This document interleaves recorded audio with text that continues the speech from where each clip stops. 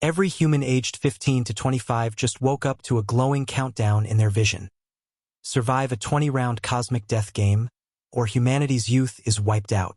For everyone else, it's day 1. For Shin, it's his 100th attempt.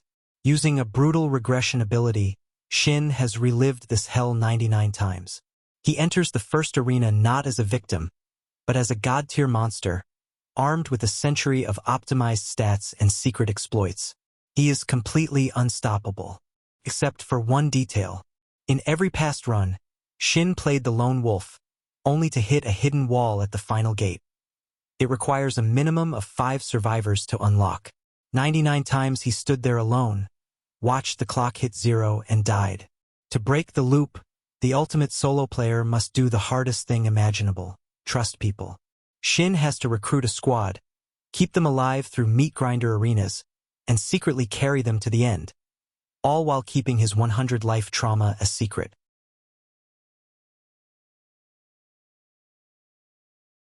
The countdown to chaos has finally arrived. The silence breaks as a massive crowd gathers before the ancient pavilion, pulsing with anticipation. The command echoes: count down from 5, and make it loud. 5, 4, he's back. He has returned to the very moment before he was swallowed by this cursed game. He remembers the 20th round all too well. 3, if he could, he'd freeze time right here and now. The rune of regression stands ready, 100 out of 100 uses. 1. It's the final run anyway, so he's going to finish this game once and for all. He's determined to see this through to the end.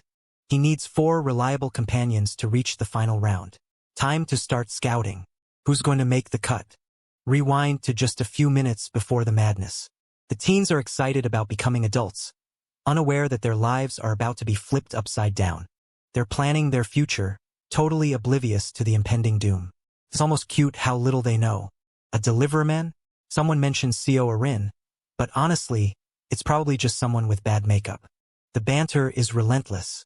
Somebody is about to get their eyes poked out over a celebrity lookalike. Youngmin drops a bombshell. He's planning on becoming a gangster. Casual career goals, right? He's playing it off as a joke, but he's clearly dead serious about living a chaotic life. They're laughing like idiots, but the protagonist is already planning to cut these losers out of his life. They mock the shuttle, the poor guy they've been bullying, thinking they're still in control. They call him the devil, completely unaware that the shuttle is the one who actually holds the cards now. He's decided he'll keep playing with them for as long as he can. They spot their target in the distance. The moment of truth has arrived. The countdown begins again. There he is, 5 seconds left. For 3, 2. Wait, what is that bastard doing? With a sharp clink, he pulls up his hood to conceal his face. The shadows have found their prey. The world stands still as his icy gaze locks onto his target. A cold, calculated tension fills the air. Something is wrong. He's acting completely different than usual. It's New Year's, and the bullies are trying to play it cool while he stares them down with murderous intent. He decides to let them walk away today. For now, the group celebrates entering adulthood, blissfully ignorant of the nightmare ahead. Humans are such fascinating creatures. They're partying while the world is literally about to end. Panic sets in as a strange, otherworldly sound fills the air. He watches them struggle, knowing exactly what's coming next. To him, they look like nothing more than monkeys in a cage. Is this some kind of elaborate New Year's broadcast? If only they knew it was real, they wouldn't be smiling. She appears, the one he's seen 99 times before. He still hates her guts. A bitter laugh escapes him. She calls them trash, warning them to stop wasting their breath, because she's not interested in socializing with the doomed. She realizes they can hear her perfectly fine. They're terrified, shouting at her and asking if she's some kind of cosplayer. She's not impressed by their pathetic insults. A chilling, angelic smile emerges from the shadows. Something truly wicked is brewing behind that divine facade. She finds them incredibly annoying. A single, brutal strike erupts in a shower of blood. The target is obliterated in an instant. A scream of pure terror echoes. The crowd erupts in absolute chaos. They're losing their minds. What just happened? She demands respect, scolding them for speaking to her so informally. She threatens to explode the rest of their heads if they keep acting up. She mocks their ignorance, knowing they have no idea what's in store. She's forced to explain the rules again. The game is officially on. Souls are being transported to a new dimension for a 20-round survival game. It's the burden they have to bear, whether they like it or not. The tension reaches a breaking point as a massive crowd watches in stunned, breathless silence. Every eye is locked on the spectacle, paralyzed by the gravity of the unfolding moment. Clear the quests to get rewards and maybe, just maybe, survive. They're trying to process the logic. If they win, do they actually get to live? She clarifies the grim reality. Winning doesn't guarantee a damn thing. Only the fastest half get to survive. It's a race to the bottom. Disbelief spreads through the crowd. She tells them not to worry too much. She's not even taking all of them. The confusion is deafening. The age bracket is locked, 15 to 29. He's done this 100 times, and it never gets easier. Some think they're safe, but they're just delusional. You're celebrating? Are you trying to get everyone killed? The reality hits. That guy's head just exploded. You idiots. Let's check the numbers. Over 1 billion participants. Good luck with those odds. Enough talk. Let the games begin. Everyone is whisked away to their own private, individual spaces. The hero's icy gaze locks onto his target with lethal precision. No one is walking away from this confrontation alive. Time to customize the body for the soul transfer. He stands face to face with his own reflection, staring into the eyes of a hidden truth. The boundary between reality and the unknown begins to shatter. It's time for some character customization. The hero stares into the abyss of his own reflection, blurring the line between reality and the unknown. A chilling confrontation with destiny begins. Choose wisely because you only get one shot at this. He's sticking to his tried-and-true setup. The hero locks eyes with his target, his gaze cold and calculating. There's no turning back now. The world blurs into blinding white as he suddenly flickers out of existence. Is this a teleportation skill or a terrifying omen of something far worse? The hero turns back with a chilling gaze, ready to unleash his hidden power. Nobody escapes his sight now. The horizon stretches out in a breathtaking display of serene, sun-drenched beauty. A peaceful breeze sweeps through the valley, setting the stage for an epic journey ahead. The warrior ignites with a blinding, lethal aura as his power surges to the breaking point. With a single flick, he prepares to unleash a cataclysmic strike. Black Scythe. It's the 100th time he's used that name. Is finally starting to feel like his own skin after all these years. Everyone else is panicking, showing off their new, flashy avatars. They're making themselves look like models, which is the fastest way to get yourself killed. In this world, the strong eat the weak, and looking pretty just puts a target on your back. He's waiting for the main event. There he is, Huang Yongmin. Of course he chose a buff body. Classic meathead. She mocks their vanity, noting that over 1 million people from Seoul are present. 1 million people? That's a lot of cannon fodder. It feels smaller than that, though. She addresses the inferior humans once more. There are other spaces, other games, and other angels. They aren't the only ones suffering today. Time for the basic tutorial. Open your status window. Let's see what you're working with. Ryumin level 1, beginner. His stats are a mess, and he's clearly tired of this grind. Everyone's seeing their status now? If you've ever played a game, you know exactly how trash your stats are right now. Get stronger or die trying. That's the only way to clear 20 rounds. Survive and you get a wish. Sounds like a bargain, right? A wish? Seriously? Too bad it's only for the winner. She's feeling generous or maybe just cruel and hands out a gift. Check your inventory. A random rune? Let's see how lucky they are. Use it wisely. It's a one-time deal. The ancient, pulsing relic awakens with forbidden power. Its ominous sigil glows, signaling a shift in destiny that will change everything. It only works at level 1. It's the only edge they get. Just think, use and let the magic happen. The mysterious red crystal shatters in his palm, surging with raw, unstable power. He watches in shock as the ancient relic begins to pulse with dangerous energy. Something unexpected just happened. She doesn't care if they like the outcome. They're stuck with it. That's the luck of the draw. Enough with the prizes. Time for the real carnage. Round 1. Kill 100 goblins. The math is simple and the death toll is going to be massive. A lethal assailant lunges with a glint of cold steel. The monster strikes with blinding, bone-chilling speed. Are these real goblins? Is this some high-end VR test? They're still in denial. Don't get too comfortable just yet. The swarm hasn't even arrived in full force. They're starting to realize just how screwed they really are. 10,000 humans versus 50,000 goblins. The odds are hilariously bad. Fight to the death. A blood-curdling roar shatters the silence as the horde charges in. These ravenous monsters are out for blood. Panic ensues as the first wave hits. The heavy silence is broken as they touch down on the field. A mysterious arrival changes everything in an instant. With an icy gaze and a blade in hand, our protagonist strides forward, leaving a trail of pure intimidation.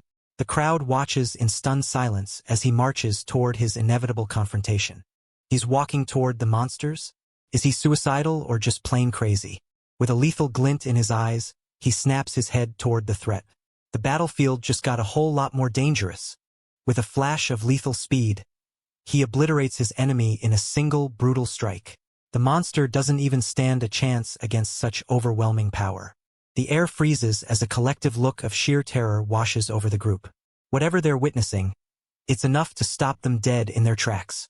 With eyes blazing in fury, he launches into a blindingly fast, lethal strike. The air itself shatters as he unleashes his absolute power. A brutal, razor-sharp strike tears through the air. The monster is sliced apart in a flash of crimson carnage. The monster goes crashing down in a heap of dust and defeat. One clean strike leaves nothing but a fallen beast and a discarded blade. He's putting on a show to keep the flies away. But there's a bigger goal in mind. He needs to make sure he's the center of attention. Time to drop the hammer and finish this performance. If you're enjoying this recap, smash that like button and subscribe for more. In a blur of lethal speed, he tears through the monsters with ruthless precision, leaving no survivor in his wake. The onlookers are absolutely floored, barely able to process the carnage they're witnessing. Word spreads like wildfire. Everyone wants to know the identity of the man they're calling Black Scythe. Someone points out the obvious. These are just low-level goblins, the weakest mobs in the entire game. A wave of misplaced confidence washes over the crowd as they convince themselves they could handle the goblins just as easily. Suddenly, a terrifying beast emerges from the shadows, catching our protagonist completely off guard. A vicious goblin launches a brutal, point-blank ambush, pinning its prey to the ground in a desperate struggle. A pained grunt escapes him as the reality of the situation hits home. The air is filled with the desperate, blood-curdling screams of those being overwhelmed by the horde. The swarm shows no mercy, pouring into the area and turning the battlefield into a meat grinder. He channels a surge of raw, scorching energy. The inferno is unleashed. Amidst the chaos, only one primal thought consumes every living person here. It's no longer about glory. It's strictly about survival. Pure, unadulterated terror is plastered on her face as she realizes there is nowhere left to run. Panic takes over as the survivors lose their minds, sprinting blindly into the jaws of death. He remembers the same mistake he made during his first run through this nightmare. It took 2 agonizing deaths for him to finally accept the truth.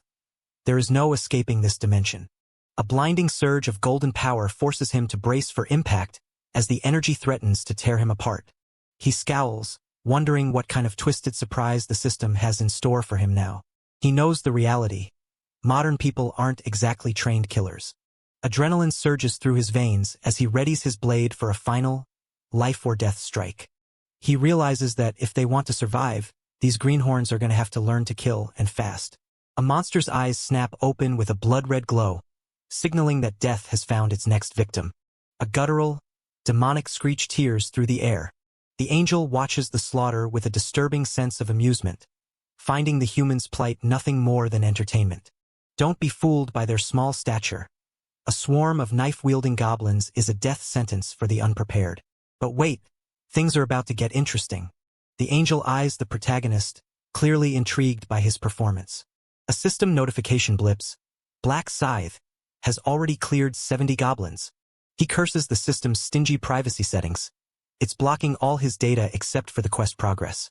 The angel sighs, finding it beneath his noble status to guide these mortals. Yet he can't look away. A flash of steel cleaves through a goblin's skull, ending the threat in a spray of blue light. The system confirms. Another goblin has been purged. Experience points climb, and the level bar inches ever closer to the next milestone. 10 gold coins clatter into his inventory. Every bit counts in this hellhole. A notification rings out. He has officially leveled up. The quest progress ticks up to 75. He's almost at the finish line. A lethal blade whistles past his ear, missing by a hair's breadth. A savage pack of goblins charges blindly, unaware they're running straight into their own graves. He moves like a blur, turning the goblins into history before they can even register his presence. With a flick of his wrist, he sends another wave of enemies to the afterlife. A monstrous creature lunges, but its predator instincts have led it to the wrong target. A crackling arc of blue energy obliterates the path ahead, leaving nothing but dust in his wake. He growls at the stragglers, daring them to step closer. A final, desperate screech marks the end of the line for these mobs. He finally takes a breath, the adrenaline starting to taper off. He pulls up his status window to check his growth. Ryuman, the Black Scythe, is sitting at level 4 with stats that are rapidly climbing. He didn't even notice when he crossed the level 4 threshold. He dumps his hard-earned stat points into agility. Speed is the only language that matters here. Agility is the golden ticket, boosting dodge rates and attack speed in one go. He's catching the angel's eye now, and it's time to escalate his plan. A blade of pure energy carves a path of destruction through the goblin line, leaving them in tatters. He mocks the remaining goblins, taunting them to finish what they started. They hesitate, paralyzed by his overwhelming aura. He prepares to finish the job himself since they're too cowardly to attack. A quick, decisive strike seals the deal. Another goblin falls and the end is near. The rewards keep rolling in as he grinds his way to the top.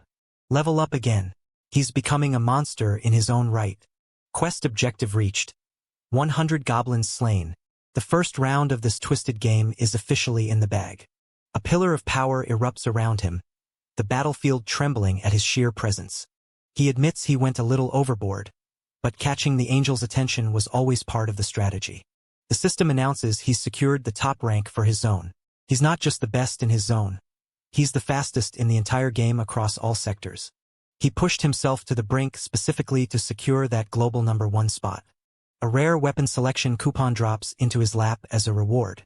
But the real prize is yet to come. He's eyeing the special reward selection box, knowing it's worth far more than the standard loot. He sifts through the materials, carefully weighing his options. The system offers him a choice of rare weaponry. He browses the selection. A sword, a stiletto, or a javelin. It's not exactly legendary gear, but he's grateful for the starter boost. He grips the stiletto, the steel humming with lethal potential. It's the best dagger a beginner could ask for, fast, sharp, and deadly. He tosses his old, rusted gear aside like trash. The special reward box stays safely tucked away for a better moment. He opens his status window once more to reevaluate his situation. He suddenly remembers a title he picked up earlier. The Last Time Regressor title flashes, a hidden gem he never saw in his previous 99 lives. He decides to activate it and see what happens. A spark of ancient power ignites. The game dynamics have shifted forever. The rune of regression is now part of his soul. The system confirms. The rune is permanently etched onto his essence. The remnant of the rune resonates with his soul, verifying his history. He chuckles, an infinite regression would be broken, but this is a one-time miracle. The system recognizes his 100th attempt at survival. The title Last Time Regressor is now officially his. He's stunned for a split second, processing the sheer weight of the title. Titles are the ultimate power-ups, far beyond standard runes. The title grants him 1 minute of soul form existence after death and a full health resurrection. The harder the acquisition, the more insane the reward. This is proof of that rule. He knows that even the rarest priest skills only heal 30%, making his resurrection ability completely unfair. He's hit the jackpot. He can't believe his luck. This changes the entire trajectory of his journey. A dangerous, predatory smile creeps across his face. His enemies have no idea what's coming. He hides the title from the public, keeping his trump card close to his chest. Survivors should be emerging soon, and he's curious to see if anyone else made the cut. He spots one of his acquaintances in the crowd. It seems he's managed to survive yet again. A system count ticks up, only a fraction of the original group remains. He realizes why he was so bored earlier. The competition was just too weak. He apologizes sarcastically. Maybe he should have let a few more goblins live to keep things interesting. He decides to spice things up for the remaining participants. The survivors look at him with confusion and dread. They wonder what he's planning. Bodies start vanishing into thin air, and the survivors panic, unsure of the new rules. The battlefield trembles as an angelic force descends to face his growing power. He lets out a frustrated curse. Things are getting messy. The angel refills the challenge, tossing in more obstacles to test them. He commands the slaughter to continue, showing his true, cold colors. The survivors are hunted like prey, struggling to keep their heads above water. Blood stains the ground as the violence reaches a fever pitch. The number of survivors drops rapidly. The quest is weeding out the weak. He catches his breath, his eyes cold and devoid of empathy.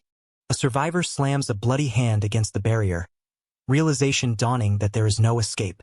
A goblin makes quick work of its target, and the remaining humans watch in paralyzed fear. The survival count continues its downward spiral. He hatches a sinister plan, a dark grin spreading across his face. He taps into his hidden power, and the transformation is absolute. The final quota is reached, the quest is complete. The goblins vanish as quickly as they appeared, leaving the survivors baffled and terrified. With the quota hit, the first round is finally over. He coldly informs them that those who didn't clear the quest will be meeting their end. A survivor begs for one more chance, but the system is deaf to their pleas. A blinding light swallows the scene, leaving everyone reeling from the sudden shift. He mocks the survivors for their tears, telling them to enjoy their temporary reprieve. The angel congratulates the survivors, but his tone is purely patronizing. He suggests they review the results before the next nightmare begins. The leaderboard pops up. Black Scythe is at the top, and the competition isn't even close. He's the undisputed king of the first round. The rewards are distributed, but he knows they're just appetizers for what he really wants. He collects his gold, already planning how to spend it at the shop. A golden aura surrounds him, and the crowd stares in awe at the man who conquered the impossible. He doesn't shy away from the spotlight. Everyone knows who's in charge now. The angel demands to know his secret, clearly threatened by his dominance. He gives a short, curt answer. The angel presses for more, suspicious of his rapid growth. If you're enjoying this recap, smash that like button and subscribe for more. The angel tries to play it cool, pretending he knew it all along. He sees right through that transparent lie. The angel tries to regain his composure, acting as if he's still the one in control. He decides it's time to make his demands known. The angel seems hesitant, surprised that a human would dare ask for a favor. He bluntly states that the rewards he received are insulting. A blinding pillar of light erupts, and the room goes deathly silent as he makes his bold declaration. The angel is absolutely stunned by his audacity. He doubles down, demanding better compensation for his hard work. The angel is left speechless, completely caught off guard by the human's sheer nerve. The celestial being looks down in pure disgust, sneering at the audacity of a mere mortal. Unfazed by the divine presence, he demands a better reward, clearly unimpressed with his current loot. A celestial entity descends from the heavens, bathing the survivors in a blinding, divine light. The air crackles with tension as the fate of these mortals hangs in the balance. The entity is absolutely livid, unable to believe this human son of a bitch is actually trying to negotiate. He's been watching this guy's progress, but really? He thinks killing a few goblins makes him a big shot? The entity prepares to blast his head off, losing all patience with this pest. A pale, monstrous hand lunges from the shadows with lethal intent. Death strikes in the blink of an eye. Cursing his luck, the entity realizes he's already burned his authority for the day and can't finish the job. Talk about an awkward divine encounter. A flicker of hesitation crosses his face. Wait, what is happening? A wicked grin spreads across his face. He's just had a brilliant, devious idea. He feigns interest, asking if the human really wants a better reward. He admits that normally such a request would be a one-way ticket to death. He invites the human to discuss it in private, conveniently brushing off the rest of the group. The crowd watches in shock. Is this guy actually negotiating with an angel? They're dying of jealousy over here. Everyone is whispering, wondering just how good that reward is going to be. His piercing crimson eyes lock onto the target with lethal intent. The hunt has officially begun. The score remains brutal, blood-stained and battle-worn. He flashes a chilling, triumphant smirk. The prey has no idea he's already been outplayed. The tension is palpable as the lone traveler crosses paths with a celestial being in the heart of the forest. A fateful encounter unfolds in the silence of the woods. The entity barks at him to stay close, clearly annoyed at having to babysit this human. He rants about how greedy and stupid humans are. They never listen unless you scream at them. He's internally panicking, wondering how he's supposed to magic up a better reward when he doesn't even control the prize pool. He decides the human should just be grateful for what he gets. It's time for a little lesson in humility. He vows to kill him the moment they reach the destination. He worries about the red tape. Killing a player for personal reasons might get him in trouble with the higher-ups. He realizes he needs to make sure there are absolutely no witnesses to this little murder. He curses the human's greed. If he'd just kept his mouth shut, he'd still be alive. He puts on a fake smile, asking what kind of reward the human is looking for. The trap is set. A brutal, bone-crushing blow lands square on target. The impact shatters everything in its path. The battle reaches a breaking point as our hero lunges forward to deliver a crushing blow to the celestial being. Divine power clashes with raw fury in this high-stakes showdown. A divine catastrophe erupts as she unleashes her raw, chaotic power. Her composure shatters in a desperate, earth-shaking scream. She lets out a gut-wrenching cry of pain. She gasps for air, reeling from the sudden assault. She is in total disbelief. Did a human actually just land a hit on her? She explodes in a rage, screaming insults at the human who dared to strike her. A mysterious, celestial figure descends into the forest, stirring the very air with their ethereal presence. The atmosphere shifts as an otherworldly power makes its dramatic entrance. Her eyes widen. He's vanished into thin air. A bloodied fist slams down with bone-shattering force. The impact sends shockwaves rippling through the air. The tides have turned, and shock paralyzes the warrior as a chilling realization takes hold. Everything they thought they knew is about to come crashing down. She begs him to stop, terrified of what he's planning next. A final, desperate scream escapes her throat. A gut-wrenching scream tears through the air as feathers drift like snow. The fallen warrior is pushed to their absolute breaking point. With a cold, piercing gaze, he obliterates his target in a brutal spray of feathers and gore. The battle is over before it even began. He tells her to stop being so dramatic. Seriously, it's just a little bit of dismemberment. With a ruthless stomp, he pins his opponent to the earth and tears away their divine wings. The battlefield erupts in agony as his cold, calculated vengeance seals the enemy's fate. He mocks her, noting that she won't be running anywhere now. She screams in agony, asking if it hurts. Well, obviously it hurts, you genius. He calls her out on her fake, arrogant laughter. She is completely baffled, wondering if he has finally lost his mind. He reveals he knew about the hidden dagger in her wing all along. She is left speechless, stuttering in denial. He tells her to save the lies. He can read her face like an open book. She's terrified now. How does he know her name? He shuts her down, telling her it's none of her business. She panics as he pulls out a weapon, wondering what he's doing. She tries to threaten him, asking if he wants his head to explode. He coldly informs her that she doesn't have that skill anymore. Pure shock shatters her composure as the impossible reality finally hits home. Her world is crumbling right before her eyes. She tries to invoke her fellow angels, but he scoffs. They're just as selfish as she is and couldn't care less if she dies. He dismisses her pleas. He already knows how the system works, including the return protocol. She desperately offers him any information he wants, but he's not biting. He reveals he already squeezed everything he needed out of her during the torture session. He deconstructs her entire existence, revealing that she's nothing more than a glorified pawn. The realization hits her like a truck. A brutal, point-blank strike pierces through the enemy's defenses. The battlefield erupts as a lethal blow leaves them gasping for air. With a sudden, crushing thud, he catches the mysterious beauty as she collapses into his arms. The tension is palpable as their fates collide in an instant. A system message blares. Angel defeated. He's officially the first player to ever kill an angel. A prestigious new title is granted. First ever Angel Slayer. Rewards pour in. Angel's blood and the rune of slaughter. He's definitely ahead of the curve now. The rune glows, automatically sealing itself to his body. The title effect is revealed.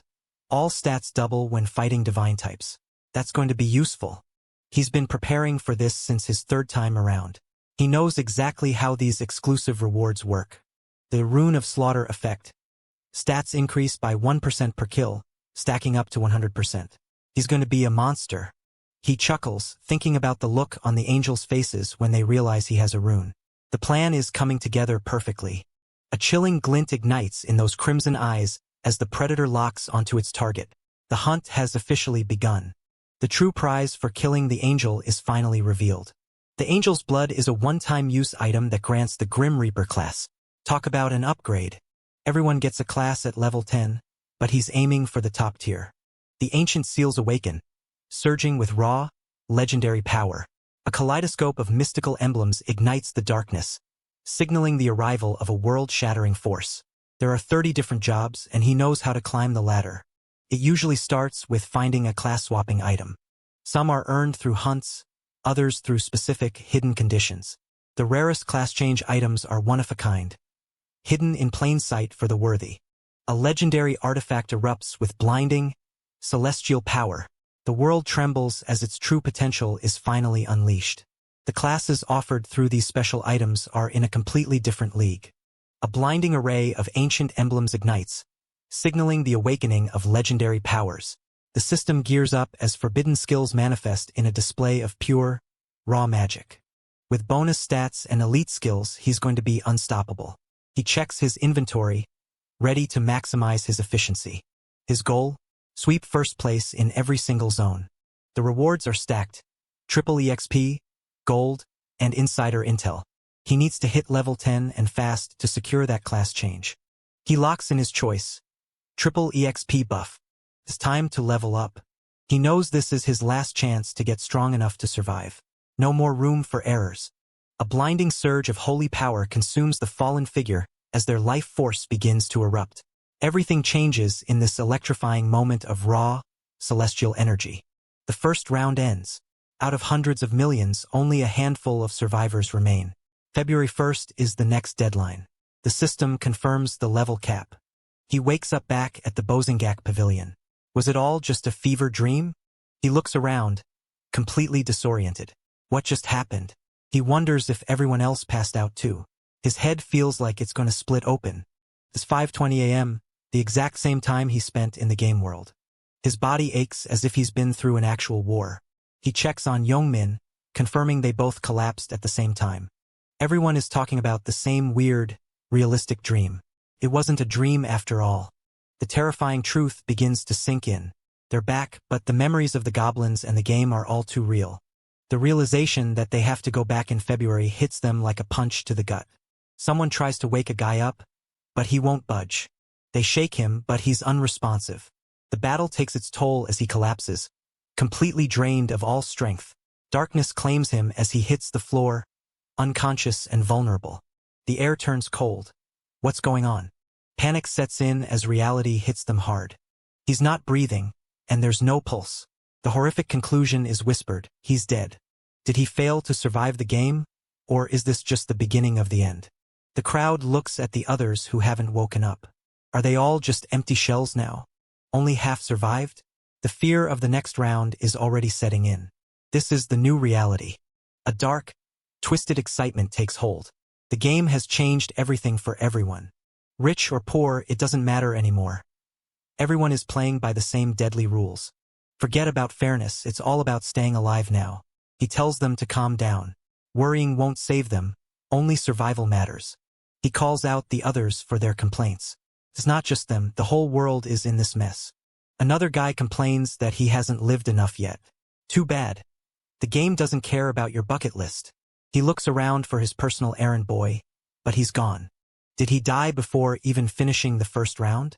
Nobody's surprised, losers were always going to drop out first.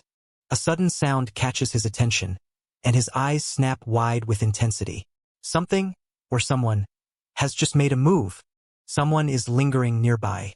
He spots a guy in a tacky outfit, but something feels off. A single bead of cold sweat betrays his composure. The tension is reaching a breaking point. He decides to test something out. The status window pops up. He's a beginner, level 5. He can't believe it. The status window actually works in the real world. The others start seeing it too. It's officially not a dream. They realize this means their stats and items are active. The real world has just become a massive RPG. With a death grip on the stone, he prepares to unleash chaos. The tension is palpable as he readies his next move. A thunderous strike shatters the ground. The sheer force of the impact leaves no room for mercy. A chilling discovery leaves him speechless as the reality slips right through his fingers. The power shifts and he knows everything has just changed. This is absolute chaos, and he's loving every second of it. The news is reporting the mass collapse at the Bozingak Pavilion. 10,000 people down. It's the top story on every channel. The footage shows an angel-like figure appearing and speaking to the crowd before the mass faint. The news highlights the mysterious explosion that killed a woman, leading to the collapse of everyone present. The police are swamped, trying to figure out how 10,000 people could just drop at once. The world is in a frenzy, and nobody knows that the game has already begun for real. If you're enjoying this recap, smash that like button and subscribe for more. The news reports are grim. A mysterious phenomenon has struck the youth, with victims aged 15 to 29 collapsing in droves. It's not just a local crisis, but a global catastrophe hitting 128 countries at once. Talk about a really bad day for the entire planet. Panic spreads as the media screams about a potential war or an impending apocalypse. The world realizes it too late, it has finally begun. The situation turns fatal as half of those in sleep paralysis wake up, while the other half are declared dead on the spot. Even celebrities aren't spared from this nightmare, but the real terror is only just beginning. He pulls up his hood, his eyes narrowing into slits. The hunt is officially on, and he's not holding back. Survivors are now officially players, and the world is scrambling to categorize their new supernatural abilities and gear. For now, the stats are low, so the impact is minimal, but that's about to change very quickly. As they level up, these ordinary people will evolve into something else entirely. They are becoming living weapons, capable of crushing modern militaries like they're made of paper. He refuses to let the world burn. If he doesn't intervene now, Earth will be toast before round 20 even hits. There is only one path forward. He must exert absolute control over these players with overwhelming force. His strategy is different this time around. He needs at least 5 players to unlock the boss room. He has a list of candidates and a foolproof plan to recruit them as his allies. Patience is key, though. The timing isn't right just yet. He has a much more personal, urgent task to take care of first. He slips through the shadows like a ghost, moving toward a destination that could change his fate forever. The door swings open, revealing a gaze so cold it could freeze the devil himself. The hunter is ready. A brief moment of stillness before the storm. Another sad night of instant noodles. A true gamer's classic dinner. Someone just walked into the wrong room at the absolute worst time. Talk about bad luck. The silence is shattered as the door creaks open, waking him from a restless, nightmare-filled sleep. He's sleeping soundly, completely unaware that his brother is missing. He remembers his younger brother, Ryuin, a third-year middle schooler who is clearly in over his head.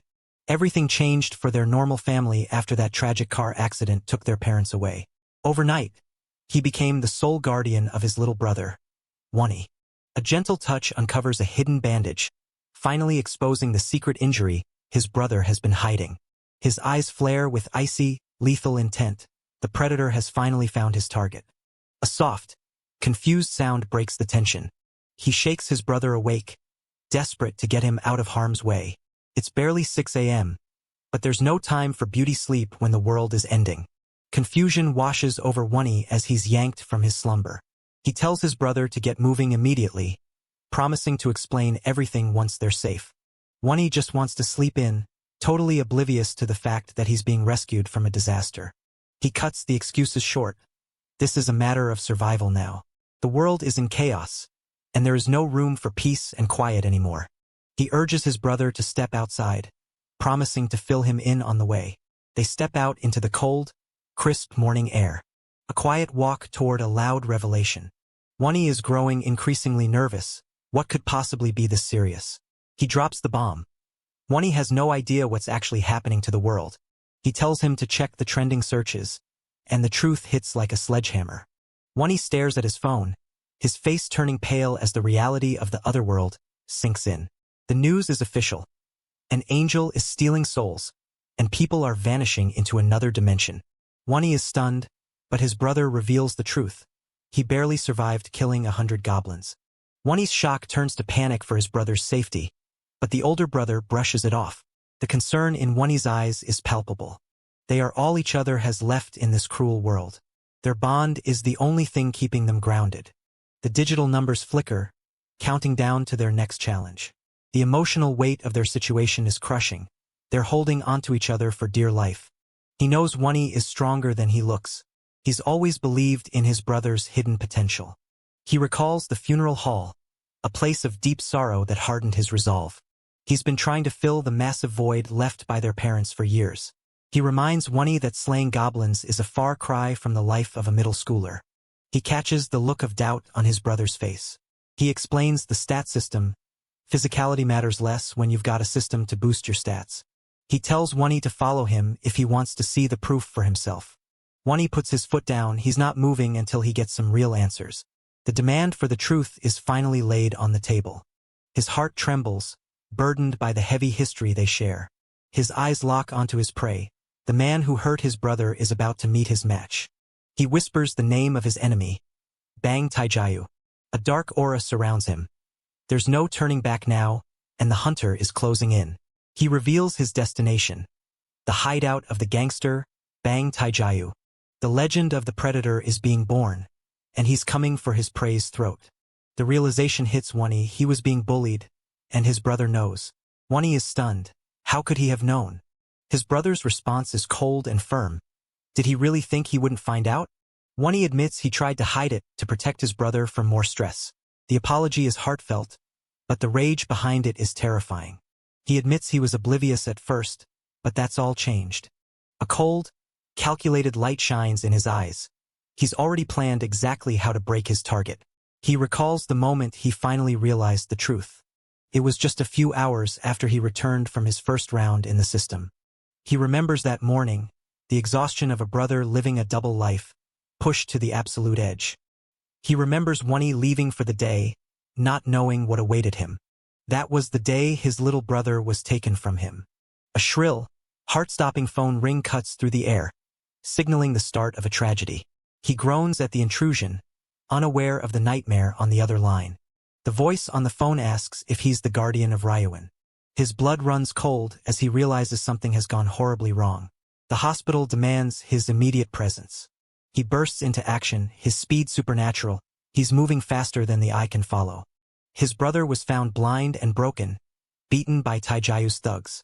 He hates himself for his past weakness and his inability to protect his only family.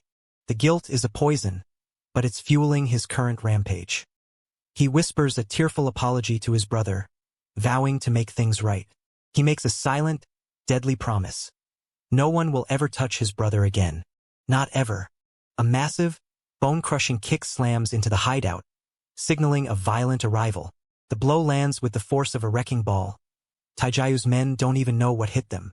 The thugs are shouting for money, completely unaware that their executioner has just walked through the door. They complain about his silence, not realizing that he's not there for a conversation. A moment of confused, panicked silence before the carnage. The thugs laugh about Taijayu's reputation, unaware that the real devil has just arrived. They talk about groveling to Taijayu, but their time for bowing is over. One thug complains about his motorcycle fund. Too bad he won't be around to ride it. They start scrambling for more ways to extort money, the absolute scum of the earth. They brainstorm ways to squeeze more cash out of their victims. Suddenly, they get a bright idea.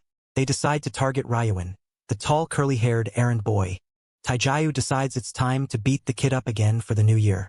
They high-five, thinking it's an easy payday, but they've just signed their own death warrants.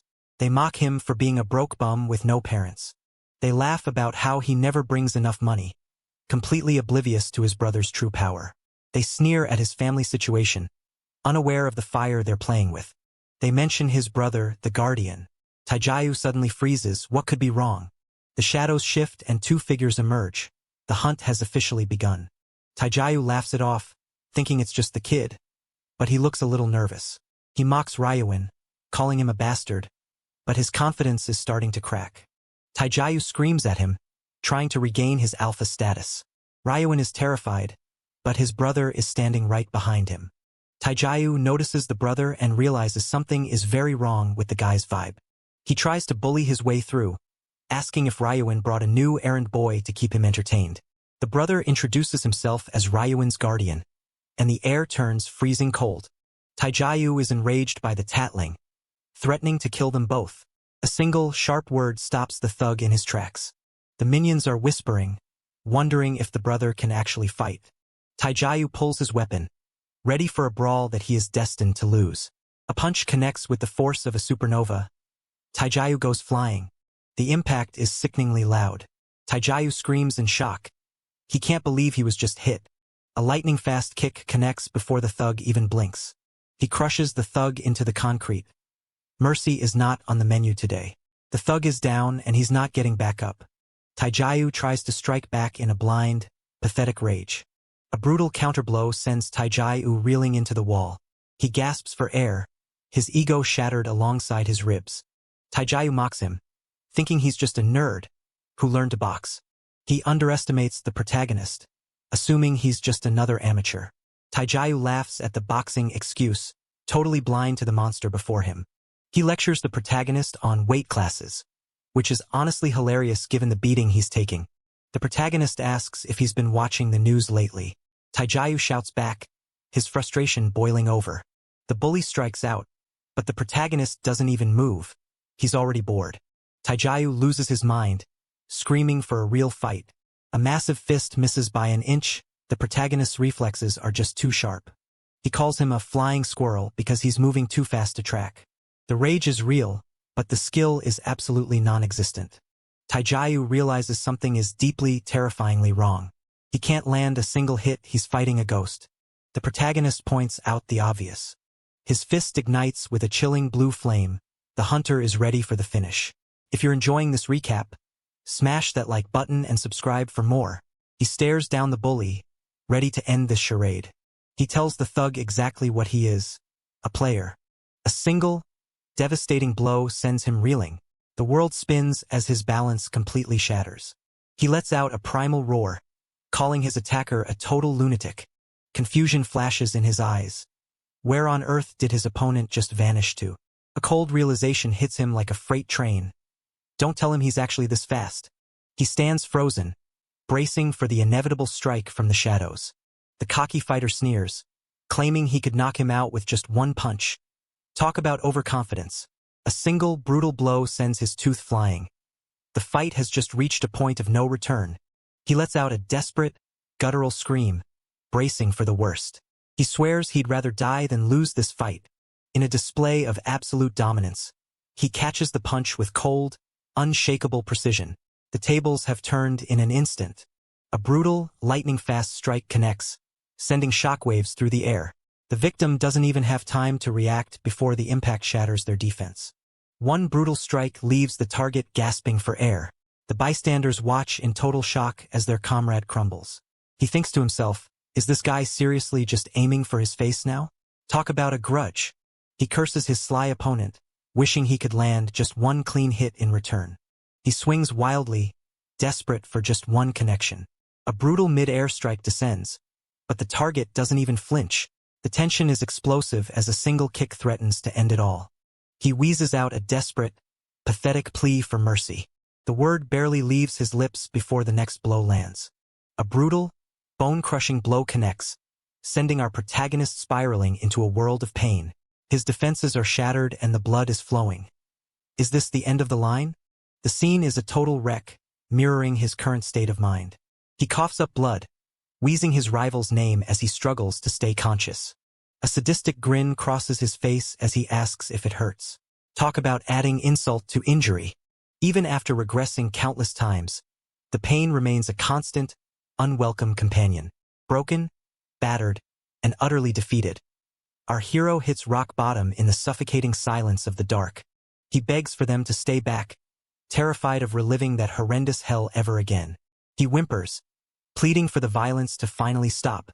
The tables have turned, and now the hunter is at the mercy of a cold, calculated grip. One wrong move means game over for the fallen bully. He delivers a chilling ultimatum. Never mess with his brother again. The bully stares up, paralyzed by the sheer killing intent radiating from his captor. The air grows heavy, thick with the weight of impending doom. Consumed by pure, unbridled rage, he unleashes a terrifying surge of power. The atmosphere shatters as his chaotic energy erupts into the night. A bone-shattering roar tears through the silence. The sheer intensity of this power is enough to bring everything to a standstill. A lightning-fast grip slams down, cutting off any chance of escape. The confrontation has just turned lethal. The bully screams in terror as he realizes he's completely outmatched. Someone screams to run for the exit, but it's already far too late for that. Agony tears through him as a sudden, overwhelming transformation takes hold. He struggles to contain the raw, explosive power surging within. A stern warning is issued. Touch his brother again and he'll pay the ultimate price. The bully scrambles to promise he'll never do it again. He keeps his grip firm. He knows exactly how fickle these types can be. He makes sure the lesson sticks because you never know when someone might change their mind. The very foundation of the building shatters under a monstrous, earth-shaking impact. Total destruction is imminent. His brother watches in awe, wondering how on earth he just did that. He asks if he secretly learned some high-level martial arts while he wasn't looking. He explains that players can use their abilities in the real world now. It's not just a game anymore. With a flick of his wrist, he demonstrates the power firsthand. A lethal blade materializes in a flash of blinding energy. The target is stunned by the sudden, razor-sharp display. A knife out of thin air? It's absolutely fascinating, though terrifying for anyone standing on the wrong side of it. He realizes those inhumanly fast movements were just his otherworld powers in action all along. He breaks down the logic of his stats. Think of it as a baseline for power. He's essentially a superhuman now. His brother wonders what happens when he levels up, but he just shrugs. He's never made it that far before. Of course, that was a total lie. He's been there plenty of times. He keeps the secret of his 11th regression to himself. Revealing everything just leads to tragedy. He recalls the nightmare of his brother being kidnapped in a previous timeline. He took his revenge then, but he refuses to let his brother suffer that indignity ever again. From here on out, his only priority is making sure he's strong enough to keep his brother safe. He pivots the mood, asking if his brother wants to hit up the convenience store for some breakfast. The chime rings out as our protagonist steps into the convenience store. A new chapter of chaos is about to begin. He tries to steer his brother away from the cheap instant noodles. Today calls for something better. He pulls out his card, ready to splurge on a proper meal. His savings are humble, but they're about to be put to good use. With a balance of 133,001, he's ready to feast like a king. The transaction receipt prints out, marking the start of their new life. His brother is shocked by the withdrawal, but he just brushes it off. He has plans for that cash. He encourages his brother to pick out anything he wants, no matter the price tag. The brother is hesitant, but he insists. Today is a day for luxury, not budget eating. Since it's New Year's, he refuses to let them settle for instant noodles. He tells him to pick anything, no matter the cost. They settle on grilled red chili paste pork belly, a true delicacy for the occasion. He's been dreaming of this meal for a long time. It's going to be absolutely legendary. He promises they'll head to a fancy restaurant for some premium MANHWA beef very soon. His brother thinks they can't afford such luxury, but he's already got it all figured out. He tells him to just wait a few more days. Their fortune is about to change.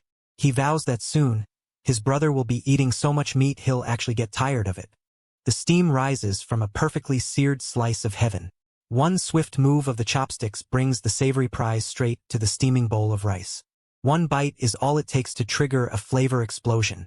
His taste buds have officially entered paradise. He declares it delicious, urging his brother to eat his fill while he can. His brother thanks him, but he's already distracted. It's time to go. A mysterious figure interrupts his meal, forcing him to look up with cold, piercing eyes. The silence is broken, and the tension is ready to explode. With a swift, decisive motion, he slams his hand down to pin the marker. The game is on, and he isn't holding back. His brother is in shock.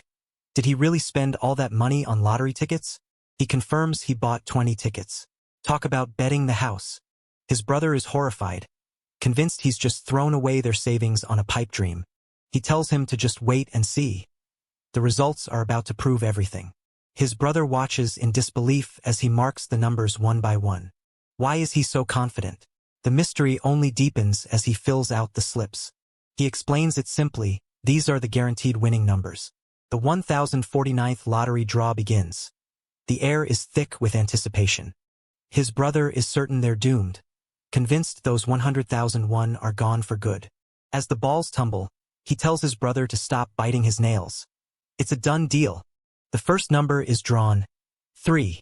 The second number hits, 18. The third number is 9. He's on a roll. The fourth number lands, 38. Everything is falling perfectly into place. The final numbers are confirmed. It's a perfect match for every single ticket. His brother is in absolute shock. They actually won the first prize. He asks for a pinch to make sure he isn't dreaming. He's told to do it himself.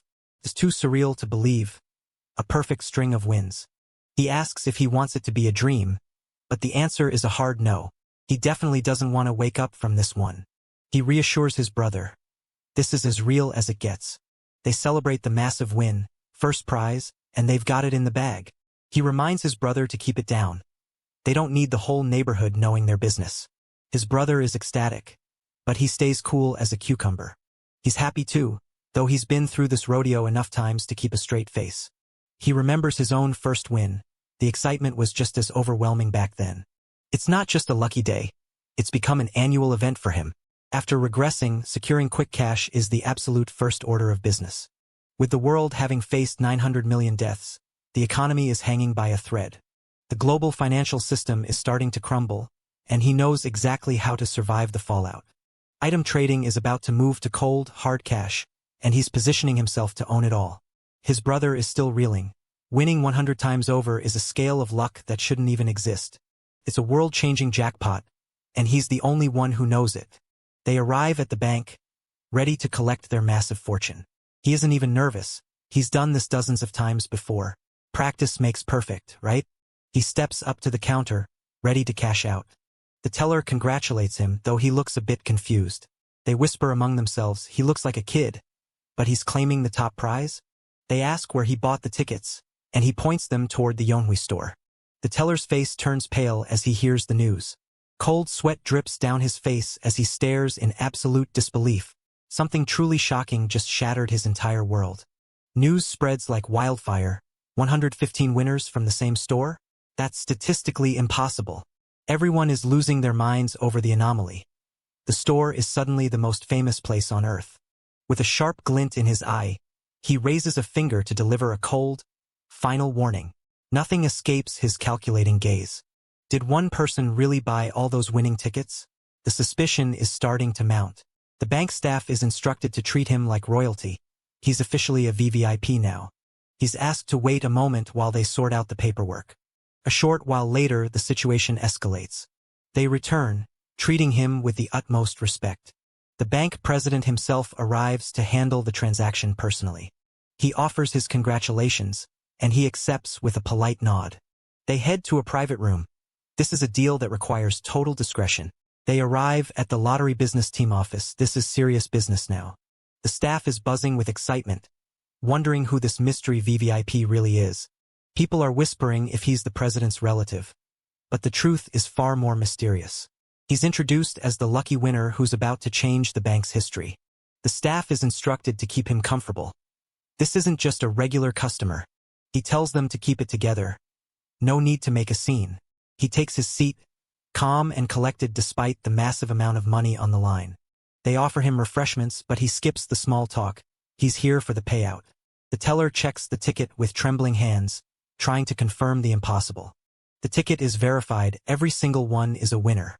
They wonder if he's a psychic. No one gets this lucky by accident. The confirmation is complete. He's officially the winner of 100 games. He asks for the final total, ready to see the fruits of his labor. The president hesitates, the number being far beyond his expectations. The bank official prepares to deliver the life-changing news. A staggering 22.5 billion won. Even after the taxman takes his cut, he's walking away with 15 billion won. The transaction is finalized without a hitch. They are officially among the wealthiest people in the city. With the money secured, he immediately starts hunting for a new home. By the afternoon, he's already moving into the stock market. The real game is just getting started. If you're enjoying this recap, Smash that like button and subscribe for more. The screen flickers with a chaotic mess of economic data, stock tickers, and global indices, painting a grim picture of a world obsessed with numbers. With the confidence of a man who definitely doesn't know how the market works, he declares his plan to ride the Bitcoin wave straight into the stock market. And today, the real fun begins. He asks his brother how he likes the new pad, and the brother is absolutely floored. He's never seen a place this massive in his entire life. It's the perfect spot to settle down, but he can't help but wonder. With all that cash, why bother with a lease instead of just buying the place? The truth hits hard, he's flat broke. Aside from a measly $1 billion, he dumped every single coin into Bitcoin. Talk about high-stakes gambling. The bank balance is a blur of zeros and confusion, but the message is clear. He's all in. Wait, what? Caught completely off guard. He stares blankly into the distance with a look of pure, unadulterated confusion. What could have possibly left him this stunned? He stops the incoming lecture before it starts, insisting there's a method to his madness. A dream about lottery numbers is the secret weapon. He's got the winning digits locked in his brain. The classic lottery dream gambit. Truly the most reliable financial planning strategy in history. The brother is frantic, begging him not to forget the numbers, while he remains cool, calm, and collected. He's done this so many times he could recite those numbers in his sleep. Lunch is the priority, but a sudden question about their plans catches him off guard. He realizes he totally forgot to drop the big news. They are packing up and moving out. Today, a devastating blow shatters the air with bone-crushing force. Total destruction follows in the wake of this absolute powerhouse strike. A single, earth-shattering punch pulverizes the concrete wall. The raw power behind this strike leaves no room for doubt. He's feeling smug, convinced that going all in on strength stats was the smartest move he ever made. And that's not even the best part. A lucky draw landed him the muscular strength rune, effectively doubling his power output. Even a heavyweight champion would be shaking in his boots looking at this nuclear fist. Enough messing around with the walls. It's time to take the show on the road and handle some real business. Rilman is in his sights. That coward is ignoring calls and playing hide and seek, but he's not getting away that easily. The arrogance of that bastard is absolutely boiling his blood. He still remembers the look in those eyes, cold and mocking. He swears an oath. That guy is going down by his hands for what he did. Players or not, a loser is a loser, and he's going to teach him some manners. He's certain the guy is hiding at home, so why isn't he coming out to face the music? If he's really in there, he's about to find out what happens when you cross the wrong person. He knocks with a cheeky attitude, ready to drag the guy out, but it looks like the bird has flown. He prepares to bust the door down at the slightest hint of movement inside. Just as he's about to unleash chaos, a voice stops him dead in his tracks. A stranger asks what on earth he's doing loitering in front of someone else's home. He tries to play it cool, acting like it's none of their business, but the stranger isn't buying it. He demands to know if this person is the owner. The stranger questions his motive, wondering if he's just here to meet a friend. He sticks to the friend cover story and asks the owner to open the door. When he can't get an answer, he starts to get frustrated. The owner drops the bomb. He's been stood up. The house is empty, and the previous tenant moved out today, to parts unknown. That absolute snake. He actually managed to run away without leaving a single trace. Meanwhile, the duo arrives at their new high-rise, marveling at the sheer scale of the building. The fancy revolving door is just the beginning of the luxury experience. Even the security system is top-tier. They've got an access card. Everything is verified, and the brothers are officially impressed. This place is a total upgrade from their old life. They step off the elevator, ready to see their new kingdom. The size of the place is absolutely mind-blowing. 100 pyong? That's basically a mansion in the sky. It's massive for 2 people, but he's got the cash, so why not live like a king? A 5 billion won deposit and 22 million in rent. Talk about living the dream. The brother is struggling to process the math, especially since 5,001 used to be his entire lunch budget. It feels way too expensive, but his brother seems to think the cleanliness is worth every penny. He insists the price tag is justified by the security, which is the only thing that matters. Because on the 1st of the month, the hypnolepsy strikes, leaving players at their absolute weakest. During that time, they are vulnerable to every natural disaster imaginable. A blade drips with fresh crimson as the enemy falls. The ruthless execution is complete. And let's not forget the assassins, who are always looking for an easy kill. That's why a high-security sanctuary is the only way to survive the transition to the other world. No matter how much of a legend you are in that other realm, reality is where the final judgment happens. One slip-up in the real world, and it's game over for good. He checks in on his brother, who is finally starting to love their new home. Seeing his brother happy makes the massive expense feel like a bargain. The cold sweat says it all. Our protagonist is staring down an impossible truth. The silence is heavy, but his eyes reveal a storm of shock brewing beneath the surface. His brother suddenly looks apologetic, feeling guilty for the lifestyle they're living. He knows his brother has to head back to the other world to fight, and he feels bad for being so carefree. A lightning-fast strike lands with crushing impact. Nothing can stop this overwhelming blow. He brushes off the sadness, demanding to know why his brother is acting so down. He suggests they head out to the mall for some delicious Korean food to take their minds off things. The day continues as they try to settle into their new normal. Somewhere, their target is probably relieved they missed each other, thinking he's safe in the real world. Little does he know the game is far from over. The day after the move, the brothers are ready to greet the neighbors. A new day, a new start. He catches his brother heading out the door on a mission. He's off to grab some traditional rice cakes for the neighbors. Rice cakes? That's a new one. He's never done this before, and it's a bit suspicious, but maybe he's just turning over a new leaf? It's the standard etiquette for new neighbors, and it's a good way to stay under the radar. Being a good neighbor is never a bad thing, especially when you need to keep a low profile. He insists on coming along to help carry the load. A tense finger presses the buzzer, shattering the silence. The confrontation begins now. A voice from inside asks who's there. They identify themselves as the friendly new neighbors from downstairs. The neighbor seems pleasant enough, opening the door with a smile. A warm, gentle smile masks a hidden agenda as she corners her target. The tension is palpable as this unexpected encounter catches him completely off guard. The neighbor notes how much they look like brothers, a compliment they graciously accept. They offer up the rice cakes while they're still fresh and warm. The neighbor thanks them, and the pleasantries are exchanged.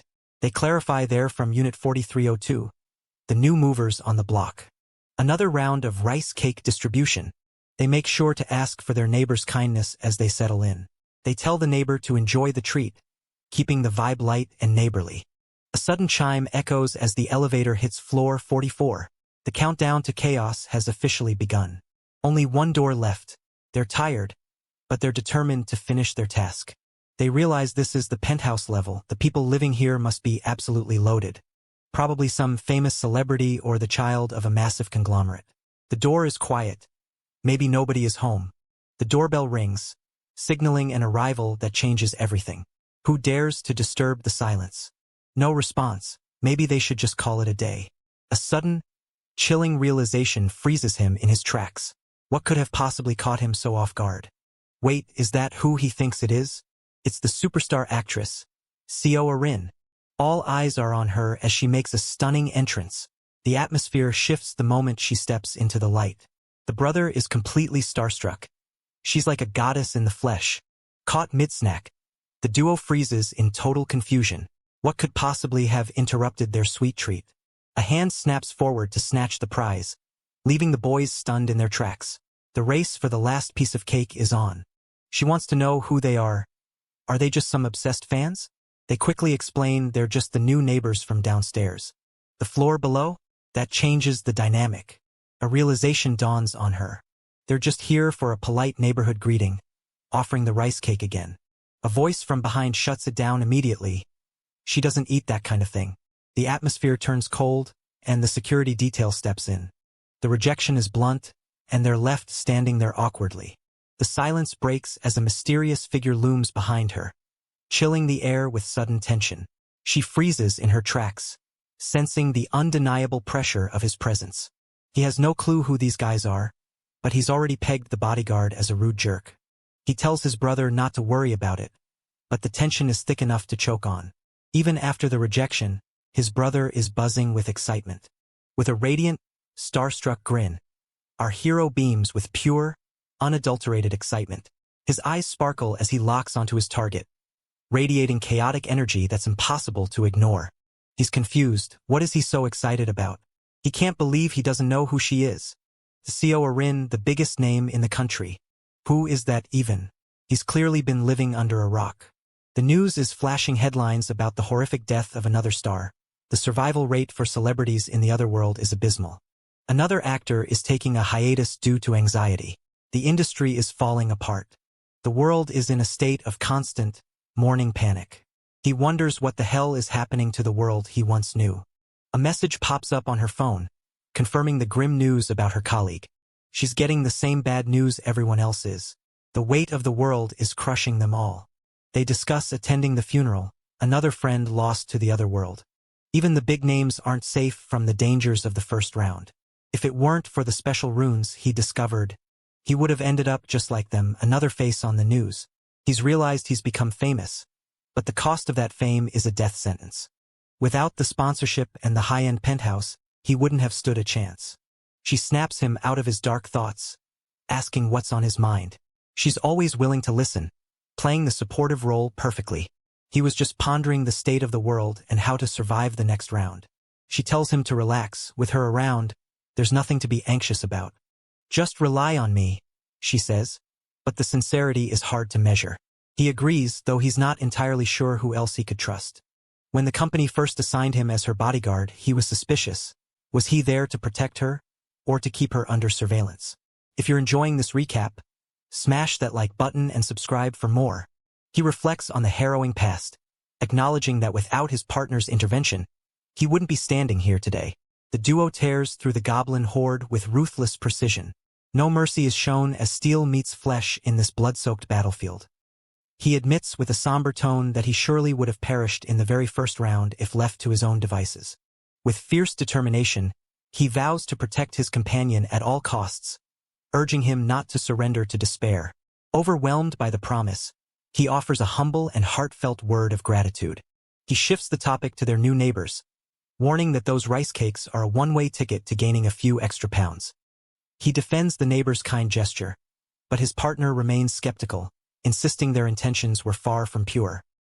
He argues that the neighbors were clearly fishing for a favor, and that accepting the food would have led to an endless cycle of pestering.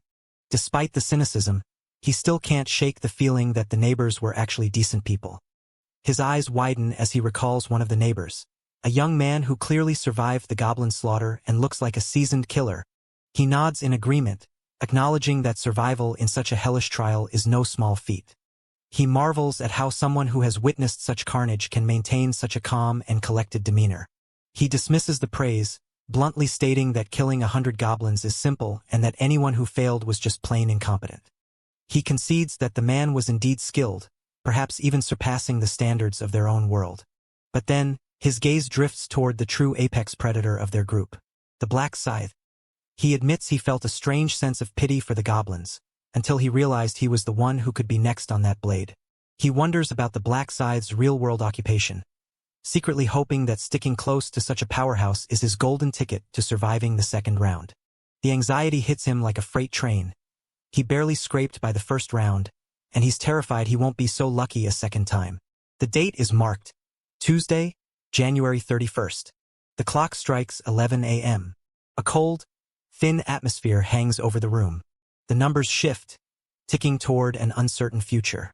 He calls out, welcoming his partner home after a long, grueling excursion. He asks about the loot, only to be told it was a measly 15 billion, a step down from the 17 billion they raked in last time. He can't believe his ears, wondering if the bank is onto them yet, but he shrugs it off. This is the fourth time, after all. A familiar face appears again, looking like they've seen a ghost. He asks for the secret to his success, only to be met with the classic, "I saw it in a dream" excuse. Talk about a convenient hobby. He sighs with envy, wishing he could dream up a fortune instead of working for it. A cold sweat breaks as he flashes a smile that hides a world of trouble. Whatever he's looking at, he definitely wasn't expecting this. He pivots the conversation to investments, shocked to learn the Bitcoin stash has ballooned to a staggering 150 billion. Panic sets in, and he suggests selling before the bubble bursts, but his partner is playing a much riskier game. The decision is final. They are holding onto the assets for now. He tells his partner to relax and focus on dinner instead of the fluctuating market. The tension breaks as he reaches across the table to serve his companion, turning a simple meal into a moment of unexpected intimacy. The calm before the storm. Our hero enjoys a rare moment of peace, strolling through the city streets with his companion. The calendar flips. Tuesday, January 31st. It's almost midnight, 11:55 p.m. A tense silence fills the room as he clings to his companion's hand, desperate to anchor him to reality. The weight of their shared trauma hangs heavy in the air. He calls out his partner's name, his voice trembling with unspoken fear. He begs him to promise that he will return alive, no matter what happens in the trials ahead. Caught in a moment of pure shock, his heart skips a beat as he stares in disbelief. What could have possibly rattled him this badly? He tries to reassure him, pointing out that he even crushed the formidable Bang Taijayu, but the dread remains. He tells him to stop the useless worrying and get some much-needed rest. He promises that when the morning comes, they will face the new challenges side by side. A sudden, chilling touch freezes him in his tracks. Caught off guard, he stares in absolute shock as the mystery unfolds. A final, haunting goodbye echoes in the silence. A blinding surge of raw power erupts, shattering the limits of his soul. He's unleashed a terrifying new level of strength that will leave his enemies trembling.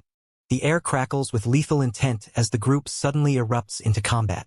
Their golden auras flare, signaling the start of a ferocious showdown. Someone stammers in confusion, wondering if they've finally arrived at their destination. He realizes in an instant that they aren't in the same place as the first round, and then he spots him. The crowd whispers in awe. The rank 1 champion, the Black Scythe, has arrived. He notices the entire room keeping their distance, clearly terrified of the man who turned the last round into a massacre. He observes that the whole group has finally assembled for the next phase. He wonders aloud when the mysterious woman will finally make her entrance. A cold, predatory glare ignites in his eyes as he locks onto his prey. The time for mercy has officially run out. A voice cuts through the tension, asking if everyone has finally gathered. Confusion ripples through the crowd. The angel from the first round is gone, replaced by someone entirely new. The new angel explains that the previous guide is currently unavailable due to an accident. Yeah, right, we all know that's code for he didn't make it. The survivors exchange wary glances, wondering just what kind of accident could take out a divine being. The angel commands them to remain calm, though panic is clearly the only logical response here. The new guide steps forward, taking charge of their harrowing journey from this point forward. Now that the entire group is accounted for, the real nightmare is about to begin. With a sinister smile, the angel prepares to drop the details of the second round's brutal quest. A wave of system notifications surges through the air, freezing the players in their tracks.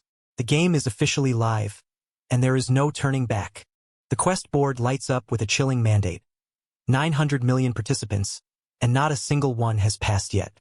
The clock is ticking. 3 hours to choose a representative. A player panics, hoping for a monster-free round, but realizes the sheer volume of participants might mean this is a survival game of a different kind. An angel figure appears, mocking their confusion and stepping up to play the role of the twisted guide. She reveals the truth with a sinister grin. This isn't a fight to the death. It's a political game of choosing a leader. He flaunts the dark reality of the role. The representative gains the absolute power to force others to crawl or perish. Talk about a power trip. The rules are simple: 3 hours to deliberate. Then the voting begins. The crowd whispers in disbelief. Is it really that simple? No hidden traps? The guide confirms it. Just vote, pass the round, and head home. It's supposed to be a rest round. Relief washes over the participants. No fighting? No dying? This is way too easy. The countdown begins, and the pressure to pick a leader starts to boil over. The timer ticks down relentlessly. 2 hours, 59 minutes, and 59 seconds remaining. The players are ecstatic, already counting down the seconds until their ticket home. One player grumbles, clearly disappointed that he won't get to bash some heads in today. Talk about a bloodthirsty gym rat. He's genuinely frustrated that his strength stat is going to waste. Imagine being mad that you don't get to punch monsters. Ryu Min observes the scene, deducing that Huang Yongmin must have secured the rare rune of strength. Everything is unfolding exactly as Ryu Min remembers it from his previous life. He knows the real game is happening in the shadows. While everyone else worries about the vote, Ryu Min knows the true objective is lurking elsewhere. If there's a main quest, There's always a hidden subquest waiting to be exploited. The secret to the second round is hidden in plain sight, and it's time to seize it. It's all about the class selection, the key to becoming truly powerful. To get ahead, he needs to act fast and play his cards perfectly. Level 10 is the magic number, and he needs to hit it before the clock runs out. He charges into the fray, ready to slaughter everything in his path. The assassin lunges with lethal precision, tearing through the air in a blur of motion. One strike is all it takes to seal his opponent's fate. With a blur of motion, the warrior strikes with lethal precision. A single, devastating slash cuts through the air. With eyes glowing with lethal intent, he lunges forward to deliver a crushing blow. There's no escaping the strike of this unstoppable predator.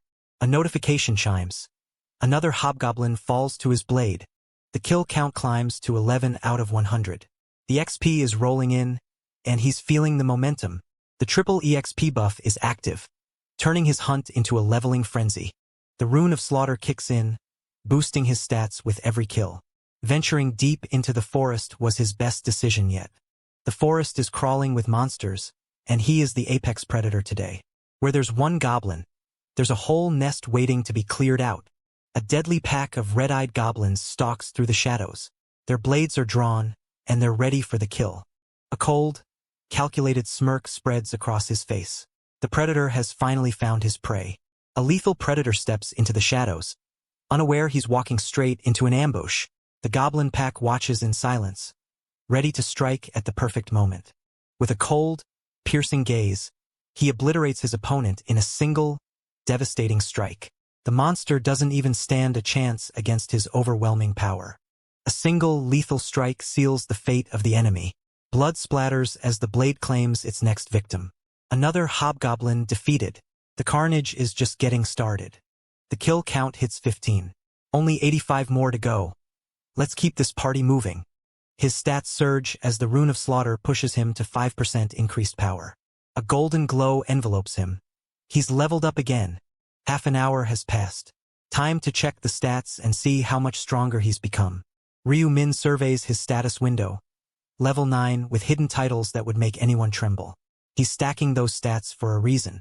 He meticulously allocates his points. He knows better than to just dump everything into strength like an amateur. If you aren't fast enough to dodge, you're just a strong corpse waiting to happen. Strategy is key. Intelligence is the secret sauce for magic damage and raw processing speed.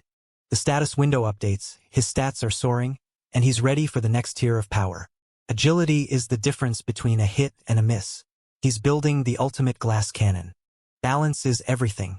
Why be just strong when you can be a nightmare in every category? The Grim Reaper class is a hybrid beast, and he's building his stats to match its terrifying potential. A sudden, chilling rustle breaks the silence. Something is lurking in the shadows. Ryu Min pauses, his eyes narrowing. He's not alone in these woods anymore. He realizes he's being followed. In his past life, this never happened. The timeline is shifting. He turns, his voice cutting through the dark like a blade. Show yourself, or face the consequences. He isn't playing around. Whoever is following him better have a good reason to stay alive. A single, decisive step shatters the silence of the night. The hunt begins now. A voice trembles from the darkness. It's the actress, and she looks terrified. Ryu Min is stunned. She was the one trailing him? What could she possibly want? She tries to explain, her voice shaking with genuine fear. She insists they mean him no harm. If only she knew how dangerous the person she's following really is. Ryu Min recognizes the man standing with her. It's On Sankyol. He's the right-hand man to one of the most powerful corporate heirs in the world. Ma Jiangrok, the heavenly demon, is a future threat, but Ryu Min sees a tactical advantage in connecting with his inner circle. Meeting the right-hand man this early? This is a massive deviation from the original timeline. The atmosphere turns ice-cold as a standoff erupts in the middle of the forest. Tension peaks as the mysterious newcomer locks eyes with the group, ready to unleash chaos. Why are they together? Ryu Min's mind races to connect the dots. The tension is palpable as he steps forward, pulling her into the heart of the storm. With a single reach, their fates are now inextricably linked. He recalls seeing her with another man yesterday. This is getting complicated. Rumor has it Ma Jiangrok's company sponsors celebrities, which explains their sudden alliance. Regardless of their motives, Ryu Min doesn't like surprises. He demands to know how long they've been stalking him. He hates that his future knowledge is becoming obsolete. They confess they've been tailing him since he entered the forest. They're lucky he's in a talkative mood. They offer him a team-up. Ryu Min almost laughs in their faces. They're banking on his first-round success to carry them. How original. They want a spot on his team. Does he look like a charity organization? He cuts them down with a sharp question. What do they actually bring to the table? He dismisses them flatly. He doesn't need dead weight, and he certainly doesn't have time for this nonsense. He has no desire to babysit. His path to power is a solo journey. The actress is stunned by his arrogance. She's used to being the center of attention, not being told to get lost. She turns to her companion, clearly rattled by the rejection. Even the right-hand man is intimidated. Ryu Min's aura is absolute, and he isn't afraid to use it. She really thought she could just join his team? Talk about overestimating her charm. They conclude that people like him are lone wolves. They're not wrong, but they're definitely not safe. They realize the forest is dangerous and decide to try their luck hunting monsters instead. Good luck with that. They head off, leaving Ryu Min to his own devices. Finally, some peace and quiet. An ominous silence hangs over the dense, mist-covered forest. Something lethal is lurking in the shadows, waiting for the perfect moment to strike. The hunt is on, and this unsuspecting goblin senses something lurking in the shadows. Tension fills the air as he frantically scans the darkness for his unseen stalker. He scoffs at the memory. A team? He's better off alone. His eyes lock onto the horizon. Leveling up is the only thing that matters. Another hobgoblin goes down. The kill count hits 60, and his stats are surging by 60%. He's becoming a monster himself. He spots a group of targets ahead. Jackpot! A massive group of gnolls. This is exactly what he needed. The beast lunges with lethal intent, but its jaws are met by the cold, sharp edge of a blade. A brutal clash of steel and fur erupts in the heat of battle. A pack of bloodthirsty wolfmen descends from the sky, but our hero stands ready to carve through them all. Steel meets fur in a lethal dance of impending carnage. A flurry of lethal strikes tears through the air as the beastly warriors are decimated in a single, blinding flash of steel. No one survives this brutal onslaught. A gnoll defeated. The notification chimes like a victory bell. 65 kills and counting. His power is scaling to ridiculous levels now. Another level up. He's hitting his stride. Level 10. The threshold of true power is finally within his grasp. Blood-soaked and cold-eyed, he stands ready to cut down anyone in his path. The hunt begins now. The conditions for the class selection subquest have been met. It's time to evolve. The system rings out again. He's hit level 10. He's officially reached the milestone he's been racing toward. The path to the class change is finally open. He unlocks the shop. The hidden subquest is complete, and the rewards are about to be massive. The subquest objective is clear. Secure the class change before the voting starts to grab that sweet 50% discount coupon. Most players are totally lost right now, wandering around like headless chickens. They don't have a clue how to trigger the class change item. Poor souls. It's not just about leveling. You have to prove you deserve the class through specific actions. The ancient seal shatters as raw, celestial power surges forth. A legendary awakening is finally upon us. He knows exactly how to trigger the item he needs. Berserkers need to bleed. Assassins need to strike from the shadows. The game rewards the specialists. He's been playing the part of the Grim Reaper from the start, and the system is about to acknowledge it. Perform the actions, get the reward. It's a simple loop for those who know the code. He recalls his previous path as a hunter, but this time, he's going for something much darker. He activates the item. There's no turning back now. A warning flashes. This choice is permanent. Choose wisely, or live with the consequences forever. The prompt appears. Would you like to change to the Grim Reaper class? He doesn't hesitate for a microsecond. This is the power he's been craving. The transformation is complete. He is now a Grim Reaper. He gains the Grim Reaper's rune. Double damage with scythes and stealth at night. He's basically a walking nightmare now. The rune imprints onto his very soul. The power is his to command. To celebrate, the system gifts him the Grim Reaper's scythe. It's a masterpiece of death. A rune and a legendary weapon. The rewards for completing this subquest are absolutely broken. He's been promoted to apprentice rank, and that 50% discount coupon is going to come in handy for his next shopping spree. His rank is climbing, and his influence is growing. Ryu Min checks his new stats. He's looking at a character sheet that would make the gods jealous. He's graduated from beginner status. The real game starts today. He unlocks the exclusive skill, Seal of Death. He can see his target's remaining health and deal double damage to the marked victim. This skill is essentially a death sentence. The scythe stats are insane. It gains power with every swing. He's going to have a lot of fun with this. First player to change classes? The system rewards him with a random gold pouch. Luck is truly on his side today. Being first pays off in more ways than one. He also learns tracking. Now, nowhere is safe from him. This skill is worth a fortune, and he just got it for free. He's going to be unstoppable. Time for a test run. Who should be his first target? He activates tracking. He inputs the name Hwang Yongmin. Time to hunt. Lock confirmed. The target is 190 meters away. Ryu Min follows the arrow with a predatory glint in his eyes. 190 meters? He's already in the forest. In his past life, the target was miles away. The variables are shifting fast. Time to go see how things have changed. He starts moving, his pace steady and lethal. The forest floor crunches under his feet as he closes the distance. Elsewhere, the actress and her companion are exhausted, their legs failing them as they try to escape. The arrow wound is burning, but they have no choice, they have to keep running. She hopes that dying in the game doesn't mean dying in reality, but she isn't willing to bet her life on it. She struggles to stay upright, clutching her side in agony. A sudden, chilling presence stops them dead in their tracks. Terror flashes across their faces as they realize they aren't alone. If you're enjoying this recap, smash that like button and subscribe for more. He sneers, asking if the pain is finally starting to sink in for his pathetic enemies. Pure rage boils over as he grits his teeth in frustration. The tension is reaching a breaking point. He curses his luck, his patience hanging by a thread. He blames the woman for their current predicament, his voice dripping with venomous spite. He contemplates his options, realizing he has no choice but to face them head-on. Someone is clearly having a midlife crisis mid-battle.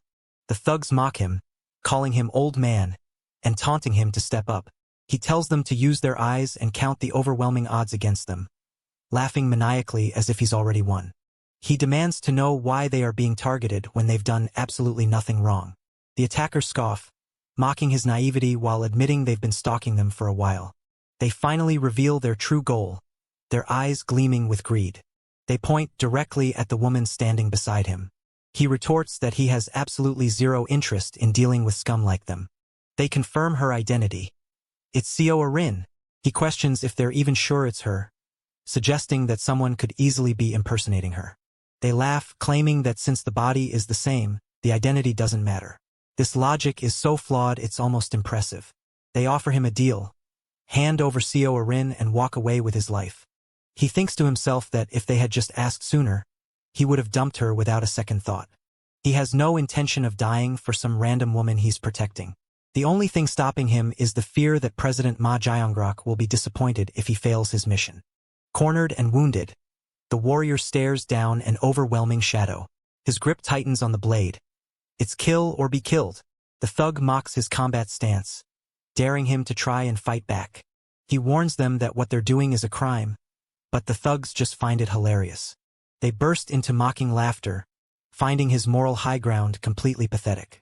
They laugh about the concept of law in this world. Who's he going to report them to?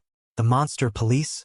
They taunt him, asking for proof and suggesting that they might not even be showing their real faces. He grunts in frustration, his blood pressure surely hitting record highs. He realizes with a bitter taste in his mouth that their insults, while infuriating, are technically accurate. Knowing words won't work, he prepares to fight through his injuries, having no other choice. Suddenly, a familiar figure steps into the spotlight. It's the Black Scythe. The thugs are stunned, wondering how he managed to appear out of thin air. He demands to know exactly what these people are doing here. The thugs tell him to mind his own business, but he's not interested in their opinion. The victim pleads for help, promising to make it worth his while if he intervenes. He clicks his tongue, weighing the pros and cons of getting involved in this mess. The thugs tell him it doesn't concern him, But he's not buying their act for a second. They reiterate that he should just walk away. But he's clearly not the type to listen. He drops a bombshell. He knows exactly who these people are. The thugs panic, wondering what his next move is going to be. He declares that he can't just walk away while people are suffering. They repeat their panicked questioning, clearly intimidated by his presence. He reaffirms his stance. He refuses to leave them to their fate. The victim cries out in relief, thanking him for the timely rescue. He admits to himself that he didn't step in purely out of the kindness of his heart. He's eyeing the long-term benefits of building a rapport with Ma Jayangrok. If a powerful tycoon like Jayangrok owes him a favor, that's a win in his book. He calculates that his investment today will pay off in massive dividends later. Plus, he's always hated these types of bullies anyway. The thugs start backing away in terror, threatening him to stay back while their voices crack with fear. The forest falls deathly silent as he turns, his piercing crimson eyes locked onto an unseen threat. Danger lurks in the shadows, but he's already one step ahead. He asks them if they're really too scared to face him now. The thug stutters, clearly regretting every life choice that led to this moment. They recognize him as the monster who crushed the last round. There's no way they can win. Pure terror flashes in his eyes as sweat beads down his face. He's staring death right in the face. He offers them a chance to be honest about their cowardice. The thug asks if honesty will buy them a ticket out of here. He smirks, telling them he'll think about it. The definition of mercy is getting a bit loose today. With a lethal smirk and crimson eyes, he stands ready to dominate the battlefield. Don't let that relaxed posture fool you. He's just waiting for the perfect moment to strike. The thug thinks to himself about the humiliation of bowing down in front of his friends. Especially with Seo Arin watching, he can't afford to lose face like this. His ego is bruised and his temper is flaring, despite knowing he's outmatched. He waits for an opening, his mind racing for a counterattack. He convinces himself he's strong enough to crack walls. Maybe he can take this guy down with one punch. He readies his power, the air shimmering with his intent. He snaps, screaming that the black scythe has finally gone too far. He loses all control, spewing insults and threats as he prepares for a desperate charge. He plans to sneakily close the gap and land a knockout blow while the scythe is distracted. He feels certain that the scythe won't be able to react in time. He believes human durability has limits that even the black scythe can't overcome. The black scythe watches him, confused as to why he's trying to store his weapon mid-fight. He decides to make it a hands-only fight, mocking the thug by putting his own weapon away. The thug laughs, thinking it's a joke, but the cold look in the scythe's eyes says otherwise. With a flash of raw speed, he launches a lethal strike that leaves his opponent stunned. The battlefield ignites as he closes the distance in a blur of pure power. The tension peaks as he prepares to unleash a devastating strike. Every fiber of his body coils with lethal, explosive intent. The thug calls him a moron for closing the distance without a weapon. He lunges forward, screaming for his enemy to die. The battlefield erupts in a blinding flash of power. He's pushed to his absolute limit as the strike lands with devastating force. With a blur of movement, he effortlessly evades the incoming strike. He leaves his opponents reeling in the wake of his lethal speed. The thug curses, his confidence shattered in a split second. The black scythe tells him to stop the pathetic whining. He's tired of the constant swearing. It's honestly giving him a headache. The thug reels back, clutching his chest in pain. A bone-crushing strike connects with brutal force. The impact sends shockwaves through the battlefield. A brutal, lightning-fast strike connects, sending shockwaves through the air. There's no mercy here as the target gets absolutely demolished. The thug gasps, claiming it feels like he's being hit with a giant hammer rather than a fist. He wonders if the scythe matches his own raw strength. He knows for a fact the guy doesn't have the muscle rune he possesses. He struggles to comprehend how he's being so thoroughly outclassed.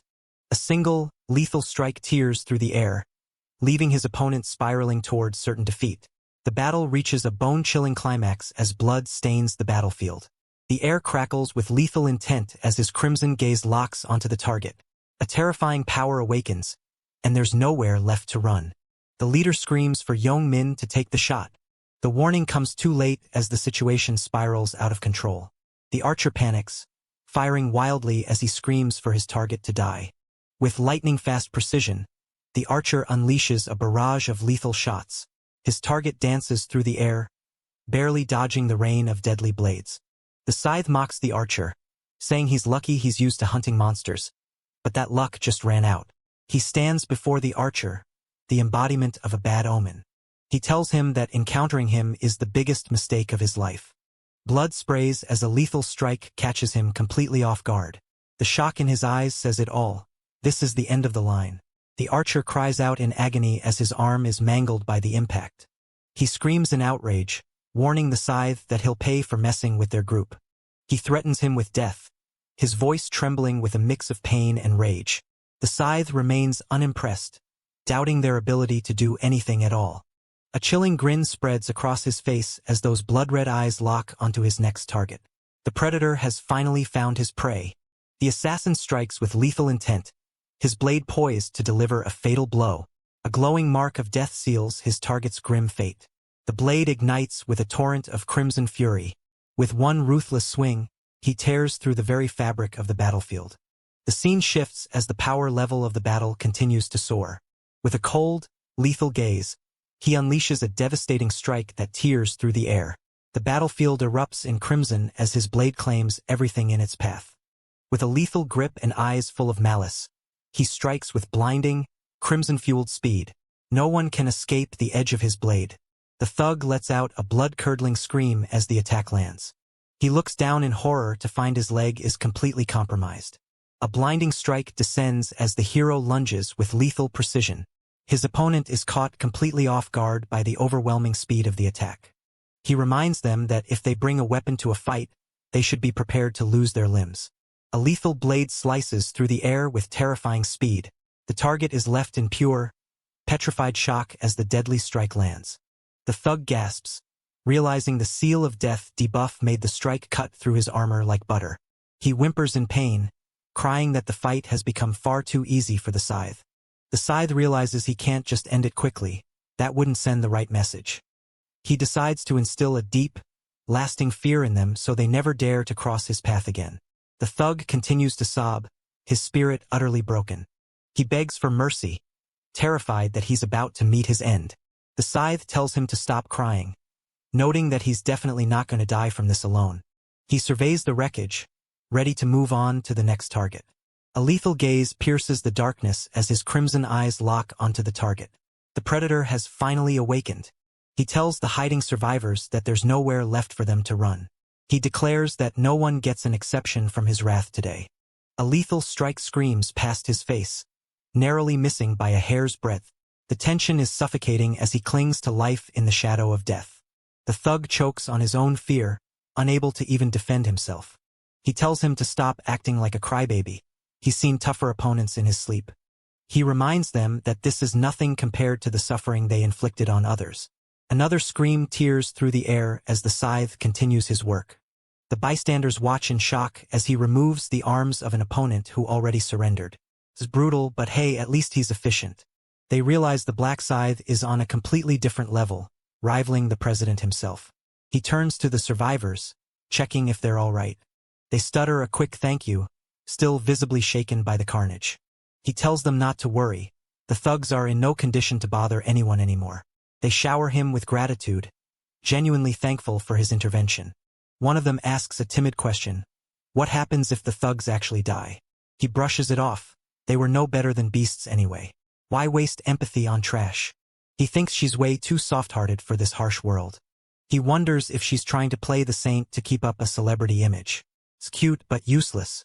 If you're enjoying this recap, smash that like button and subscribe for more. She asks him if she can pose a question, and he begrudgingly agrees. She asks why he left them alive, noting that killing them wouldn't have caused any issues. Battered and bloodied, he freezes in absolute shock. The tides of battle have taken a brutal turn.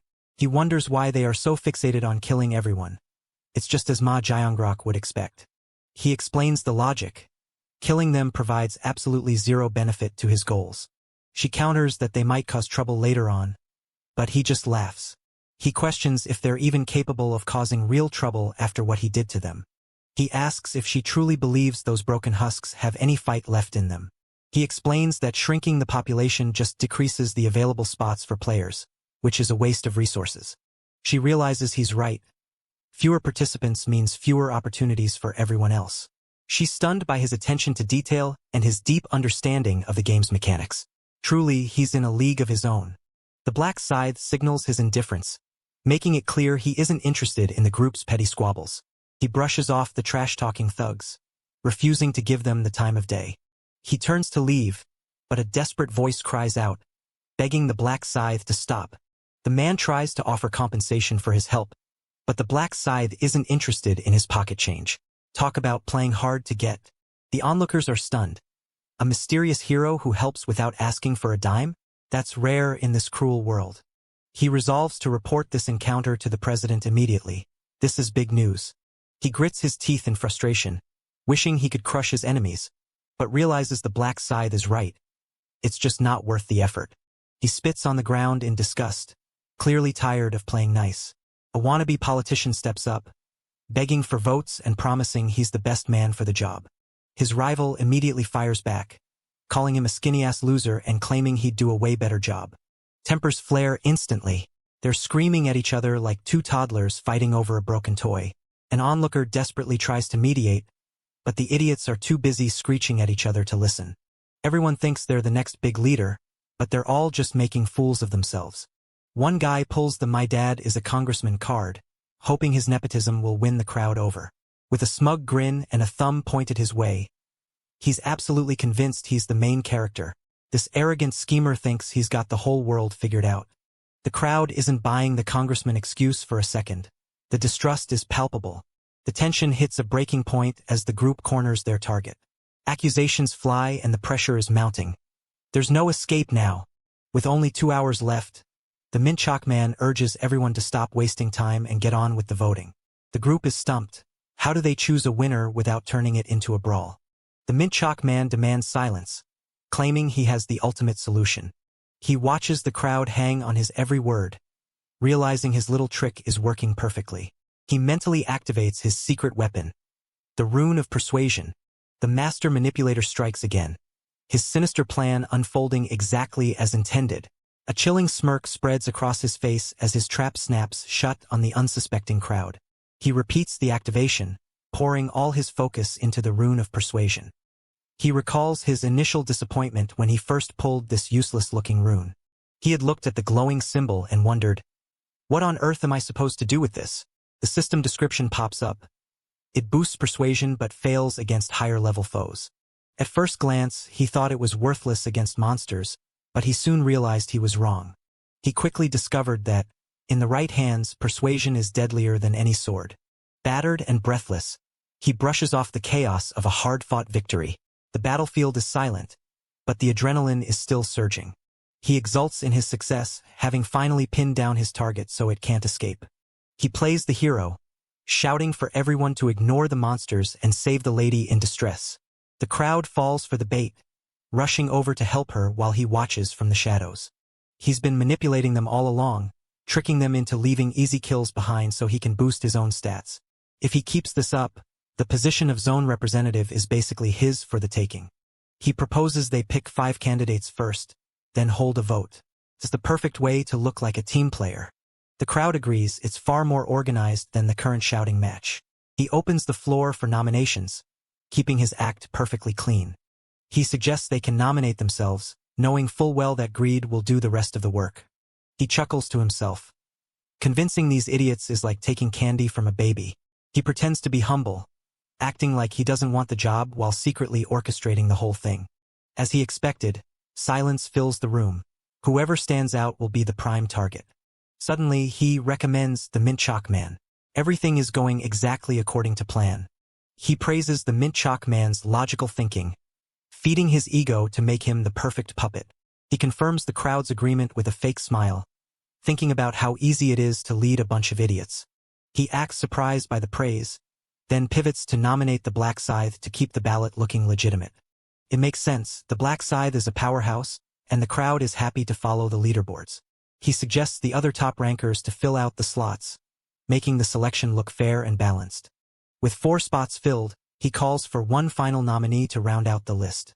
He suggests they all give a quick speech to sway the voters before the time runs out. He prepares to go first, knowing he has this in the bag. He starts his speech, but he's cut off by a roar of pure frustration. The second-place ranker, life is a documentary, can't stand the sight of the mint chalk man anymore. He challenges the mint chalk man directly, his voice dripping with venom. He calls him out, asking if he really thinks the world is just going to bend to his will. The mint chalk man panics. Does this guy know about his mental manipulation skill? The challenger mocks his authority, demanding to know who gave him the right to play kingmaker. He spits the word hypocrite at him, and the room goes deathly quiet. The mint chalk man tries to play it cool, lecturing the guy on his harsh tone and poor personality. He tries to trigger his skill again, cursing the man under his breath. The challenger doesn't care, he's ready to kill for the spot. The mint chalk man realizes with horror that his skill isn't working. Something is very wrong. The challenger snaps, threatening to kill anyone who doesn't vote for him. The mint chalk man calls him an idiot, not realizing he's just signed his own death warrant. He tells him to shut up and step aside, but he's pushed his luck one too many times. A chilling silence falls as he stares into the abyss. The storm is brewing, and he's ready to strike. A brutal, point-blank slash tears through the air as blood erupts in a crimson frenzy. The fight just took a deadly turn. A pathetic gurgle escapes his throat as he realizes he's lost the game. The killer grins, reminding him that he warned him about the consequences of disobedience. He coughs up blood, his life fading as the crowd watches in paralyzed shock. A bone-chilling strike lands with lethal precision. The impact tears through the air in a spray of raw power. The murderer turns to the crowd, his blade still dripping, and issues a final, lethal ultimatum. The crowd screams in terror.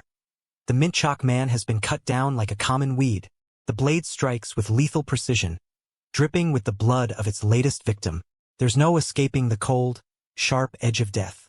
The killer dares anyone else to step up and complain. Everyone is trembling. They've realized they're trapped in a room with a total psychopath. The hunt is on, and he's wearing his prey's blood like a badge of honor. That twisted smirk says he's just getting started. He revels in the fear, feeling like he's finally on top of the world. He vows to slaughter anyone who doesn't cast their vote for him. Talk about a campaign strategy. Panic erupts as the group stares in absolute horror. Something terrifying has just shattered their reality. He's confident that fear will get him the win he needs to become the representative. The black scythe stands firm, his eyes locked onto the killer. With a chilling gaze and clenched fists, he steps out of the shadows to unleash pure chaos. There is nowhere left to run from his lethal intent. He decides the arrogant bastard has to be the first one to go down. He calculates his move. If the bully is gone, he's next in line for the top spot. A razor-sharp slash tears through the darkness, leaving a lethal crimson trail in its wake. One swift, brutal movement is all it takes to seal their fate. The system pings. A Knoll has been defeated. His kill count hits 265, he's absolutely crushing the quota. The triple EXP buff kicks in, and he feels the surge of power as he levels up. He reaches level 16, checking his stats and hiding his true identity. He's only just getting started. He sighs, leveling up is getting harder, but he's still making progress. He knows his current success is all thanks to the Grim Reaper's rune and the Rune of Slaughter. With doubled attack and doubled stats, he's practically a walking god of war. It's time to wrap this up and head to the next stage. A firm grip snaps shut. There's no escaping this sudden, decisive hold. Pure, destructive energy surges from their fingertips. The air itself crackles as a devastating power is unleashed. He wonders if it's finally time to make his move. The clock hits 0, the time for voting is officially here. The system announces the voting phase has begun. A massive flash of light engulfs the room, teleporting everyone back to the start. The system echoes again. It's time to cast your votes. The heavens tremble as overwhelming power erupts around him. A blinding surge of golden energy marks the awakening of a true legend. The final players vanish, whisked away to the starting point. A glowing seal descends from the heavens, marking the group for an inevitable fate. The tension reaches a breaking point as the mysterious power locks onto its targets. The players look around in confusion. What is happening? They see the bodies strewn about and gasp in horror. They realize Cho Jung-sik has taken control once again, and his methods are as brutal as ever. Cho Jung-sik is a powerhouse and the second-place ranker, but everyone knows he's a total nightmare to deal with. Everyone knows he's a ticking time bomb. They need him gone before he blows them all up. The voting prompt flickers in front of their eyes. They know they have to wait for the right moment to strike. Cho Jung-sik spots the black scythe and calls him out, acting like he's been waiting all day. The black scythe asks what he wants, but he already knows it's nothing good. Cho Jung-sik offers him a job. He wants the black scythe to be his lackey. The black scythe repeats the offer, barely able to contain his amusement. Cho Jung-sik threatens him, join or die. He really doesn't know who he's talking to. Does he? The black scythe just laughs. Cho Jung-sik takes it as a declaration of war. He demands the black scythe kneel and beg for mercy. The black scythe tells him he's completely lost his mind. Cho Jung-sik warns him that he doesn't understand the gravity of his situation. He blusters about becoming the representative, but he's interrupted by a total lack of respect. Does this guy even know how to hold a conversation? Is he going to force a fight just to prove a point? Cho Jung-sik stares at the black scythe's weapon and suddenly realizes he's made a massive, life-ending mistake. The black scythe doesn't say a word, just stares him down. Drenched in blood and pushed to the brink, he grinds his teeth in silent, lethal fury. The breaking point has arrived. Cho Jung-sik tries to regain his composure by name-dropping his faction. He demands to know if the black scythe really thinks he's going to kneel before him. He screams at the black scythe to bring out his weapon and fight like a man. The black scythe watches him, noting that he's just as pathetic in this life as he was in the last one. He decides he can't let anyone vote for him. He has a bigger plan in motion. He needs Cho Jung-sik to be the representative so he can use him later. He checks the clock. It's almost time for the angel to make her grand entrance. The angel descends, asking if all the human cattle have gathered. A terrifying celestial force descends, casting a long, lethal shadow over the battlefield. The tension spikes as the warriors realize they are staring into the face of absolute power. The angel tells the survivors they got lucky this time. She warns them to watch their backs if they want to survive the next round. The air crackles with divine energy. Cho Jung-sik is shaking in his boots but tries to put on a brave face, promising revenge later. He's still delusional, thinking he'll be the one in charge of the zone. The angel asks if they've reached a consensus on who to vote for. Beneath the shadow of her hood, a chilling grin signals that this divine beauty is far more dangerous than she appears. The heavens tremble as her true, twisted nature is finally unleashed. She mocks their 3 hours of discussion, making it clear she doesn't care if they all perish. She snaps her fingers, demanding they get on with the voting. The rules are clear. Every individual gets exactly 1 vote. She tells them to focus on their chosen candidate and think the word vote to seal their choice. If you don't vote within 15 minutes, you're dead. No exceptions, no excuses. The timer starts ticking. 4 minutes and 59 seconds left. If you're enjoying this recap, smash that like button and subscribe for more. The spotlight is on him, and he's soaking up every second of the attention. Drenched in blood and shivering with shock, he realizes he's bitten off way more than he can chew as the tables turn instantly. He screams out, desperately trying to grab the attention of the mysterious Mez. He panics, demanding to know if everyone wants to die, only to sigh in relief once he realizes the voting is already done. He issues a final, desperate threat. Look at him or face the consequences. The timer hits 0. The suspense is practically suffocating. Time's up.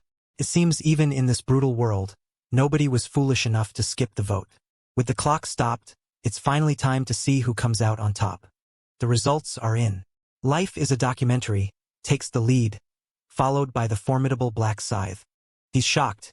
First place with only 2,412 votes, and Black Scythe is breathing down his neck in second? He's furious, wondering why these idiots dared to split their votes instead of giving them all to him. The decision is official. Life is a Documentary is crowned the new zone representative. Exhausted and bloodied, he stares into the distance as the battlefield falls into an eerie, heavy silence. He bestows the title of zone representative upon his chosen target, already plotting to make him regret sparing his life. Wait, what is this skill? A temporary power that forces players to obey any order? And he can only use it 10 times? He realizes the catch. It doesn't work on anyone with a class. This changes everything. Just when they thought they were safe, he decides to ruin their moment of relief. Aiden Quest? The group is left stunned as a new, unexpected challenge is revealed. The second round subquest is announced. Obtain a class before the voting deadline to earn a sweet 50% discount coupon. Confusion ripples through the crowd. What exactly is a class selection item? She drops the bombshell. You should have seen this quest if you hit level 10. But apparently nobody was smart enough to figure it out. They're dumbfounded. How were they supposed to level up when there wasn't a single monster in sight? She scoffs at their ignorance. The forest was crawling with monsters the whole time. She plays it cool, brushing off their frustration with a dismissive wave. Turns out, only 80,000 people across all zones actually managed to snag a class this round. A whisper goes through the crowd. Someone from their own zone actually did it. Who could it be? She prepares to reveal the results, clearly enjoying the tension. The leaderboard flashes. Black Scythe takes the top spot. He can't believe it. Was he really the only one in their zone to get a class? And a Grim Reaper, no less? The name alone sounds like a death sentence. With a gaze colder than ice, he stands amidst the silence, ready to unleash his hidden power. The calm before the storm has never looked this lethal. Everyone's wondering what a Grim Reaper does, and suddenly, that giant scythe makes a lot more sense. He's spiraling, realizing he can't use his authority to sabotage Black Scythe because the timing is absolutely terrible. The rankings are locked in based on speed, and Black Scythe has absolutely crushed the competition. It's official, Black Scythe is the class-changing legend of their zone. She's impressed. Not only is he the best in his zone, he's the top-ranked player in the entire world.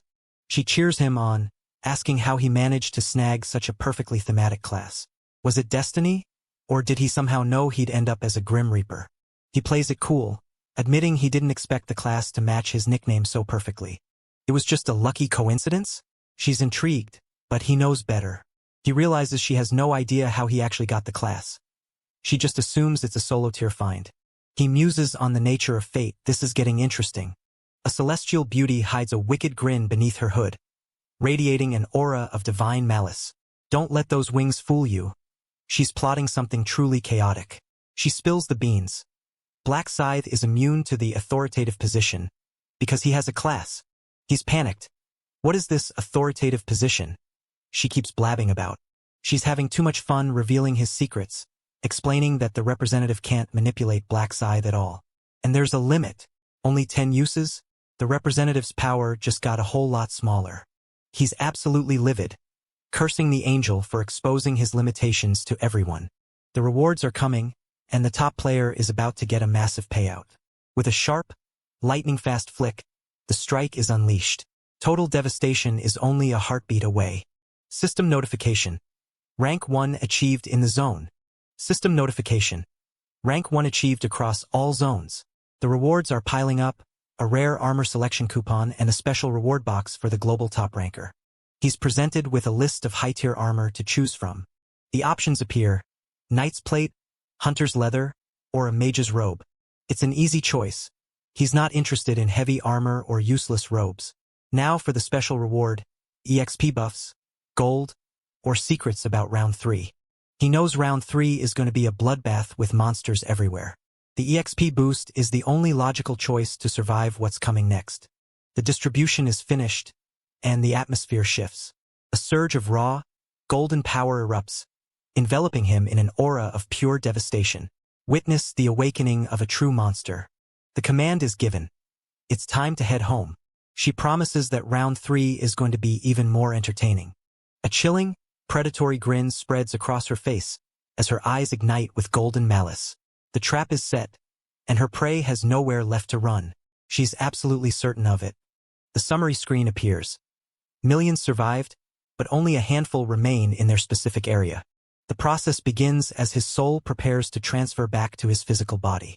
The system is humming with energy, preparing for the transition. A chilling realization dawns as he stares at his own hand in sheer disbelief. Something has fundamentally changed, and there is no turning back now. His arms are back. If he can return to his body, that means he's still in the game for real. A cold sweat breaks as he stares down an unthinkable reality. The silence is deafening, but the terror is absolute. He makes a mental note. Never, ever cross Black Scythe again. He's terrified. The last thing he wants is another run-in with that stone-cold killer. He thanks Erin for her hard work, but she insists he was the one doing all the heavy lifting. She expresses her heartfelt gratitude for him protecting her. He tries to act tough, claiming it was just his duty as a bodyguard. She's desperate to pay back Black Scythe for saving their lives. They realize they have no idea who he is, and he clearly wants to keep it that way. He tried to offer money, but Black Scythe rejected it immediately. Clicks. Black Scythe knew his bank account could lead right back to his real identity. They decide the best way to thank him is to offer an item next time they meet. She agrees. That sounds like a much safer plan.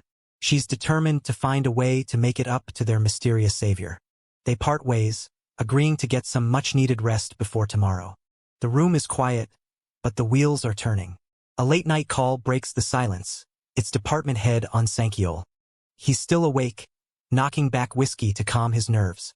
On congratulates him on the dark night class, though he's skeptical about the difficulty. They admit they only hit level 8 because they got injured and couldn't grind properly. He's got something important to report and needs to speak immediately. It's about the man of the hour, Black Scythe. They agree to meet at the hotel within 20 minutes to discuss the details. The tension spikes as he steps out of the shadows, ready to make his move. The trap is set, and there's no turning back now. The target makes a break for it, tires screeching as they vanish into the night. The chase is officially on. Is he really heading to meet Ma Gianrock? The clock is ticking. They're 10 minutes apart. While his companion sleeps, our hero remains wide awake, locked in a tense stare-down with a mysterious system window. The grind never stops, not even for a good night's sleep. He inputs the name and face. Tracking on Sankyol is officially underway. The target is close, still inside the penthouse on the upper floors. Wait, the target is moving, and he's only 23 meters away. The distance is shifting rapidly as the target moves. He's in an elevator, moving fast. Where could he possibly be going this early? Could he be heading to Ma Gianrock after all? He decides it's time to follow and see what's going on. Tracking him as soon as he got back was the smartest move he's made all day. The moonlight is dim, providing the perfect cover for a secret meeting. Under the glow of a full moon, he prepares to strike. The city sleeps, but his deadly work is just beginning. He needs to hold back for now and gather the intel first. The report is the priority. He needs to know what's happening. Everyone knows Black Scythe is the #1 player, but what's his connection to these guys? Something feels off about this whole situation. He's worried. Did Black Scythe actually pick a fight with his subordinate? If that's true, he won't let it slide. Challenging his people is the same as challenging him. He's determined to remove any obstacle, even if that obstacle is the top-ranked player in the world.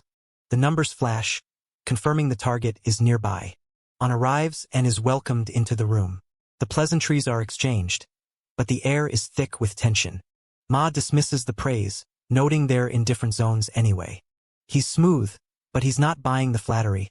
He tells his guest to take a seat. He keeps the facade up, congratulating him on surviving the round. They both agree that the second round was far from a walk in the park. Ma plays humble about his own class selection. They talk about the importance of luck and the difficulty of climbing the ranks. On keeps laying it on thick, acting like it's an honor to serve. Ma sees right through him. What does he really want? He cuts to the chase. Why are you really here? On finally asks about the source of the class selection item. Ma lies smoothly, claiming it just dropped from killing monsters. He credits the Dark Knight's rune for his success, keeping the real details hidden. He offers a gift to his loyal subordinate, pretending to be generous. The inventory opens, revealing the item. It's a Dark Knight's rune, an incredibly powerful piece of gear. Once he hits level 10, he'll automatically unlock the class. He's lucky to have snagged such an OP item from a random fragment. He knows better than to trust anyone completely. Even his closest subordinates are a liability. Ma demands the truth. Who hurt his subordinate? He asks the million-dollar question. Was it Black Scythe? On is caught off guard, admitting that Black Scythe actually saved him. Ma is stunned. The #1 player saved his man? On explains how they were saved from hoodlums trying to target Arin. He realizes he almost lost his business and his best worker in one go.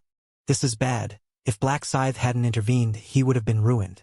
Ma asks about the attackers, and On confirms they were left alive but broken. Black Scythe's logic is cold. Keep the population high to maximize the number of people who pass. Ma wonders if letting them live is a mistake. What if they commit crimes again? With a cold drink in hand, he sits in the shadows, his eyes burning with a silent, dangerous intensity. The calm before the storm has never looked this lethal. Ma realizes he owes a debt to Black Scythe for saving his assets. He decides he needs to show his gratitude one way or another.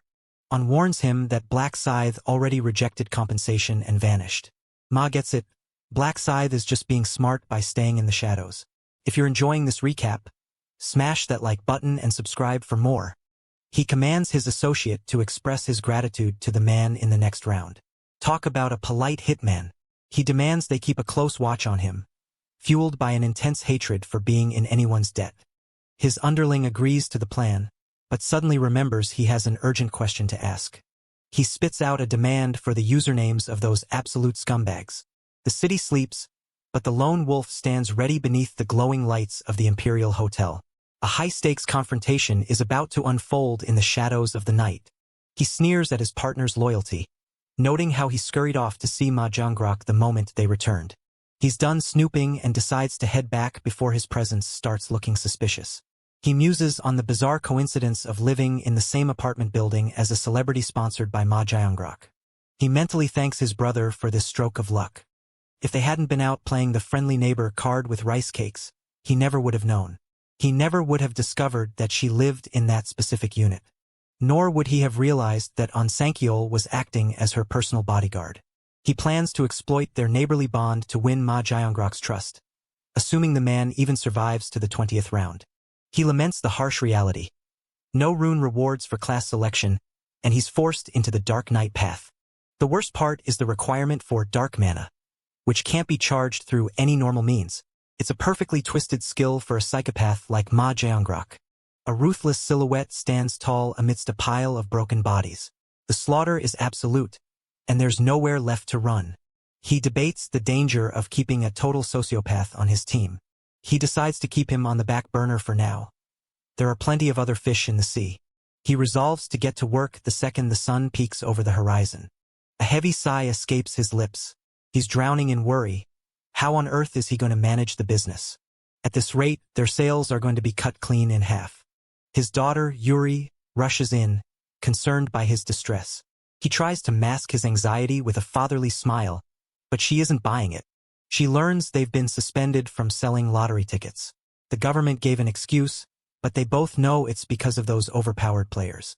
The news is buzzing with billionaire winners and lucky lottery streaks, while small shops like theirs are paying the price.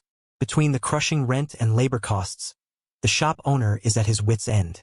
Yuri steps up to reassure him. She's graduating soon and promises to jump in and help out. He tries to refuse, insisting she focus on her studies, but she's determined to help. He reminds her that she has the grades to be a doctor.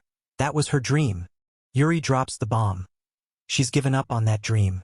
With the world falling apart, school just doesn't seem to matter anymore.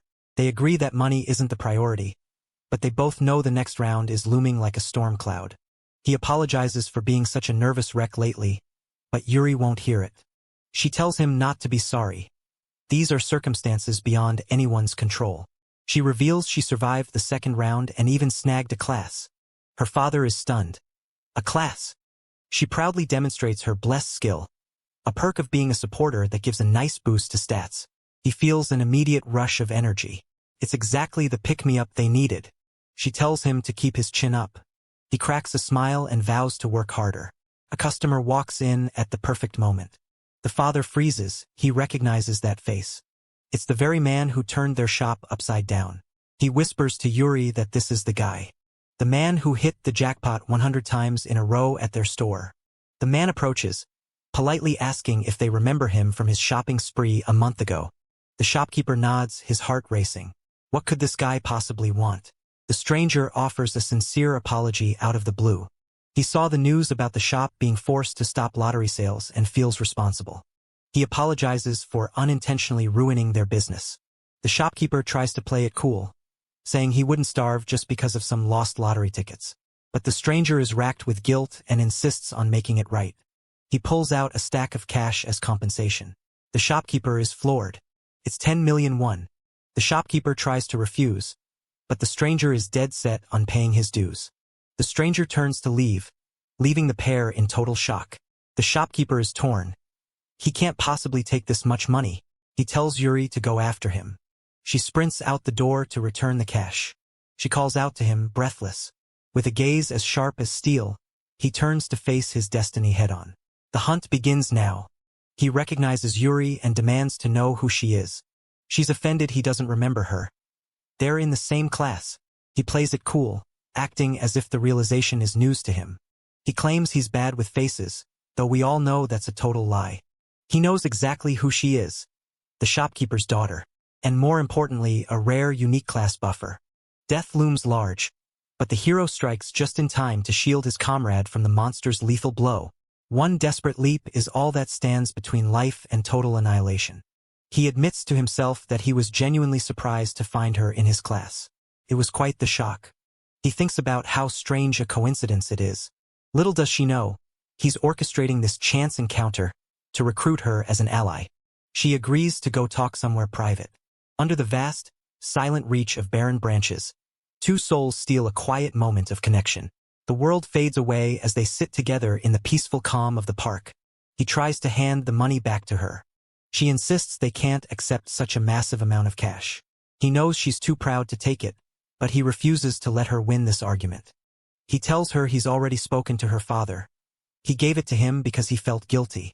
He presses the issue, claiming he'll be haunted by the guilt if they don't take it. She protests that it's just too much, but he shuts her down. He tells her to pass the message to her dad. It's pocket change for him, so stop worrying. He stands up to leave, ending the conversation abruptly. Desperate, she tries to negotiate. How about just 1 million? He challenges her. Does she even have the authority to decide that? He asks about her dad, feigning interest as he continues his grooming of this potential ally. She marvels at the fact that a lottery winner is actually her classmate. A friend. She muses, her heart clearly fluttering. She presses him on why he didn't recognize her, but he sticks to his bad memory act. It really is their first time talking, despite being in the same class for so long. He pretends he's learning her name for the first time today. He drops a hint that she'll be very interested in what he has to say next. He reaffirms her name, acting like it's a big deal. She smiles, hoping this makes him remember her face. He gives a non-committal response. She has a moment of existential crisis. Graduation is right around the corner, and she's only just introducing herself? How embarrassing. He seizes the moment to ask for her phone number. She is completely taken aback. He plays it off as a totally normal thing to ask a classmate for. She hands over her phone. He tells her it was fate, and they should definitely stay in touch. He makes his exit, claiming he has important business to attend to. She's left standing there, still clutching the envelope he refused to take back. She failed to return the money after all. Her heart is racing after he asked for her number. Did he mean it in a friend way, or something else? She knows it was probably just a friendly gesture, but she can't help but hope. A quiet realization dawns on her. She likes him. She flashes back to when she first noticed him. She remembers seeing him get harassed by thugs, and she was terrified for him. She even went so far as to call the police on his behalf. She wonders if it was just pity, or a genuine desire to protect the guy she reported on. She watched over him until he was safe, but he seemed so unbothered. He acted like nothing happened, even when he was just working his part-time job. She realized then that he was much stronger than he looked. That was the exact moment she became truly interested in him. But she never had the courage to make a move. Her feelings grew so intense that she became paralyzed by them. And now, fate has dropped him right into her lap. She decides it's time to be bold. This is a gift from the heavens. She can't just ignore him after he went to such lengths to help her family. Should she finally ask him out for a meal? Azura Scans brings us the next chapter of the max-level player's journey. Alone in the silence, he stares intensely at his phone, waiting for a message that changes everything. The tension is palpable as he taps away, locked in a moment of pure anticipation. He sends a casual invite for lunch, playing the long game to ensure she becomes his loyal ally. He resolves to keep her alive until the 20th round no matter what. He snaps awake, pulling himself upright with a sudden, sharp intensity. The calm is shattered as he prepares to face whatever lies ahead. The door clicks open, catching our hero completely off guard. Total panic sets in as an unexpected visitor makes their entrance. His companion asks where he's headed, and he keeps it vague. Just meeting a friend. His companion gets suspicious. Is it a girl? He tells him to back off. Can't a guy have female friends? He tells him he's eating out and warns him to fend for himself. Everything freezes as he slams the switch, plunging the room into sudden silence. He wonders if he's being watched. He suggests a steakhouse for their meeting. She's completely flustered. Steak? He tells her to eat whatever she wants, no holds barred. She's pinching herself. She never dreamed she'd be having a private lunch with Ryu Min. An awkward silence hangs heavy in the air as our leads share a meal. The tension is palpable, but the mystery is just getting started. She's dying to say something, anything, to break the ice. She finally works up the nerve to ask about his legendary lottery winning streak. He gives her a mysterious wink, claiming it all came to him in a dream. He jokes that he's set for life, though surviving the rounds is a whole different ballgame. She asks about his experience in the first round. Killing goblins was no walk in the park. They compare zones, but it seems they're in different areas. They seem disappointed that their paths won't cross anytime soon. He reassures her that they'll meet eventually as the zones merge. They talk levels, both at level 10, and discuss their classes. She's thrilled to share that she's a supporter. He knows exactly how valuable a supporter is, keeping his true intentions hidden. She offers to demonstrate her bless skill. He gives her the green light. Her stats jump by 50%. It's an incredible skill, and he knows it'll only get better as she levels up. If you're enjoying this recap, smash that like button and subscribe for more. She's only a powerhouse when she hits her level cap, but our hero isn't complaining. He's genuinely thrilled she's still got that spark. After all, that's exactly why he sought her out in the first place. A legendary mystery item materializes, shimmering with an aura of divine potential. What earth-shattering power lies hidden inside this celestial pouch? Turns out it's just a fancy gold generator, and lucky for him, the loot scales with his luck stat. In short, the higher his luck, the fatter his wallet gets. He's beaming with gratitude. Yuri is an absolute lifesaver. She waves him off with a cool smile, insisting it's no big deal and to just call her when he needs more help. He nods, fully on board with the plan. She suddenly remembers she had something important to discuss, kicking herself for almost forgetting the main reason she called him over. He thanks her profusely, adding that his dad wanted to pass on his gratitude as well. He tries to bring up paying back that 10 million won, but she shuts him down immediately. She's not taking a single cent. If she won't take cash, he's got to find another way to show his appreciation. He snaps his fingers as an idea hits him. He tosses her an item he snagged while hunting in the other world, sternly warning her not to even think about refusing it. They trade lunch plans and well wishes for the next round. It's a wholesome exchange before the chaos starts again. The lone protagonist stalks forward, his steady footsteps echoing with an ominous calm. He's walking straight into the heart of the storm. He pulls up his inventory to check his new acquisition. It's a low-rank purple mana stone, a one-use item humming with mysterious, crackling energy. He's genuinely surprised she gifted him something this potentially useful. The description is frustratingly vague, leaving him guessing about its true nature. He's betting that once he hits level 20, the true value of this mana stone will finally reveal itself. At level 20, players unlock the combination feature, opening up a whole new world of customization. This allows for the fusion of mana stones directly into equipment. It's the key to stacking extra stats and becoming a true powerhouse. There are 7 colors of mana stones in total, each offering unique bonuses. The legendary artifacts ignite with blinding power, signaling the awakening of an ancient, world-shattering force. The collection is finally complete, and nothing will ever be the same again. Red boosts damage, orange buffs strength, and yellow pumps up that all-important luck stat. Green handles agility, blue focuses on intelligence, and dark blue acts as a damage reduction shield. The purple stone is the rarest of the bunch, a lucky drop that buffs every single stat at once. He can't believe he scored this for free. His luck really is off the charts. With his luck stat currently peaking, he's feeling invincible. He decides to save the stone for level 20, but first, he's going to crack open that gold pouch while his bless buff is still active. He pauses to prep his stats with the Rune of Slaughter. A swarm of 100 small mealworms appears. The Rune of Slaughter is a game-changer. It boosts his stats by 1% for every living thing he kills. In the other world, he had to hunt monsters, but back here, even bugs count toward his tally. He offers a quick, insincere apology to the insects before the slaughter begins. A deafening clash tears through the air. The impact is absolute. The kill count climbs rapidly, and his stats begin to surge in real time. He hits the 100 to 100 mark, granting him a massive 100% boost to all stats. He checks his status window. He's now a level 16 Grim Reaper with stats that are looking significantly beefier. His luck has skyrocketed from 15 to 45 thanks to the buffs. He's ready to gamble on that gold pouch. He reviews the pouch's details one last time.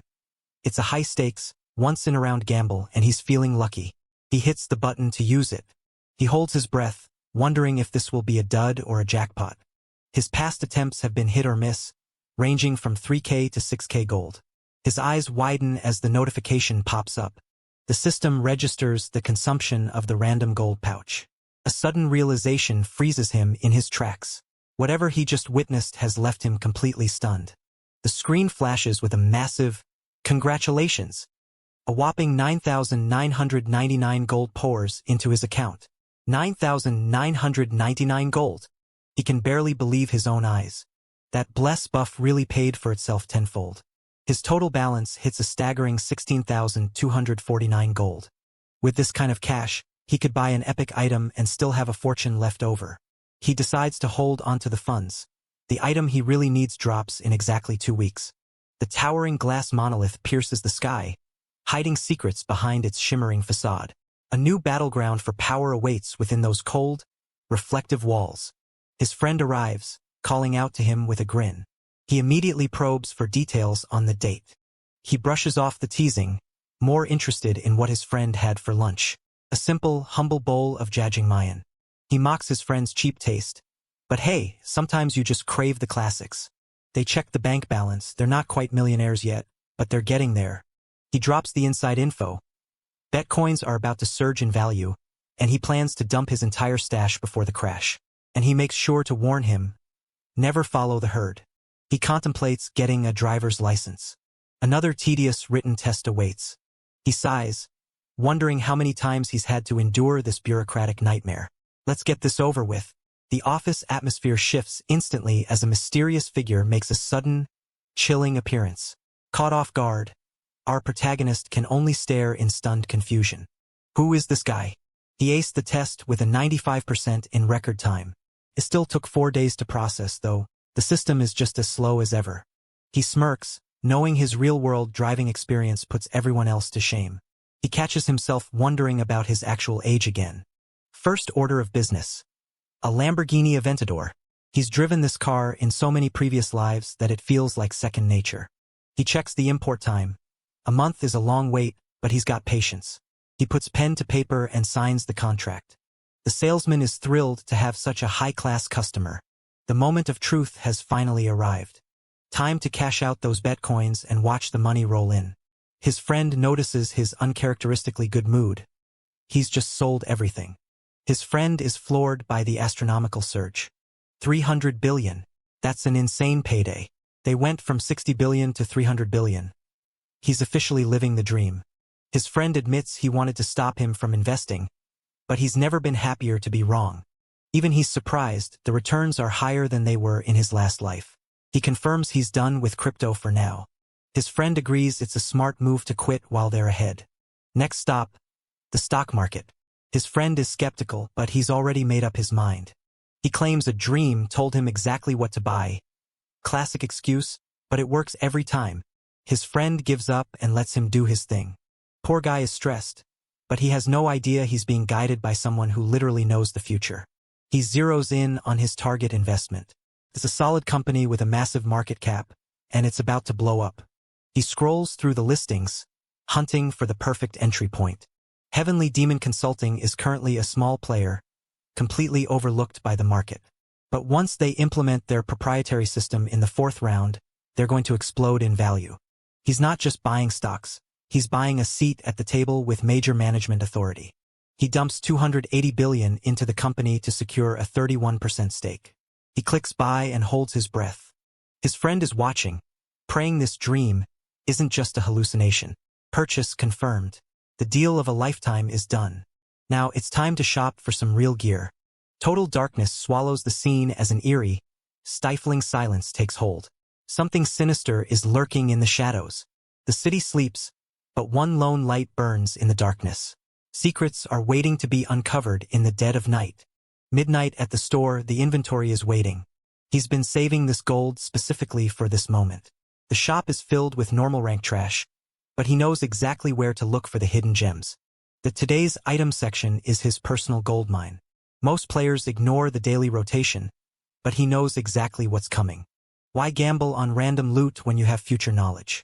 And there it is, the skeleton bone necklace. It's the perfect blend of intelligence and speed, and at a steal of a price. He pulls up his inventory to finalize the deal. He pulls out his 50% off coupon, the reward for his hard work. With the discount applied, he snags the necklace for a bargain. He checks his wallet and is surprised to see he's still got plenty of gold left. Talk about a successful shopping spree. He originally planned to blow it all on normal gear, but he's got a better idea. A little more saving and he can snag a high-tier general skill. He's ready to farm some monsters in the next round to hit his goal. And just like that, time starts to slip away. March 1st, 2023.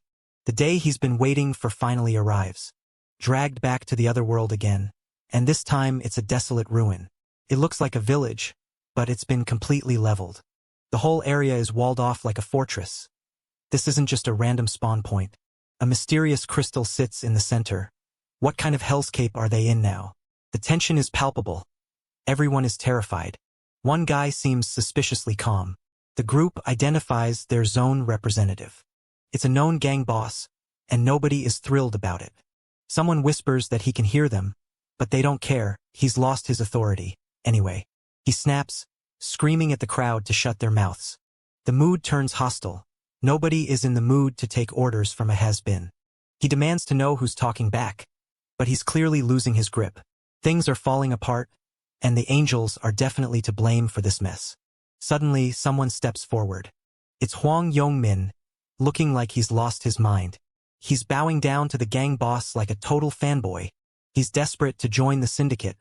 Talk about a bad career choice. The rest of the group is horrified. Who actually wants to be a gangster in a death game? He's practically worshipping the ground the boss walks on. The boss is left speechless. He wants to serve as his right-hand man for life. He's seen his fair share of crazies, but this kid takes the cake. He orders the kid to get up. The boss points out that his reputation is garbage, yet the kid still wants in. The kid doubles down. He doesn't care about the reputation, he just wants the power. If you're enjoying this recap, smash that like button and subscribe for more. A desperate player begs for sanctuary, claiming he couldn't care less about the judgmental glares of others. The leader is amused by the response, offering to take the young man under his wing and take responsibility for his growth. Overwhelmed with gratitude, the man bows, calling it the highest of honors. Observers can't believe their eyes. Is he seriously siding with the guy from Life is a Documentary? Is he actually insane? Well, they say birds of a feather flock together, and these two are definitely a strange pair. He's sticking to Cho Jung-sik again. Honestly, it's probably the smartest move he's made all day. The angel descends, addressing the gathering of humans with an eerie, booming voice. With a cruel grin, the entity notes that the crowd is exactly 90 people smaller than it was last time. The survivors share panicked looks. 90 fewer? What could that possibly mean for them? The quest notification blares. Round 3 is officially live. Defend the relic for 3 hours or face the consequences. Shock ripples through the crowd as they realize the participant count has truly plummeted. How did this happen so fast? The angel mocks them, suggesting that humans are just naturally obsessed with killing each other. These guys are definitely projecting. A player points toward the quest board, his voice trembling as he highlights the achieved count. 1,225 people? That's nearly a quarter of the group. They scream for the angel to explain if this is some kind of sick error. The angel stares back, a chilling silence hanging in the air. It's no error. The angel teases, clearly enjoying the look of pure terror on their faces. The rules are simple. Only half survive each round, and since everyone made it through the last one, the math has to balance out. Because they overperformed last time, the quota has been tightened to a quarter. Tough break, guys. The angel tells them to stop whining and just work hard enough to land in the top 25%. Talk about a harsh performance review. With a dismissive wave, the angel moves on to the rules for the third round. Monsters will storm the 4 castle gates every 30 minutes. all gunning for the relic in the center of the village. 5 waves of carnage are coming their way, and they'll need to put aside their differences if they want to keep the relic intact. Protect the relic for 3 hours for sweet rewards, or fail and suffer a penalty that sounds absolutely nightmarish. The void shatters as reality itself begins to crumble. Darkness consumes everything in its wake. Regardless of the relic's fate, kills will dictate their final ranking, so get ready to start swinging. Monsters are weakened to 1/3 of their strength to compensate for the volume, though the gold rewards will be cut accordingly. Figures they'd nerf the loot too. One player feels confident. With his authoritative position, he's sure he'll breeze through this round without breaking a sweat. The angel pauses, remembering the current zone rep. Life is a documentary. The rep can use his power this round, but the angel poses a dark question. What happens if the leader meets an untimely end? If the rep dies to a monster, the position is vacant, but if he's murdered by a player, that's a different story entirely. The killer inherits the position and the power. The countdown begins. 10 minutes until the monsters arrive. One survivor scoffs, doubting there's even a snowball's chance in hell they'll actually collaborate. A frustrated curse echoes through the ranks as reality sinks in. Steel meets steel as he draws his blade with lethal intent. The hunt is on, and he's not holding anything back. Cornered and outnumbered, the man grinds his teeth as his enemies draw their blades for the kill. The tension reaches a breaking point as the thugs close in. He screams at the mob, swearing he'll decapitate the first fool brave enough to step into his range. The thugs laugh, mocking his limited power and already plotting how to claim the leadership spot for themselves. The atmosphere shifts instantly as a mysterious powerhouse steps into the fray. All eyes are glued to the newcomer, and the tension is absolutely suffocating. A gasp tears through the crowd. It's the Black Scythe. He keeps his voice calm, telling the nervous group he's only here to talk. The leader stammers, trying to hide his fear behind a pathetic, nervous laugh. Black Scythe gets straight to the point. If they're looking to steal his head, he's got a counteroffer. He notes the obvious. The guy is in way over his head and clearly needs help. He offers his protection, plain and simple. He promises to guard the man's side so no other player can lay a finger on him. Whispers fly, if Black Scythe is protecting the guy, does that mean they have to fight the Reaper too? The mob hesitates. The sheer weight of Black Scythe's presence is enough to make anyone second-guess their greed. The rep narrows his eyes, asking for the catch, because nothing in this world is ever free. The price is simple. Absolute, unwavering obedience to every single one of his orders. The rep realizes the truth. He's just being asked to become a glorified lapdog. He demands to know what kind of orders, but Black Scythe refuses to elaborate, demanding total submission. The rep snaps, refusing to play the part of a servant. Imagine having an ego that big while being that weak, yikes. He watches the scythe, wondering if the blade is about to drop. Black Scythe gives him a final ultimatum. Make the choice now. The crowd waits, hungry to see if the rep will fold under the pressure. The rep hesitates, his silence deafening in the tense air. Black Scythe sighs, already knowing the answer. Some people just can't let go of their pride. Observers are baffled. Who cares about pride when you're about to die? This guy is literally choosing a coffin over a contract. His pride is clearly his priority, even if it means he's completely alone against the wolves. It's playing out exactly like it did in the previous timeline. The path forward is becoming clear. It's time to draw a firm line in the sand. Black Scythe accepts the rejection, turning his back and washing his hands of the man's fate. He announces he doesn't care if the man lives or dies, and the vultures in the crowd start circling again. A flicker of regret crosses the rep's face. Did he just make a massive mistake? The system notification chimes. Wave 1 is about to begin. The clock is ticking, 3 hours until the end of the round, and the monsters are at the gates. He realizes he can't trust anyone who is actively hunting him. Since this is an individual mission, he decides he has to go it alone. The crowd watches in confusion. Where is that idiot headed? He steps into the line of fire. Is he really going to try to take on the entire horde by himself at the gate? Wave 1 officially commences.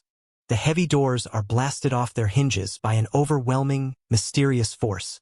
Darkness spills out as the entrance is torn wide open. 14,900 players stand ready to face the encroaching tide.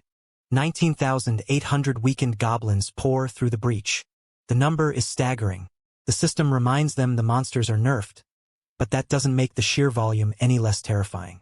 Most players decide to play it safe, hiding in the shadows to see how things shake out. But Black Scythe stands his ground at the entrance. Is he really going to solo the entire wave? The entrance is narrow, but 10 goblins can still cram through at once. Is his confidence justified, or is he just looking for a flashy way to die? The crowd bets he'll be running back with his tail between his legs within minutes. A bloodthirsty horde of goblins surges forward, but they're no match for the Reaper waiting in the shadows. With a lethal swing of his scythe, he's ready to paint the dungeon red. With a single lethal swing, he carves through the horde. The battlefield runs red as he executes his enemies with cold, ruthless precision. A brutal, lightning-fast strike tears through the air. The aftermath of pure, unadulterated power leaves nothing but shredded reality in its wake. Deadly goblins launch a coordinated ambush, blades bared for the kill. They strike from the shadows with lethal precision. With a steely gaze and spear in hand, he ascends toward the horizon to face his destiny. The climb is steep, but his resolve is unbreakable. With a thunderous stomp, the ground shatters under the weight of his arrival. The battlefield trembles as he lands with overwhelming force. A bloodthirsty monster lunges from the shadows, its razor-sharp blades glinting with lethal intent. There's no time to run. It's kill or be killed. With eyes burning in fury, he unleashes a whirlwind of lethal strikes to carve through the enemy horde. Not a single monster stands a chance against this ruthless onslaught. The players watching are stunned. Is Black Scythe really that powerful? Can anyone really reach that level of strength by level 16? They realize they can't just stand around and watch the show. It's time to level up. They need to get stronger and fast. Chaos erupts as the western gate is breached, and players scramble to defend the relic while screaming for blood. Seeing the opening, one player decides it's time to farm some XP. He hunts down the monsters, eager to claim the experience for himself. Steel clashes in the night as our hero trades lethal blows with a vicious goblin. One wrong move means death, but the hunter refuses to blink. A sudden chill hits as he catches a glimpse of the approaching danger. His eyes widen, locking onto an enemy he never saw coming. With a flash of lethal precision, he lands a devastating blow that shatters his foe. The monster doesn't stand a chance against this brutal display of power. He laughs, thanking his rune of detection for keeping his back safe from surprise attacks. A razor-sharp blade flashes past, only to be followed by a brutal, bone-crushing impact to the temple. The hunter becomes the prey in a single, devastating strike. An arrow? He's confused. He didn't see any goblins with archers. Anger boils over. He swears to skin whoever is taking potshots at him alive. Someone nearby cheers. They've successfully landed a hit. The target retaliates, screaming in pure rage. A cry of agony echoes through the battlefield.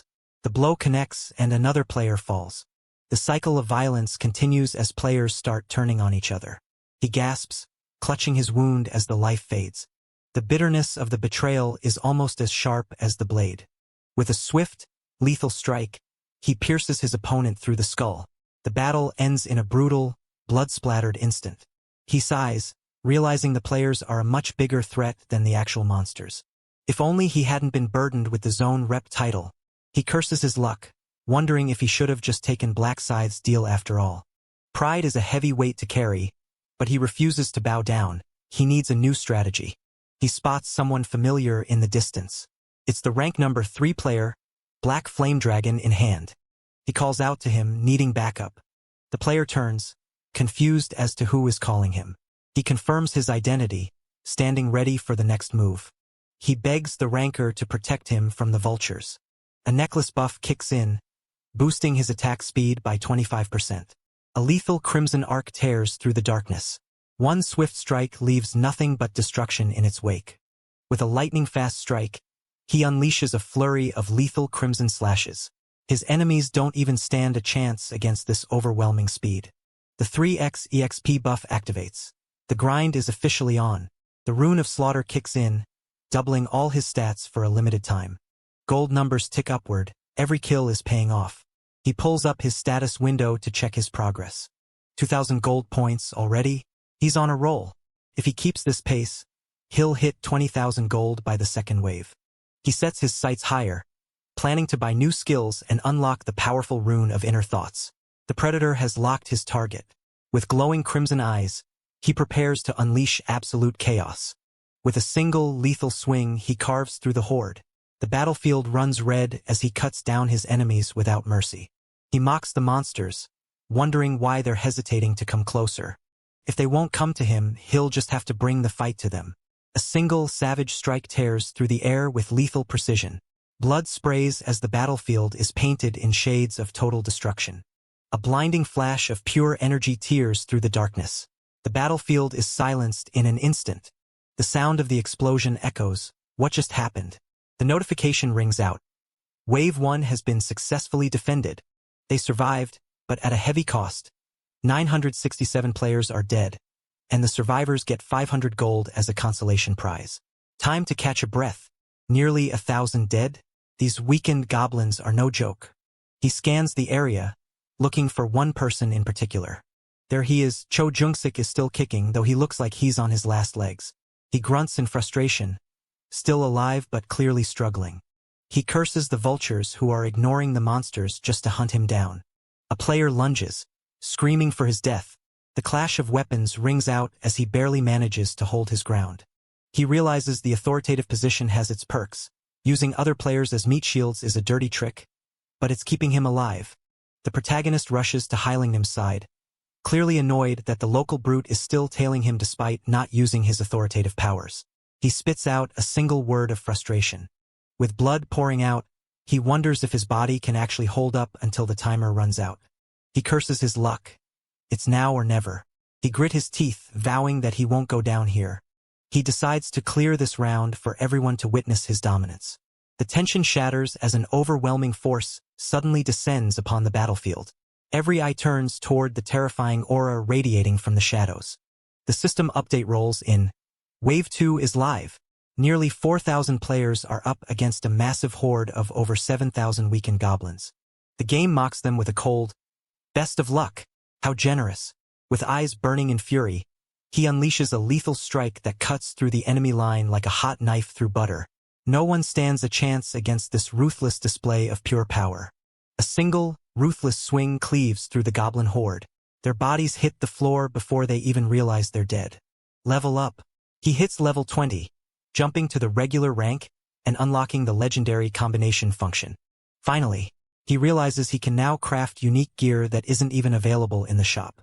The system grants him a sweet bonus. His Seal of Death skill just got a major power boost. He gains the exclusive skill, Night of Death, allowing him to plunge the area into darkness and siphon energy from his surroundings.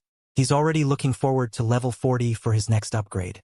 A massive 120% damage increase thanks to his seal. This guy is becoming a walking wrecking ball. He realizes that his new nighttime skill synergizes perfectly with his Grim Reaper's rune. The rune doubles his scythe damage at night and makes him nearly impossible to detect while he's standing still. He's basically a ghost with a blade. A goblin lets out a pathetic shriek before it gets deleted. He greets his enemies with the news that he's just learned a brand new way to kill them. He prepares to activate his nightmare fuel. The goblins can only scream in confusion as their doom approaches. A blinding strike cuts through the darkness, leaving the goblins no time to react. Their demise is swift and absolute. A flash of crimson steel obliterates the goblin horde in a single brutal motion. Terror grips the survivors as they realize they are already dead. A cataclysmic strike shatters reality, tearing through the very fabric of the void. The raw power is blinding. The kill count just keeps climbing. The atmosphere shatters as they touch down with lethal precision. A storm of pure power ripples outward with every step. A deafening crack shatters the silence. The overwhelming force of the impact tears through the darkness. A sea of broken bodies lies in his wake as he stands triumphant over the carnage. The Reaper has arrived, and no one is left standing. Wave 2 is officially finished. The survivors get a nice 500 gold payout for staying alive. With a moment of peace, he decides to browse the shop for some tactical gear. He sets his sights on presence detection for 20,000 gold. A must-have for any self-respecting Reaper. With this skill, he can track anything within 30 meters. Right now, it's just a graveyard of goblins. He wonders if he should keep grinding for more gold. The system doesn't give him a break. Wave 3 is already starting. Over 3,000 players versus 6,600 hobgoblins. It's getting crowded. Wave 3 goes down, and Wave 4 immediately kicks off with an even bigger enemy count. Another wave cleared. The finish line is in sight. 1 hour left. He's burned through all his authoritative uses, but he's confident his bodyguards will keep him safe. 2,700 players versus 10,800 gnolls. The sheer math here is enough to make anyone sweat. Best of luck, the system says again. Yeah, we get it, it's a death trap. He screams for blood, realizing this is the perfect chance to set an insane kill record. He needs to get stronger, and he needs to do it fast so he can hunt down those who betrayed him. The gnolls fall in heaps one by one. The enemies spot him and start panicking. They know he's the real threat in the zone. He barks orders at his guards, desperately trying to hold the line. A brutal, double-tap execution leaves the enemy helpless. With a precise arrow to the head and a blade in the back, there's no hope for survival. The battlefield turns into a slaughterhouse as warriors fall one by one. There is no mercy to be found in this brutal, cold-blooded massacre. Someone realizes they're in way over their head. The order goes out. Hunt him down at all costs. He's scrambling, just trying to survive one more wave. They catch a glimpse of the terrifying black scythe. The coward begs for mercy, offering anything if only the Reaper will protect him. He keeps groveling, desperate to be taken under the Reaper's wing. The answer is cold and final. I refuse. He tells the coward he's on his own. Survival is a personal responsibility, after all. The coward can't believe it. He thought his position was enough to buy safety. Panic sets in. He realizes he's lost his only lifeline. The onlookers whisper among themselves, shocked by the cold rejection. Others are relieved they aren't the ones begging. This guy's life is basically a soap opera at this point. They see an opening to strike while the Reaper is distracted.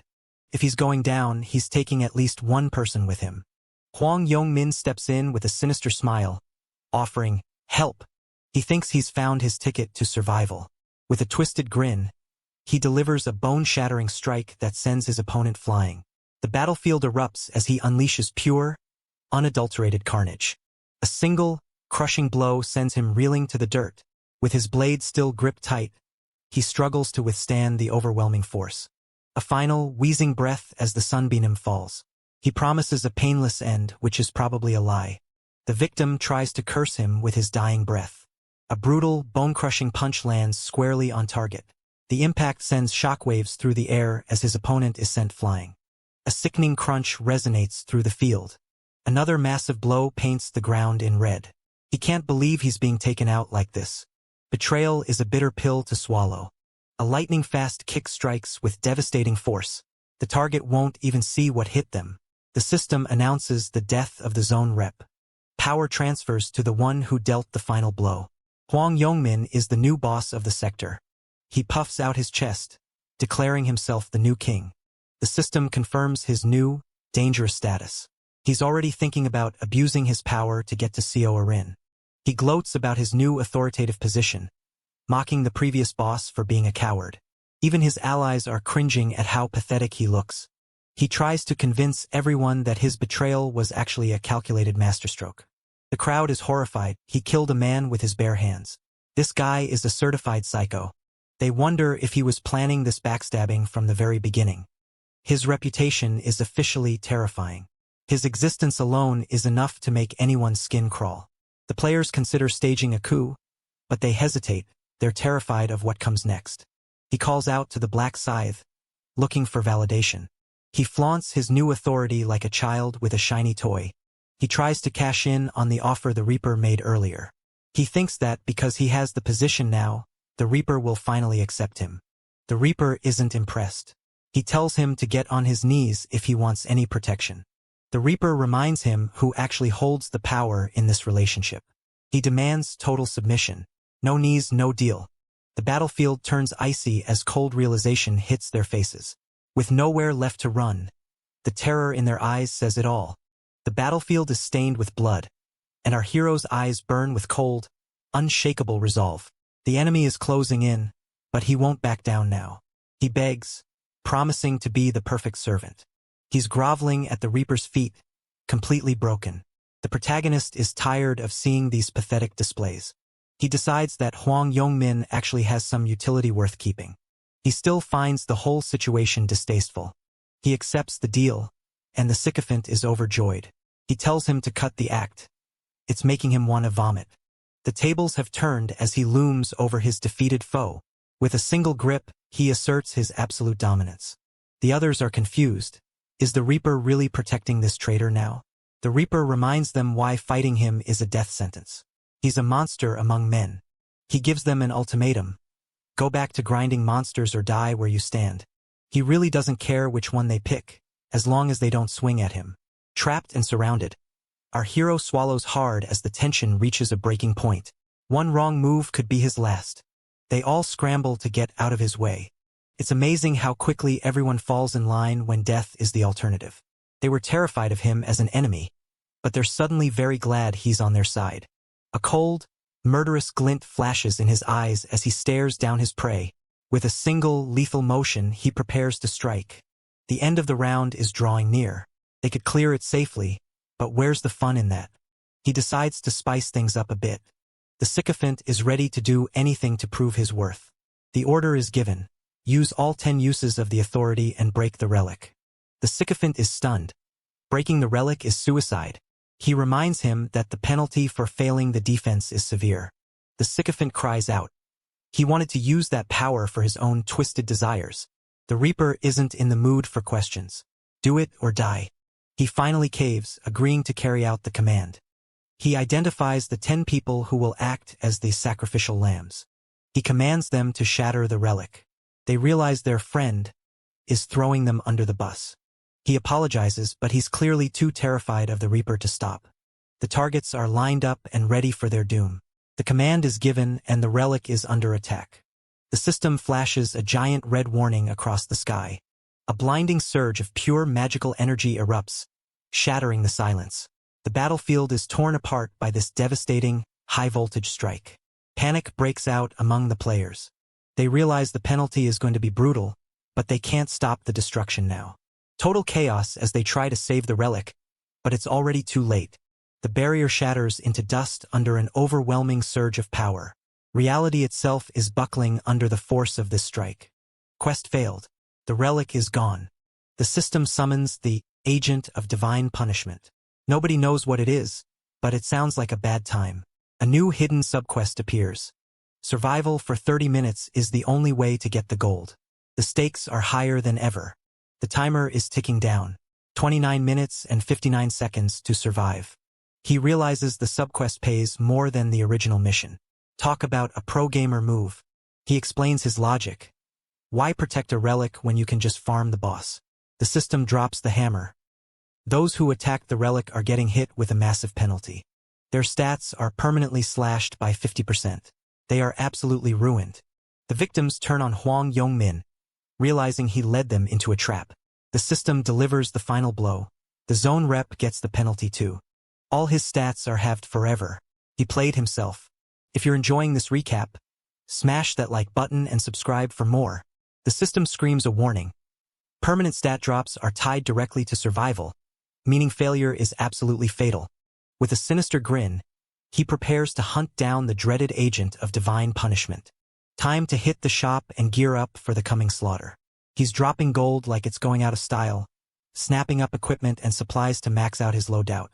He picks up an assassin's hood. It boosts agility, but the description notes it perpetually reeks of dried blood. Talk about a fashion statement. Next, he grabs the astute long boots.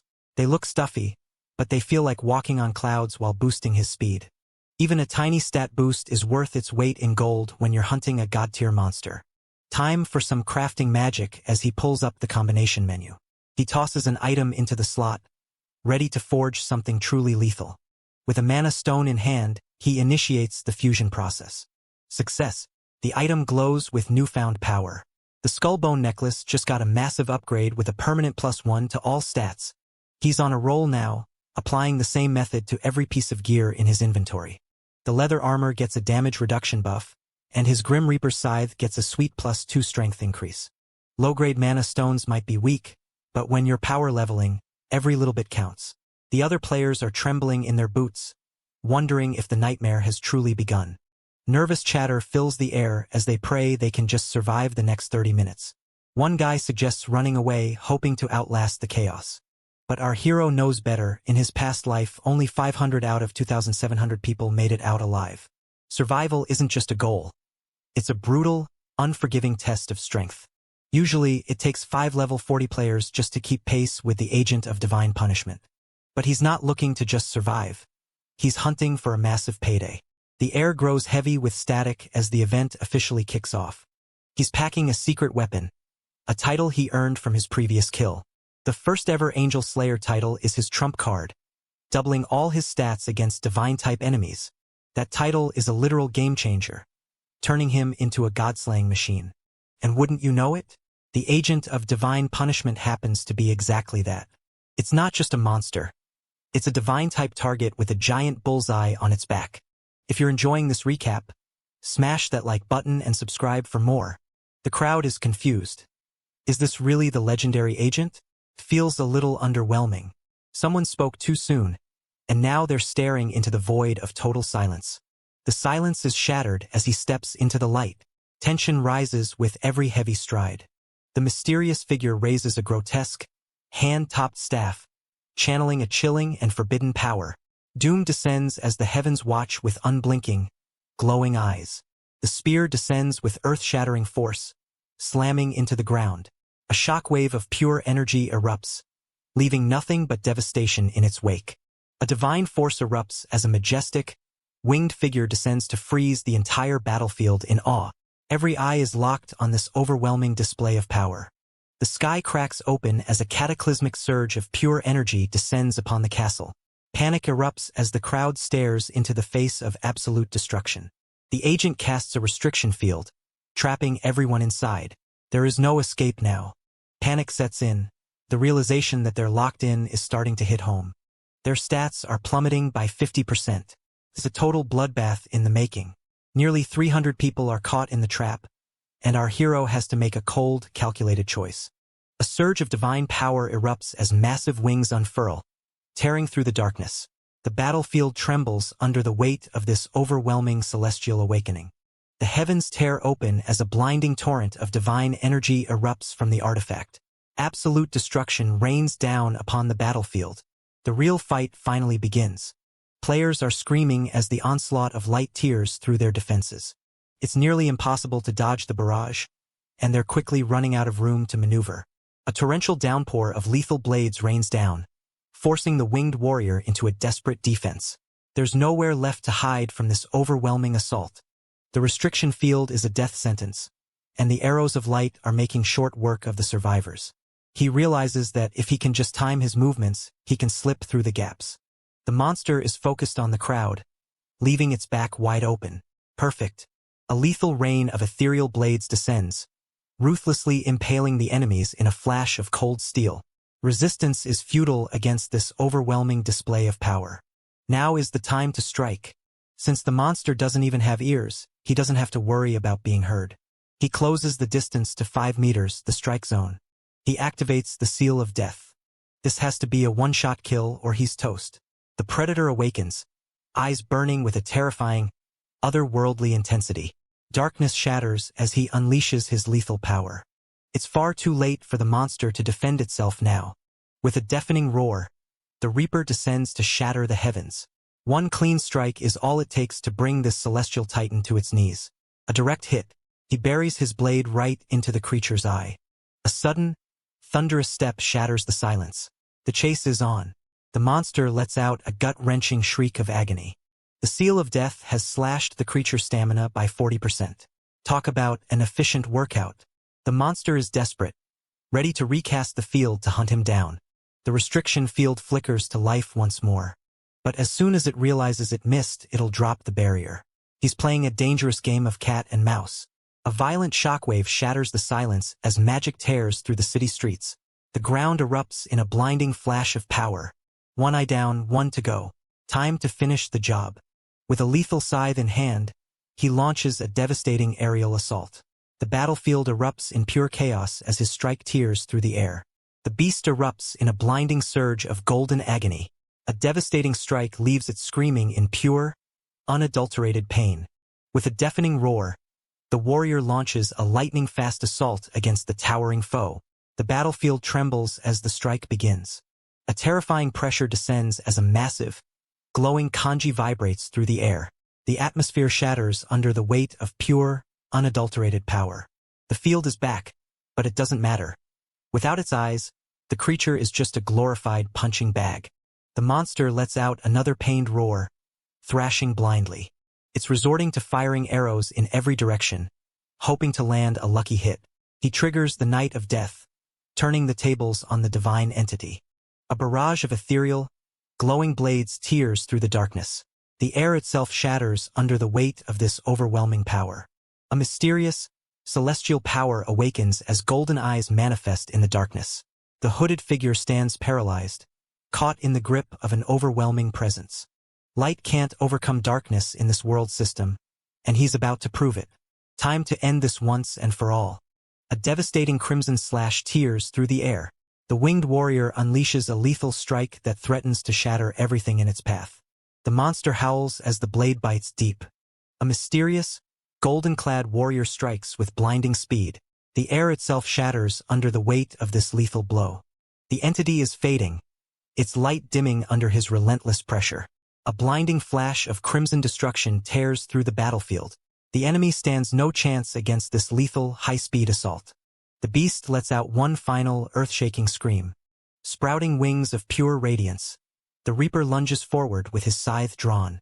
Death incarnate has arrived to claim his target. Only 10% stamina remains. The end is in sight. He creates some distance, preparing for the final, desperate phase. The monster triggers its last passive skill, Last Radiant Flare. It's become invincible. This is the ultimate stall tactic. If he'd gone for the throat earlier, it would have escaped. Good thing he's smarter than the average player.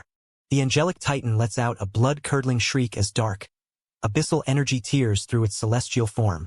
The battlefield erupts in chaos as the divine entity is consumed by pure, overwhelming destruction.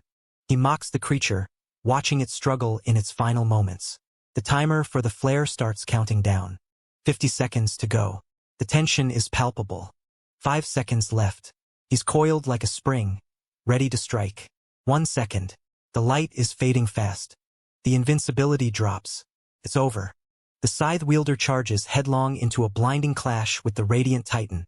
The battlefield trembles as shadows collide with pure, lethal light. With a lethal gaze and a blade dripping in raw power, he prepares to strike down his foe in one swift motion.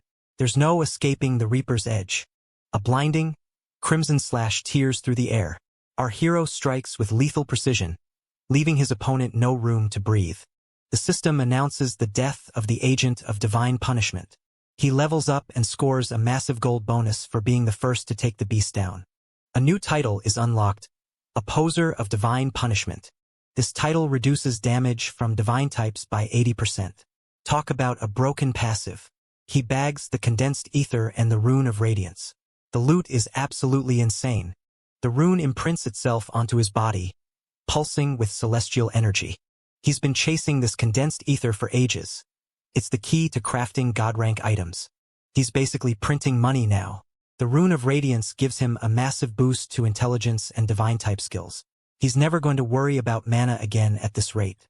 With stats like these, he can put his intelligence growth on the back burner.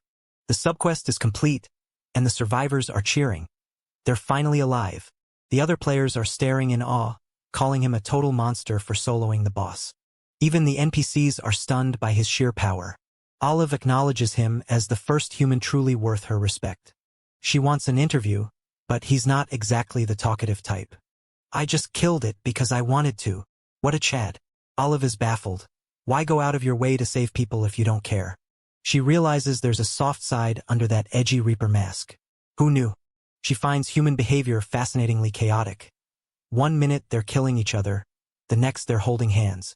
He shuts her down, calling her a narcissistic angel. Someone's not a fan of the celestial types.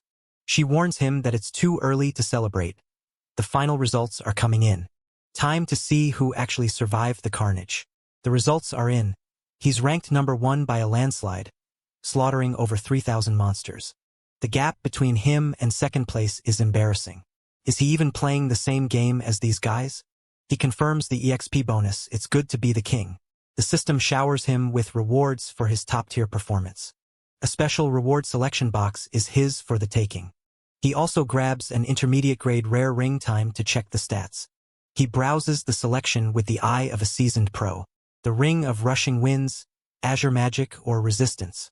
Decisions. He ignores the flashy wind ring and goes for the ring of resistance. The ring provides a massive boost to luck and status effect resistance. He knows that high stats don't mean a thing if you get hit by a status effect. Smart move. Now, for the final reward.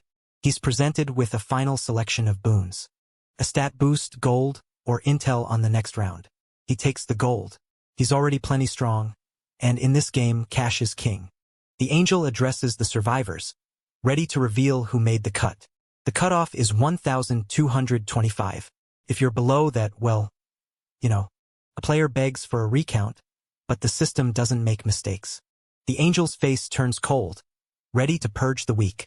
A sinister glint flickers in their eyes as a predatory grin spreads across their face. The trap is set, and there's no escaping this calculated malice. Anyone below the cutoff is about to be erased. The screams are cut short as the purge begins. The round ends, and the survivors are teleported home. See you in the next round, if you're still breathing. He's back in his dimension, alive and stronger than ever. Surviving round 3 wasn't just about the loot. It was a test of survival. He even managed to snag the summoner class. Those fairies are going to be a massive headache for his enemies. With his new summons acting as meat shields and bodyguards, he's ready to dominate the next round. He is absolutely stunned, barely able to process that he's actually cracked the top 3 rankings. A glowing shard slams into his blade, unleashing a surge of raw power that shifts the very fabric of reality around him. An eerie silence descends as a massive, foreboding shadow swallows the void. The calm before the storm has officially arrived. He eyes the mysterious mana stone in his hand, wondering if a gift like this will finally win over the formidable black scythe. With a violent slam, a hand plunges the room into absolute, suffocating darkness. A blood-curdling scream shatters the silence as chaos erupts. Panic sets in as he realizes his worst nightmare. A penalty has been applied, nuking all his hard-earned stats by 50%. He is spiraling, cursing his own arrogance for destroying that artifact and sealing his own miserable fate. A cold shiver races down his spine as he senses a predator nearby, whipping his head around in a frantic, adrenaline-fueled panic. A sudden notification pings, and he lunges for the screen, desperate to know what fresh hell awaits him. He stares at the screen, sweat pouring down his face as he reads news so shocking it defies belief. His heart sinks into his stomach. He is royally screwed. An incoming call from Kim Sunghan flashes on the screen. There is no escaping this disaster now. He picks up, greeted by an absolute explosion of rage from the other end of the line. He can barely get a word out through the screaming, wondering how his life spiraled into this dumpster fire. Sunghan is losing his mind, screaming that their group is finished because of his pathetic attempt to play the boss and abuse his authority. He desperately tries to justify his betrayal, shouting that he only did it to save his own skin from Black Scythe. The response is cold and brutal. He should have just taken the L and died rather than dragging everyone else down with him. Sunghan isn't holding back, venting about his own stats getting nerfed and demanding justice for the betrayal. He's branded a traitor, with his friends rightfully calling out the greed that landed them all in this mess. The bridge is burned as he is told to never show his face or call again. He's officially a social pariah. The call ends abruptly, leaving him alone with nothing but the ringing in his ears and his own stupidity. He stands there in denial, still whining that he was a victim in all of this. Talk about a lack of self-awareness. He screams into the void, threatening to rally the others to hunt him down, only to be met with a number unavailable recording. The frustration peaks as he curses the world and everyone in it for his own failings. With a feral outburst, he hurls his phone, shattering it into pieces as his sanity finally snaps. He laughs manically to himself, deciding that if he's going down swinging. Who needs friends when you have pure, unadulterated rage? He vows that their next encounter will be the last one they ever have. He screams his intent to the heavens. He is going to hunt them all down and end them. He storms into the Imperial Hotel, ready to face department head-on and deal with the fallout. He's greeted with a taunt about surviving, but he brushes it off. Luck is just another tool in his arsenal. The debriefing begins. He claims the third round was a breeze because the monster was already weakened. He reveals his current status. Level 11, Night Class, and notes that Seo Arin is keeping pace with him. The news that she's a summoner catches the head off guard. A rare class indeed. He recounts how her protective fairies and shields were the only reason he managed to hunt without breaking a sweat. The head nods approvingly, clearly impressed by this unexpected development. The conversation takes a turn as the head suggests using his relationship with the actress to exploit her weaknesses. He's caught off guard, questioning if he should really dive into a fake romance for the sake of the mission. He contemplates the suggestion. Is he really going to play the heartbreaker for the sake of gain? The head lets out a booming laugh, clearly amused by the boy's sudden, uncharacteristic fluster. He's told to drop it if it's too much trouble, but he admits that Arin likely doesn't see him as anything more than a guard anyway. The head challenges that, insisting he's reliable and manly enough to win her over. The topic shifts back to the main goal. It's time for the urgent report. He bows his head, ready to deliver the bad news about his failed orders. He confesses that Black Scythe proved impossible to reach and the message went undelivered. He prepares to explain the harrowing details of the encounter. They lock eyes, the air heavy with the weight of the secrets being traded in this high-stakes exchange. The tension remains high, though the context of the empty balloons suggests words left unsaid. They discuss the agent of divine punishment, a formidable threat that Black Scythe dismantled with terrifying, effortless precision. It's clear to both of them. Black Scythe is not a man who requires assistance from anyone. They confirm that his stats are truly beyond anything they could have imagined. He admits feeling a deep sense of shame, realizing his own strength with the Dark Knight's rune is nothing compared to the monster that is Black Scythe. The head expresses a genuine, if dangerous, desire to meet this powerhouse in person. He is absolved of his failure, with the head deciding not to hold him accountable for the mission's outcome. The focus turns to the investigation. What happened with the thugs they were tracking? They analyze the lead on Huang Yongmin, narrowing down the dozens of matches to a handful of likely targets in Seoul. The detective agency's report confirms it'll be a month before they have concrete home addresses. A month is an eternity in this game. Round 4 will be well underway by then. They decide there's no rush, shifting focus to his current gold reserves. With 10,000 gold in the bank, he's instructed to prioritize purchasing the tracking skill as soon as he hits 20,000. He drops a bombshell. A mystery shareholder has aggressively bought up 31% of the company's stock. The head is stunned, realizing someone is moving to challenge his control over the company. 31% is a massive, controlling stake that screams hostile takeover. Even the numbers seem impossible to believe, a massive investment from a complete unknown. They calculate the value. This mystery player dumped 280 billion won into the company. Who has that kind of liquid cash? He wonders if it's a hidden rival, a billionaire, or perhaps one of his own scheming brothers.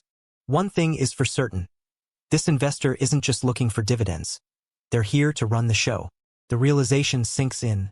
The power balance is shifting beneath their feet.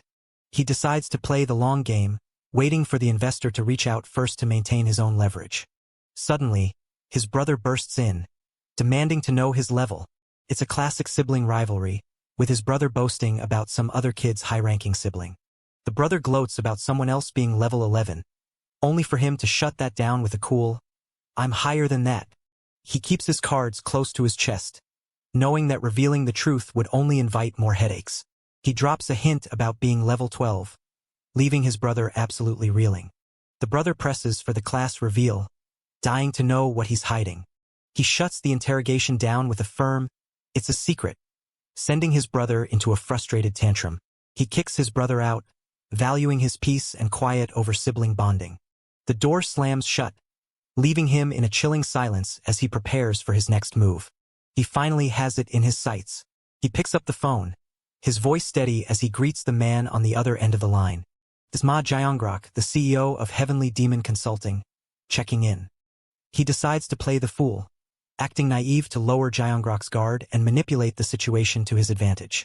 The CEO acknowledges the massive stock investment, and he plays it cool, pretending it's no big deal. Jiangrok requests a meeting to discuss the new majority shareholder status over a meal. He agrees, keeping his tone light and unsuspecting. As they coordinate dates, he realizes Friday is the day to grab the rune of inner thoughts. He needs to dodge that meeting. He makes an excuse for Friday and locks in Saturday, securing his chance to hunt for the power he needs. He smirks to himself. Gyeongrok was always going to fold. He knows exactly how to play the corporate game. The stage is set for the meeting, but first, there's business to attend to. Time to track down the runes he needs to truly dominate the game.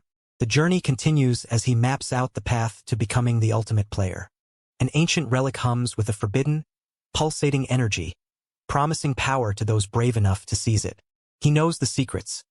These runes are hidden in specific rounds, waiting for the right moment to be claimed. Some drop from the mangled corpses of boss monsters after a hard-fought battle. And on the rarest of occasions, even a low-level mob might hold the key to godhood.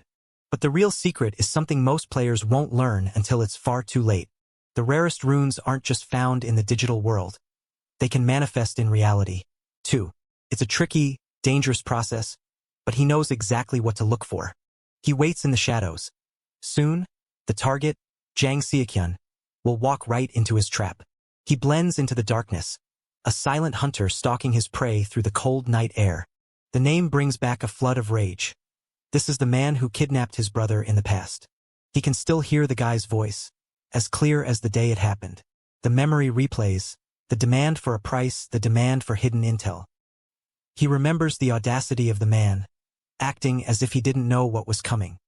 He lets out a dark, sardonic laugh at the memory of it all. He recalls the moment he revealed the truth. The man is a regressor and he knows it. He explains how he used the rune of inner thoughts to peel back the layers of his target's mind. He can hear the man's thoughts right now, and he's going to use them to destroy him. Ever since that incident, his entire life has been a singular, focused mission of vengeance. Across 11 regressions, he has been hunting for this exact moment. He has shed all other emotions. There is only the mission left. He pulls on his mask, the cold-blooded predator emerging to finish the job once and for all. The rune of inner thoughts is his, and no one is going to take it from him this time. His gaze is lethal, a predator who has finally found his mark in the dead of night. He drags his prize into the shadows, his grip unbreakable and his intent absolutely clear. The reckoning begins here, and it begins today.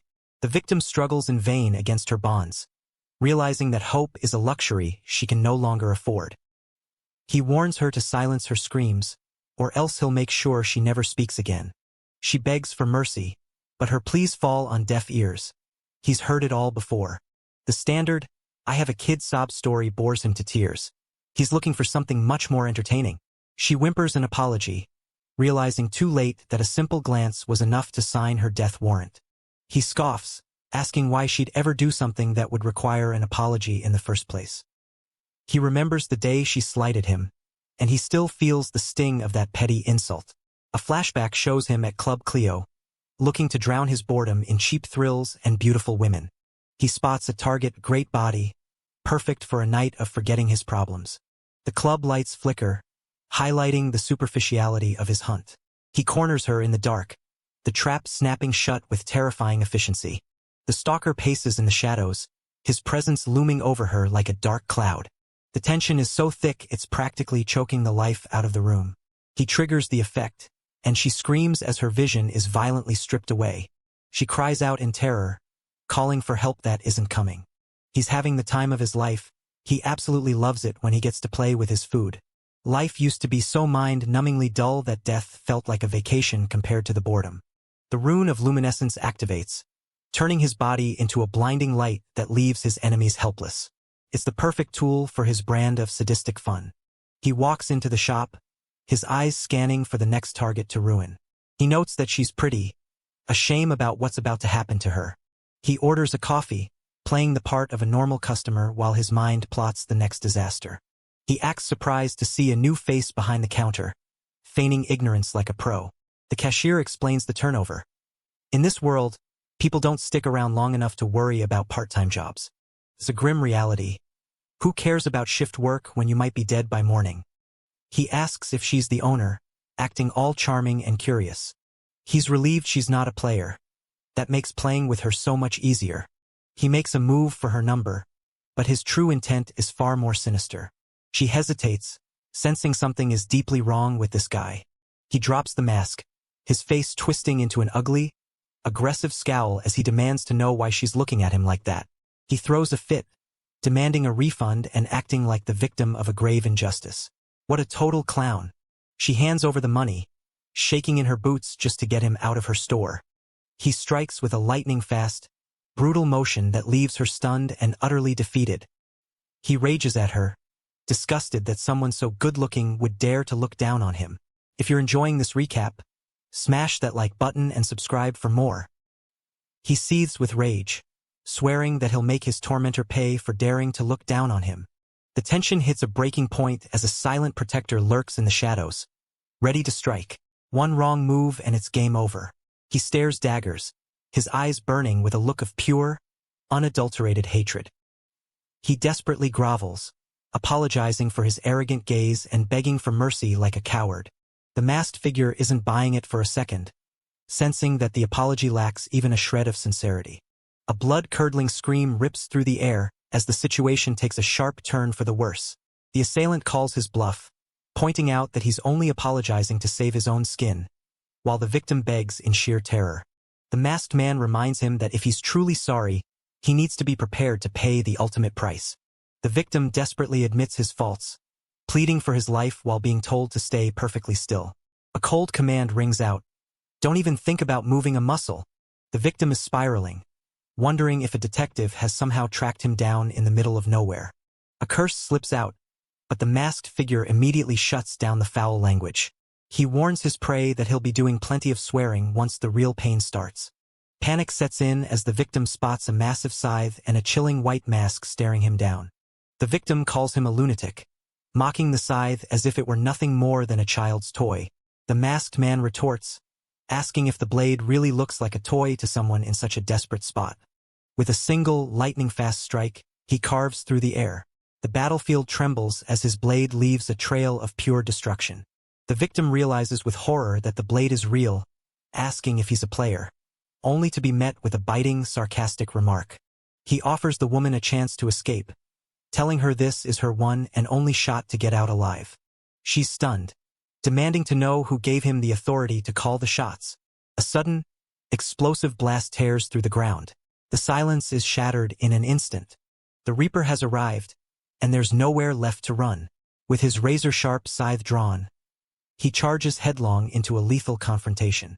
A brutal, direct strike lands squarely where it hurts most. The shockwave leaves him reeling in pure, agonizing defeat. The victim lets out a pathetic, garbled wail as the weight of his defeat crashes down on him. The masked man smugly notes that he warned him he'd be swearing his head off soon enough. He tells the woman to clear out and leave the rest of the dirty work to him. With the crowd gone, he turns his attention to his final target, the tension reaching a fever pitch. A cold, calculated invitation is extended. The real game is just about to begin. A chilling, predatory grin breaks across his face as he locks eyes with his next target. The hunt is officially on. He repeats the challenge, his voice echoing with the promise of a brutal end. His opponent explodes in a fit of rage, screaming threats and insults at the top of his lungs. The masked man mocks his opponent's predictable temper, only fueling the man's burning desire to kill him. He moves like a blur, unleashing a lightning-fast strike before his opponent can even react. Darkness reigns as he dominates the battlefield with lethal precision. The opponent is losing his mind, unable to fathom how every single one of his attacks is being dodged with ease. The masked man sighs, clearly unimpressed by the cheap goblin dagger being waved in his face. A razor-sharp slash tears through the air as he narrowly dodges the lethal strike. The tension is palpable in this lightning-fast exchange. A guttural cry of frustration escapes the victim as he realizes he's completely outclassed. The masked man taunts him, calmly asking if the pressure is starting to hurt yet. He chillingly notes that he hasn't even begun to break a sweat. He mocks the victim for overreacting to such a minor scuffle. The victim realizes he's staring death in the face and starts plotting a desperate, blind escape. He decides that blinding his opponent is his only remaining chance to survive the night. With one last surge of adrenaline, he screams for his enemy to die. The attack misses completely, leaving the victim wide open and utterly confused. Panic sets in as his desperate attempt to blind the masked man fails to do anything at all. The masked man silences him, declaring that no light can exist in the presence of his Night of Death skill. He reveals he had the trap set from the very beginning. Truly, he's 5 steps ahead. Once again, he invites his opponent to start the real game, knowing the man is already trapped. He casually mentions that he would have started by dismembering the guy anyway, even without the skill. A lightning-fast scythe swing slices through the air, forcing his opponent into a desperate retreat. The kill zone is closing in. Will he survive the strike? A final, desperate shriek echoes as the inevitable end approaches. The victim collapses, weeping and demanding to know why he's being singled out for this nightmare. A lethal scythe slices through the air with blinding speed. Death has arrived in a single terrifying strike. Another cry of pain rings out, signaling the beginning of the end.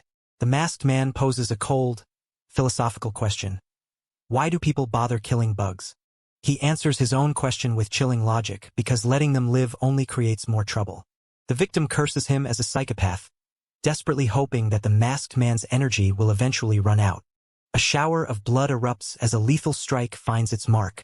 The victim's agonizing scream echoes through the carnage. The victim is sobbing now, wondering what kind of grudge could possibly justify this level of cruelty.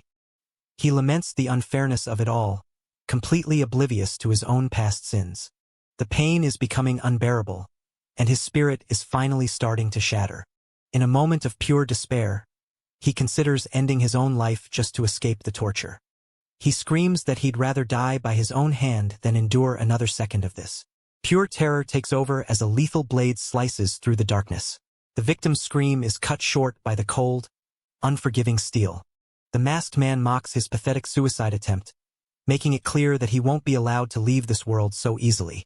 He demands that the victim beg for death on his knees first, truly a villain's villain. A brutal, clean strike slices through the air, painting the scene in a shower of crimson. The target is shredded in an instant. The victim is broken, begging for an end to the agonizing pain. He chokes out a final, pathetic plea for death. The masked man feigns shock, asking if he's really serious about wanting to die now. The victim repeats his desperate plea, begging for the sweet release of death. The masked man chuckles, noting how strange it is that they are technically strangers. Yet the victim is so eager to die. He drops the facade, revealing he knows exactly who the victim is. Jang Seokyun. Panic surges through the victim as he wonders if this masked reaper is connected to the woman he wronged. The man denies any connection to her, leaving the victim even more confused and terrified. He reveals the truth. In a future that hasn't happened yet, this man kidnapped his brother to extort secrets. For the protagonist, this is a past grudge. Without his intervention, the victim would have claimed a powerful, forbidden rune. He explains the secret. The rune only reveals itself when the user hears the genuine, desperate voice of another person. It requires a voice from the heart, raw, sincere, and unfiltered. He details the alternate future where the victim would have used that power to commit even more heinous crimes. He reminds the victim that his 12 past convictions are more than enough reason for him to be erased from existence. The victim, realizing he's doomed, begs for a quick execution. The masked man refuses, much to the victim's absolute confusion. A wave of agony hits the victim as the masked man continues his cruel game. He reveals he was just waiting for the victim to break down and reveal his true colors. The victim is losing his grip on reality, screaming in pain and demanding to know why the masked man won't just let him speak. The masked man reveals that he needed to test the rune's conditions for himself. The victim is left reeling, unable to process the sheer scale of the manipulation. He reveals that the rune has already been claimed, thanks to the victim's own desperate, heartfelt pleas. The target's eyes roll back as a lethal, shadowy toxin surges through his veins. His life force is draining away in a brutal, irreversible collapse. The masked man confirms that the rune responded perfectly to the victim's true, terrified voice. The system announces that the trigger condition has been met. He has successfully discovered the long-hidden rune of inner thoughts. The rune manifests instantly, binding itself to the player's very soul. The system displays the new skill, the ability to read the inner intentions of anyone within 30 meters. The victim tries to beg for death one last time, but it's far too late for him. The masked man denies him the easy way out. It wouldn't be fair to his victims, after all. The victim spits out a final curse, labeling him a demon. A brutal, fatal strike tears through his chest. The pristine shirt is stained dark with the price of his defiance. And just like that, it's all over. The target is dead. He notes there are no witnesses, but he still needs to clean up the mess left behind. He activates his new skill, Erase Traces, to wipe away every shred of evidence from the scene. The scene fades away, leaving absolutely nothing behind. He's a perfectionist, and he knows better than to leave any loose ends. If you're enjoying this recap, smash that like button and subscribe for more. Towering skyscrapers scrape the clouds, hiding secrets within their glass walls. The city is a powder keg waiting for a spark. He calls out to his brother, wondering if he's finally got a hot date lined up. Our hero scoffs, explaining he's dressed sharp for a high-stakes business meeting. Someone's playing big league. His brother is shocked. He's actually starting a business? He nods, confirming his sudden jump into the corporate world. After blowing all his cash on stocks, he's now trying to be an entrepreneur? That's a bold move or just a fast track to poverty? The brother worries he's going to get his heart broken when the venture inevitably crashes and burns. He realizes his brother is actually worried about his well-being, not the cash. Ah, how sweet. He promises to spill the details later, telling his brother to just chill and trust the process. The brother agrees because who else is he going to trust? He's told to stay locked inside. It's a jungle out there with all these players running wild. The news is a total nightmare, with players using their terrifying powers for crime. Prisons can't even hold them anymore. It's the new normal. If you're the right age, you get the powers. Nobody is safe. The population is dropping every month while players only get stronger. The world is changing, and it's not for the better. He predicts a dark future where players rule as tyrants, enslaving normal humans and ignoring the law entirely. He's determined to gain overwhelming power and put his group, Black Scythe, on the map before the world goes to hell. He warns his brother to be careful, then gets hit with the ultimate question. What's his character class? It's a secret, he insists. The brother pouts, dying to know the truth. He tells him to stop whining and eat his lunch. It's premium stuff, so enjoy it. The brother grumbles but obeys. He knows exactly why his partner chose this spot. It's home turf for a power move. The lunch venue is a hotel owned by the Osung Group, but he knows the secret intel that Ma Jaeongrok is the true owner. Time to leverage this knowledge. He's planning to milk this secret for all it's worth to prove he's a player worth betting on. First step. Look like a complete amateur. Time to put on the mask of a naive kid. He stammers at the front desk, playing the part of the confused, out-of-his-depth investor. The receptionist confirms his meeting with the CEO of Heavenly Demon Consulting. Everything is going according to plan. He's told to wait in the lounge. The bait is set. He politely agrees, keeping up the act perfectly. Time to turn up the clueless factor. A little mouth-breathing should do the trick. He stares at the chandelier like he's never seen electricity before. What a performance. A voice calls out. The meeting is finally starting. He turns around with an over-the-top, surprised greeting. They've met before, at Galleria Forest, when he was just a regular guy handing out rice cakes next to a famous actress. The guy apologizes for being rude back then. He clearly doesn't recognize the mastermind in front of him. He's looking at this kid, wondering how someone so young could possibly drop $280 billion on an investment. He can practically read the guy's mind. He's suspicious, and frankly, he has every right to be. He shrugs it off, pretending he didn't even know the CEO lived in the penthouse. Smooth. The man clarifies he's not the CEO, he's just the department head. The plot thickens. Sankyol introduces himself and explains that Mr. Ma is running a little late. He's told to wait inside until the big boss arrives. The waiting game begins.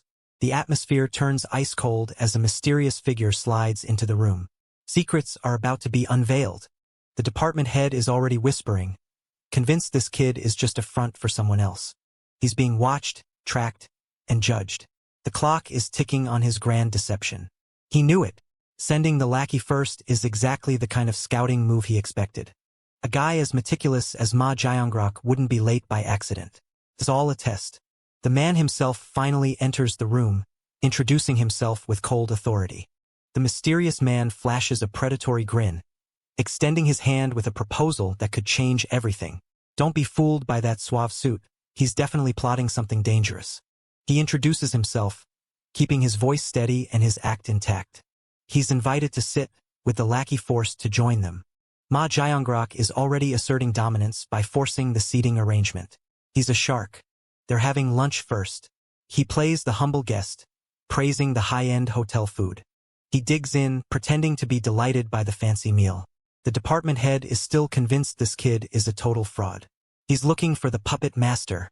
Is it his brothers? His uncle? The paranoia is real. Whoever is behind this, he's going to dig until he finds the truth. The interrogation begins. How exactly does a 20-year-old have 280 billion to burn? He drops the number, 20 years old, plain and simple. With a gaze as sharp as a blade, he locks onto his target. The tension is palpable as he prepares to make his move. The CEO feigns politeness, but he's clearly sizing up the competition. He pushes for details. Did he inherit this wealth? Or is he hiding a secret source? He's being direct, but he's not getting the answer he wants. He claims he was just an average student until recently. The rags to riches story is officially starting. Until recently? The CEO senses the shift in the narrative. He mentions the lottery winner who made headlines. The guy who hit the jackpot 4 times in a row. He calmly admits it. That was him. The room goes quiet. The CEO is stunned. He actually met the guy from the news. But wait, the math doesn't add up. 60 billion isn't 280 billion. Where did the rest come from? He credits his success to Bitcoin. A simple answer to a complex suspicion. The CEO is baffled. Who bets 60 billion on crypto? He claims it was pure genius, not gambling. The CEO insists it must have been luck. He smiles and denies it. The rumor was that he saw the winning numbers in a dream. If that's not luck, what is? He corrects the record, it wasn't a dream. This is the moment, the pivot point where he makes his play to control the room. He drops the bombshell. He possesses the rune of future. He explains its power, the ability to see years ahead. He declares himself a seer, a man who knows the path before it's even walked. An icy silence descends as the two men lock eyes, the tension thick enough to cut with a blade. Every word is held back, but the unspoken threat speaks volumes. The CEO is reeling. Is this guy crazy? Or is he the most dangerous man in the room? A seer? The concept is so insane it almost sounds like a lie. The CEO demands the truth. He sticks to his story, the lottery, the coins, it was all vision-based. He's selling the fantasy, telling the CEO he invested because he saw the company's massive growth in his visions. The CEO wants proof. He demands a prediction on the spot. He knows he has to set boundaries for his ability, or the CEO will push him too far. He apologizes, claiming the power is erratic and doesn't always answer to his command. The CEO buys it. It's the perfect excuse for someone with such a powerful relic. He holds his ground, waiting for the hook to set. The CEO asks if he invested because he saw success. He gives the answer they want to hear. He predicts the company will be listed on the Kospi within 6 months. Bold claims for a bold investor. A sudden, chilling realization flashes in his eyes. Whatever he just discovered has left him completely stunned. The CEO is imagining the power, the recognition from his father. He's already hooked. He twists the knife. To succeed, they have to pivot the entire industry. The department head loses it. Change the industry? Change the name? This kid is insane. He doubles down. If you're changing the game, you go all the way. He asks if they think he'd risk his life revealing his rune just to troll them. He reminds them of the massive penalty for exposing runes. It's a death sentence if he's lying. He claims he's doing this for the company's future. He's positioning himself as the savior. Why else burn 280 billion? It's a marriage of convenience, and they need him more than he needs them. The department head is still trying to talk his boss out of this madness. He calls out their lack of trust. It's a power move. The CEO admits it, he still doesn't fully believe him. He pulls his final card. Why did he move into the apartment downstairs? The realization hits the department head like a truck. Wait, the lower floor? The gears are turning. The CEO is confused. What does the apartment have to do with anything? He explains he moved there right after getting his rune. He knew exactly where to be. The department head is furious. Why didn't he know about this sooner? He couldn't have invested in the coins back in January without prior knowledge. The timeline is too perfect. Coincidence is off the table. The CEO wonders if he's just a stalker who knows about his connection to the actress. He sees the doubt in their eyes and offers one last proof. He points out the hotel they're sitting in. He reveals he knows the CEO's deepest secret, the hidden ownership of the hotel and the desire to impress his father. The department head is losing his mind. How could he possibly know that? He apologizes, realizing he's been outplayed. The CEO confirms it. He's right about everything. Even so, he's still not fully convinced this is future vision, rather than just good intel. He suspects a trap. Change the industry? Still too much to ask. He doesn't need to explain the obvious. The tension is at an all-time high. The CEO admits he believes in runes, but he needs more than just talk. He's thankful for the cash, but he wants to take it to the shareholders. He puts the burden of proof on our hero. He apologizes and gets up to leave, playing the walk-away tactic perfectly. The CEO calls him back. The bait has been swallowed. Is this the last resort? He's about to drop a bomb. He offers intel on the 4th round. The CEO is intrigued. He claims to have seen the tragedy of the upcoming round in his visions. This is the ultimate proof. The power of prophecy is on the table. The CEO is humbled. He's finally showing some respect. He forgives the outburst, completely won over by the promise of future knowledge. He invites him to speak freely. The partnership is effectively sealed. The CEO whispers to his lackey he's still suspicious. Why would a seer help them? Money is the obvious answer, but it feels too simple. 280 billion is enough for a lifetime. Why risk everything for more? Human greed has no limits, but this still feels like a gamble. If he really is a seer, they need him on their side before anyone else gets him. Having a crystal ball for every round is worth any amount of risk. The doubt lingers, but the potential is too great to ignore. Time will tell if he's a prophet or a fraud. A sharp-suited protagonist strides through the city with an aura of cold determination. The stage is set for a high-stakes encounter. He's confident after round 4, they'll be worshipping the ground he walks on. He's keeping the best secrets to himself, of course. He's not giving away the keys to the kingdom just yet. Round 4 isn't a hunt. It's a bloodbath. The players are going to turn on each other. He reminds himself, keep your eyes open, because death is lurking in every shadow. That little warning should solidify his status as a seer. Once they realize he's the key to survival, they'll treat him like a king. Better to have the oracle in your corner than a knife in your back. If he's going to play the part of a seer, he might as well go all in. Time to make the call and set the next piece of the puzzle in motion. She's running late. The world is chaotic, and she's caught in the middle of it. She's desperate, begging the lights to change. She freezes as the world goes silent.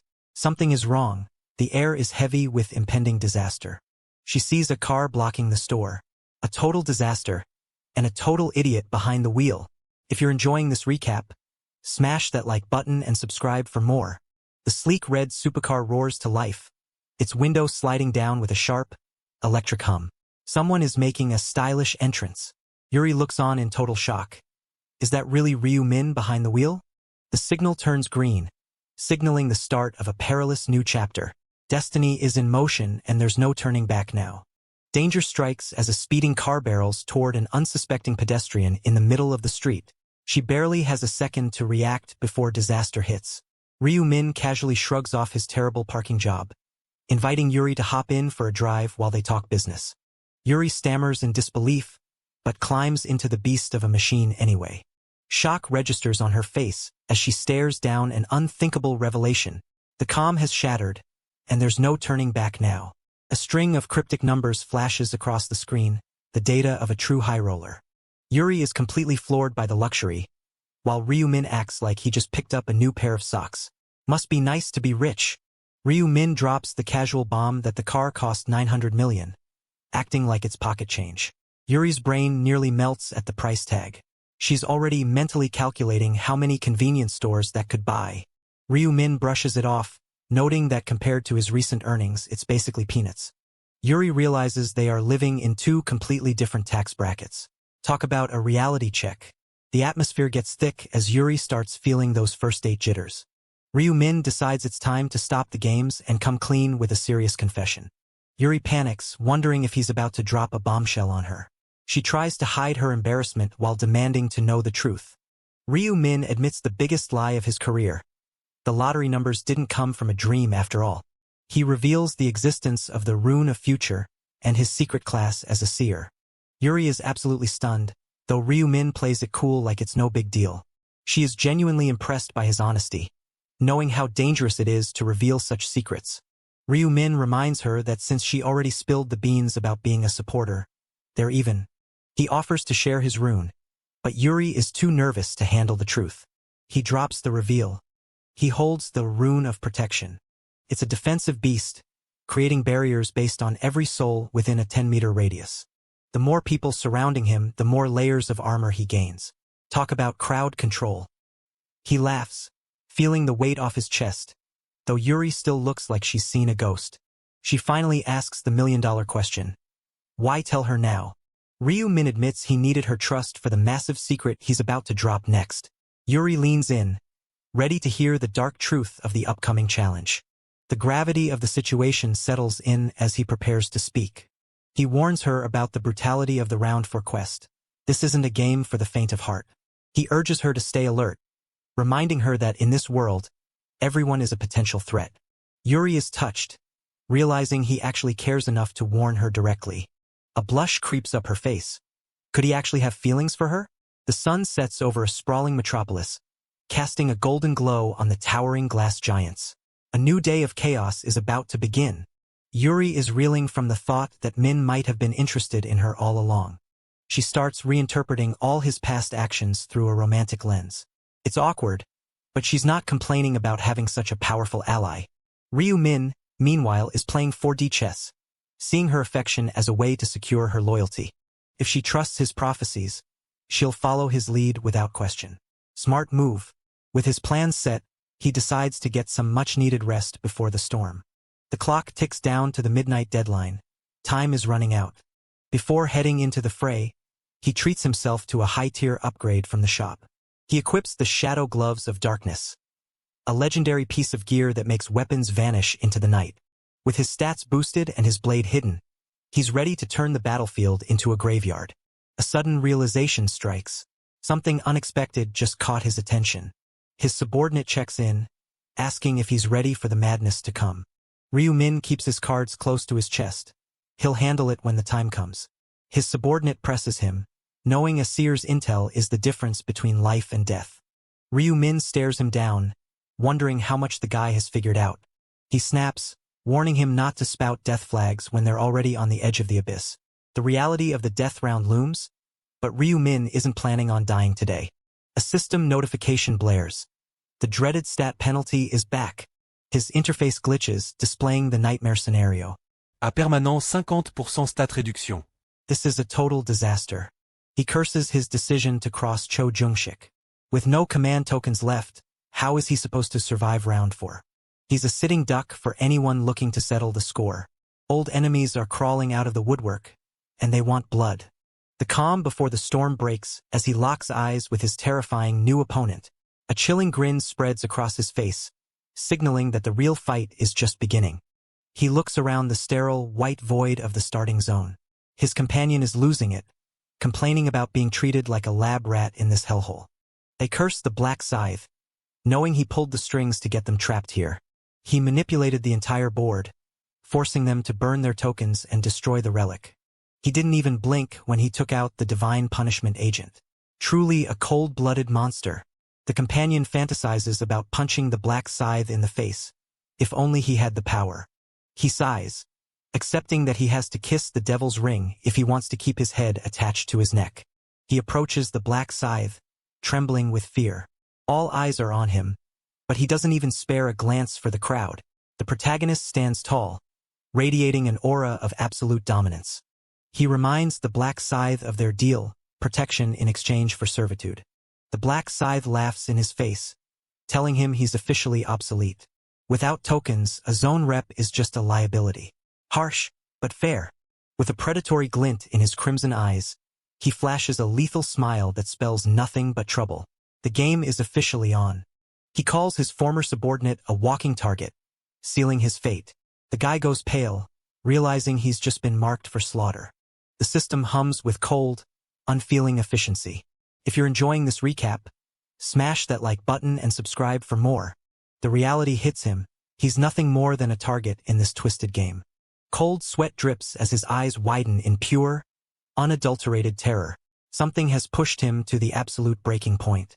With a swift, unexpected turn, he catches the tension in the air. The standoff is about to ignite. Ryu-min mocks his panic, telling him he's only a target in name, not in reality. He explains that people are starting to realize the zone rep position is actually a curse. With everyone changing classes, the value of those tokens is plummeting.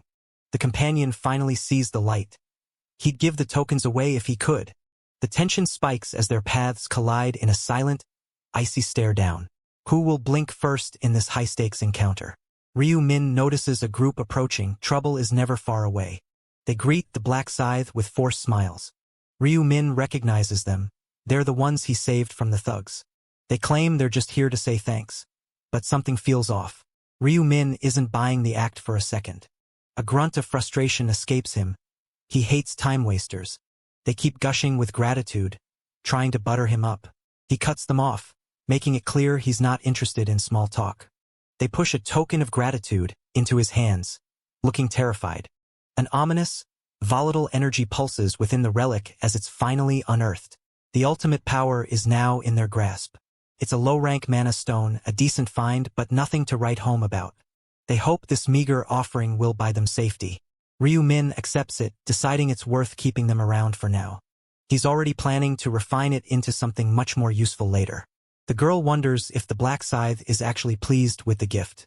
She has no idea she just handed over a priceless treasure, and Ryu Min is happy to keep that secret to himself. The guy next to her pulls out something else. Another stone? Ryu Min recognizes the black diamond. His eyes widen. This is a jackpot. It's an ultra-rare drop, nearly impossible to farm. This shouldn't exist in the current round. The luck of these people is insane. He debates whether this guy is a golden goose or just a total idiot for showing it off. The girl offers a protective barrier, trying to be helpful. She summons a fairy to cast it. How cute! Ryu Min declines, but he's mentally cataloging her abilities for future use. They scramble away, leaving Ryu Min to his thoughts. Tensions rise as our protagonist spots a familiar face amidst the bustling crowd. The game of cat and mouse has officially begun. Ryu Min freezes. What is that guy doing here? He warns him that leaving the protection of the Black Scythe will end in a shallow grave. Ryu Min points out that the target status is a double-edged sword. There are still classless players hunting for a way to get ahead. He challenges the guy to consider the odds, 1,000 players, and he thinks he's safe. The guy begins to sweat, realizing he's truly trapped. Ryu Min offers a deal, protection for a price. He demands the black diamond as payment. Everything has a price. The guy reluctantly pulls out the rare stone. The black diamond sits in his palm, pulsing with dark potential. Ryu Min inspects it. This is exactly what he needed. The transaction is complete. The guy is now under his protection. Ryu Min never breaks a promise. As long as the payment clears, he lets out a cold, sharp laugh. The angel appears, looking bored with the dwindling number of participants. The players whisper among themselves. Did they kill each other off-screen? There's no surprise. These people are their own worst enemies. The angel prepares to drop the bomb for round 4. The screen flickers with the brutal objective. Kill each other for 3 hours. The crowd goes into a tailspin. Kill each other? The angel just smiles. The simple, really, just stab the person next to you and move on. The goal is to cull the herd. There are no monsters to blame this time, just human nature. The players are panicked, desperately looking for a loophole. The angel keeps the true mechanics a secret. Where's the fun in a fair fight? Ryu Min knows the score. The higher-ups are pulling the strings. The angels are just puppets. The real host is waiting in the wings. Only the top half will survive. The criteria for ranking? Total mystery. She warns them that speed isn't everything. It's about how you play the game. With a wave of her hand, the bloodbath begins. The countdown starts. 3 hours of sheer survival horror. The tension is palpable as these two rivals stand back-to-back in an icy standoff. One wrong move and the silence will shatter. Ryu Min isn't worried. He's already picked his targets. He knows exactly who the bullies are going to hunt. He realizes that if everyone is busy killing each other, he's effectively invisible. The bullies are out for blood, but they have no idea who's actually holding the leash. A player accidentally bumps into him and nearly dies of fright. He stammers, asking if the Black Scythe needs anything. Ryu Min reminds him of his promise. He's here to keep him safe. Crimson energy erupts as he unleashes a lethal strike. The slaughter begins with a single flick of his wrist. The protagonist stares in utter shock. What could he possibly be seeing? Shadows erupt as the assassin lunges with lethal intent. One slip-up and it's game over for his target. The agile killer strikes with terrifying precision, leaving his opponent wide open for a devastating, tide-turning blow. A sudden system notification flares up in the air. A hidden subquest has been triggered. The objective is clear. Eliminate the zone representative within the time limit to earn a rare mana stone draw token. The mission is a success. A shiny new reward, the lowest rank mana stone draw token, is granted. This rare, time-limited item grants random mana stones based on luck, but it's set to vanish as soon as the next round begins. He smirks. The kill was worth it, even if it wasn't his only motive for taking out Huang Yongmin. A witness screams in terror, pointing a finger at the killer. Black Scythe has claimed another life. These hypocrites were hunting the rep just a moment ago, but now they're acting like saints. Please, give me a break. They scream at Black Scythe, calling him a heartless murderer and questioning his humanity. He doesn't even flinch. He knows he's a killer. He did, after all, just end Zhang Xiaqian. With one fluid swing, his scythe leaves the enemy broken on the cold ground, gasping their final breath. He coldly declares that the killing won't stop until round 20. But he stands by his code. He never kills without a reason. In this round, he has no choice. It's either kill or be killed to survive. The numbers don't lie. Thousands are participating, and not a single person has cleared the main quest yet. Even knowing the stakes, they continue to point fingers at him. They're plotting, hoping to turn the crowd against him and strip him of his title as the zone representative. He watches them scheme, thinking they've found a golden opportunity. What a bunch of clowns. They scream at him, calling him a psychopath for his cold-blooded actions. The system announces that Black Scythe is the new zone representative. Panic erupts. They realize they've just handed a loaded weapon to the deadliest man in the room. He stares them down, amused by their sudden silence. He taunts them. Are they finally scared now that he's in charge? He mocks their ignorance. If they're afraid of the command token, they clearly haven't even finished their class change yet. Suddenly, a cry goes up from the crowd. All eyes shift to his name. The color is changing. It's shifting from neon to a deep, ominous red. Everyone knows the rules. In these rounds, your name turns red the moment you draw blood. The more you kill, the darker that shade of red becomes. A twisted grin spreads across his face as the thrill of the hunt takes over. He's completely lost it. It's the game's way of marking the murderers from the innocents. They start pointing at others, shouting "murderer," to feel better about their own crumbling conscience. It's a self-invited tragedy. By hunting the bad guys, they just end up becoming the very thing they hate. They're hesitating now, but it's only a matter of time before the slaughter begins. He snaps at them. Do they really have time to stand around and chat? They lash out, calling him a murderer and telling him to stay back. He calls out their hypocrisy. They were more than happy to try and kill the previous rep when it suited them. He drops the truth bomb. Kill or be killed. If their lives were on the line, they'd be holding the knife too. He tells them to stop wasting time and start the debate if they're so concerned. He knows they'll fight anyway, but he has to try. If he doesn't push them, they'll just stand there until the time runs out. He's trying to force them to clear the quest. It's the only way to save as many lives as possible. Someone finally speaks up. If they aren't going to stand around, what exactly should they do? Someone else retorts, annoyed at the sarcasm in the air. They argue over a fair showdown, as if a death match could ever be fair. Tempers flare, and someone snaps back in rage. The tension reaches a breaking point. A nervous player asks their bodyguard if they really have to kill someone to survive. The bodyguard doesn't hesitate. Survival is all that matters. Who cares about some stranger? He tells Arin to steel her nerves. Killing is a grim business, but it's necessary. She questions him. He sounds like he's done this plenty of times before. He brushes it off with a casual as if. But his eyes tell a different story. They discuss who to target, letting the mood of the mob decide. Arguments break out as they debate who is fair game. A protest rises. Life is precious, and they shouldn't stoop to murder. Another voice cuts through. Someone has to die for the rest to live. Let's just pick the criminals. How exactly are they going to identify the criminals? Are they going to ask them to raise their hands? Please, that's hilarious. Someone explodes in fury, demanding to know who the snarky bitch thinks she is. It devolves into a screaming match, with threats of murder flying back and forth. A bystander screams at them to just start fighting already. The instigator is called out. Everyone hates the coward hiding in the back and pushing others to fight. The insults turn into a full-blown death threat. He watches the chaos, disappointed that they're all talk and no action. He knows it won't be long before the blood starts flowing. Someone tries to calm the mob, urging them to be realistic. Suddenly, a collective gasp ripples through the crowd. They can't believe their eyes. Is that really him? The hidden rule is revealed. Players respawn after 10 minutes of death. The resurrected player looks around, confused by the terrified stares he's getting. He's puzzled. He was just talking to Black Scythe a moment ago. The crowd is losing their minds. He came back like a god. If death isn't permanent, does that mean they can just kill each other freely? The realization sparks a dangerous hope in their eyes.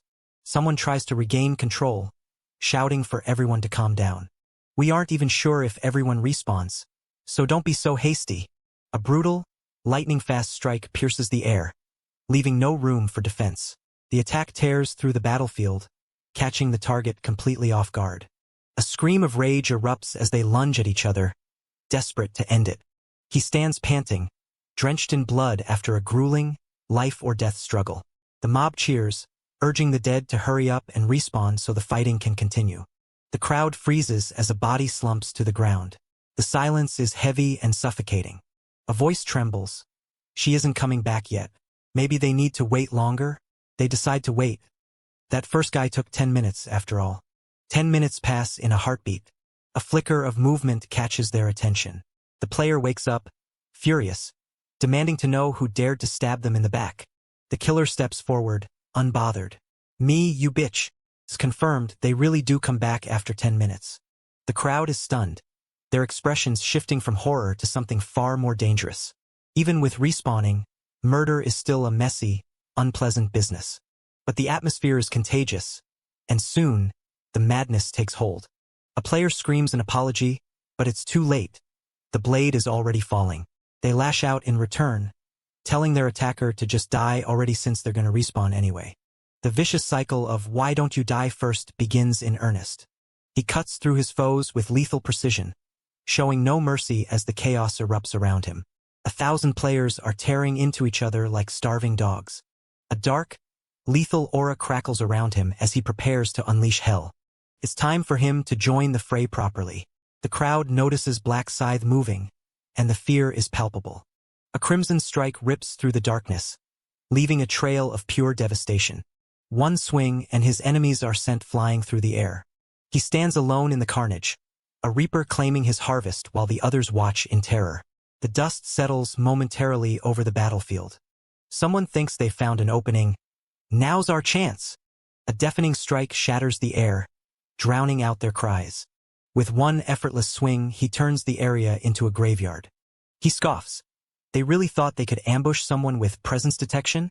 Another player laughs maniacally, hoping to get a cheap kill. It's becoming a playground for Black Flame Dragon, who is busy absorbing everything in sight. With a dark name like that, he's definitely racked up quite the kill count. He's laughing hysterically. He didn't realize killing players would boost his stats. The absorption rune is the key. The stronger the enemy, the bigger the stat boost. The sound of steel meeting flesh fills the air. The screams of "die" echo from every corner of the zone. He's amazed at how fast his stacks are growing just by taking out high-level targets. He eyes Black Scythe. If he could kill that monster, his stats would skyrocket. He shakes the thought away. Some big shots just aren't worth the risk. He focuses on the easier prey, desperate to level up his own power. He offers a mock apology before driving his blade home. He's having the time of his life, finally venting all that pent-up stress. He blames a local thug for keeping him from hunting properly until now. This round feels like it was tailor-made just for him. The others don't have the luxury of stat boosts, but he does. He's getting stronger with every single soul he reaps. And the best part? His prey keeps coming back for more. Could there possibly be a better opportunity to grind? A brutal strike leaves a crimson mark on the world, signaling total carnage. He wonders how many he's killed. He needs to climb that leaderboard. A colossal figure looms over a battered warrior. The pressure is enough to crush his spirit. The warrior looks up, eyes widening. It's Black Scythe. The night of the battlefield has arrived. A lethal strike catches the warrior completely off guard, leaving no escape. Everything goes dark, and the warrior wonders what happened. His scythe looks different, semi-transparent and terrifying. He needs to move and fast. A savage, crimson blade slices through the darkness with lethal intent. The player realizes the end has come. A quiet realization, "Ah, I'm dead." He knows better than to run into Black Scythe. He should have known better. Steel shatters against steel. Sparks fly as these titans clash in a blinding display of power. They scream at each other, desperate to land the killing blow. Just when all seems lost, a fallen comrade twitches. They're coming back to life. The realization hits them. They really do respawn. A sick sense of relief washes over the survivors. They see a new path, a chance to hunt down the cowards who backstabbed them earlier. He starts hunting for his target, his voice full of chilling intent. There he is. If you're enjoying this recap, smash that like button and subscribe for more. He mocks his opponent with a sadistic grin, laughing at the pathetic sight of a man trembling over a mere stat penalty. He spots a familiar face and calls out, "Well, if it isn't Huang Yongmin, what a delightful little surprise to run into you, you son of a B***TSH. A sickening crunch echoes as he strikes. He spits out a taunt. "Ugh. Hey Sunghan. You really are a persistent piece of trash, aren't you?" He dares his enemy to make a move. "You swore you'd kill me, remember? Why don't you stop yapping and actually try it for once?" A brutal, bone-shattering blow lands with devastating force. The battlefield erupts in a visceral cry of pure agony. A pained wheeze escapes his lips as he reels from the impact. He wipes his blade with a satisfied smirk, admitting that the carnage was finally starting to feel refreshing. He scans the horizon with bloodshot eyes, shouting into the void to see which of these pathetic losers is left to be slaughtered. The sheer scale of the carnage makes him wonder, if a hell truly exists, does it look exactly like this battlefield? He lunges forward with a blood-curdling scream, consumed by the need to see his rival perish. They trade insults like blades, trapped in a cycle of pure, unadulterated hatred where only one of them can walk away alive. He checks on Mizurin, asking if the exhaustion is setting in, but she confesses that her mental state is struggling far more than her body. She admits she's barely holding on, terrified that her mental breakdown will ruin her performance and force her to face the CEO's wrath. Bloodied and battered, he stares down his opponent with an icy, unshakable gaze. The true fight is only just beginning. With one brutal motion, he grabs his opponent by the hair. The confrontation escalates as he slams them down with overwhelming force. A final, choked-out plea for mercy is cut short by a strike. He scoffs at the very idea of surrender. Not today. Steel clashes against steel, as a lightning-fast counterattack shatters the battlefield's silence. The strike is perfectly timed, leaving his opponent no room to breathe. A flash of steel cuts through the air as the blade is drawn. The battle begins with a single lightning-fast strike. A brutal, point-blank strike tears through the enemy's defenses. The battlefield erupts as he silences his opponent with a single, devastating blow. He calls out to Mizurin, but she can only manage a pained grunt in response. The blade trembles in her grip, stained with the chilling evidence of her first kill. Paralyzed by shock, she stares in horror at the blood dripping from the steel. Terror takes hold as her blade trembles in the face of certain doom. The weight of the moment is crushing her spirit. A sudden, violent gust rips through the air. The intensity is rising as the calm before the storm shatters. A brutal slaughter unfolds as the hero stands amidst the chaos, his blade claiming another victim. The battlefield is stained with blood and littered with the fallen. Despite her trembling hands, she follows every order to the letter, proving her worth through sheer obedience. They discuss the grueling pace of the fight, wondering just how much longer this nightmare will continue. He watches the mindless butchery with disgust, unable to wrap his head around why everyone is so obsessed with murdering each other. He sneers at her weakness, mocking her for acting like a sheltered flower instead of a survivor. He suggests she take a break, noting that she's already hit 50 kills. Surely that's enough to secure her spot? He tells her to leave the rest to the professionals, thanking her for the effort while secretly wanting her out of the way. He rejects the gratitude, admitting he's just glad he doesn't have to babysit her anymore. With her out of the picture, he can finally focus on breaking his own records. With a single lightning-fast strike, he carves through his enemy's defenses. Blood sprays the air as the battlefield erupts in pure, lethal carnage. He checks the clock, noting that round 4 is always a soul-crushing marathon. He refuses to let the reward for rank 1 slip through his fingers. He pushes himself to the limit, determined to climb the ranks until he hits round 20, no matter the cost. A blur of lethal motion. The hooded Reaper strikes with a devastating, blood-red arc. There's no escaping the razor-sharp edge of this absolute execution. He wonders just how monstrous the final boss will be when it finally appears. He realizes that survival isn't enough. He needs to become an absolute powerhouse to see this through. The Reaper descends with lethal intent, leaving his target paralyzed by sheer terror. With a swift, savage strike, he seals his opponent's fate in a flash of black shadow. A survivor gasps, convinced they've finally been granted a reprieve. He explains the mechanics of the game. Killing the same person over and over is a waste of time. Variety is the key to ranking. He points out that the rules favor unique kills, meaning the mindless slaughter happening nearby is fundamentally flawed. He shakes his head at the amateurish strategy unfolding before him. A crazed fighter screams as he hacks away, convinced that sheer volume is the only way to win. He watches the idiot kill his own friends repeatedly, laughing at how they are basically sabotaging their own survival prospects. A sudden movement snaps the protagonist to attention.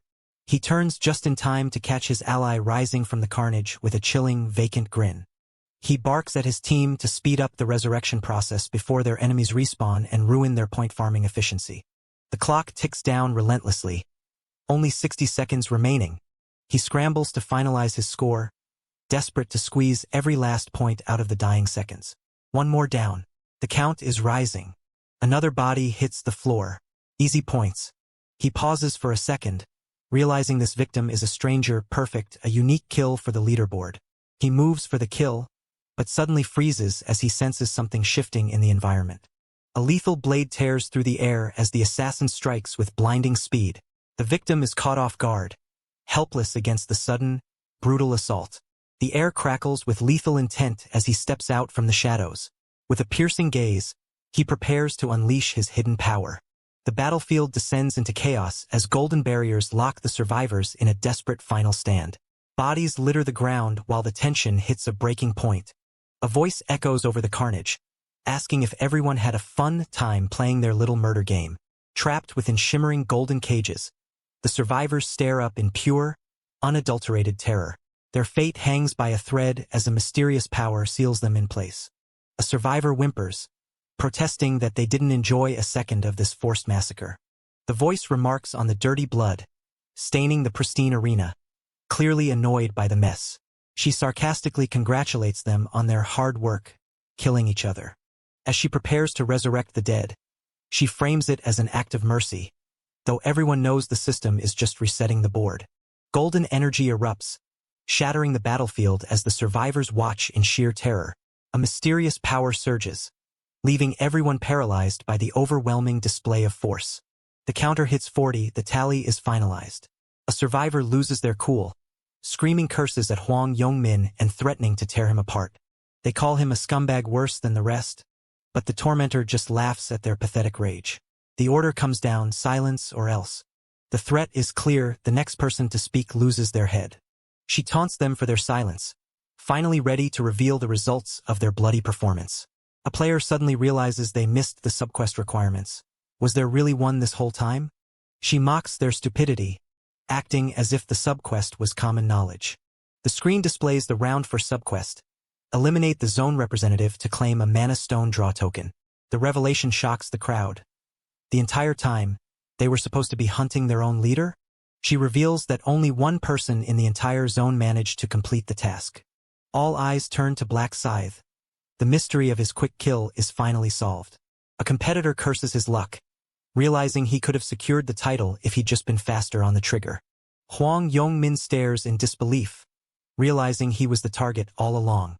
He checks his status, realizing his temporary skills have vanished along with his title. Someone offers to help him stay under the radar, but the offer feels like a trap. He questions the motive. Why would anyone help him after he just lost his status? The time for posturing is over. It's time to see the final scores. She teases the players, knowing they're dying to see how the rankings were calculated. She explains the rule. Only unique kills count. Spamming the same target was a rookie mistake.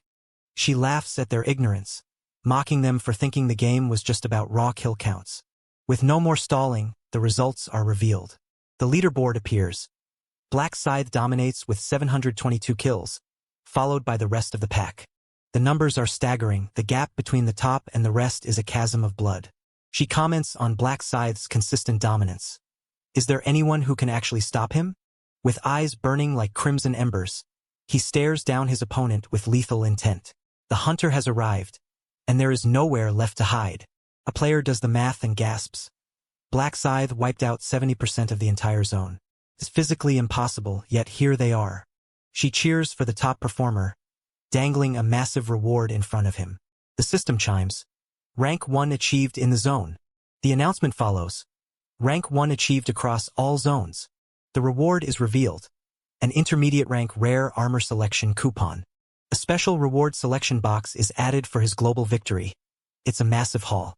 He inspects the coupon, deciding that an armor upgrade is long overdue. The menu presents his options for the rare set. He scans the list and immediately locks in the blood-red assassin suit. The suit stats are displayed. High defense, speed boosts, and a lingering scent of blood. Perfect.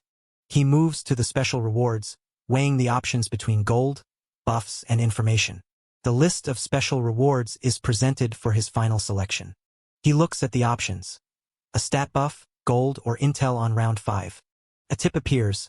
Round 5 is brutal, making the stat buff almost mandatory for survival. He weighs the value of the 50% stat increase against the gold.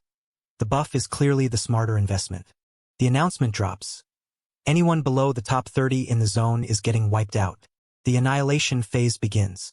A player panics, begging for mercy as the reality of the wipe sets in. They scream at the angel, desperate for a second chance that isn't coming. The pleas fall on deaf ears. The purge of the weak has begun. One survivor sighs in relief, realizing they barely made the cut. Behind them, the screams of the dying fill the air. The air crackles with tension as he stands amidst the wreckage, bracing himself for the inevitable clash. His calm expression hides a storm of absolute power waiting to be unleashed. The system chime rings out, and his eyes flare with newfound, dangerous power. The game has officially changed. The round concludes. Survivors are tallied, and the next countdown begins for May 1st. The scene shifts to the luxury of the Imperial Hotel. He's off like a shot, sprinting into the unknown with desperate speed. No time to lose. Every second counts. A subordinate calls out to him, breathless and urgent. Tension hangs thick in the air as a gentle, intimate touch pulls him closer. In this quiet moment, the boundaries between them finally shatter. He turns to see Department head-on, looking uncharacteristically flustered. He asks why she's there. He certainly didn't invite her. She explains she was just terrified he hadn't survived the round. He scoffs at the concern, pointing to his leaderboard ranking as proof of his survival. She admits she saw the results, but the sheer carnage of round 4 left her shaken regardless. He admits he passed out from pure mental exhaustion immediately upon returning. They discuss the mystery of Black Scythe. The sheer scale of the kills is beyond human comprehension. They speculate on his identity. Could he be a Special Forces soldier? It's the only logical explanation for that level of skill. He reflects on the need to recruit Black Scythe. Having a monster like that on his side would be a game-changer. He decides to consult the seer about the identity of the mysterious fighter later. They marvel at the seer's accuracy. Everything he predicted about round 4 came true down to the letter. They define the round for what it truly was. Not a game, but a mass execution. It was a slaughterhouse, plain and simple. A disaster caused by the very players forced into it. He warns her to keep her guard up at all times. The game is only getting deadlier. She questions his plans for the seer. Is he really going to trust a business partner like Ryu Min? He confirms it. With 31% of the shares, Ryu Min effectively owns the company now. They discuss the massive shift in industry focus the seer demanded. It's a gamble, but potentially a lucrative one. He warns her not to underestimate Ryu Min just because of his age. The kid is dangerous. Only by playing this right can they stay on top. The goal is clear. Milk the honeypot for everything it's worth. She agrees, promising to change her attitude and treat the kid with the respect he now commands. He orders her to make the call. It's time to secure the partnership. He instructs her to invite Ryu Min to a celebration and suggests bringing Seo Arin along for good measure. A celebrity presence never hurts a business dinner, after all. The screen flickers with a series of encrypted data packets. He arrives at the meeting spot, ready to play his part. He greets Ryu Min, noting how shockingly composed the kid looks after such a brutal round. They make plans for a celebratory meal, with the boss eagerly footing the bill to keep his star partner happy. The connection remains stable, but the stakes have never been higher. If you're enjoying this recap, smash that like button and subscribe for more. Yuri thanks the seer for her survival, but Ryu Min drops a bombshell question. Did she ever consider that he might be lying to her? She dismisses the idea immediately, laughing off the notion of him being a liar. How sweet. She actually trusts him. Yuri insists she's the one who owes thanks, crediting his advice to kill 30 people for her survival. Ryu Min internally notes that she really has no reason to be grateful for that. Ryu Min knows the truth. Her rune of protection would have saved her anyway. She's surprisingly capable for a rookie. While Seo Arin is a delicate flower in a greenhouse, Yuri is the resilient weed thriving in the harsh wild. The duo finds themselves at a fancy restaurant. Nothing says, "I just survived a death game," like a 5-star meal. A waiter serves them with a smile, oblivious to the fact that his guests are hardened survivalists. Ryu Min wonders just how many times Yuri plans to thank him today. The bill hits the table, 7,730 yen. Ryu Min questions if a killer like him should even be dining out, but he's here because duty calls. He notices Yuri isn't eating. She's clearly still haunted by the blood on her hands. Ryu Min cuts to the chase, asking if she's feeling sick because of the lives she took. He encourages her to let go of the guilt, reminding her that survival was the only priority back then. He admits the killing was inevitable for everyone involved, though Yuri still struggles with the sheer scale of the carnage. She wonders if this is their new reality, just waiting for the next catastrophe to force their hands. The tension finally breaks as they embrace in a moment of pure, electrifying intimacy. Sparks fly as their worlds collide in this heart-racing reunion. The thought of her family hits her like a freight train. She realizes if she doesn't make it back, her father will be absolutely devastated. Ryu Min watches as she finally grasps the true motivation that has kept her pushing forward all this time. She thanks Ryu Min for the comfort, finally finding a moment of peace. Ryu Min tells her to quit the mushy talk and eat up. She needs the strength. Yuri digs into the food, feeling the exhaustion of round 4 fade away with every bite. She thanks him again, this time dropping the formal honorifics. Ryu Min notes it's the first time she's dropped his surname. She asks if it's okay to be informal, and he happily agrees. Seeing her mood improve, Ryu Min decides it's time to talk business regarding round 5. Yuri is instantly alert. Did he get a glimpse of the future again? He confirms it. Round 5 will be the deadliest yet, and it features a massive zone merger. Yuri's heart skips a beat. Does that mean they might finally meet in person? He confirms they will meet, but he has to keep his identity hidden to play his cards right. He tells her to listen closely, because her life depends on what he's about to say. He warns her that the round is brutal, but there's one specific path to survival. He drops the name that strikes fear into the hearts of all players: Black Scythe. He tells her to seek the Black Scythe out and ask for his cooperation. Yuri is completely stunned. She knows Black Scythe is the top-ranked player across all zones. She can't believe she's meant to approach such a monster. Ryu Min clarifies it's not just help. It's a strategic alliance. He tells her it's the only way to survive, though Yuri doubts a high-level player like that would ever acknowledge her. He reassures her that her unique buff makes her a valuable partner, not just a charity case. Yuri is still nervous, but Ryu Min insists her buff is too spectacular for a top player to ignore. He guarantees that Black Scythe will want to cooperate, having seen it all in the future. Yuri finally seems to accept the plan. She thanks him for the life-saving intel, and Ryu Min plays the humble friend. She insists on giving him a reward for his services. A surge of raw, crackling energy bridges the gap between their hands. Destiny draws them together in an electrifying moment of power. With a calm smile and glowing mana, he effortlessly commands the raw power at his fingertips. A dangerous spark ignites as he unleashes his hidden potential. Ryu Min knew Yuri couldn't stand being indebted. Just as he predicted, she coughed up a buff. The system registers the exchange. His stats skyrocket as the Bless skill kicks in, increasing all stats by 50%. With his 100 kills, the Rune of Slaughter pushes his stats up by another 100%. Talk about overpowered. He's feeling like a god as the effects stack up perfectly. He checks his status window, level 30 Grim Reaper class, and stats that make other players look like ants. He notes his luck stat is particularly high, time to see if it pays off. He pulls out a rare rank mana stone draw token, hoping for a jackpot. A normal person might pray to the heavens for good luck right about now. But Ryu Min?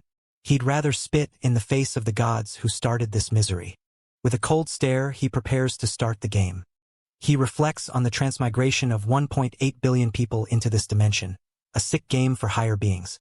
He's certain this is all just a grand, cruel plot orchestrated by some deity. He vows that if he gets to the final round, he isn't going to ask for a wish, he's going to demand vengeance. He dreams of the moment he can finally confront the architect of this slaughter. He plans to see the total obliteration of the god who set up this shitty game. He activates the mana stone draw token. The system rings out. He's hit the jackpot with 5 mana stones. The items materialize in his inventory. 5 stones. He's shocked, that's the absolute maximum possible payout. So much for begging the gods, it seems cursing them gets you better results. That's some killer luck he's got. He begins the process of combining his loot. He selects 2 lowest rank stones and hits the button. Success. He's crafted a red low rank mana stone. He knows the drill. Combine the same colors and levels to reach higher tiers. He decides to combine the stone from Co Arin with his new haul. Another success, a purple low rank mana stone is ready for use. He starts enchanting his gear, adding a juicy 2% damage boost to his assassin's hoodie. He's just getting started with his upgrades. His shadow gloves and ring of resistance get stat boosts too. Who needs a blacksmith when you have pure luck? His astute long boots get an agility upgrade. He tweaks his armor, adding damage reduction for maximum survivability. He's satisfied. The trade for information was the best deal he ever made. Now it's time to turn his attention to Ma Jiangrok. He probes for more details on the upcoming meeting. The CEO is actually an heir to the Osung group. This is going to be one high-profile party. Ryu Min reassures his brother, Ryu 1, that it's perfectly fine to attend. He even fixes his tie. They arrive at the venue, time to face the music. The door clicks open, revealing a tense encounter that catches them completely off guard. Their expressions say it all. The unexpected arrival has just raised the stakes. Someone is standing right there. An attendant greets them with a professional, practiced smile. Ryu 1 realizes this is the guy they ran into earlier, the CEO's subordinate. Sankyol introduces himself, clearly trying to play things smooth after their previous encounter. Ryu Min keeps his poker face tight. The party is a formal apology for the earlier incident. The limousine is waiting. They arrive at the Imperial Hotel, the domain of Ma Jiangrok. Ma Jiangrok greets Ryu Min with a boisterous, welcoming shout. He seems genuinely relieved to see Ryu Min is still alive. Ryu Min introduces his younger brother, Ryu 1, to the CEO. Ma Jiangrok introduces himself as the CEO of Heavenly Demon Consulting, playfully correcting Ryu 1's posture. Ma Jiangrok asks if the kid is a player too. Ryu Min shuts that down quick, he's only 14, thank God. Ma Jiangrok admits he's jealous. Avoiding the game by a single year is the ultimate stroke of luck. Ryu Min thinks to himself, jealous? As if. He ushers them toward the private gathering. The stage is set for a high-stakes dinner in this opulent hall. Every detail is perfectly placed, but tension hangs heavy in the air. A lavish, mouth-watering feast is laid out in anticipation of a grand encounter. The table is perfectly set for a night that's about to turn explosive. The staff offers a warm, respectful bow, radiating absolute loyalty to their master. Ryu 1 is clearly impressed by the spread. Ma Jiangrok insists they eat their fill. He's playing the perfect host. He dismisses the massive feast as not much, leaving the brothers stunned. The host is ready to get the real business started. The heavy doors creak open, revealing that a turning point is just a threshold away. What secrets lie waiting on the other side? With a piercing gaze and ice-cold focus, he catches something unexpected out of the corner of his eye. The tension is palpable as he prepares to make his move. A sharp, piercing gaze catches him off guard. Secrets are about to be laid bare. The CEO Arin. What is she doing here? Ryu Min wonders if the CEO planned this little surprise. The ballroom falls silent as she locks eyes with him. Her expression a cocktail of shock and undeniable tension. The truth is out, and there's no turning back now. Ryu Min can't believe his eyes. He definitely didn't expect a guest list this specific. Eyes wide with shock, she's caught completely off guard by an unexpected revelation. The calm facade is shattered. Ma Jyeongrok welcomes Seo Arin to the table. She apologizes for being late, citing a funeral. But the CEO brushes it off to introduce her to the majority shareholder. She introduces herself, playing the part of the modest actress perfectly. She recognizes Ryu Min as the neighbor who brought rice cakes. Small world, isn't it? She's bewildered. This guy is a majority shareholder? Is the CEO pulling her leg? Ryu Won is starstruck, whispering to his brother about the famous actress sitting right across from them. Ryu Min realizes the kid has no idea about the complicated web connecting the CEO and the actress. He observes how she handles the spotlight. She's clearly a pro at being noticed. Ryu Min decides to play along and act interested, staying one step ahead of the game. Ma Jyeongrok observes them both, satisfied that his plan to bring the seer and the actress together is working. He invites everyone to get comfortable and start the meal. The tension is thick enough to cut with a knife as the group shares a dinner filled with hidden agendas. Beneath the surface of this elegant meal, a deadly game of chess is already underway. Ma Jyeongrok urges Ryu Min to try the meat, trying to keep the atmosphere light. He checks in on the satisfaction levels, fishing for approval. Ryu Min plays the part of the polite guest, praising the food. Ryu Won is practically in heaven, never having tasted anything this luxurious. Ma Jyeongrok takes pride in his demanding kitchen staff. He really went the extra mile to impress them. He pivots the conversation to Ryu Min's personal life, asking about his family. Ryu Min keeps it brief. His parents are gone, and Ryu Won is all he has left. Ma Jyeongrok realizes he's stepped on a landmine. He curses his own loose tongue. The mood just nosedived. He tries to shut his mouth and let the tension evaporate, but it's too late. A chilling tension fills the room as everyone freezes in absolute silence. You could hear a pin drop in this suffocating standoff. The tension thickens as the servers descend, setting the stage for a high-stakes encounter. Every move is calculated in this chilling, quiet dinner. Ryu Min knows someone needs to break the ice before it freezes them all. He calls out to Seo Arin, seizing the moment. A sharp, decisive thud echoes as the teacup hits the saucer. The tension in the room just hit its boiling point. He asks her to step aside with him for a private word. She's confused but complies. The silence is deafening as they march toward an uncertain fate. Every heavy footstep echoes with the weight of secrets yet to be revealed. He stops her, his voice low and serious. A sharp pivot breaks the silence as he comes to an abrupt halt. The tension in the room just hit its peak. He asks if the food was to her liking, a simple question masking a much deeper intent. The air freezes as they lock eyes in the silent, tense hallway. A cold shoulder is turned, and the emotional standoff begins. He drops the act, asking point-blank if she really thinks he called her here just for dinner. If you're enjoying this recap, smash that like button and subscribe for more. He erupts in frustration, demanding to know how they could be so oblivious when he specifically brought them here to lift his spirits. Trembling, he stammers an apology, thinking it was just a casual party, only to be mocked for his utter lack of awareness. He points out the obvious. Did Mr. On fail to mention that the man sitting right there is their majority shareholder? It's not just about money. He reveals the man is a seer, capable of peering into the future. He explains that a seer is a unique, god-tier class that can predict what's coming next. He emphasizes the stakes. Keep the seer happy, and they'll have the ultimate cheat code for the next round. He commands Miss Seo to use her looks and charm to win the seer over with a smile. The tension is so thick you could cut it with a sword. Nobody moves. He drops the mask of civility and orders her to make the man fall in love with her. She gathers her courage, politely but firmly refusing to play such a degrading game. He scoffs, reminding her that he's the CEO who built her career, and she owes him for her success. He doubles down, barking orders to create a good atmosphere for Mr. Min at any cost. He demands an answer, forcing a weak and fearful yes, sir, from his subordinate. He warns that he'll be watching her every move to see if she follows orders. The air is heavy with silent, suffocating dread. He turns to the guest, smooth-talking his way through an apology for the business delay. He suggests moving the party to a more private location to keep the good times rolling. The room falls deathly silent as the trio finally comes face to face with the mysterious woman. The tension is thick enough to cut with a knife. He's seething, wondering why she's dragging her feet when he told her to get a move on. She's startled out of her thoughts as she's suddenly called upon. A fan gushes over her beauty, begging for a photo and proving that some people have no idea who they're really dealing with. She agrees to the photo, but our lead realizes the younger brother is the real weak link. It's time to pivot the strategy. The phone vibrates with a sudden, ominous buzz. A cryptic message has just changed everything.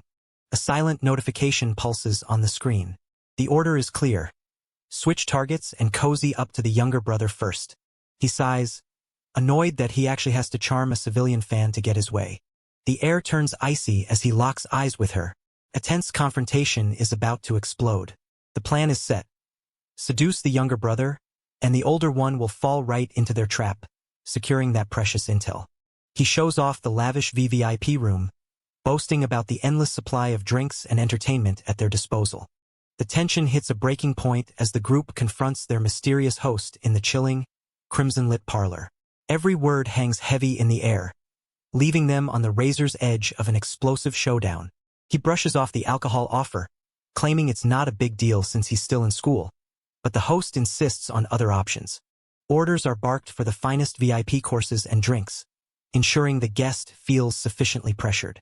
The heavy door slams shut with a final, echoing thud. There's no turning back now. The host pushes the drinks, ignoring the guest's hesitation and pressuring him to just try it out. He smoothly asks Miss Seo to take a photo with his brother outside, clearing the room for his real objective. The tension is palpable as a sudden encounter forces these two into a cold, silent stare down.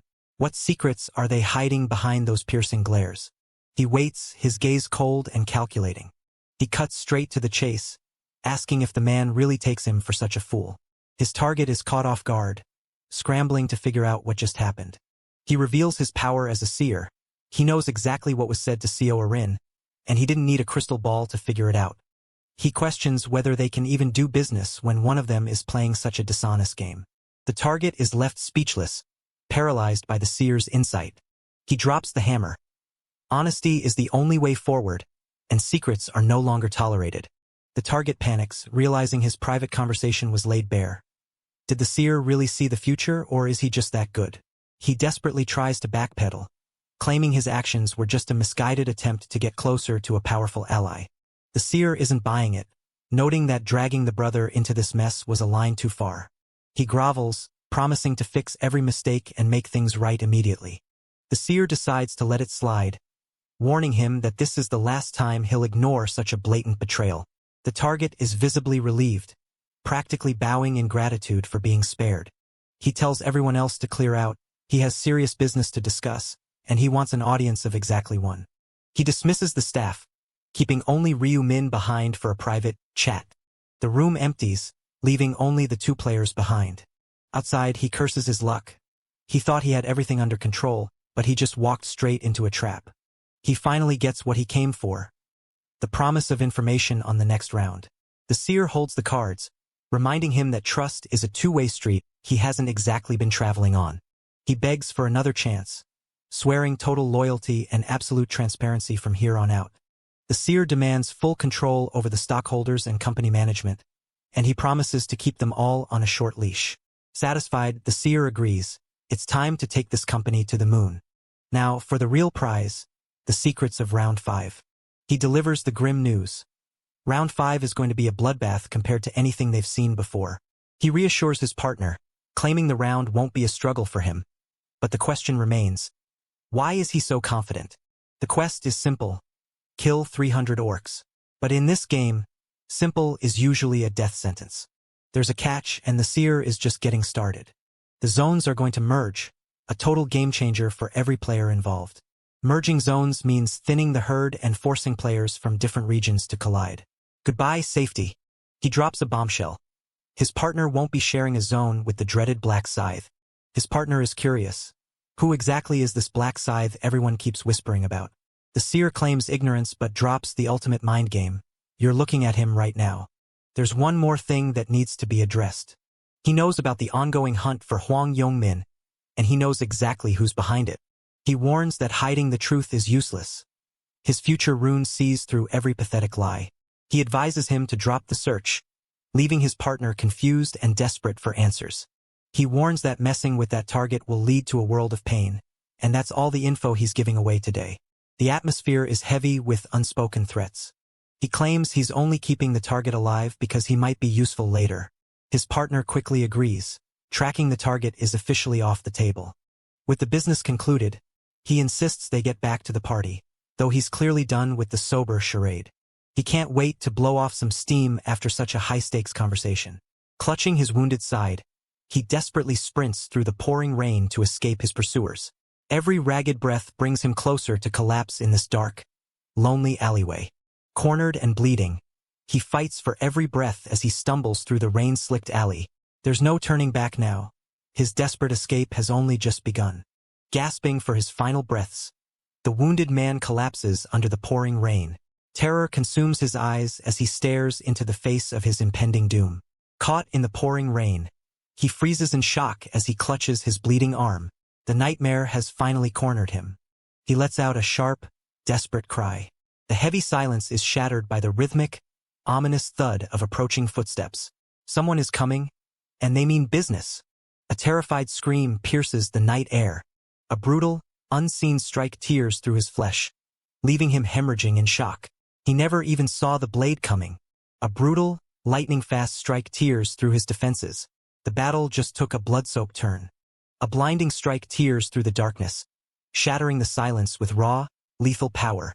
Betrayed and broken, he collapses into the rain as his life force bleeds away. The end is near, but his scream echoes with pure, unadulterated agony. He gasps for mercy, but none is coming. A cold command rings out. Silence or else. He threatens to cut out the man's tongue if he makes another sound. The victim pleads for his life, but his tormentor isn't interested in his excuses, especially when he's a known predator. He begs for forgiveness, claiming he's already paid his dues. But to the killer, some sins never expire. The blade ignites with a lethal, icy glow. A cold steel grip prepares to unleash pure devastation. A ruthless blade plunges deep, ending the struggle in a spray of crimson. There is no mercy left as the strike seals his fate. He shouts at the victim to pipe down, warning him that screaming just brings unwanted witnesses to the scene. He lets out a final, pained groan. He mocks the victim, suggesting that for a piece of filth like him, being alive is the ultimate sin. A lethal blade surges with crackling, dark energy. It strikes with unstoppable, supernatural precision. Pure chaos erupts as a lethal surge of dark energy obliterates everything in its path. The battlefield is engulfed in a storm of destruction, leaving only devastation behind. The victim is completely overwhelmed by the sheer madness of the attack. He shrieks as the power tears through his resolve.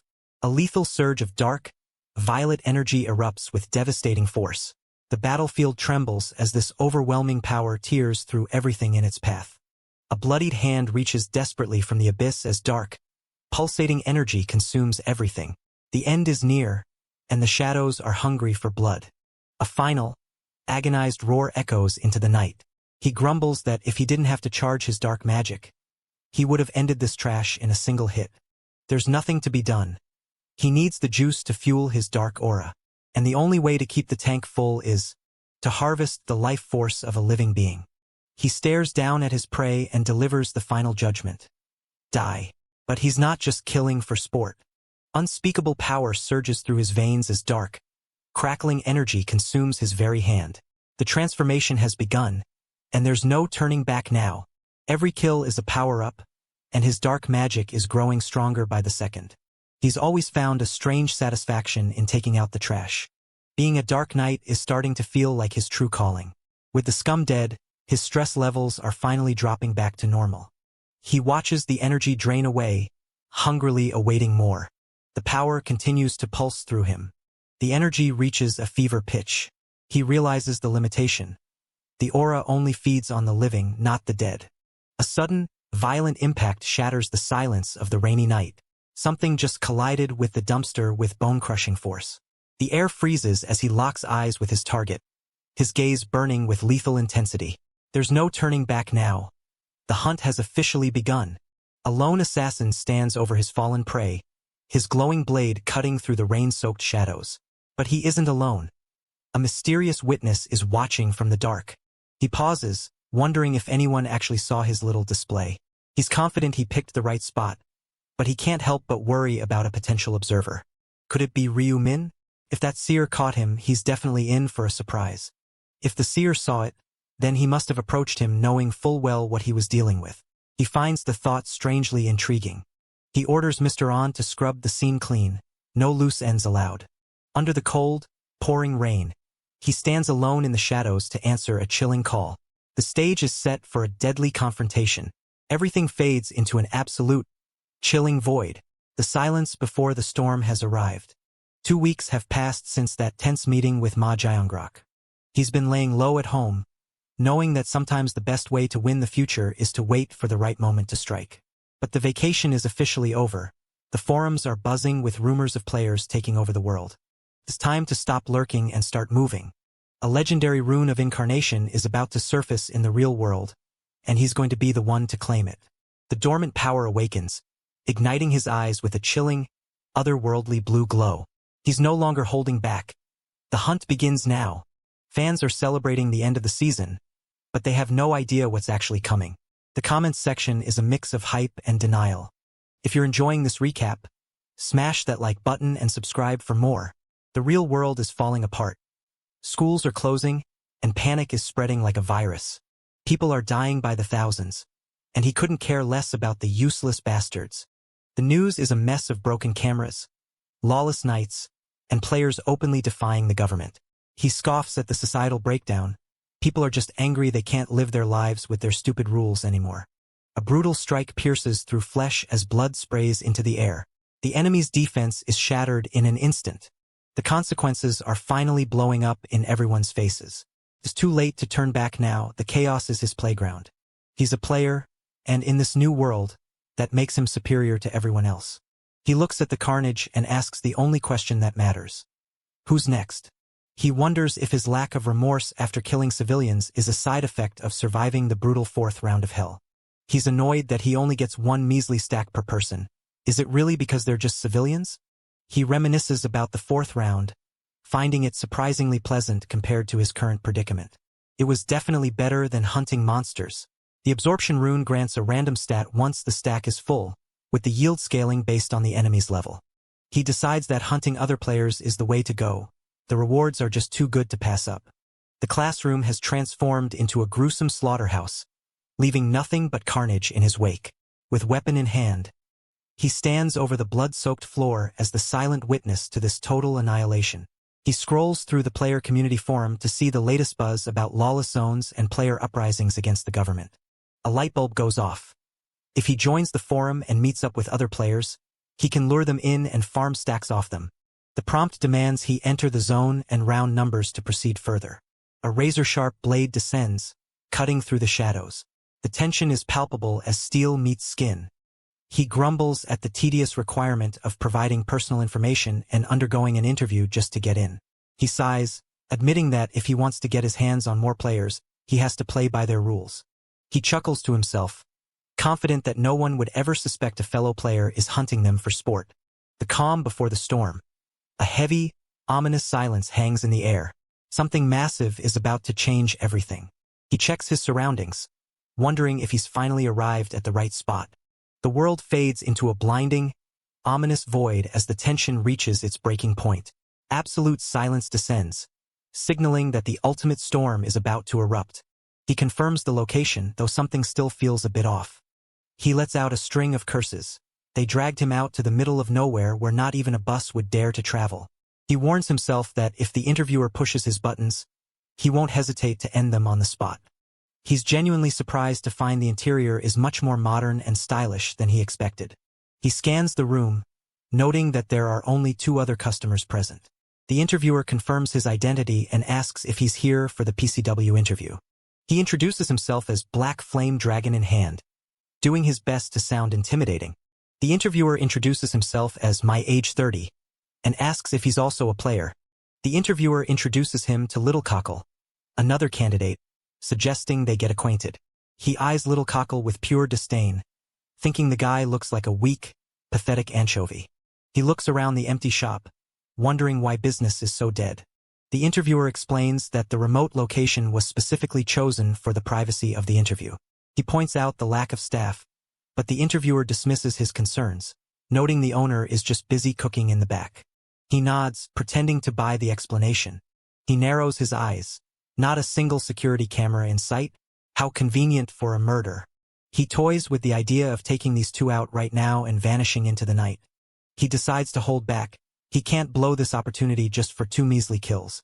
The interviewer mentions they're waiting for one last person. He's surprised to learn there's a third participant in the mix.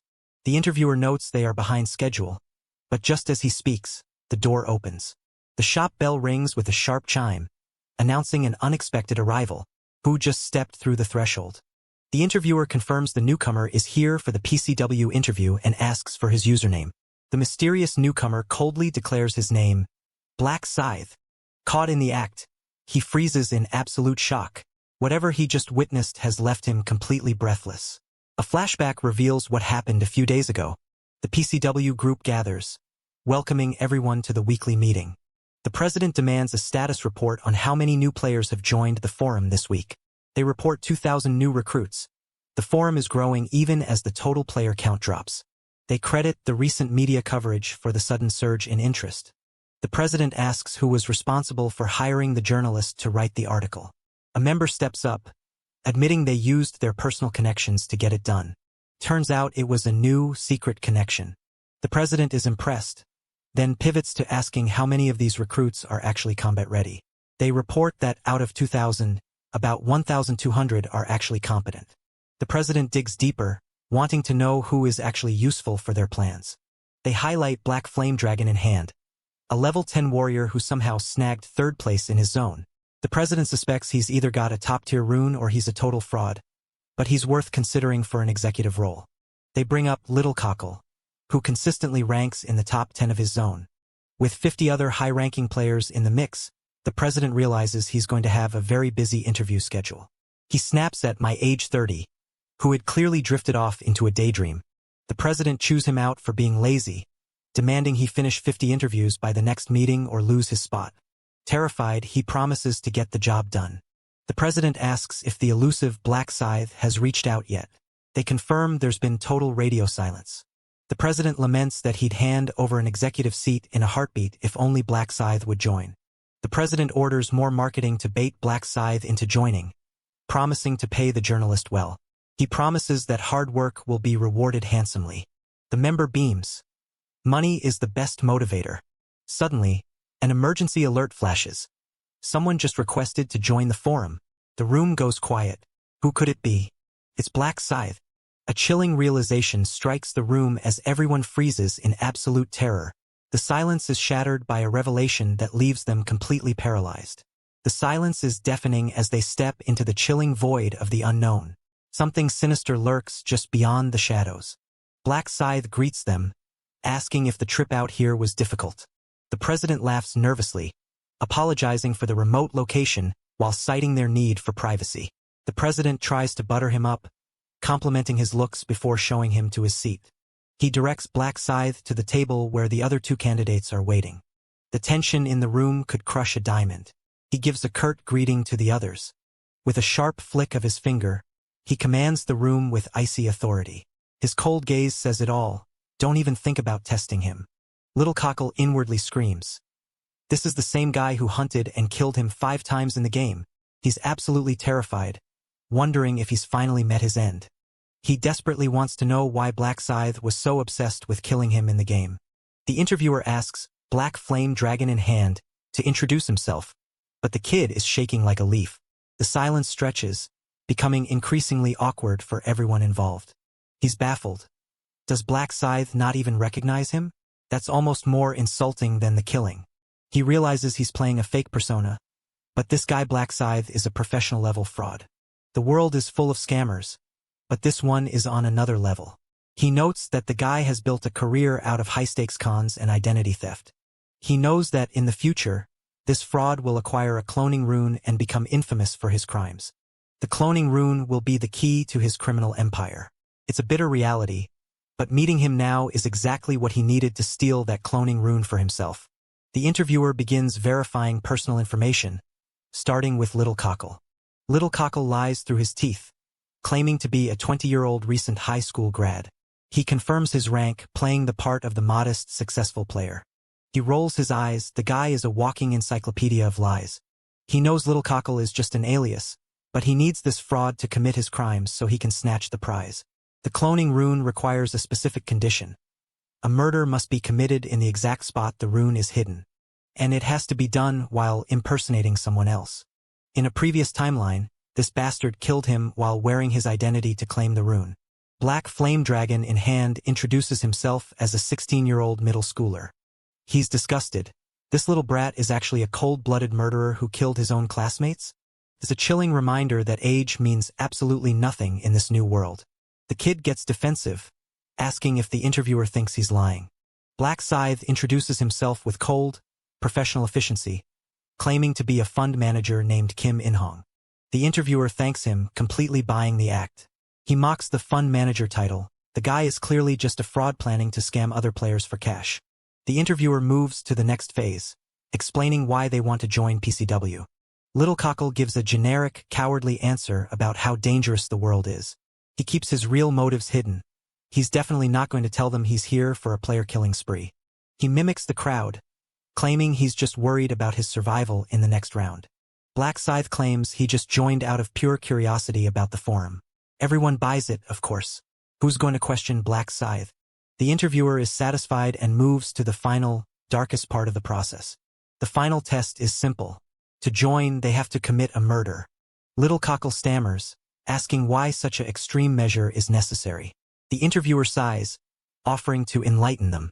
He rants about how the government is turning on players because they're terrified of their true power. He claims players are destined to rule the world, and they need to start acting like it. He argues that they must reject the law to prove that players are the new authority.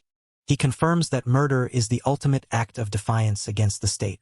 It's all about sending a message that they can't be controlled. Little Cockle finally understands. Nodding along with the madness, the interviewer drops the threat. If they leave now, they're blacklisted and on their own. He realizes it's a classic trap. Force them to commit a crime so they're locked into the community for good. A heavy silence hangs in the air as these two share a tense, unspoken standoff. Every second of this awkward encounter feels like a ticking time bomb. The interviewer takes their silence as consent and prepares for the final step. Little Cockle panics, pointing out there's no one around to kill. The interviewer grins. He's already made all the necessary arrangements. The storm breaks with a sudden, relentless downpour. A gloomy, ominous atmosphere blankets the world in rain. They head outside to finish the job. The interviewer asks if they're leaving, but suggests they stay longer if they want. They make an excuse about being in a hurry, then ask for the restroom. The interviewer points them toward the corner and asks a quick favor in return. He asks them to move the car out of the parking spot. They agree without a second thought. A sudden downpour sets the stage as a mysterious figure arrives at the doorstep. Under the shelter of a crimson umbrella, the tension builds in the pouring rain. Under the pouring rain, they make their move and swing the car door open. The stage is set for a dramatic departure. The rain pours down, but a heavy shadow looms over her heart as she steps out into the storm. With a grip tight on her umbrella, she braces herself for the confrontation ahead. The level gap is clear, but so is the danger. A lethal grip tightens around his throat, cutting off his air in a brutal display of dominance. His desperate struggle ends with a strangled gasp as the pressure becomes unbearable. Everything is happening so fast. The air vanishes as cold. Merciless hands tighten around their throat. Panic surges. There is no escape from this brutal grip. It's almost too easy for him. He's confused. Why is she the one being targeted? He yells at them to hurry up and get in the car. The tension hits a breaking point as a trembling hand clenches tight. Silence screams in the suffocating air of the car.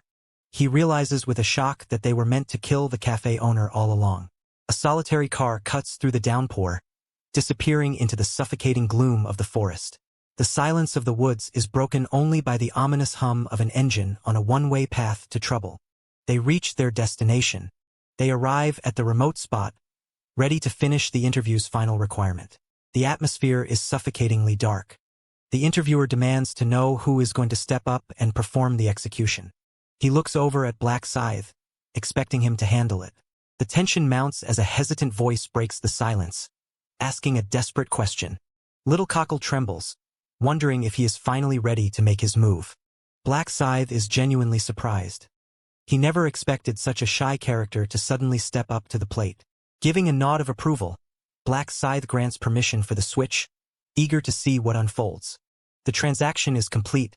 900 Kia changes hands. Black Scythe warns him to make it count, clearly unimpressed by his lack of experience. He thanks his mentor, secretly planning to put the powerful rune of cloning to good use. A confused gasp escapes his lips. He has no idea what rune his associate is talking about. Caught off guard, he reels back as a sudden, brutal strike shatters his defenses. The look in his eyes says it all.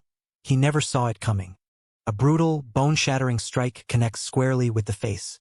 The victim is sent reeling as the force of the blow tears through the air. The tables have turned as our hooded protagonist looms over his stunned victim. With a chillingly calm demeanor, he prepares to deliver the final blow. The atmosphere shatters as a chilling aura suddenly descends upon the room. The man behind him is frozen in sheer, petrified terror. A single, choked-out sound of confusion escapes his throat. Pure panic sets in as he screams in disbelief. Black Scythe has just been murdered in cold blood. Our protagonist sighs, clearly annoyed by the incessant whining of his witness. Some people just don't know when to be quiet. He recoils as he notices the change. The protagonist's eyes now burn with a bestial, terrifying intensity. A cold, mechanical voice echoes through the air, confirming that the conditions for activation have been met through this act of betrayal. The system announces the acquisition of the hidden rune of cloning, which is now being permanently sealed onto the player's body. A satisfied smirk crosses his face. Pretending to be Little Cockle was definitely worth the effort. He snaps back, declaring that he killed the man simply because he was a pathetic idiot trying to steal his identity. The witness is left reeling, struggling to process the reality of who is standing before him. He doubles down on his insults, calling the witness just as much of a piece of trash as the man he just eliminated. With a swift motion, he pulls the hood over his head to conceal his identity. The game is officially on. The witness stammers, demanding he repeat the shocking reveal. He struggles to find his words as the gravity of the situation finally hits him. With a flick of his wrist, he shatters the blade into crimson shards. The attacker's confidence instantly turns to pure, unadulterated terror. He stares down his enemy, daring him to deny the truth of his pathetic character. The witness stares in shock at the massive scythe, the unmistakable signature weapon of a legend. A realization dawns on him. He's heard whispers of a player who wields a giant scythe, but never thought he'd see it in person. The pieces finally click together. He is standing face to face with a master of the great scythe. The repetition of the identity theft leaves the witness absolutely stunned as he realizes the truth. The protagonist finally drops the act, leaving the witness shaking in his boots as he realizes exactly who he's dealing with. He offers a cold, insincere apology for the deception. The witness is paralyzed by fear. He wasn't dealing with a low-level player, but the real Black Scythe all along. He falls to his knees, begging for his life, claiming he was completely fooled by the masterclass acting. A single, chilling question hangs in the air. An apology? Does he really think that's enough? A brutal, lightning-fast strike decapitates the enemy in a single, clean motion. The battlefield turns into a slaughterhouse as the carnage unfolds in seconds. A final, desperate shriek echoes through the chamber. The remaining survivors watch in horror, realizing they are completely outclassed. They couldn't even track his movements. The speed of that swing was on an entirely different level. He turns his gaze toward the final survivor, asking if he understands what comes next. He offers a moment of mercy, allowing his victim a few final words before the end. The victim tries to compose himself, admitting he had one burning question he always wanted to ask the legendary Black Scythe. Black Scythe cuts him off, knowing exactly what he's about to ask. Why he wiped him out 5 times in the 4th round. The victim nods, desperate to know the reasoning behind his repeated, humiliating defeats. It was nothing personal. He simply viewed him as a threat that needed to be neutralized. He explains that he had to eliminate every potential rival to ensure his path remained clear. Black Scythe asks if there's anything else on his mind before he seals his fate. The victim takes a shaky breath, asking one final question. Why must he die today? He tells him plainly that he's a piece of trash for being a bystander who intended to kill an innocent woman. The victim tries to argue that he hadn't done anything yet, but Black Scythe isn't buying that weak excuse. A heavy silence follows as the weight of the situation settles in. Deciding to show a rare moment of leniency, he offers the man a single chance to bargain for his life. A lethal, crimson-charged blade pierces the ground with earth-shattering force. The shockwave marks the arrival of absolute destruction. He demands the man surrender every single item in his possession. He inspects the loot, noting that these items might actually be useful for his plans. He calculates the value, about 2,000 gold pieces if he dumps these at the shop. The victim begs for mercy, claiming that is truly everything he owns. He nods, accepting the surrender without a hint of doubt. The victim is confused as to why he's leaving some items behind, but quickly agrees to the deal before he changes his mind. He tosses the scraps aside. Some things just aren't worth the trouble of selling. The victim cautiously asks if he is finally free to go, clinging to the hope of survival. A promise is a promise. Black Scythe lets him walk away with his life. The man showers him with frantic thanks, only to be told to cut the dramatics. He orders the survivor to clean up the mess left behind and be better in the future. He decides to take the woman under his protection. He dismisses the survivor's offer to help with a cold glare. He doesn't trust a rat like him. A battered comrade limps away, leaving behind a cold, silent witness to the carnage. The tension is thick enough to cut with a blade. The survivor is trembling as he escapes, amazed that he actually lived to see another day. A strange, lingering feeling of injustice begins to gnaw at him. He wonders if it was truly fair to be stripped of his possessions just for being a bystander. He seethes with resentment, feeling the sting of the loss. A sudden, dark thought takes hold of his mind. He watches Black Scythe carefully, waiting for a single moment of vulnerability. He inches closer, his grip tightening on his weapon. Now is the time to strike. The world plunges into an suffocating void of absolute darkness. Every trace of light vanishes in an instant. He lunges forward, screaming a death threat at the man he thinks he has cornered. A massive blade cleaves through the air with lethal precision. The strike lands with devastating, bone-shattering force. A single, brutal strike ends it all as the victim collapses in a pool of blood. The executioner stands over the fallen, axe stained with the heavy cost of survival. The attacker lets out a manic laugh. He actually did it, and it was suspiciously easy. He cackles, unable to believe that a legend like Black Scythe went down to a lowly level 10 player. He mocks the fallen hero, claiming he was a fool to leave his back exposed. He revels in his victory, thanking his foe for the boost in stats. A faint, eerie smile appears on the face of the supposed corpse. He pauses, confused. Why hasn't he received a system notification for his level up? Panic begins to set in as he realizes something is terribly wrong. A calm, cold voice speaks from behind him, asking if he's finally figured it out. A bone-chilling realization freezes him in his tracks. Absolute terror takes hold as the truth hits home. He gasps, staring at the man who should have been dead. The protagonist asks why he looks so terrified. Did he see a ghost? The attacker is spiraling, wondering if his enemy possesses some kind of resurrection cheat. The victim lies helpless on the cold floor, cowering before a cold-blooded aggressor. With one heavy step, the power dynamic shifts in an instant. Cold sweat drips down as he realizes the horrifying truth. The danger is real and there's no turning back now. He notices the lack of blood on the floor. Something is definitely not right. Black Scythe reveals the truth. That was nothing but a disposable clone. He explains the mechanics of the rune of cloning, a perfect doppelganger that fooled him completely. He mocks the victim for falling for a decoy that couldn't even fight back. Talk about embarrassing. That little performance was just a test to see if the rat would take the bait. The attacker realizes he's been played like a fiddle from the very beginning. Black Scythe scoffs at his victimhood. He was the one who initiated the treachery. He decides he's had enough of the conversation. A flash of lethal precision. He cleaves through the darkness with a devastating, blood-red strike.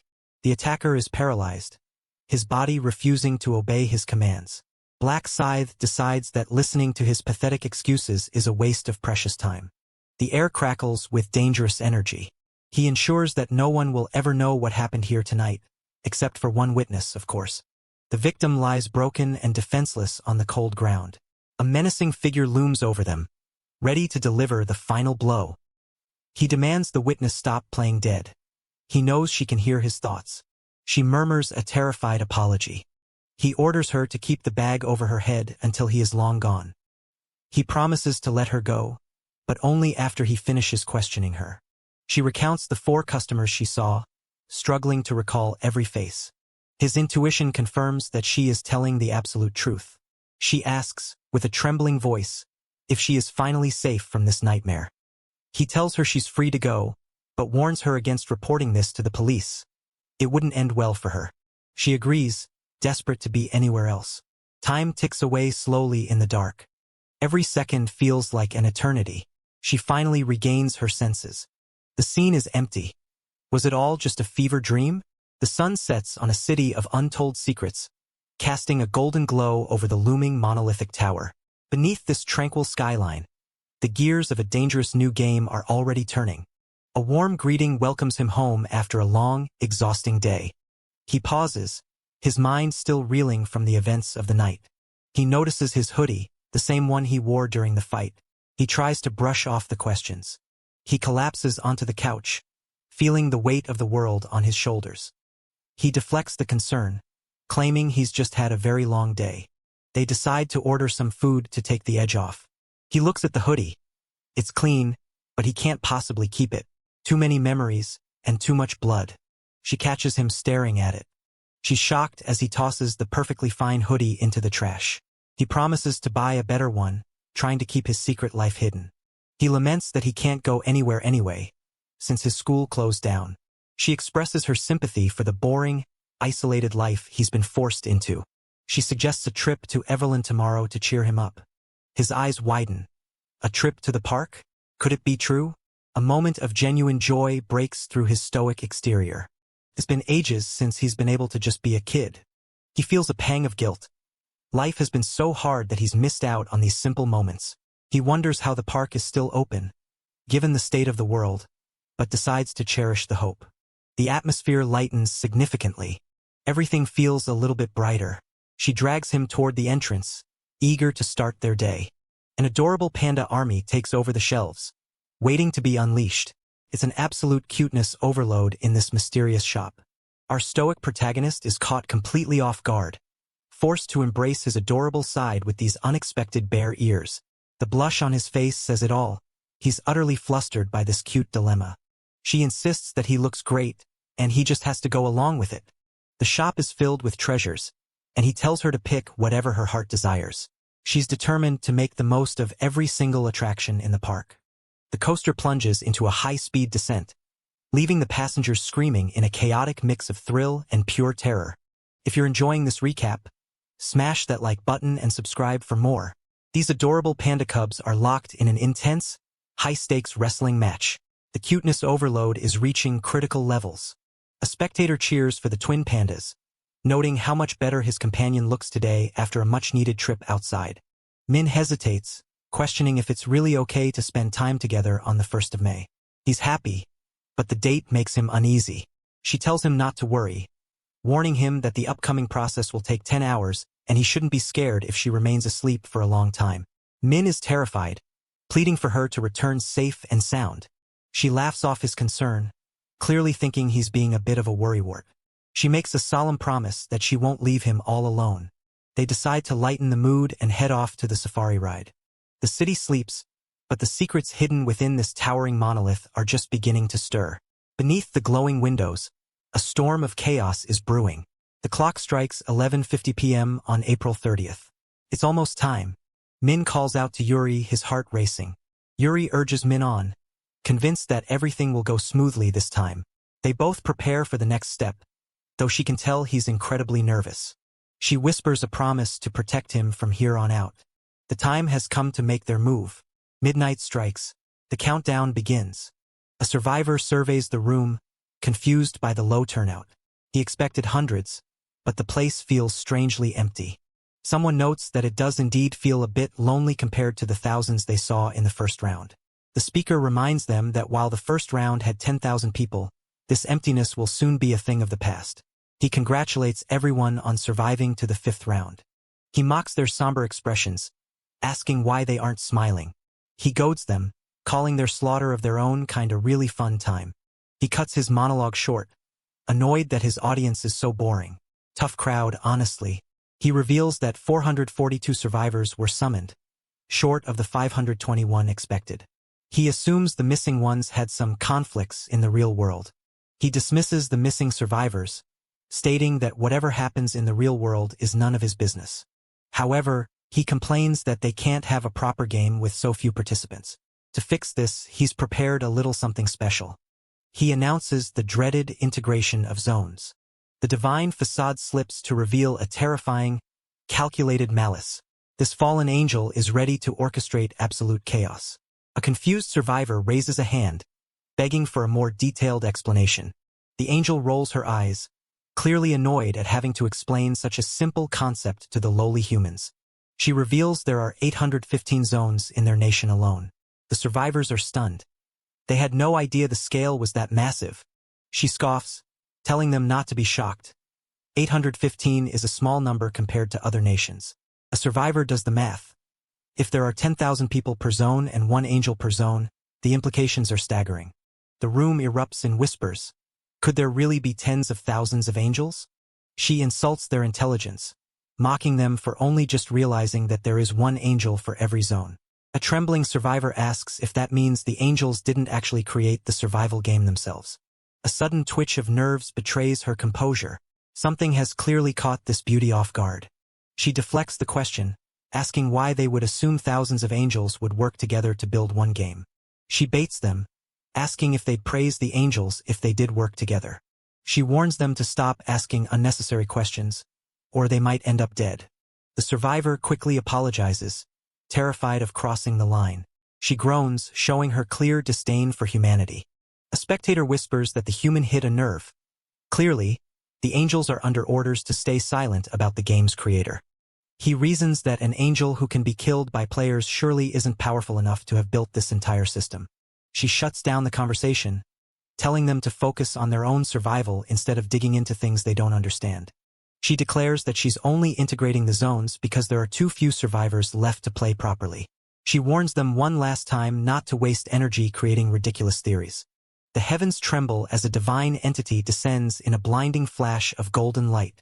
With wings spread wide, this celestial powerhouse commands the battlefield with terrifying grace.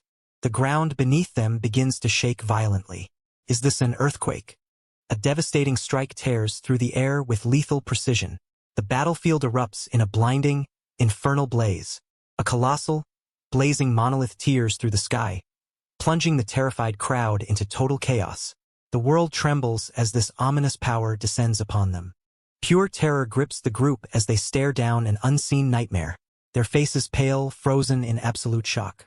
A cataclysmic shockwave rips through the battlefield, shattering the very earth into molten ruins. Total annihilation is underway as the sheer force of the strike obliterates everything in its path. A blinding surge of raw energy erupts with earth-shattering force. The battlefield is engulfed in a cataclysmic explosion of pure power. A colossal pillar of searing energy erupts, obliterating everything in its path. The sheer force of the blast tears through reality itself. A blinding pillar of golden light erupts from the heavens, shattering the battlefield. The crowd stands frozen as raw, cataclysmic power descends upon them. A blinding pillar of pure energy severs the battlefield, leaving everyone in its wake paralyzed by sheer terror. Reality itself is tearing apart as the survivors watch in absolute shock. One of the survivors gasps, wondering who these new arrivals are. The integration process is finally complete. The angel mocks them for staring at each other awkwardly, telling them to get on with the introductions. Someone counts 10 of them. The angel greets the humans, acknowledging they already know why the zones were merged. She explains that 10 zones have been combined, bringing the total head count to 4,844. A survivor realizes that's why there are nearly 5,000 people now. No wonder it felt so crowded. She notes that the other zones are following suit, which means all zone names will be updated. This new zone is designated CESK001, consisting entirely of Korean players. A player sighs in relief. At least they can all communicate now. She clarifies that this integration will keep happening every time a zone drops below 500 people. She mentions that eventually, When there are fewer than 500 players in all of South Korea, the survivors will be forced to compete against other nations. A player realizes that's a problem for round 11 and decides to focus on surviving the present instead. The angels prepare to start the bonus game. The angel announces a simple bonus game to celebrate the zone integration.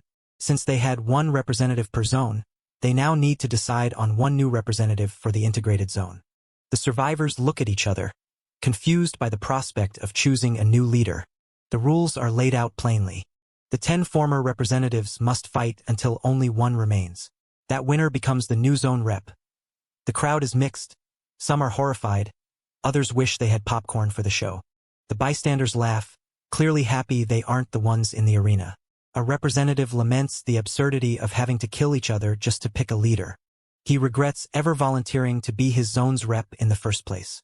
Someone asks hopefully if they respawn if they die.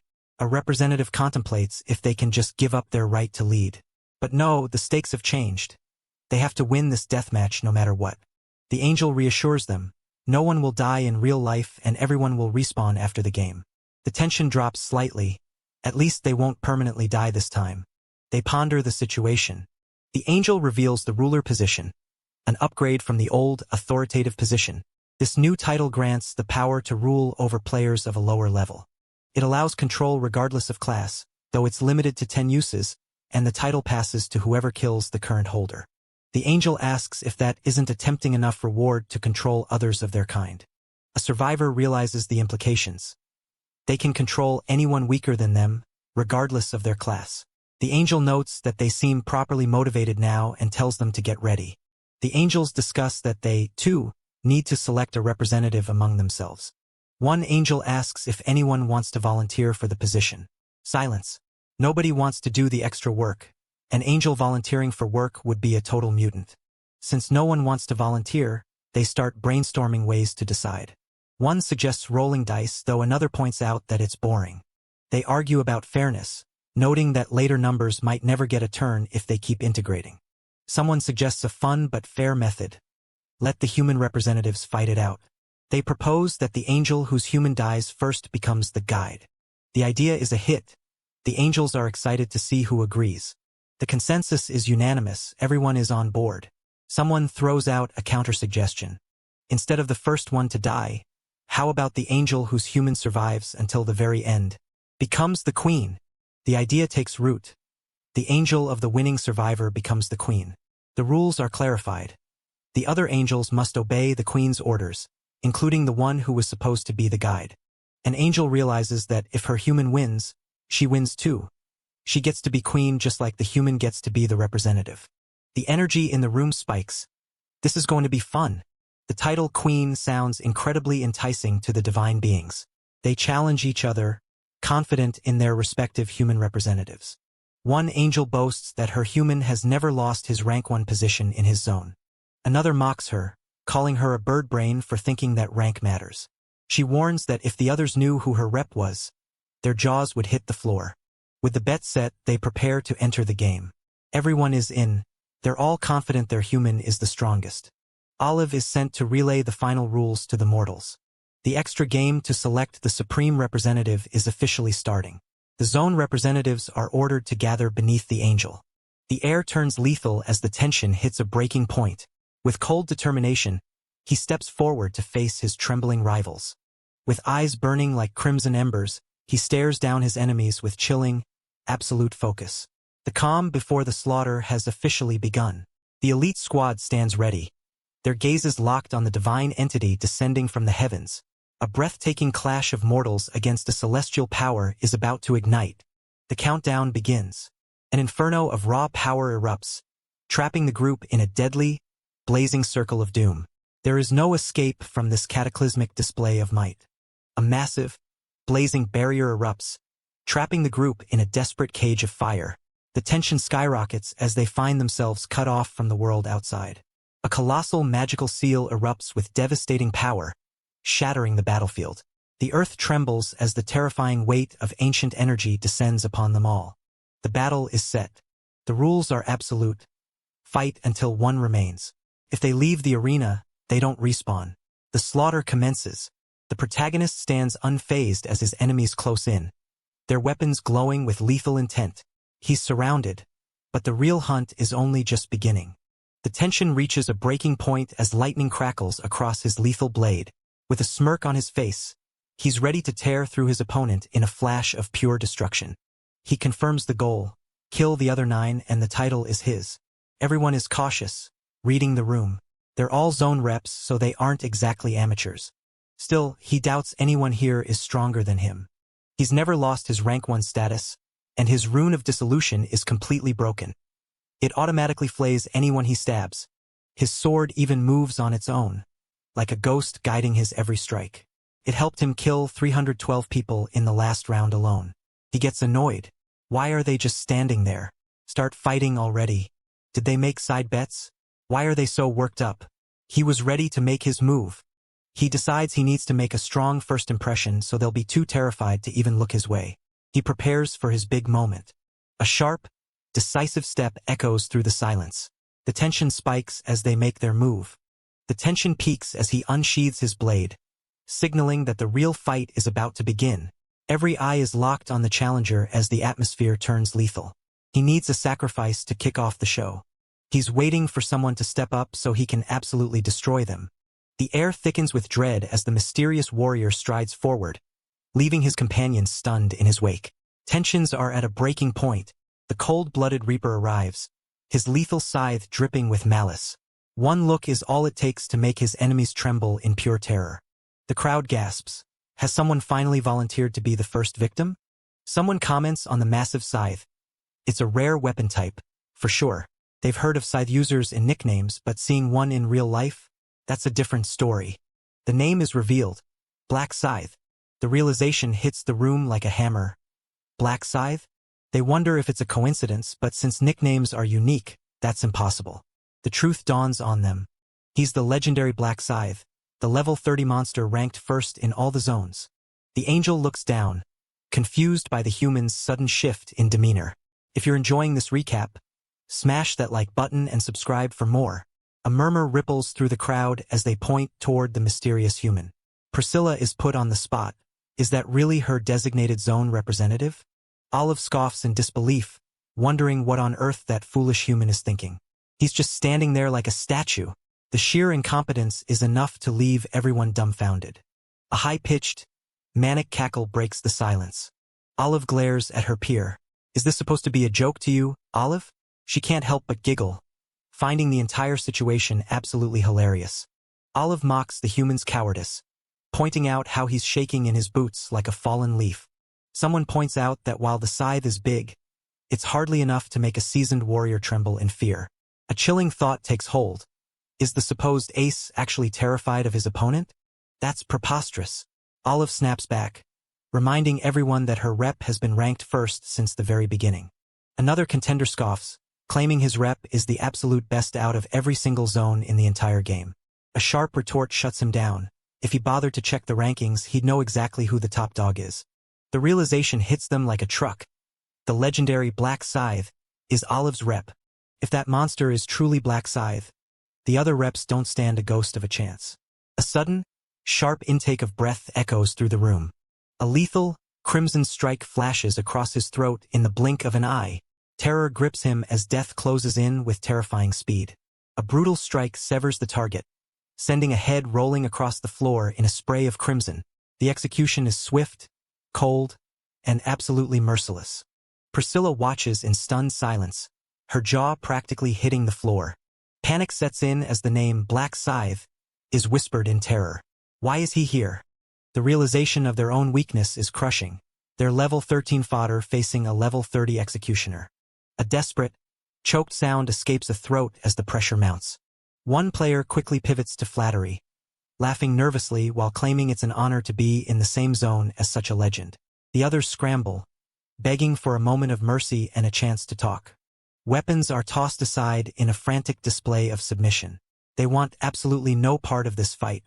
The surrender is unanimous. One by one, the players drop their guard and bow down to the inevitable.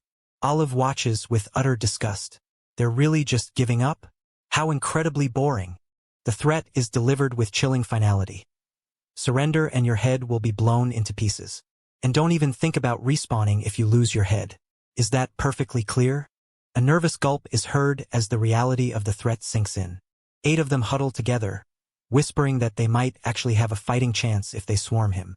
Black Scythe observes their pathetic scheming with a cold, detached gaze. Even if ants band together, they're still just ants beneath his boot. One brave or foolish soul sneers at his smirk, claiming that being a high level doesn't make him invincible. With a unified cry, they rush him in a desperate, final stand. A devastating strike tears through the air with lethal precision. The ground shatters instantly under the sheer force of the impact. The numbers flash, 70.6, signaling a massive power gap. The shadows erupt as the protagonist unleashes a lethal, blood-red whirlwind upon his unsuspecting foes. In a single, fluid motion, he dismantles the enemy formation with terrifying precision. Terror strikes as the party freezes in total shock. Their worst nightmare has finally arrived. A whirlwind of lethal crimson energy tears through the battlefield, leaving a trail of absolute devastation in its wake. No one can escape the cold, razor-sharp reach of this relentless assault. A brutal slaughter unfolds as the shadows strike with lethal precision. One by one, the enemies fall to an unstoppable, blood-soaked assault. The heavens crack open as a legion of blindfolded angels descends, bathing the battlefield in an ominous, golden light. Their silent arrival signals a reckoning that none can escape. The onlookers can barely believe their eyes. Is it really over that quickly? Since Olive owns the winning ticket, does that make her the queen of the zone now? They turn their gaze to Olive, demanding answers. She smirks, confirming she knew the outcome all along. Of course she did. Betrayal fills the air. She tricked them into a rigged bet. She doesn't even bother to hide it, acting as if it were the most obvious thing in the world. Why would she suggest it if she wasn't going to win? It's just good business. She taunts them. Did she put a gun to their heads? They agreed to the bet because they thought it was fun, and now they're crying about the consequences. She invites them to try and hit her if they're so upset about it.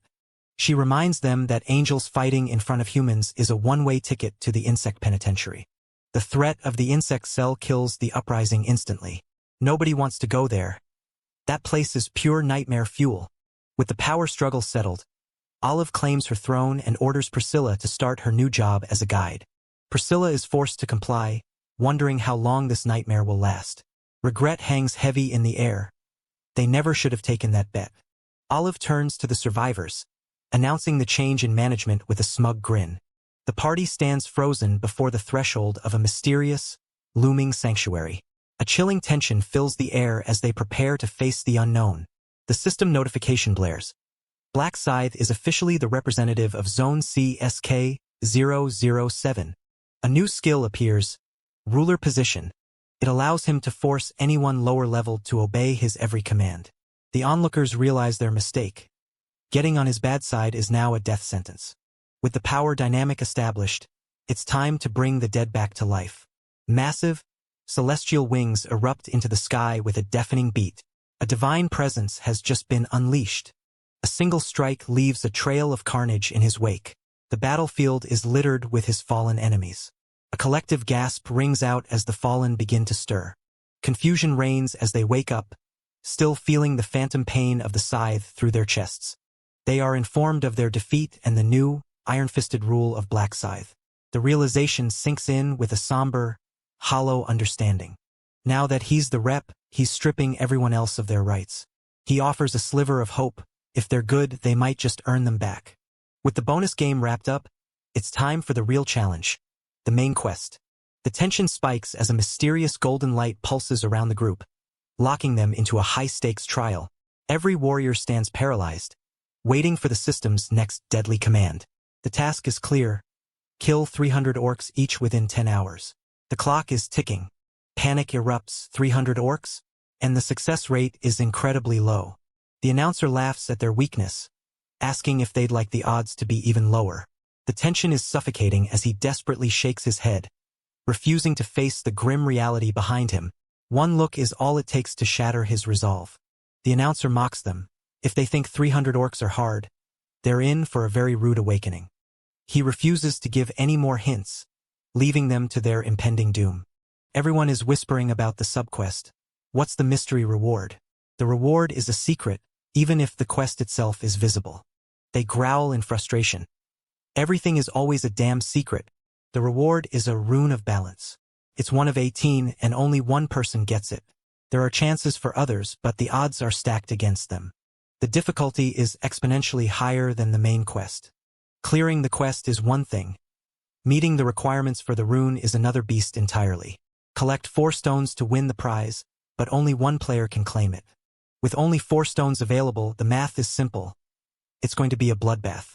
The rules are brutal. If you want a stone, you'll have to kill the person holding it. They ask for confirmation. Can you really just kill and take it? Yes, and there's no resurrection for this one. If you die, you're staying dead. The instructions are finished. Now it's time to go do their best to survive. 10 hours on the clock. The countdown to chaos has begun. The angels are insufferable, but they have to play by their rules. He decides to knock out the orc quota first and then help his allies. The shadows shift as our hero makes a lethal entrance, instantly paralyzing the crowd with pure, suffocating pressure. Terror takes hold as the onlookers realize they're standing in the presence of a monster. A heavy thud echoes as he lands. The observers breathe a sigh of relief. He didn't kill them this time. Should they follow him? He's clearly headed somewhere important. Are they crazy? Following Black Scythe is a one-way ticket to slavery. He'll probably just turn them into his personal errand boys for eternity. But look at his speed, he always finishes first. A frustrated groan escapes the crowd. They decide to keep their distance, but they're definitely following. He doesn't care if they tag along. He's doing this with or without them. The protagonist charges into the fray with blinding speed, leaving his stunned onlookers in the dust. The tension is palpable as he makes his high-stakes move. He covers 450 meters in a heartbeat. The others scramble to keep up, hoping he knows something they don't. A small orc village looms ahead. The predator emerges from the shadows, catching his prey completely off guard. The hunter is now the hunted. The onlookers spot the village. Black Scythe is heading straight into the lion's den. The beast's helm shatters under the force of a lethal strike. With glowing red eyes, the monster lets out a blood-curdling roar of pure rage. With blood-red eyes locked on his target, he charges forward with lethal intent. There is no escaping the overwhelming power of his gaze. A monstrous beast lunges forward with blood-red eyes and a ferocious snarl. Its lethal strike tears through the air in a blur of pure carnage. A crimson flash of steel tears through the battlefield as he delivers a lethal strike. The enemy stands no chance against such blinding, blood-soaked speed. With a thunderous crash, the opponent is slammed face-first into the ground. The absolute power of this takedown leaves no room for escape. The battlefield falls silent as our hero looms over his latest kill. With a blood-soaked blade in hand, he stands as the undisputed master of this carnage. Our hero infiltrates the heart of the enemy camp, coming face-to-face with a tribe of brutal orcs. The tension is palpable as he watches these monsters prepare for a gruesome feast under the blood-red sky. The orcs start screeching, signaling their alarm. The lone warrior charges headlong into a lethal ambush of savage orcs. Steel meets monster in a brutal clash for survival. With a single lethal strike, he decapitates his foe in a spray of crimson blood. The battlefield belongs to him alone. A brutal ambush. Our hero narrowly dodges a lethal strike as bloodthirsty orcs close in for the kill. A lethal arc of crimson energy tears through the air. The battlefield trembles as the strike claims everything in its path. With a lethal gaze and a blade of surging crimson energy, he plunges into the fray. No one stands a chance against this unstoppable strike. A flurry of lethal crimson slashes tears through the air, shredding the enemy to pieces. The battlefield erupts in a spray of blood as he delivers a brutal, unstoppable execution. A cold, merciless stride signals the end for the fallen. Their fate is sealed in blood. The sounds of battle ring out. VKA. A lethal strike tears through the air, shattering the silence of the ominous encampment. The base is under immediate, violent assault. The hunter emerges from the shadows, stepping into the blood-red twilight to face his destiny. The quiet is broken as he makes his chilling arrival. A sharp clash of steel rings out in the darkness. The trailing players watch in awe. These orcs are supposed to be elite, but they're falling like flies. They decide to stop being cowards and start raiding their own towns. If he can do it, so can they. One player stays close, thinking that as long as there are meat shields, he's safe. He'll keep his distance, but if the opportunity to separate arises, he's taking it. Another village appears on the horizon. This one looks 3 times larger than the last. Things are getting real. The beast lets out a deafening blast, signaling the arrival of pure chaos. The battle cry echoes across the battlefield, marking the start of a brutal onslaught. The war horn screams, shattering the silence. A blood-red sky heralds the start of a brutal onslaught. Panic strikes. Did that orc just summon the entire army? Chaos erupts as the entire camp descends into a blood-soaked frenzy. Panic spreads like wildfire while the soldiers scatter in terror. A bloodthirsty horde of orcs charges forward, ready to tear their prey to shreds.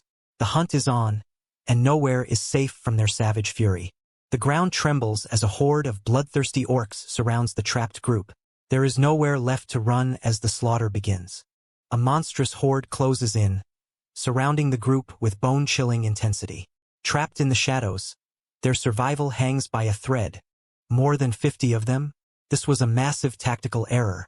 They start screaming, wondering what the hell they're supposed to do now. They're coming. The horde is closing in.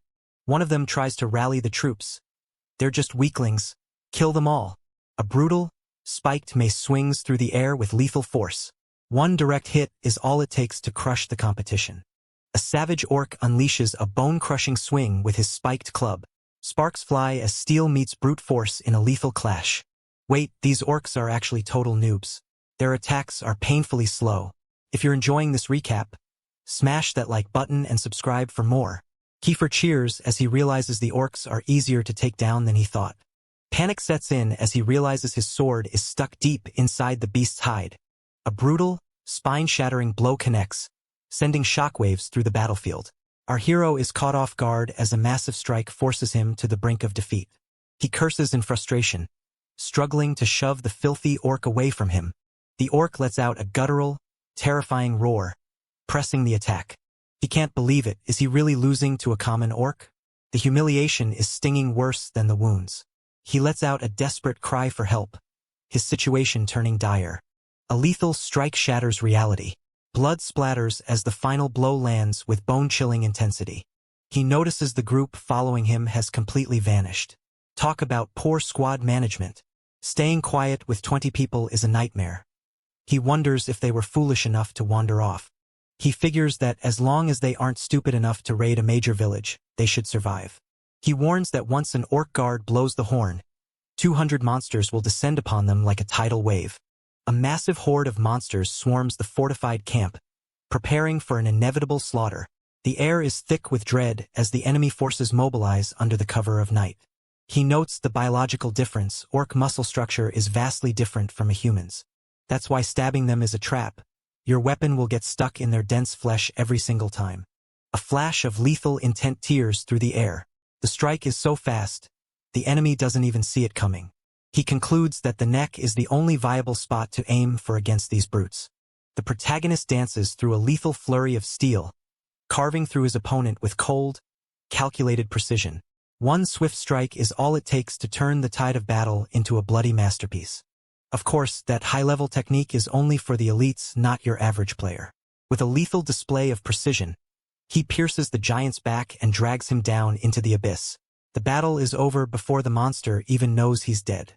The progress window glows, displaying the current state of the quest. Time is ticking down. Less than 9 hours left before the round ends. The quest stats appear. The region is cleared, but he's miles ahead of the competition. It took him an hour to finish the main quest, so he decides it's time to go assist Minuri. A chilling smile masks her true intent, casting an ominous shadow over the scene. Don't let that innocent face fool you. Danger is lurking just beneath the surface. The young hikers' club members check on each other, relieved to have survived their latest encounter. Even if they look like walking pigs, they realize they can't underestimate these monsters for a second. They take stock of their kills, 50 in an hour, but is that enough? They realize they are falling behind their quota. At this rate, 300 kills is just a pipe dream. One member reminds them that failure doesn't just mean falling behind, it means death. A suggestion is made to raid a larger village, though it's a high-risk, high-reward move. The others are hesitant, worried that fighting more than 3 orcs at once is a death sentence. Someone suggests sticking to the small, safe villages to grind out their kills slowly. The leader disagrees. They have no choice but to risk it if they want to hit their target. He pauses for effect, staring intensely at his team. He warns them that there is no future in staying on a sinking ship, and they need to make a move. An ominous crimson glow bleeds through the dense, twisted forest.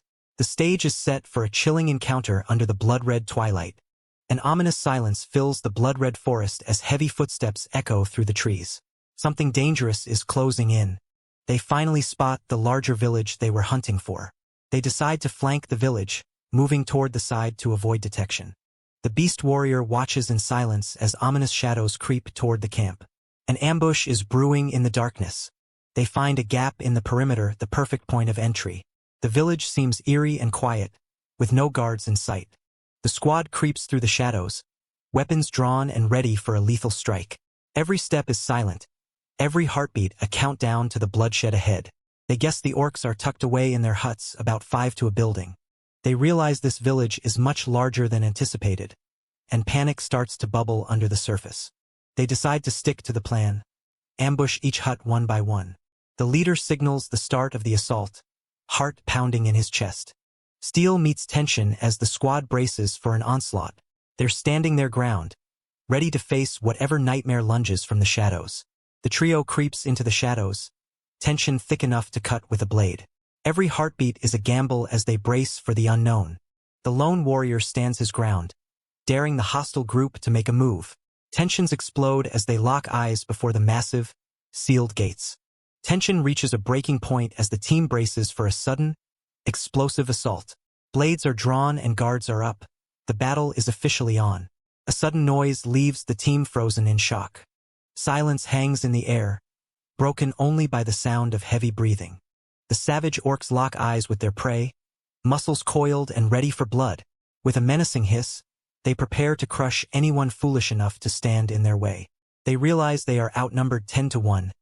It's time to scramble. They coordinate a desperate strike, targeting the orc on the far left.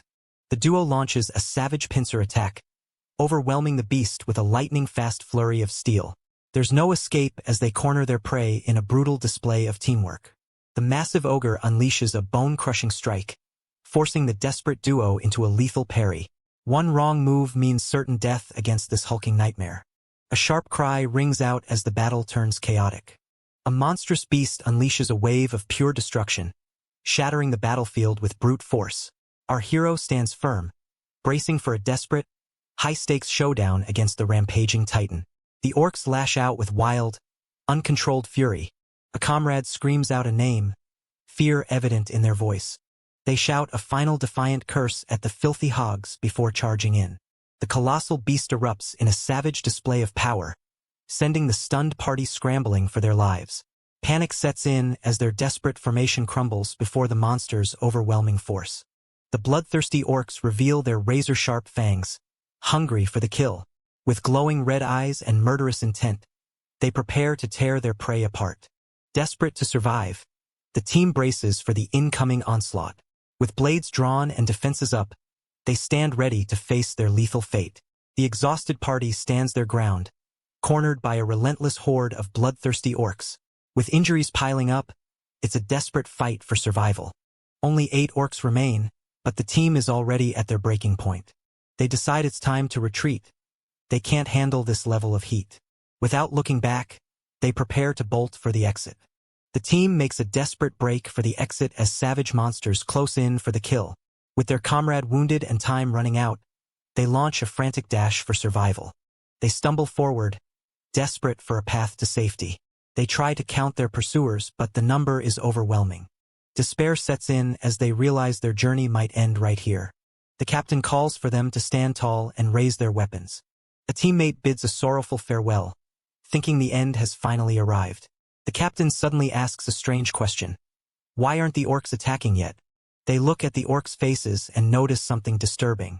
The monsters are standing there, waiting for something. Surrounded by bloodthirsty demons, our heroes are cornered and battered. With nowhere left to run, the tension hits a breaking point. It hits them. The orcs are laughing at them, treating them like pathetic vermin. The realization sparks a flame of pure, unadulterated rage in the captain's eyes. He refuses to die in such an embarrassing way, He demands they fight back with everything they have left. The team agrees, apologizing for their moment of weakness and bracing for the final stand. The bloodthirsty orcs lock onto their target, ready to tear everything apart. Tension spikes as they prepare for a savage assault. The captain orders a coordinated strike on a single target when he gives the signal. They charge forward, screaming in defiance. Steel clashes against hide, the sound of the skirmish echoing through the woods. The team freezes. The orcs are suddenly fleeing. They are left standing in confusion as the monsters retreat into the shadows. The captain calls out to his team, realizing the threat has vanished. Bloodthirsty orcs close in, their red eyes burning with a hunger for slaughter. A single blade stands between them and total carnage. The air grows heavy as a mysterious figure steps into view. With a blade in hand and a wicked grin, he's ready to tear through the opposition. The hunt is officially on. The team cheers as they realize they've been saved. They can't believe it, they actually survived against 8 orcs. They shower their captain with praise, acknowledging he was the only reason they didn't die. The captain remains humble, insisting it was their collective effort that saved them. He gasps for air, nursing his wounds, but refuses to back down. He tells them to hide while he scouts the area for an exit path. They worry for his safety, but he insists he can handle himself. They wish him luck, watching him disappear into the dark forest. He wonders why the area is so unnervingly quiet. Where did all the orcs go? He steps cautiously, eyes scanning every shadow for an ambush. Something catches his eye in the distance, stopping him in his tracks. A single bead of sweat rolls down as pure, unadulterated shock flashes in his eyes. Something has completely blindsided him. The battlefield burns with silent carnage as he surveys his handiwork. Not a single enemy is left standing to tell the tale. He stares in utter disbelief at the scene before him. Who could have possibly decimated an entire village this quickly? He spots a familiar figure standing amidst the carnage. He recognizes the black scythe. Someone was here before him, and they didn't leave any survivors. He checks the username floating above the mysterious warrior's head. Cho Yongo. He realizes who he's looking at. The man is a legend. He's standing in the presence of the mercenary king himself. If you're enjoying this recap, smash that like button and subscribe for more. The mercenary class is a close-range powerhouse that mirrors the warrior, but there's a unique secret behind their true potential. Their strength is tied to contracts. They thrive by forming parties with trusted allies or the legendary mercenary king himself. The mercenary king is a rare solo class that rules the battlefield by granting powerful buffs to his contractors. Honestly, who would turn down a free power-up? Standing right there is Cho Yongo, the man holding the title of the mercenary king. The encounter is totally unexpected. Our hero stammers out a greeting, starstruck by the presence of the black scythe. The mercenary king acknowledges him, because let's be real, who doesn't know the player ranked first across all zones? He's buzzing with excitement. Meeting the rank 1 player is a once-in-a-lifetime event, but he's terrified of breaking social etiquette. He studies him closely and decides that this guy doesn't seem like the type to stab anyone in the back. That's how he earned his title, after all. Our hero decides to butter him up with some small talk about what it takes to be a great leader. He nervously asks if Cho Yongo was the one who wiped out the entire horde of orcs. The reply is a blunt, chilling yes. The sheer power of the rank 1 player is mind-blowing. He's truly living up to the hype. Cho Yongo admits that the hero's presence actually provided a distraction that helped him survive. Even if saving them wasn't the goal, the orcs are dead, and that's a win for the team. Time to pack up. Cho Yongo tells them to beat it. The village is cleared and safe. The hero is confused. How did he know they were even working as a team? A cold, lethal aura cuts through the air as the mysterious Reaper emerges from the shadows. Terror grips his opponent, who realizes too late that there's no escape from this deadly encounter. The team rushes in, worried sick. They were terrified the rank 1 player would ditch them in this hellhole. As if he'd ever do that. Cho Yongo realizes these 4 are bound by contract, a real team. It's clear they rushed back because they truly care about his safety. He's already built a support system. The group is shocked to find the legendary Black Scythe hanging out with their captain. He keeps it cool, claiming he's just here for a little bit of light hunting. Light hunting? There are literally hundreds of corpses everywhere. This guy's definition of light is terrifying. He tells them to scram while they still have the chance. With the fodder cleared, the intermediate boss is bound to spawn, and these guys are way out of their league. They scramble to leave, thanking him profusely for the honor of meeting the legend. The battlefield is a graveyard of fire as the survivors stand amidst the smoldering corpses of their enemies. Their brutal victory is absolute, leaving only ashes and silence in the wake of the slaughter. A strange sound echoes through the air. The team stops, suddenly realizing something is wrong. It's the intermediate boss. Cho Yongo commands them to get out of there immediately. Before they can even process the threat, the ground begins to shake. A monstrous nightmare descends under the blood-red moon. Pure carnage is about to be unleashed. The team stares in horror. Is that really an orc? A nightmarish beast erupts in a surge of blood-red chaos. It's terrifying. Toothy Maw lunges forward to tear through everything in its path. The battlefield trembles as the demonic juggernaut unleashes a cataclysmic shockwave. Total annihilation is just one strike away. The orc warrior has arrived. This is exactly why he stayed behind after clearing the village. He needs this specific kill to secure the Stone of Balance for his subquest. 1 down, 3 to go. If he crushes this guy and the other tribe bosses, the quest is as good as done. The battlefield erupts in chaos as our hero descends like a reaper, leaving a trail of absolute destruction in his wake. No one stands a chance against this overwhelming display of raw, lethal power. The beast lets out a roar that shakes the heavens. It sounds absolutely furious. The team decides it's time to run for their lives. The beast unleashes its bloodthirsty rage with a strike meant to kill. Total carnage is just a heartbeat away. A colossal, devastating strike tears through the air. The battlefield erupts in a whirlwind of pure, unadulterated carnage. A bone-chilling shock freezes him in his tracks as a lethal strike tears through the air.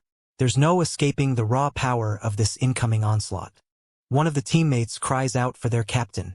The ground shatters beneath him as a colossal force tears through the battlefield. Left speechless, he stares into the chaos of the earth-shattering impact. Total terror paralyzes our warrior as he faces an overwhelming threat. The battlefield has stripped away his confidence, leaving him trembling in the face of certain doom. With a single, lightning-fast strike, the black-clad warrior sends his opponent flying. The battlefield shatters as raw power overwhelms the competition. The hero wonders what the beast is even trying to pull. The fallen warrior gasps in terror as his shadow-clad rival looms over him. Total dominance has been established. The captain breathes a sigh of relief, thanking the black scythe for the save. He coldly tells him to stay back. This is his hunt now. The ground shudders as an absolute nightmare descends upon the battlefield. Towering and terrifying, the beast prepares to unleash pure carnage. The sound of grinding steel fills the air as they lock into combat. He taunts the beast, asking if it actually thought that pathetic attack was funny. With a flash of crimson carnage, he cleaves through the Titan's defenses. One lethal strike is all it takes to bring this monster to its knees. A sharp, metallic screech tears through the air. The tension reaches a breaking point as steel grinds against steel. The nightmare awakens as blood-red lasers pierce the darkness. This mechanical monstrosity is ready to tear everything apart. The monstrous demon looms large, raising his blade for a lethal strike against our hero. With nerves of steel, he prepares to clash with the nightmare head-on. The battlefield shatters as our hero unleashes a devastating strike against the towering beast. With lightning-fast precision, he dances through the chaos to deliver a lethal blow. A colossal demon unleashes a devastating, blood-red slash. The lone warrior barely evades certain death in a blur of motion. Who cares about high-damage attacks when you can just dodge everything? Speed is the ultimate defense. The bloodthirsty beast lunges with a lethal, red-eyed glare. Chaos erupts as the monster closes in for the kill. With a burst of explosive speed, he launches into a lethal strike. The ground trembles as he tears through the battlefield. A blinding flash of pure power tears through the battlefield. The air itself shatters as an unstoppable strike collides with everything in its path. With a lethal swing of his blood-stained scythe, the Reaper descends to claim his prey. The monster doesn't stand a chance against such overwhelming power. A catastrophic strike tears through the air with lethal, crimson intensity. The battlefield erupts as absolute power collides in a single, devastating blow. A lightning-fast strike shreds the air as our hero narrowly dodges a monstrous, lethal blow. The battlefield trembles under the weight of this brutal clash. With a blur of lethal crimson energy, the protagonist launches a devastating aerial assault. The monster barely has time to react before the onslaught begins. A lethal blade carves through the air in a blur of crimson carnage. The monstrous beast barely dodges as the hero unleashes a strike meant to kill. A ferocious beast tears through the battlefield with lethal precision. One savage swipe is all it takes to shatter reality itself. A razor-sharp blade tears through the air with lethal precision. The beast doesn't stand a chance against this lightning-fast strike. The shadow clones unleash a blinding, destructive strike that tears the battlefield apart. Their massive foe is caught in the crossfire of this lethal, multi-directional onslaught. A single strike isn't enough. The beast's neck is too thick to cut through in one go. The hero unleashes a devastating strike, shattering the ground beneath his colossal foe. The earth trembles as he dominates the battlefield with pure, overwhelming power. A blinding crimson slash tears through the void. The monster's lethal strike leaves nothing but destruction in its wake. With a surge of dark energy, the hero launches a brutal strike against the towering monstrosity. It's a clash of pure carnage as he drives his crimson blade deep into the beast. A lightning-fast strike lands with bone-crushing impact. The prey is left reeling as the predator strikes with lethal precision. With a blur of crimson steel, the hero delivers a lethal strike against the monstrous titan. One clean cut is all it takes to shatter the beast's defenses. The beast lunges with a bone-chilling snarl, unleashing a spray of crimson carnage. Total annihilation is just one strike away. A crimson frenzy erupts as the protagonist unleashes a lethal, high-speed strike upon his monstrous foe. One decisive blow tears through the air, leaving nothing but carnage in its wake. With a single lethal strike, the monster is decapitated in a spray of crimson gore. Its reign of terror ends in a flash of brutal, unstoppable power. The battlefield trembles as a cataclysmic surge of dark energy erupts, crushing everything in its path. Our hero stands amidst the chaos, unleashing an overwhelming display of absolute power. A blood-red moon stains the heavens, signaling that a cataclysmic nightmare has begun. The sky itself bleeds as chaos descends upon the world. The battlefield falls silent as he stands amidst the carnage, his blood-soaked scythe glowing with lethal intent. A single exhale marks the end of his enemy's desperate struggle. A notification pings. The orc warrior has been defeated. The experience bar surges upward, another massive gain. Gold flows into his pockets. The bonus rewards are definitely worth the effort. A single, devastating blow slams the giant into the earth, leaving him shattered and lifeless. The battlefield falls silent as the crushing power of the strike leaves everyone stunned. They watch in awe. Did he really just solo that giant monster?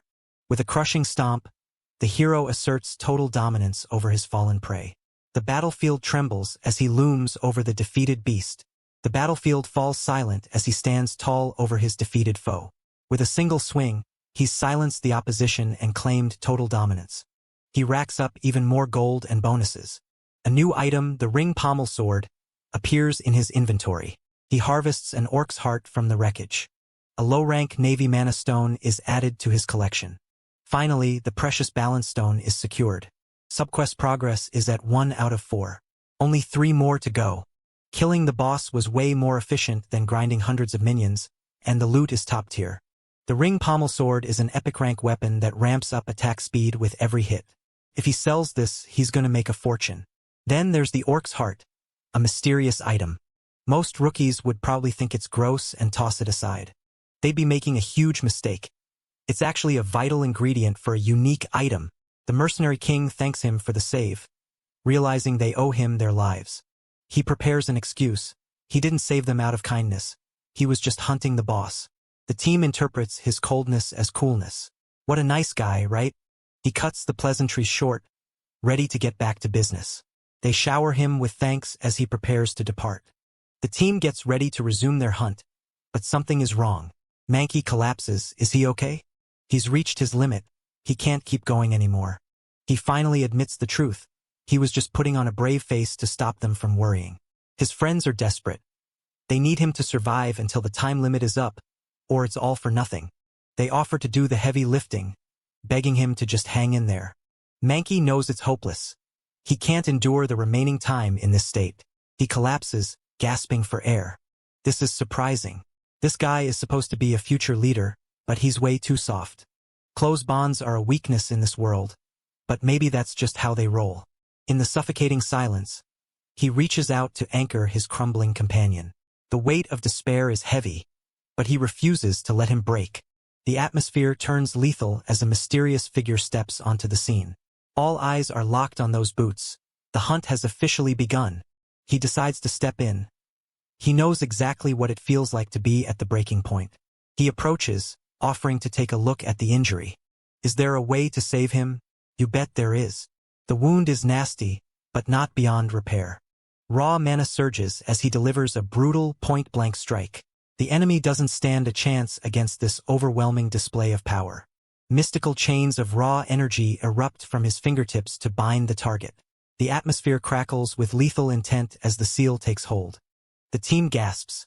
The wound is literally vanishing. He explains it's just emergency care.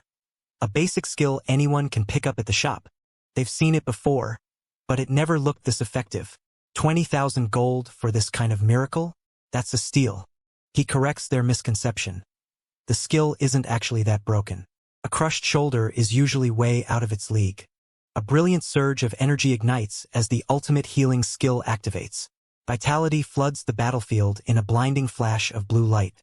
Thanks to the Rune of Radiance, his stats are boosted significantly, turning a basic skill into a life-saving miracle.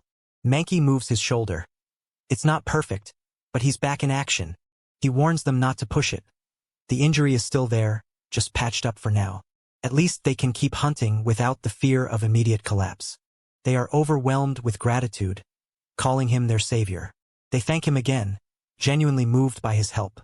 Even the mercenary king offers his sincere gratitude. They insist on offering a token of their appreciation. The mysterious glowing crystal is revealed, leaving the duo frozen in absolute shock. Their faces say it all. This discovery changes everything. They pile on more gifts, insisting he take them to sell for gold. He considers turning them down, but they aren't taking no for an answer. They insist it's the least they can do to repay him. Individually they aren't legendary, but altogether they're a solid payday. He realizes he's actually getting something much more valuable than gold out of this. He gave them hope when they had none, and they vow to repay the debt. The mercenary king is now indebted to him. Turning a profit for a skill he already had? Not a bad day's work at all. If you're enjoying this recap, smash that like button and subscribe for more. A sigh of relief escapes as they narrowly avoid a brush with disaster. Anxiety bubbles over as the realization hits. A full hour has already slipped through their fingers. A cold digital timer mocks them. Only 8 hours and 55 minutes remain until the round hits its final curtain call. The quest log updates with a grim reality. 0 out of 300 orcs defeated. This is going to be a long day. Panic sets in as the math just doesn't add up. At this pace, that target is nothing but a pipe dream. Regret washes over her. She let fear take the wheel and ended up losing the legendary black scythe in the chaos. He chuckles darkly, recalling how easy it was to track his target down. Once he realized the guy was a bonus game candidate, the air suddenly shifts, turning frigid and deadly.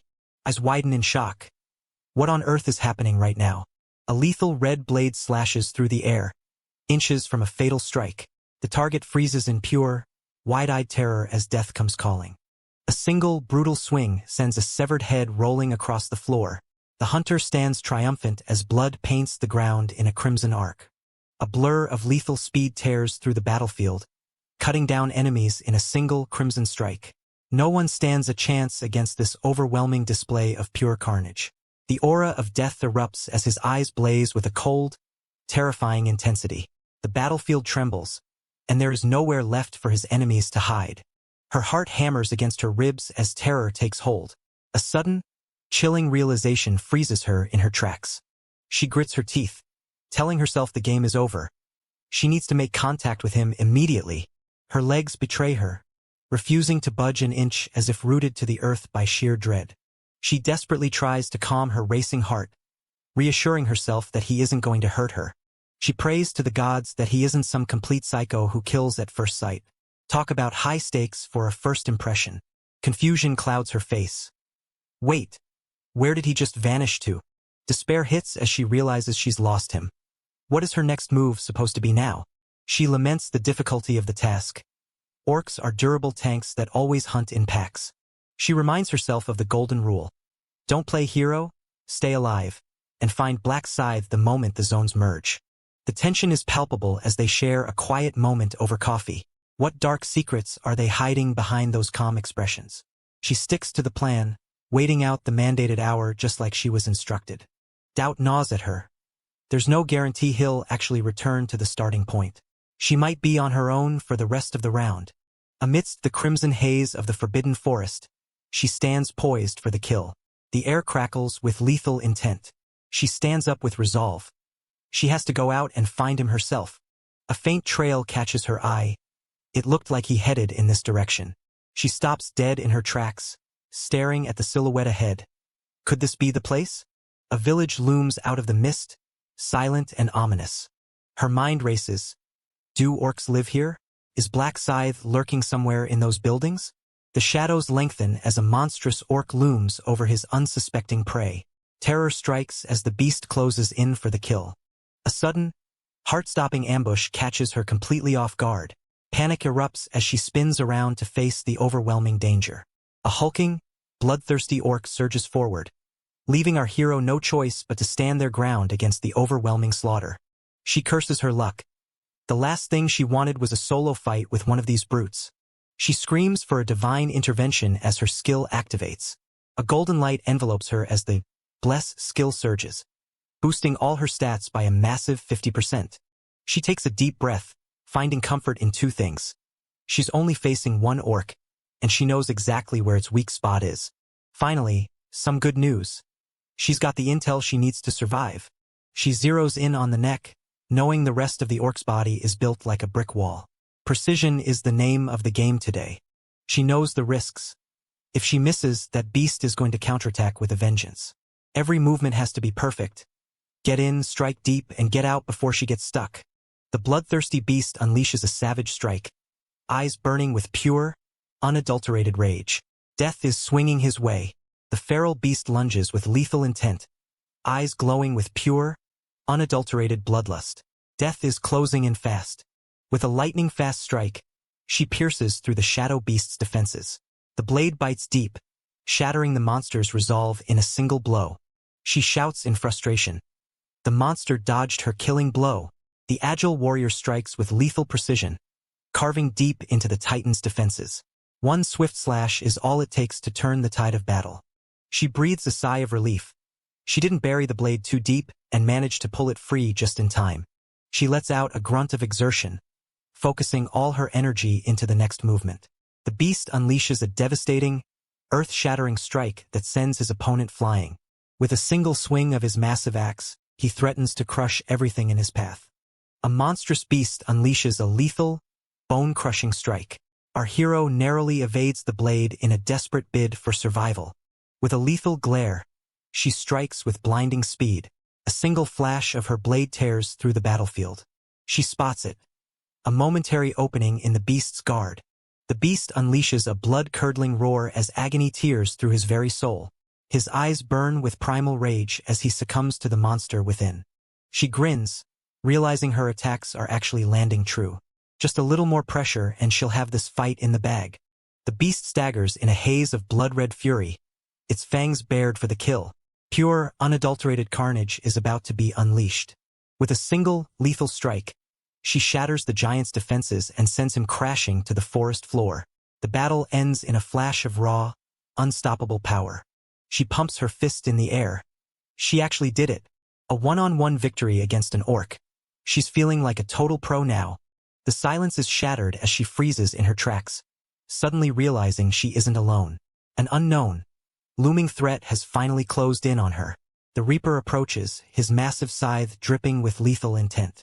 Death itself walks through the crimson forest to claim his next victim. She rubs her eyes in disbelief. Is her vision playing tricks on her? She shakes off the shock. No time to zone out.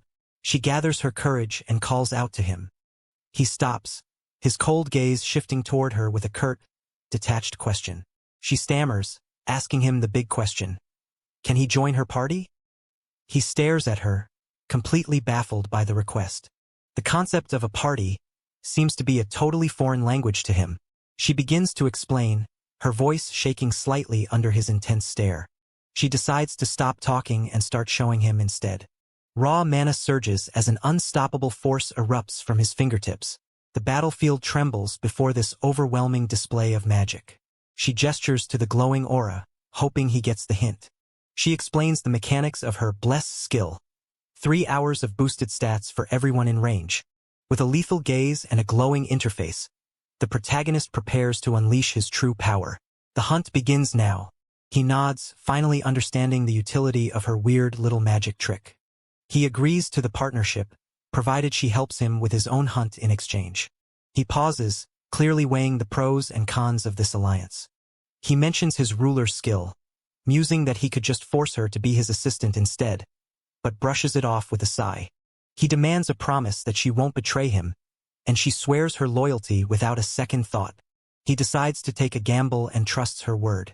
The party is formed: Black Scythe, the level 32 Reaper, and Democracy, the level 13 supporter.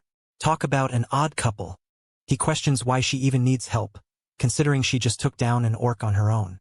She sheepishly admits that was her first one ever. He looks at her with genuine surprise. All that time passed and that was her first kill? He sighs, telling her they need to pick up the pace if they want to hit that 300 mark. A sudden realization strikes, leaving her frozen in stunned silence. What secret has just caught her eye? The air grows heavy with dread as the Grim Reaper stalks forward, his lethal scythe gleaming in the crimson forest. Tension reaches a breaking point while his companion watches, paralyzed by the overwhelming pressure of his presence. He tells her to stick close. He can't protect her if she wanders out of his sight. She nods, eager to stay safe. She thinks to herself that he's actually surprisingly decent, despite the terrifying first impression. A sudden sound shatters the silence, catching her completely off guard. Her eyes widen in pure, unadulterated shock. A trio of savage orcs descends upon their prey, ready to crush them into the red forest floor. Surrounded and outmatched, the duo braces for a brutal clash. Her jaw drops, 3 of them at once. He calmly tells her to hold her position for a moment. A single, earth-shattering step tears through the battlefield.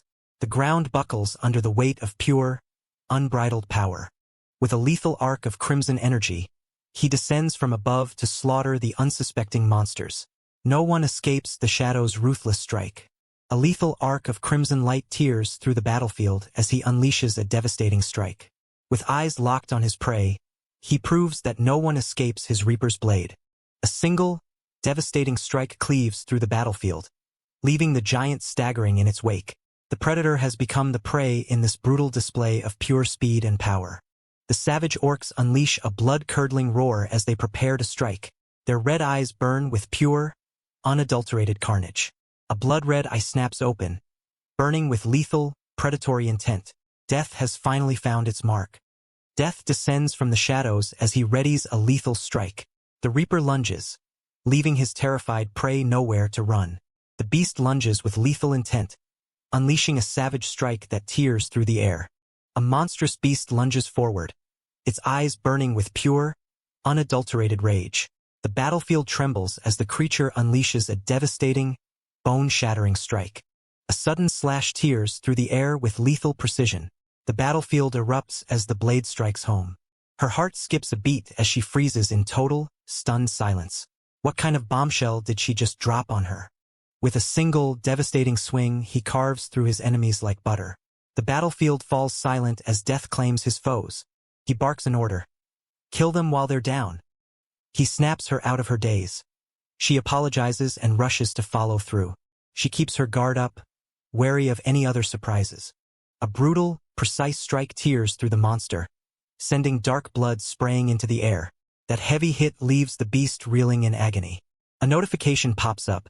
She's successfully defeated an orc. Experience points are flooding in. Her level is climbing. Gold rewards add up.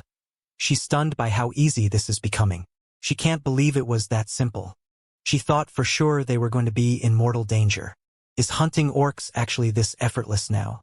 She realizes with awe that Black Scythe's strength is on a completely different level. He's already moving to the next target, and she struggles to keep up. She scampers after him, silently thanking the heavens that he decided to party up with her.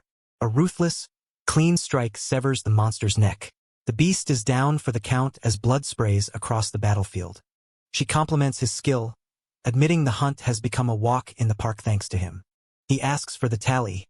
How many have they bagged so far? He dismisses her success, noting that while it might be fast for a regular player, for him it's still way too slow. He explains the danger of the village. If they get swarmed by 50 orcs, he can't guarantee her safety. The solution is simple, he says. They need to hunt down an orc shaman.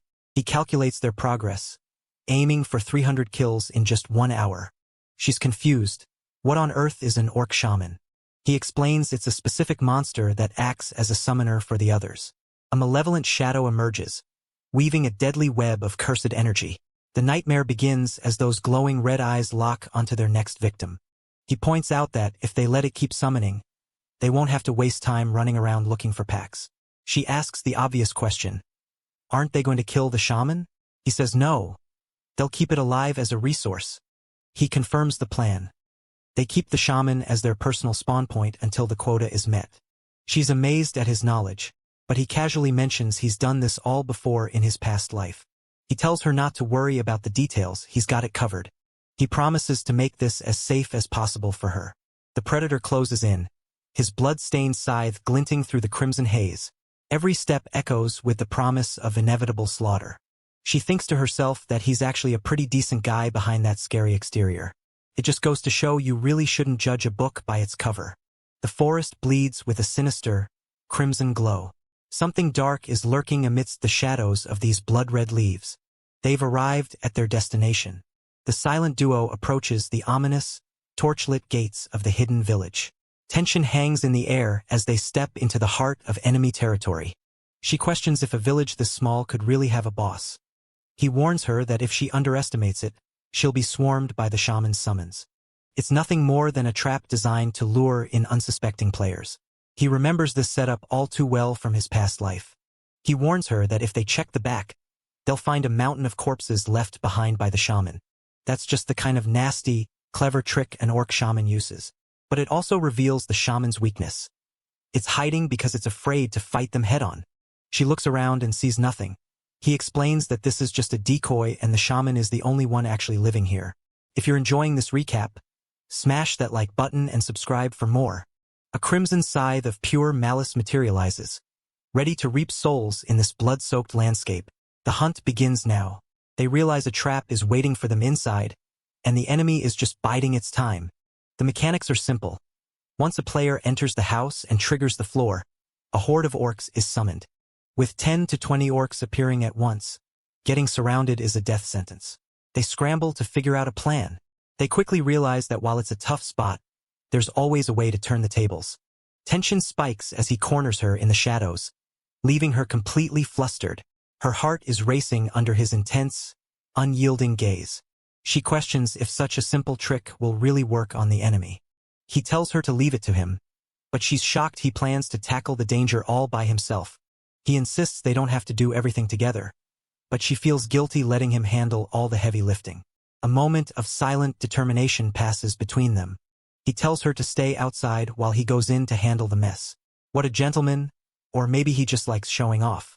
Under a blood-red sky, the tension spikes as our duo approaches the ominous, boarded-up cabin. With a lethal scythe in hand, they prepare to breach the threshold of an unknown nightmare. The heavy door creaks open, revealing a tense gaze sharpened for danger. She slips through the shadows, ready to face whatever lurks on the other side. She peers into the suffocating abyss, her heart pounding as the darkness stares right back.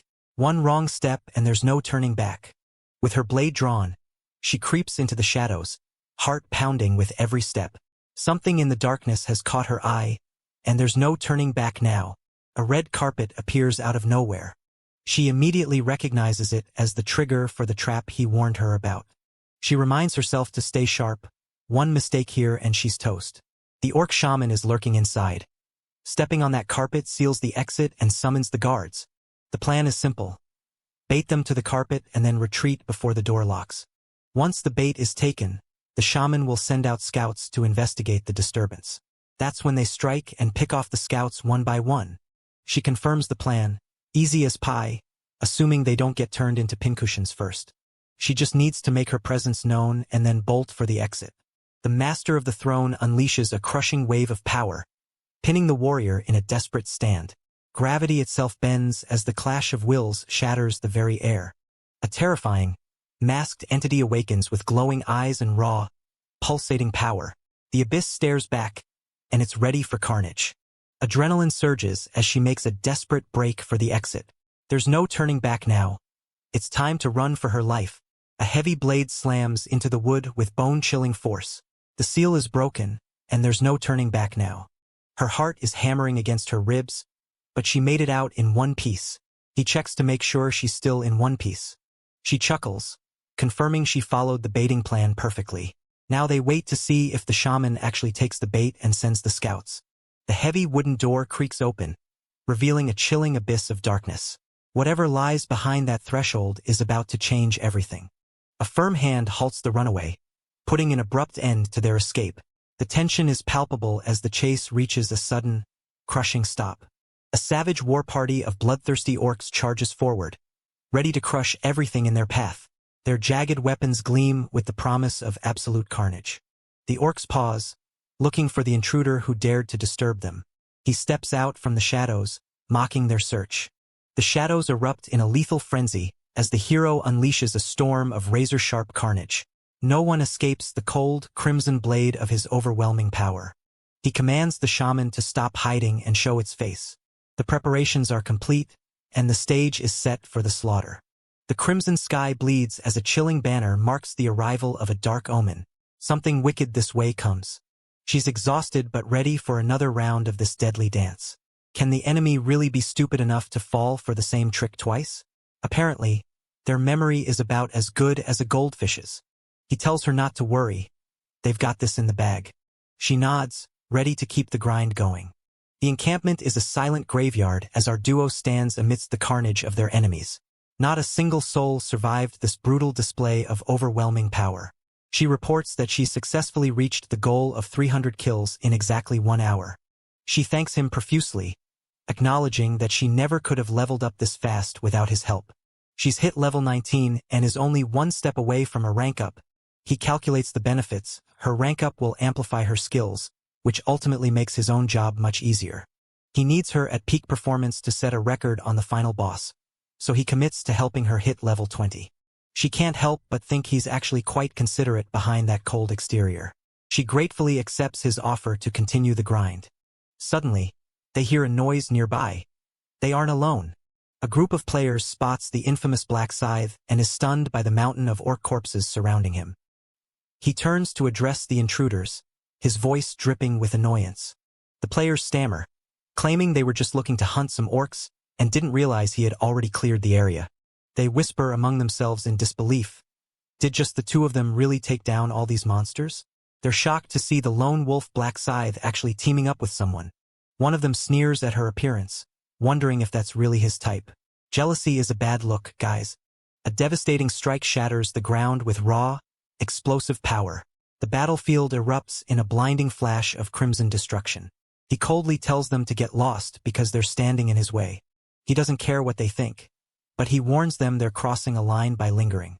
He bluntly tells them to beat it unless they have actual business there.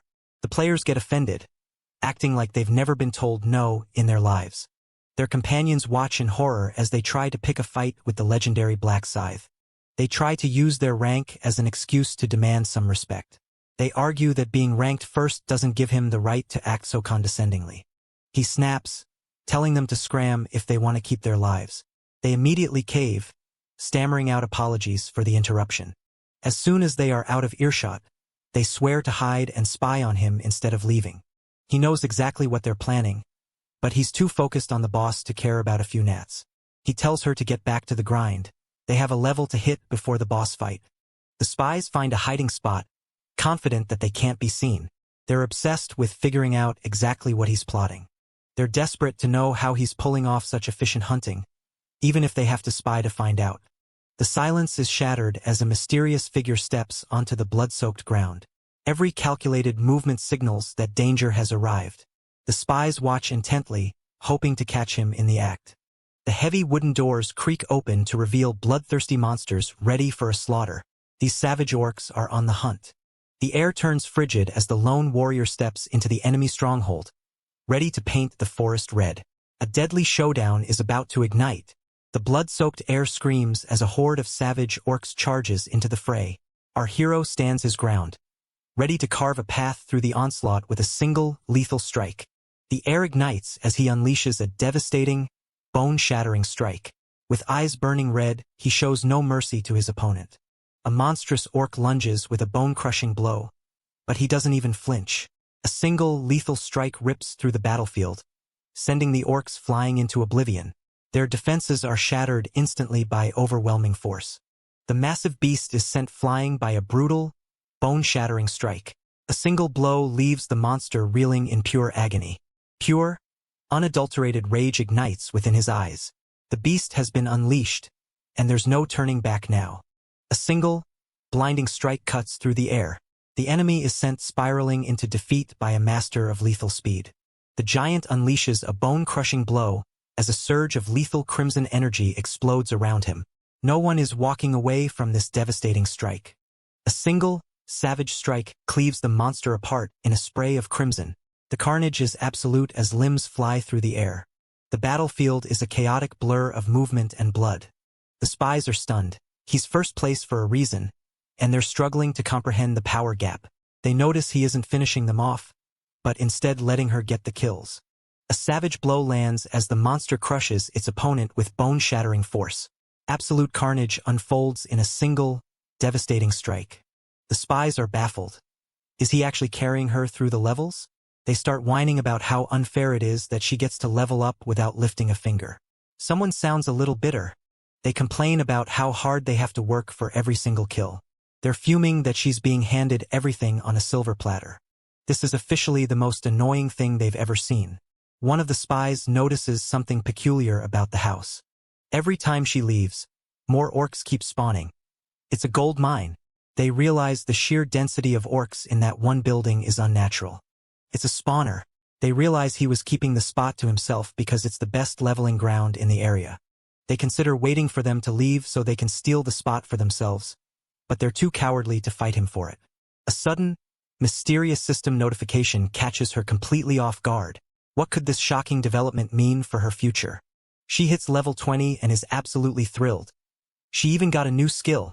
Her Bless buff is now at 60%, and she can't wait to test it out.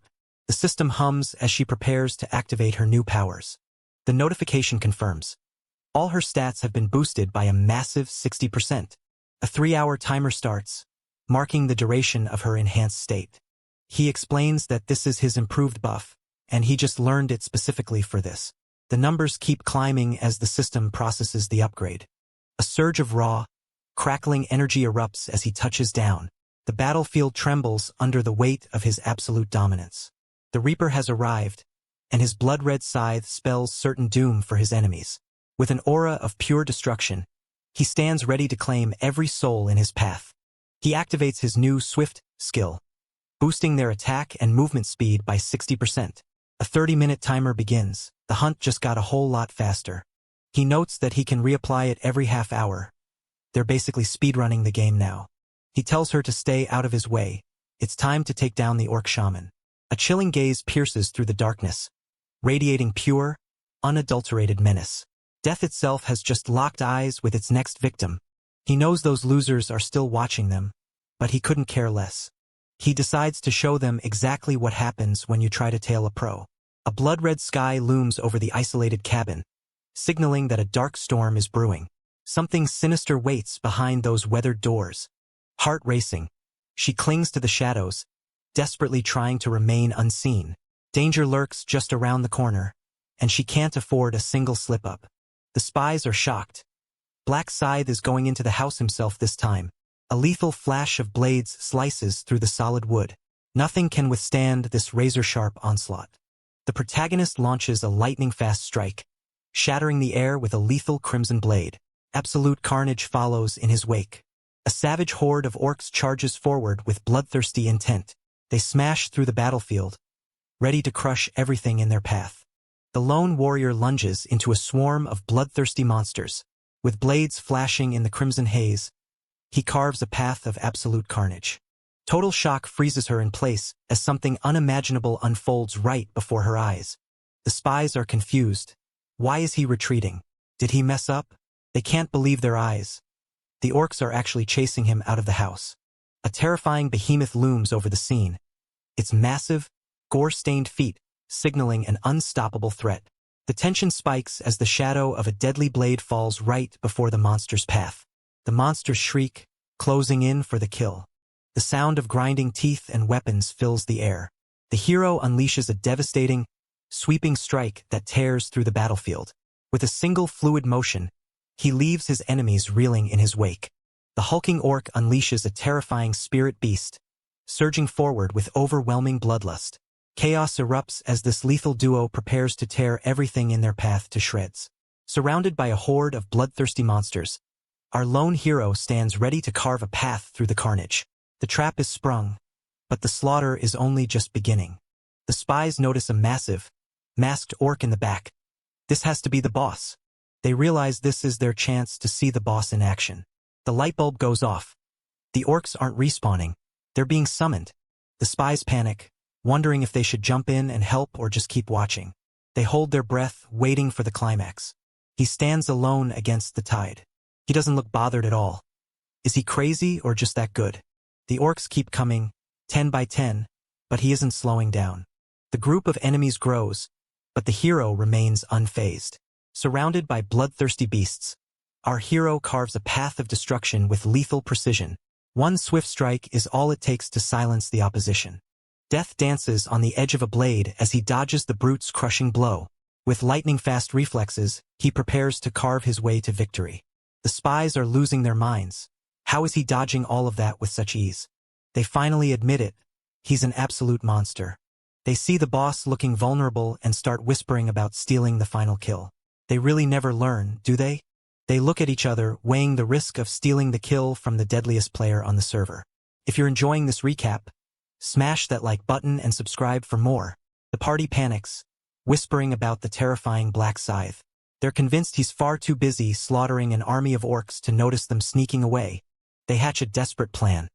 If he catches them, they'll just claim they were helping. Talk about a bold-faced lie. They agree to the suicide mission.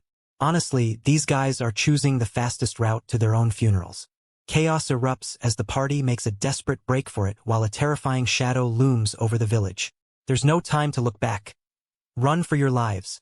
Suddenly, they stop dead in their tracks. Did they hear something? They gawk in confusion at a strange sight unfolding before them. Realization hits like a freight train. Those other hunters are actually trying to steal the orc shaman kill while Black Scythe is preoccupied. One of the onlookers approaches Black Scythe, trembling slightly. He thanks the mysterious warrior for the help, but Black Scythe dismisses him, revealing he's already crushed his main quest. The onlookers are left absolutely stunned. Black Scythe explains he's hunting for subquests now, and already snagged a stone of balance. Talk about efficiency. He casually mentions he got it from an orc warrior and plans to farm the other bosses for more. Is he playing a game or just speedrunning genocide? He tells them not to sweat the kill stealing, keeping his cool as always. The onlookers are horrified. If those thieves take the shaman, Black Scythe's progress is ruined. One of them contemplates stepping in to stop the theft. With blades drawn and grins locked, these hunters finally corner their nightmare. The beast is trapped, but who will strike first? The night of death descends upon them. The air turns cold as the hunters prepare for their final mistake. A sudden, overwhelming pressure freezes the room in its tracks.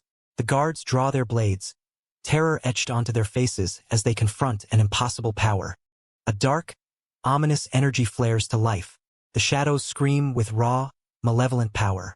The trio freezes in their tracks as a chilling, ominous presence looms over them. Panic sets in. There's nowhere left to run. They start screaming, but the sound dies in their throats. Caught off guard, he's silenced in a flash. Tension spikes as a lethal blade hangs in the balance. A sudden, frantic hand clamps down to silence his companion. Terror is written all over their faces as they desperately try to stay hidden. A terrifying nightmare looms from the shadows, locking our heroes in its icy gaze. The air crackles with dread as an ancient, monstrous power reveals itself. Pure, unadulterated rage ignites in the darkness. The predator awakens with a lethal, glowing intensity. Reality hits them like a truck. They've been caught. They scramble to flee, But it's already too late. The shadows come alive as a bone-chilling terror emerges from the void. Panic erupts as the unsuspecting group is blindsided by an otherworldly predator. A blinding surge of blue energy erupts, tearing through the darkness with lethal precision. The battlefield shatters as the overwhelming power annihilates everything in its path. The dust settles to reveal absolute ruin. They realize the grim truth. They are completely, utterly doomed. A gut-wrenching cry of pain echoes through the forest. The screams intensify as the hunters fall one by one. He tries to beg for mercy, but the words are choked off. A moment of eerie, hollow silence follows. A savage beast lunges with a lethal club, ready to crush its prey. Death looms as the monster closes in for the final blow. He cowers in fear, knowing the end is here. Defeated and trembling, he stares into the face of absolute terror. The crushing weight of despair is finally catching up to him. A visceral strike tears through the darkness, leaving nothing but carnage in its wake. The carnage is absolute. A savage, crimson-eyed beast meets the cold bite of a lethal strike. The monster's roar is silenced as a blinding slash tears right through its defenses. A whirlwind of steel tears through the battlefield, leaving nothing but carnage in its wake. One clean swing is all it takes to send another monster's head flying. He lets out a brief sigh of relief. Killing people is tiring work, apparently. The air grows heavy as those blood-red eyes lock onto their target. A chilling gaze that spells nothing but absolute doom. Black Scythe reveals his master plan. He baited the shaman outside just to see if those idiots would try to steal his kill.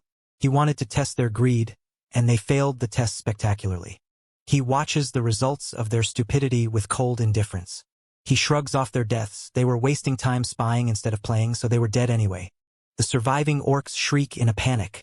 The savage orcs whip their heads around in a frenzy, eyes burning with bloodlust. Something just caught their attention, and it's about to get ugly. They roar in a final, desperate challenge. The monstrous orc is locked in the crosshairs of a lethal strike. With power surging at 70%, its time is running out fast. The monsters charge in for the kill, but a lethal strike has already sliced them clean through. One final movement and there'll be nothing but dust. Silence returns to the clearing. He's faster than them, thanks to his buffs and the natural nighttime speed boost. Being a Reaper has its perks. The rune of the Grim Reaper activates, turning him into an invisible, hyperlethal speed demon. An orc cries out in shock before it's even hit. They scramble, but their movements are slow and pathetic compared to his. A monstrous, skull-masked titan unleashes a torrent of crimson devastation. Our hero barely evades the lethal strike as the battlefield erupts in pure chaos. The masked warrior unleashes a lethal strike, fueled by a terrifying, blood-red aura. Death follows in the wake of that razor-sharp blade. With eyes burning crimson, he lunges forward to deliver a lethal, blood-soaked strike. There's no escaping the raw intensity of this flash-speed attack. He whispers a cold farewell to his foes. A whirlwind of crimson destruction erupts as the warrior lunges forward, slashing through reality itself. No one can escape the lethality of that deadly strike. He repeats his dismissal, showing zero emotion. With a single lethal swing, he shreds his enemy to pieces. The battlefield erupts as the Reaper claims another soul. The system notification blares. The orc shaman has fallen. A hefty reward of 4,000 gold hits his account. He loots the marble of eternal slumber from the wreckage. A mysterious wooden totem is added to his inventory. A low-rank blue mana stone glimmers in his hand. The precious stone of balance is finally his. Subquest progress update. 1 out of 4 stones secured. Ding! Level 33 reached. He eyes his new loot, knowing he's hit the jackpot. The Marble of Eternal Slumber is an epic tier monster. It literally turns souls into stat points. He explains the mechanic. 100 kills equal 1 sweet stat point. It's just like the Black Flame Dragon's rune of absorption, but way more portable. A twisted grin spreads across his face as he awakens the dark power of the mysterious crystal. The hunt is officially on. There is, however, one tiny catch. The durability is already hitting rock bottom. It loses durability every time he gets a stat point. A classic no free lunch situation. But he's already planning ahead for the rune of durability in round 8. Combined with a high-level blacksmith, he'll fix the item and farm stats until the end of time. Infinite stats, here he comes. His partner is calling for him, but she can't see him through the shroud of his rune. Before he drops the Night of Death ability, he has to clean up. The Reaper stands tall, looking down at his latest victims as they lie broken in the shadows. Death has arrived, and it shows no mercy. He deletes all evidence of his presence. He releases the Night of Death, and the world returns to its normal state. A suffocating shadow descends from the heavens, drowning the world in an ominous, blood-red glow. The atmosphere shatters as a malevolent power prepares to strike. His partner looks around in confusion, wondering why the world just flickered like a broken light bulb. A sudden shock freezes her in her tracks as her eyes widen in pure disbelief. She finally spots him and starts pestering him about the other people she saw. She's convinced someone was trying to steal his kill, but he plays dumb. He tells her he didn't see anyone. If they didn't exist, they can't be a problem, right? She's still convinced she heard screams. Bless her heart. He decides it's better she doesn't see the pile of corpses he left behind. He nudges her toward the next boss, eager to keep moving. A brutal massacre has turned the once thriving village into a silent graveyard of carnage. Not a single soul survived this ruthless, blood-soaked assault. A hail of arrows strikes with lethal precision, instantly silencing the guards. They slump over the ramparts, lifeless before they even hit the ground. A devastating crimson strike tears through the air, forcing the skeleton warrior onto the defensive.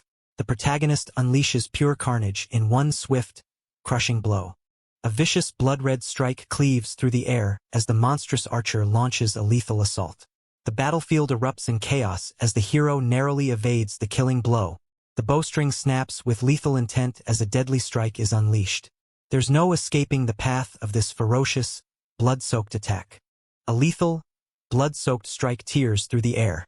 The monster lunges with terrifying precision, leaving its target nowhere to run.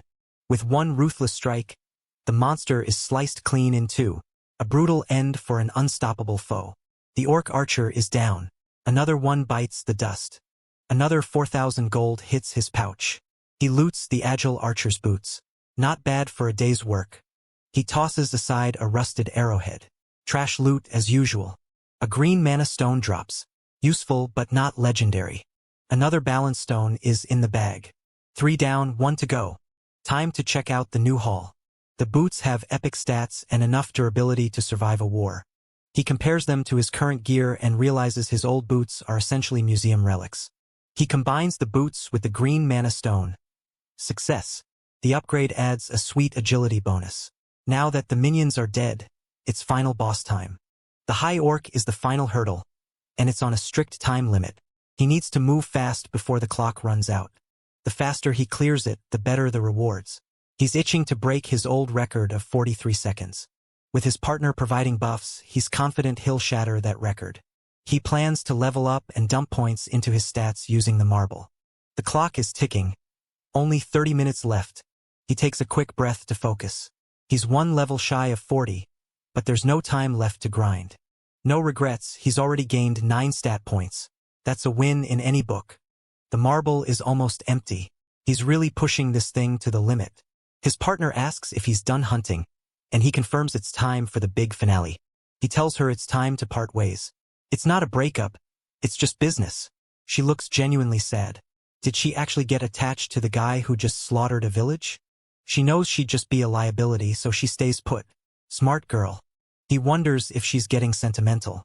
Either way, the High Orc is too dangerous for spectators. He offers her one final buff before he goes solo. She thanks him, admitting she would have been toast without his help. He brushes off the gratitude like it's nothing.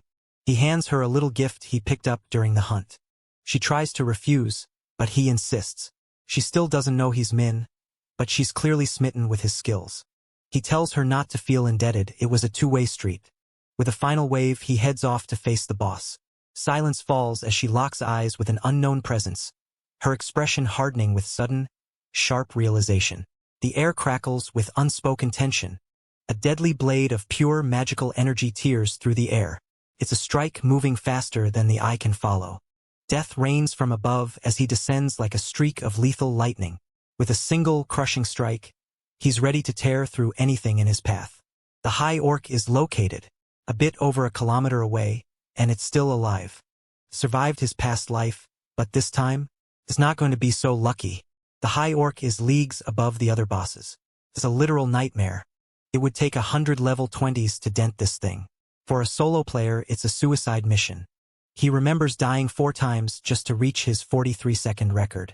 This time, he's aiming for perfection. Closing in fast. Only 300 meters left. A lethal strike cuts through the air with blinding speed. The protagonist lunges forward, leaving nothing but destruction in his wake. A blinding surge of raw energy erupts with earth-shattering force. The battlefield trembles as an overwhelming power tears through everything in its path. If you're enjoying this recap, smash that like button and subscribe for more. The interface flashes a warning. The distance between the user and his opponent is closing fast at 160 meters. He lets out a bewildered shout, completely caught off guard by the sudden proximity. A brutal strike pierces through him as blood sprays into the air. The warrior lets out a final, agonizing roar before the light fades.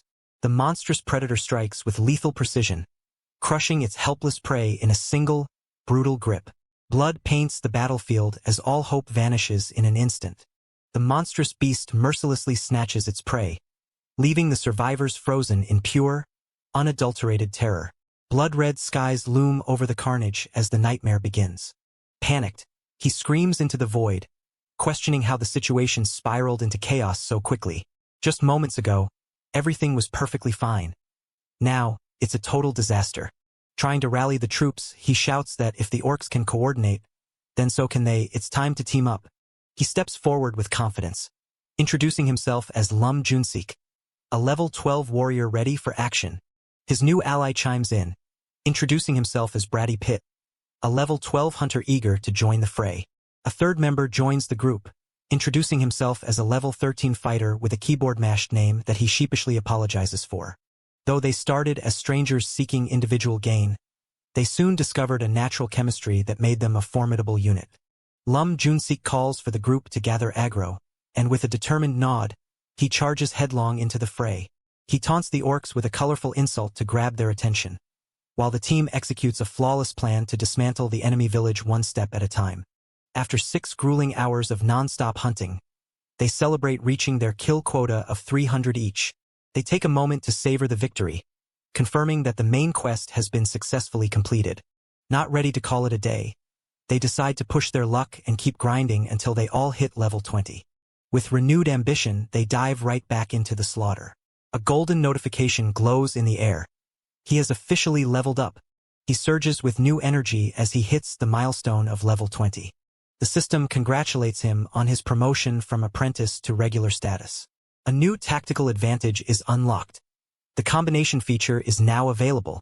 They reflect on their progress, proud that their hard work yielded both a new level and a powerful new skill. The results of their training are immediately apparent. He laughs at his past struggles, noting that these orcs, who once terrified him, are now nothing more than a piece of cake. They have grown significantly stronger, and the thrill of power is intoxicating. Emboldened, he suggests tackling an even larger village, but a strange, ominous sight stops him in his tracks. A chilling presence lurks within the Crimson Woods, locking our hero in a tense standoff. The hunter has become the hunted in this blood-soaked forest. He studies the creature, wondering if this bizarre, never-before-seen orc is actually a hidden boss. He rallies his team, arguing that with 5 of them, they have the firepower to take down a boss and claim the massive rewards. They quickly reach a unanimous agreement. The loot will be split equally among the group. A monstrous beast looms under a blood-red sky, radiating pure, unadulterated carnage. The hunt has officially begun, and there's nowhere left to run. The beast lets out a deafening, guttural screech that shakes the very foundations of the earth. The trio stands frozen in shock as overwhelming power erupts around them. Their faces pale, realization hits. They are completely outmatched.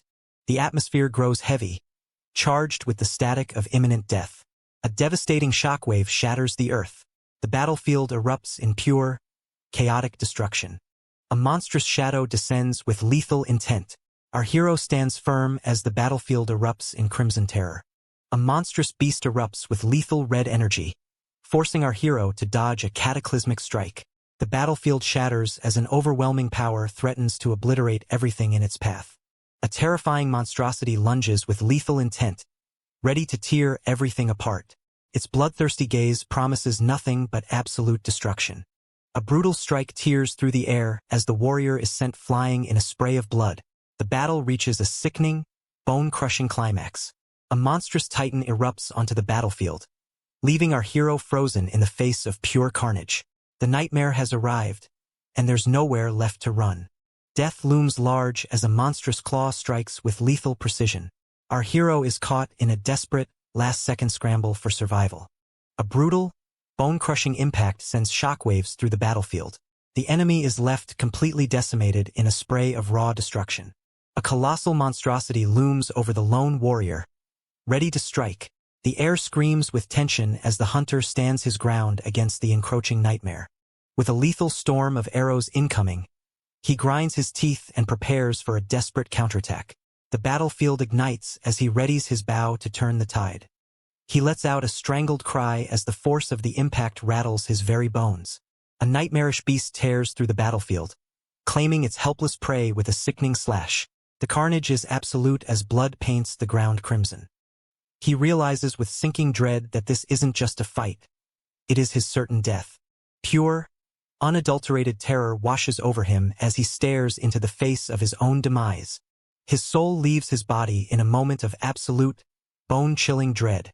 With a lethal, high-speed strike, the hooded warrior cleaves the air. Terror takes hold as his opponent watches the devastating blow unfold. He screams in agony, his voice cutting through the roar of the battle. Desperation takes over as he begs for anyone to save him from this nightmare. The monstrous beast lunges with lethal intent, forcing our hero into a heart-stopping standoff. Death stares him right in the face under a blood-red sky. Panic consumes his thoughts. He's convinced that his time has finally run out. He shrieks at the beast, trying to ward off the encroaching shadow with sheer, desperate willpower. He screams in denial, refusing to accept the grim fate staring him down. The veteran warrior prepares for the final stand, his eyes focused on the kill. The hunter descends like a vengeful storm to crush the monstrous horde. One fatal strike is all it takes to turn the tide. With a lethal gaze and a crimson blade in hand, he lunges forward to deliver a devastating strike. There's no escaping the path of his unstoppable onslaught. A monstrous nightmare lunges from the shadows, hungry for blood. These grotesque beasts are ready to tear everything in their path to shreds. The creature lets out a confused, dying gasp as the blade finds its mark. A thunderous blow obliterates the target in a shower of blood and debris. Our hero watches as his overwhelming power shatters the very earth beneath his feet. He stares in utter disbelief at the display of raw strength. The name of the technique rings out like a death knell. Black Scythe. He can barely believe his own eyes. Even he is shocked that the boss fell in just one strike. The system confirms the kill. A high orc has been defeated. The experience points flood in, signaling another level up. He has officially reached level 40. The power climb is becoming ridiculous. A massive promotion occurs as he ascends from regular to expert, unlocking the negotiation feature. His Seal of Death skill gets a massive buff, increasing its damage output to 140%. The range of his Knight of Death skill explodes, extending from 500 meters to a massive 1,000 meters. He receives a special reward, Moonlight Destruction, a skill exclusive to the Grim Reaper class. The system teases the next milestone, noting that more power awaits at level 60. He finally gets his hands on the prize he's been waiting for. Moonlight Destruction is revealed, the ultimate offensive skill for a true Grim Reaper. The skill stats are insane. 1,200% damage, a mix of magic and physical, and a massive boost at night. All for the low price of a 10-minute cooldown. He notes that while missing is a risk, the massive area of effect makes the skill nearly impossible to dodge. Because it deals hybrid damage, it's the perfect tool for any situation. He smirks, knowing that even enemies with high physical resistance won't be able to ignore this damage. Current monsters are total pushovers, but he knows he'll need this firepower for the absurdly strong bosses waiting in the future. He loots the corpse, walking away with a pair of high orc's gloves. A low-rank purple mana stone is added to his growing collection of treasures. He also acquires the mysterious Stone of Balance. The subquest is officially marked as complete. An ancient power awakens as the mysterious artifact begins to hum with raw, pulsating energy. The gate to untold potential has finally been unlocked. This was the true objective of this round, the goal he's been chasing all along. The rune glows with an eerie light, physically embedding itself into the player's very soul. The rune of balance activates, doubling all stats if the difference between his lowest and highest stats is kept under 10 points. He realizes he has to play a dangerous game, keeping all 4 of his main stats perfectly balanced to maintain the buff. He reviews his status screen. From hidden titles to his current stats, he has meticulously prepared for this moment to maximize his growth. Now that the rune is active, he's ready to see just how much stronger he's become. The numbers climb to dizzying heights as the buff kicks in, pushing his stats into the hundreds. He stares at the screen in disbelief. All his stats have crossed the 300 threshold. He can't help but laugh. The numbers are even higher than he anticipated. Even with the help of round buffs and blessings, the sheer scale of this growth is beyond his wildest expectations. With the rune of balance equipped, he's confident he'll reach the top faster than anyone else. The system announces that he cleared the high orc boss in a record-breaking single second. Because of his insane speed, he qualifies for the exclusive time attack rewards. He is granted a massive gold bonus as a reward for his efficiency. The system showers him with 100,000 gold, the maximum possible reward for a sub-10-second clear. Compared to his last run, this is a massive payday that will allow him to buy every general skill he missed. The global announcement echoes through the server. He has set a new world record. His name is now permanently etched into the Akashic records for all to see. As a bonus for his legendary achievement, he is gifted a unique item choice. He's completely stunned. He can't believe he gets a reward just for being fast. This is basically a cheat code. He wonders if there are any restrictions, but the system seems to let him pick any unique item he desires. The options scroll by, each one more tempting than the last. He is prompted to make his final, life-changing selection. The categories appear, ranging from weapons and armor to jewelry. He decides against a weapon since he plans to forge his own gear later, and begins scanning for something more essential. An idea strikes him. There's something much more valuable he could pick instead. A tense confrontation erupts as the protagonist locks eyes with his trembling target. There's no escaping the chilling pressure of this deadly encounter. The survivors look on in shock, unable to process how the monster was obliterated in a single strike. They whisper among themselves, wondering if this is the true, terrifying power of the Black Scythe. They realize the gap between them is astronomical. They couldn't even scratch the boss, but he destroyed it like it was nothing. One of them corrects their own mindset, realizing that instead of jealousy, they owe him their lives. The atmosphere turns lethal as the mysterious warrior locks eyes with his prey. One chilling glance is all it takes to freeze the target in their tracks. He stammers, completely intimidated by the sheer aura radiating from the warrior. He feels a pang of regret for not even getting a chance to thank the man who saved them. He speaks up, his voice calm and cold, asking if everyone has finally finished their tedious little quests. He notes with a sarcastic smirk that a suspicious amount of people managed to die during the 10-hour hunt. He mocks them, wondering if they were so incompetent that they had to resort to killing each other instead of the orcs. He demands to see the final results to see who actually survived. The rankings appear. Black Scythe is at the top, miles ahead of the stupid idiots and the rest of the pack. The other players are floored by the level gap. Level 40 is just unheard of at this stage. They question the reality of the situation. 300 orcs in 1 hour seems physically impossible. He sighs, just wanting to claim his rewards and get out of this place. The system congratulates him on securing first place across every single zone. He is granted an intermediate epic necklace choice as his prize for zone dominance. A special reward loot box is gifted to him for his absolute global supremacy.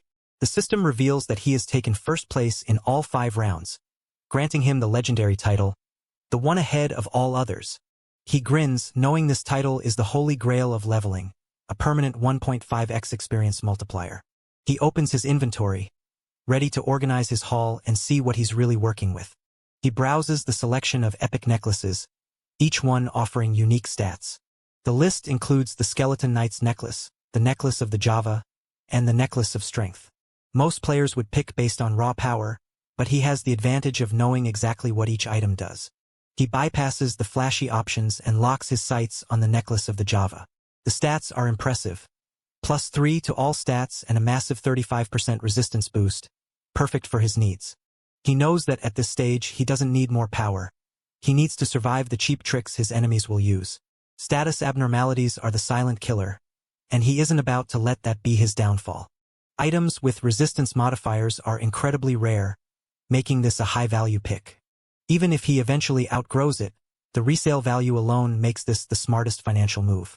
He moves on to the final choice of the day.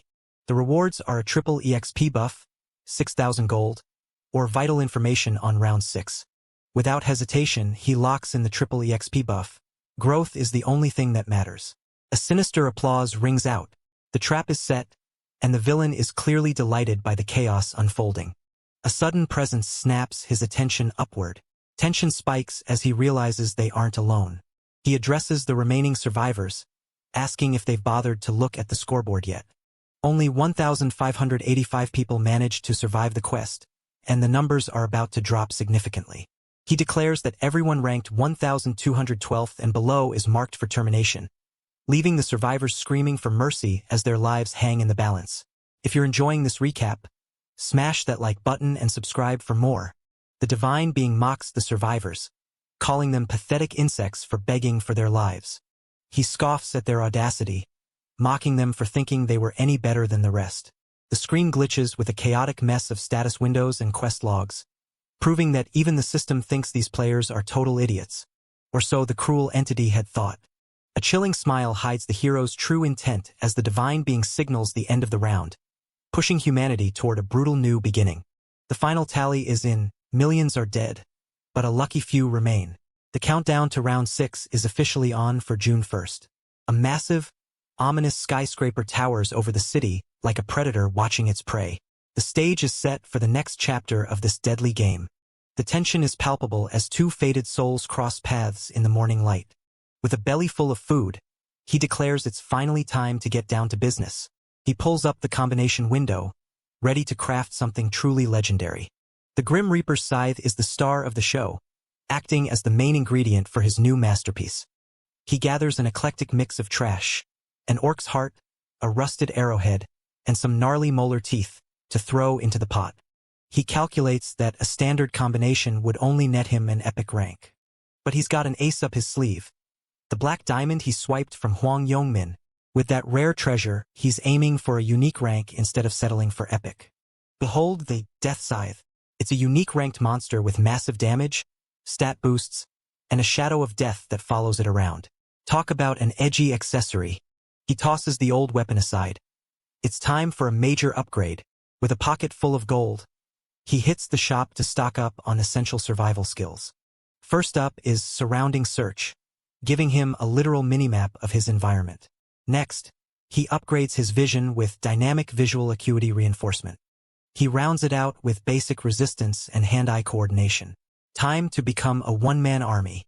He's still got 14,000 gold left, but he's holding out for a secret epic item drop. Smart move, or just stingy? You decide. He's satisfied with his haul. Everything is coming together perfectly. Time to check the progress. He pulls up his status window. Ryu Min is looking like an absolute unit. Level 40, hidden titles, and a pile of powerful skills. He's a walking cheat code. With the Rune of Balance, his slaughter potential is about to double. The competition doesn't stand a chance. He's as strong as he's going to get for now. Time to pay Ma Jiangrok a little visit and tie up some loose ends. He pauses, wondering about Huang Yongmin's current status. Is he still breathing? He activates his tracking skill to find his target. If the radar pings, he's still alive. Perfect, he still has one last job to do for him. After this final favor, he's going to discard Huang like yesterday's trash. Cold, but efficient. Silence fills the air as the pieces move into place. She waits in the cafe, her heart racing as she waits for him to show up. The suspense is killing her. She wonders why he requested a meeting in the first place. Her thoughts are a whirlpool of confusion and anticipation. A simple, whispered, "I missed you," echoes in her head. Even if he hasn't said it yet, she tries to calm her nerves, terrified that her face might give away her secret thoughts. Take a breath, girl. It's just a meeting, not a wedding. He strolls in with the confidence of a man who owns the world. All eyes are on him. He greets her casually, asking if she's been waiting long. She plays it cool, pretending she just arrived.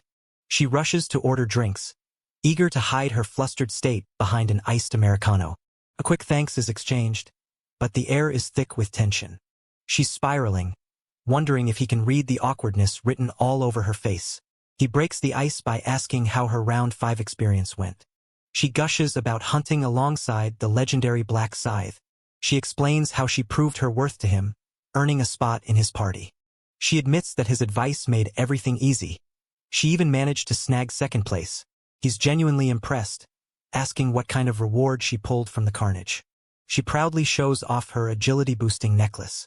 He compliments the item, and she immediately tries to hand it over as a gift.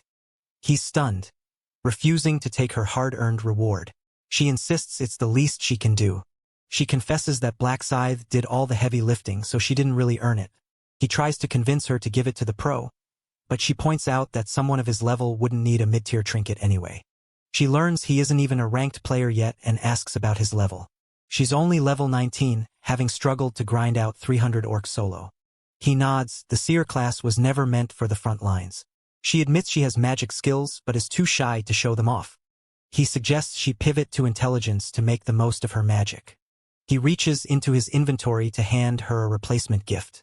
He claims it's just a token of gratitude, though he barely remembers where he got it. That look.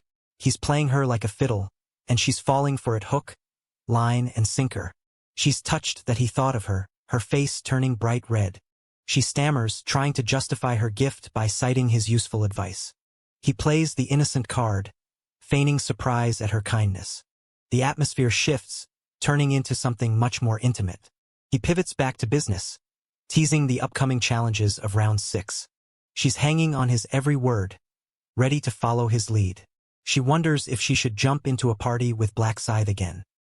He assures her that given her buffs, he'd be a fool to turn her down. He probes for her true feelings, asking if she's excited about the prospect. She beams, confirming that she's looking forward to it. She gushes about how kind and insightful Black Scythe was, blissfully unaware of who she's talking to. She praises his uncanny ability to read people's minds. He knows exactly why that is, keeping his secrets locked tight behind a smile. He laments his past failures, admitting he's been burnt 99 times before. The boss room condition flashes. Only 1 player present, but 5 are required. The system demands a full party of 5 to unlock the chamber. He's desperate to clear this round, planning to recruit her and the American priest. He catches himself drifting off, trying to hide his inner stress. She asks if he's worried, and he plays it off with a humble shrug. He offers to help her out for free if their paths cross again. She feels guilty, worrying that she's just dead weight in his grand plans. He shuts down that doubt immediately, reminding her of the high orc kill they shared. He promises they'll meet again in the other world. They part ways with well wishes, but he's already sweating about her future reaction. Once she realizes he's Black Scythe, the fireworks are going to be legendary. He arrives at the headquarters of Heavenly Demon Inc. The staff alerts the boss that his guest of honor has arrived. He's welcomed like royalty, ushered into the inner sanctum. Tea is served, and the pleasantries begin in earnest. The pleasantries are laid on thick, but Ryu Min is focused on the kill. Ma Jiangrok plays the part of the gracious host, but we all know he's a snake in a suit. Ryu Min notes the irony. This man is a murderer, yet he's playing the gentleman. He offers a meal, but Ryu Min has bigger, more dangerous fish to fry. Ma Jiangrok senses the shift in the room. He's clearly impatient for the secret Ryu Min is holding. The truth is about to be laid bare on the table. Ryu Min makes his demand. He wants a shareholders meeting, and he wants it now. The company is about to undergo a massive rebranding, and he's the architect. Ma Jiangrok waits for the pitch, his curiosity piqued. Ryu Min needs him to strong-arm the board into accepting his vision. There can be no dissent. He needs total, unwavering compliance. He knows the shareholders are stubborn, but he's seen the future, and he knows what works. The million-dollar question is finally asked. What is the business plan? Ma Jiangrok is hooked, his eyes wide with greed. It's the perfect bait for a man who wants to own the market. Ryu Min lays it out. A social open market for the world's players. The ultimate power play begins now. The room buzzes with energy as the plan to launch a social open market, specifically for MST players, is laid out. It's basically a specialized website, but with a twist. No daily junk, just player-exclusive item trading. Cold, hard cash for in-game items? It's a bold move, but the power is in the hands of the seller to set the terms. While trading is standard, the real question is whether players actually have the cash to burn. Turns out, some definitely do. The future is looking bright. While there aren't many alternatives yet, that's about to change very quickly. He's definitely not just another pretty face. This guy is sharp as a tack. He's seen the future, and it involves players above level 40 trading with gold instead of cash. Gold is the new currency. The system will be rigged, in a good way, to ensure safe gold exchanges for when the market inevitably booms. Every transaction means a little slice of the pie in fees, whether it's cash or gold. Genius move. A social market for players? It's a goldmine waiting to happen, and if they pull it off, they'll have the whole market in their pockets. With 5 rounds of looting under their belts, players are sitting on piles of gear just waiting to be sold. Since store NPCs won't touch monster drops, everyone is desperate to offload their junk. The timing couldn't be better. With the majority of players past level 20, they're all experimenting with item combos, and they'll need a place to buy the missing pieces. Demand is going to skyrocket. There is literally no better time to launch this platform. The hype is real. A few strategic articles and some heavy advertising will turn this into a massive success. An app for mobile access and an auction system to keep things spicy. No fees at the start to hook the users. He's eating up the idea, but who wouldn't? Our protagonist is a seer, after all. This isn't just charity, he's positioning himself to reap massive rewards. By monopolizing the obscure synthesis ingredients nobody cares about yet, he's playing 4D chess. Once he controls the supply, those legendary and god-rank items will be his for the taking. Now for the branding, they need a name that screams player-focused. He's letting the big shots take the lead, mostly because he's already the one pulling the strings behind the scenes. Player place. Simple, punchy, and it gets the point across. PP for short? Maybe a little awkward, but the branding is solid. Now, how long until this beast is live? A month of development. That puts the launch right after round 6. Time to shift gears and talk about the upcoming round 6. And boy, things are about to get interesting. It looks like round 6 is going to force everyone to play nice. Teamwork is officially the name of the game. A quick exchange of pleasantries, but the real work is already done. It was a stroke of genius to keep him close. He's proving to be an asset in both the virtual and the real world. The gears are turning. A shareholders' meeting is being called to fast-track the project. He's on standby, waiting for the call to seal the deal. The boss orders a chauffeur service, ensuring their new star player gets home safe and the higher-ups are fully briefed. The meeting concludes, and the wheels of power are officially in motion. Today's the day. An epic item is hitting the market, and the bidding war is about to start. The numbers are flying, but one item is stealing the spotlight. Behold, the vagabond's ragged clothing has finally arrived. It's an epic rank piece of armor with 1000 durability. Perfect for those who don't mind looking like a dumpster fire for a huge stat boost. It's ugly as sin, but the attack and movement speed bonuses are worth every coin. 20,000 gold for an epic item? In this economy, that's practically a steal. Soon enough, he won't be at the mercy of the shop. He'll be the one supplying the market. Blueprints are the real endgame, the key to crafting items that will leave everyone else in the dust. The resale value on those blueprints is going to be insane. This market is going to be his personal piggy bank. But first things first. Tomorrow's shareholders' meeting is the final hurdle to clear. The sun rises on the headquarters of Heavenly Demon Consulting. The documents are laid out, and the power players take their seats. Stepping into the spotlight, he prepares to drop a bombshell that will shake the entire room to its core. The tension is palpable as he stands ready to command the stage. Some of the old guard tried to push back, but he dismantled their arguments with ease. They didn't stand a chance. With a devilish grin and a reach of his hand, he's ready to pull his opponent into a world of absolute chaos. There's no backing down now, the trap is officially set. He aced it without breaking a sweat. All that practice is finally paying off. The heavy lifting is done. Now he just needs to focus on staying alive for the next round. Is he actually worried about our boy, or just worried about losing his best player? Time for a victory lunch to celebrate a successful power move. There's just one more loose end to tie up. Huang Yongmin. A regular Sunday meeting for the PCW community. It sounds like a cult, but with more video calls. The vibe is off. Why is everyone acting like someone died? The news is grim. 2 members have gone dark. My age 30 and jam made of honey haven't been heard from since round 5. The conclusion is unanimous. They didn't make the cut. Everyone's mourning, but it feels a bit performative for people who only ever met on Discord. The classic pretend to be sad for clout maneuver. Smart move. Kissing up to the chairman is the fastest way to stay in the loop, especially when he's the most powerful player in the room. If you can't beat M, join the pity party. Oh no, the tears are starting to flow for real now. Caught in a moment of pure, heart-fluttering bliss, she can't help but let out a dreamy sigh. Her bashful expression says it all. She's absolutely love-struck. The emotional manipulation is reaching peak levels. It's a full-on sobbing session now. He watches the hurt copy his act with a cynical eye. Humans really are just NPCs in his game, aren't they? The chairman logs into the call, and the room goes deathly silent. He's confused by the sudden waterworks display. The lackeys scramble to explain the situation. The chairman acknowledges the losses, but seems mostly relieved he's still got some survivors left. Round 5 was a bloodbath, leaving only 6 people left to carry the torch. They're desperate to fill the executive ranks again. The pickings are slim, and the previous candidates are all ghosts now.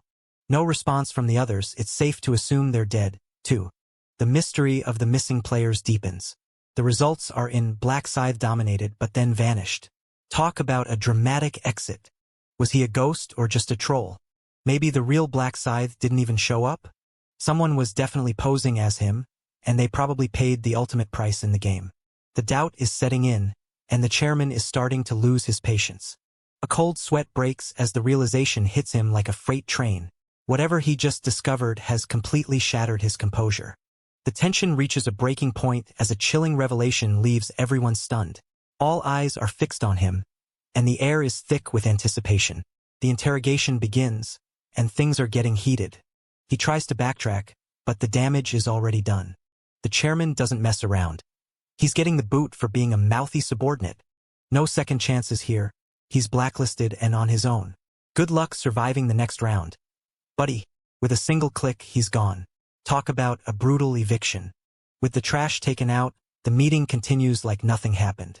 The admin is still trying to keep the momentum going. A new request to join pops up, and the username is chilling. Black Scythe is back from the dead. But the identity doesn't match.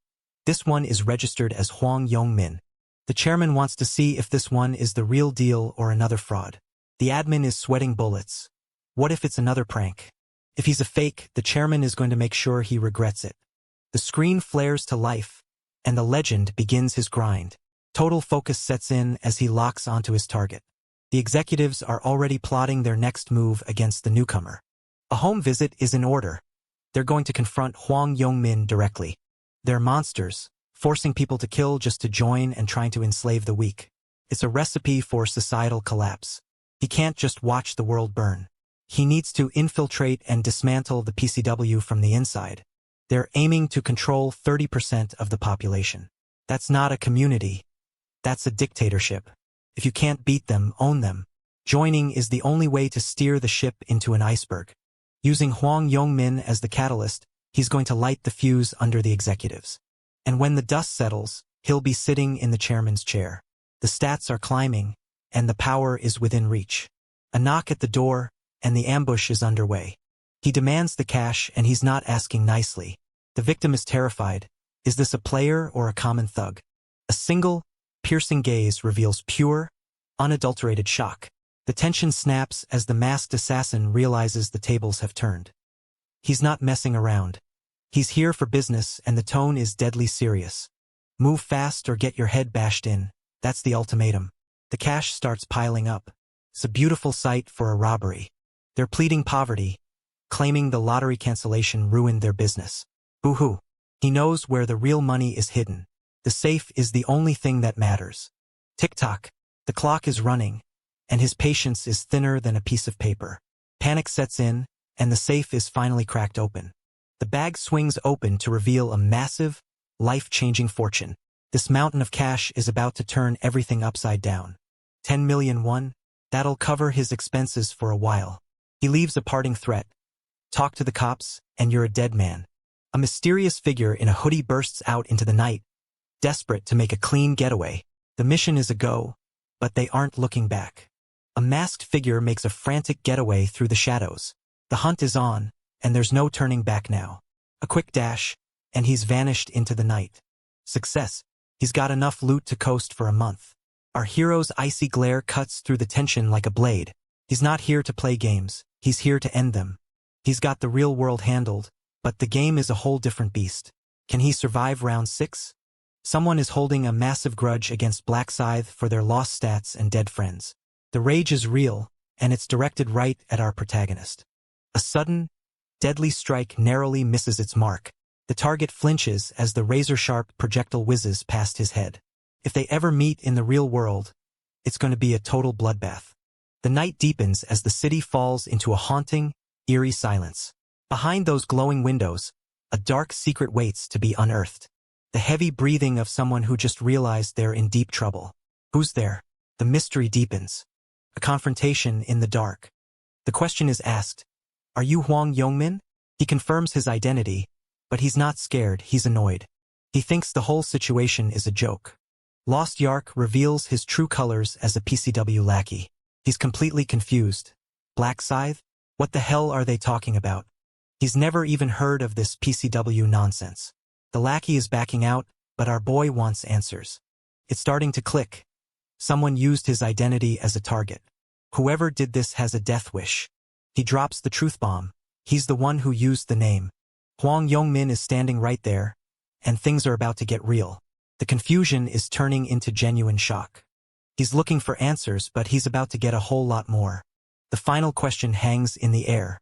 Does this answer your question? If you're enjoying this recap, smash that like button and subscribe for more. The crowd loses their minds. Is that truly the legendary Black Scythe standing right there? But wait, everyone is confused by his physical appearance. He's way too short and scrawny. He doesn't even look like he hits the 5 feet 7 inches mark. Everyone is disappointed, whispering that he doesn't look strong enough to be the real deal. Suddenly, the realization hits them. Even if his physique is off, that suffocating atmosphere and his speech patterns are identical. And those eyes hold a deadly intensity that cannot be faked. It's undeniable now. The real Black Scythe is standing right in front of them. Panic sets in. Why is he here? Why did he have their personal info? He's armed to the teeth and definitely not here to chat about the weather. Wait, is he shaking? No, the other guys are shaking because they're terrified of the legend. They've never seen him in person, but if this is truly the Black Scythe, they realize they are hopelessly outmatched, especially since they're only level 20. He stares them down, piercing through their defenses. He knows they aren't alone. He demands that the rest of their group come out of hiding immediately. They're stunned.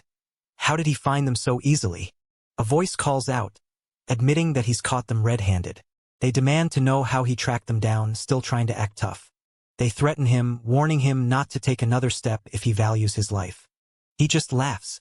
He mocks their bravado, noting how small and pathetic they look making threats. They shakily ask if he is truly the Black Scythe. He gestures to his massive weapon. Isn't it obvious enough already?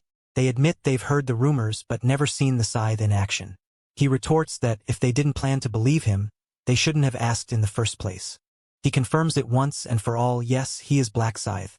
Are they satisfied now? The rune of truth flares to life. It confirms that he is speaking the absolute truth. The message is clear, he isn't lying at all. This wasn't the answer they were hoping for. Total panic. One guy is spiraling, regretting every word he said. Should he beg for his life? Maybe he didn't hear him? Desperate to survive, one guy tries to be polite, but the Black Scythe cuts him off before he can even start. He tells them that since they wanted to verify his identity, they'd better be ready for the verification process. The realization hits. He heard every single insult. The guy is groveling, apologizing profusely. The Black Scythe coldly reminds him that he wasn't asking for an apology. He was asking them to verify who he is. He points out that they already confirmed his identity, so the interview can move to the next phase.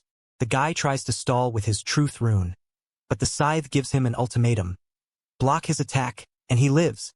The guy is trembling, begging for mercy as he prepares for the strike. With a single lethal swing, he silences his target in a spray of crimson. There is no mercy for those who cross his path. A grisly discovery stops them dead in their tracks. The hallway turns into a nightmare as a severed head greets them in a pool of blood. Total chaos erupts. The survivors are horrified by the sheer brutality. It happened in the blink of an eye. No one even saw him move. They scream, asking why he did that, but he coolly replies that he was just proving he's the real Black Scythe. Talk about a personality hire. They point out it was completely unnecessary, but he clearly doesn't care. They are now terrified at the prospect of having someone this unhinged on their team. He's a walking death trap. They decide they have to take him out here and now. They plot an ambush, planning to feign surrender to catch him off guard. He calls them out instantly. Does he look stupid enough to fall for such a transparent trap? Their faces go pale. He knows exactly what they were planning. They try to laugh it off, but they're failing miserably. He nails them again. Did he hit the mark? Of course he did. He reveals he used a fake identity just to lure them out into the open. The trap is sprung, and they are finally starting to realize they are the ones in the snare. He makes his intentions perfectly clear. He wants every single one of them dead. They scramble, trying to figure out how to stall for time to survive this encounter. A cold sweat breaks as he realizes he's been backed into a corner. The tension is palpable. What did he just witness? A single, brutal strike leaves his opponent collapsing in a pool of blood. The hallway falls silent as the victor watches the life drain from his target. They realize too late that they walked right into his hands. They cry out, demanding to know what they did to deserve this. He turns the question back on them with biting sarcasm. He knows all about their sick interview process. He exposes the truth. Their initiation requires murdering innocent civilians. They try to deny it, but it's a pathetic attempt. They claim the victims weren't innocent. They were just envious and deserved it. The mental gymnastics are truly impressive here. They actually think they're the heroes. He mocks their hypocrisy. How can they judge others while being such monsters themselves? They snap back, claiming he knows nothing about them. He smiles, knowing exactly what they are because he can see their every thought. The masked vigilante strikes with lethal precision, carving through his enemy in a flash of crimson steel. One swift motion is all it takes to end the fight. He doesn't even bother with a monologue. He just dispatches them like trash.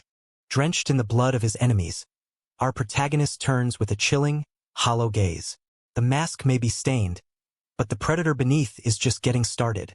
Terror grips the last man standing as he comes face to face with a blood-soaked nightmare. He tells him not to be scared, but the irony is lost on the poor soul. He repeats the command, his voice devoid of any warmth.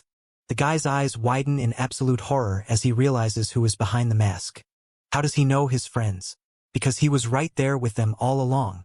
Well, it was more like they were dragging him around like a puppet. He demands they look closer. Don't they recognize him? The reveal is devastating. It's Ryu Min, the boy they used to bully. The realization shatters the guy's world.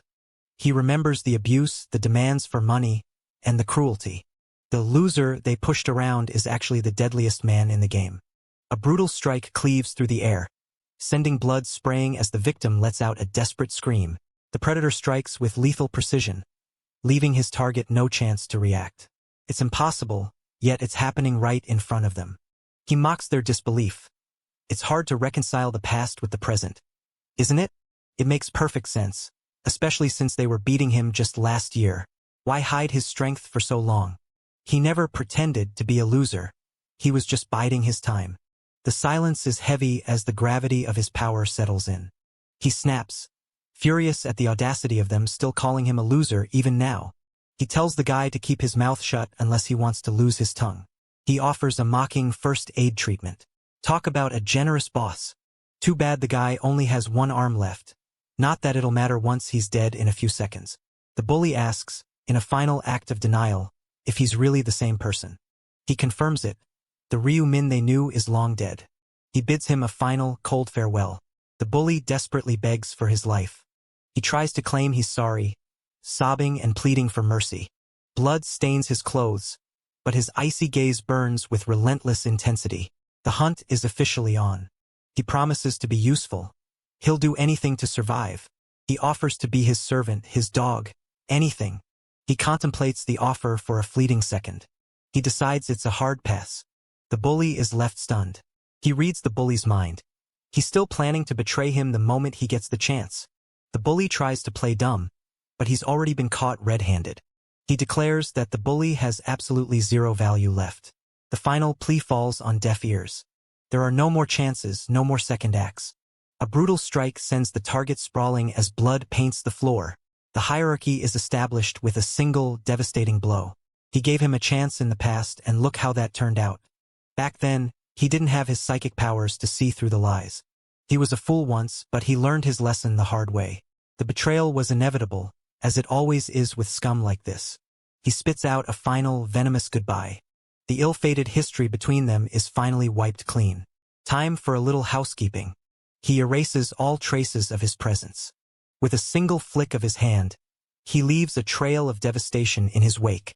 His enemies fall instantly, consumed by his lethal, glowing power. Everything is wiped perfectly clean. Now it's time to pay a visit to his house.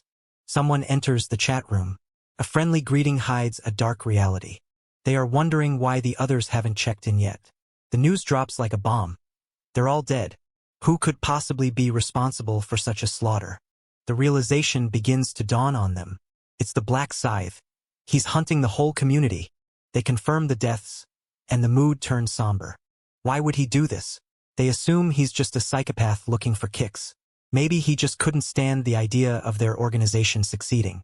Envy is a powerful motivator for these kinds of people. If he's really coming for them, they have no choice but to fight back. They realize they were lured into a trap. It was all a calculated move by the Scythe. They regret even considering him for an executive position. That was a close call. They agree it could have been the end of them. They vow to avenge their fallen members. A voice of caution asks if they are 100% sure it's the real Black Scythe. They have a witness who can verify it. They call upon the witness for a full report. Everyone agrees to meet again soon to plan their revenge. The chairman logs off. They tell the others to get some rest after such a traumatic day. They agree, completely oblivious to the danger. The witness logs off, leaving the chat silent. He watches them from the shadows, knowing they have no clue. He undoes his armor, revealing his true form. He prepares for the next phase of his plan. Eyes glowing with raw, untamed power, he stands ready to shatter the status quo. The atmosphere crackles as his overwhelming presence takes center stage. He's a natural-born actor. Even he's impressed by his own performance. A shadow lurks in the darkness, hiding a mysterious and cunning smirk. The stage is set for a master plan to unfold. The assassin's mask, his most prized possession, is going to be the key to everything. It's a unique item that lets him mimic anyone he's killed with 99.9% accuracy. No wonder he's so good at this. He realizes the best way to destroy an organization is to walk right in as one of their own. If only the chairman were a player, he'd be finished already. But even without that, he has plenty of other tricks up his sleeve. The protagonist muses on the sheer irony of a player-led organization being headed by someone who isn't even a player. He's stuck between a rock and a hard place, unable to counter Yami's abilities with his current loadout. Survival is the name of the game. He decides to play the Lostiarch role during meetings while keeping a low profile. Since the executives are off his back for now, he shifts his focus to repairing the marble of eternal slumber. It's time to take this show on the road, destination. Overseas, Cotswold, England, here he comes. With a deafening clang, he hammers away, forging destiny with every strike. The raw power in his swing shows he's not just working metal, he's crafting a legend. 10 strikes down, a lifetime of grinding to go. The blade hisses with lethal heat as it strikes, a chilling warning of the violence to come. Sparks fly as he hones his blade to a lethal edge. The countdown to destruction begins. Finally, the work is done. He lets out a massive sigh of relief. Being a master blacksmith is exhausting work. He vents his frustration. Who's going to buy weapons when the angels have turned the world upside down? He's flat broke and staring down the barrel of an unemployment crisis. His lifelong dream is crumbling, and he wonders if he's reached a dead end. Then it hits him. The promise of a wish for anyone who clears up to round 20. A devious grin spreads across his face as he locks in his next big move. The gears of his master plan are finally turning. Determination flares in his eyes. He's too young to give up on his dreams.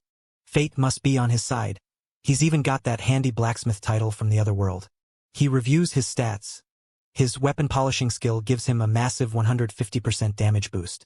It might not be combat spec, but it'll have to do. He's going to claw his way to round 20, no matter what. Money is still the biggest headache, though. He's completely tapped out of supplies. He decides to take a temporary hiatus to grind for cash before returning to the forge. A new job search outside the mountain begins today. A tense silence fills the air as he steps toward the mysterious figure waiting inside. The long-awaited confrontation is finally here. The stranger eyes him with mild confusion. An Asian guy? It's not every day someone climbs this far up. He asks if the visitor is lost, completely unaware of the storm brewing. The stranger drops a bombshell, calling him by name. Russell Daniel, the legendary young blacksmith. Russell is instantly on guard, demanding to know who this guy is. The conversation gets weird fast.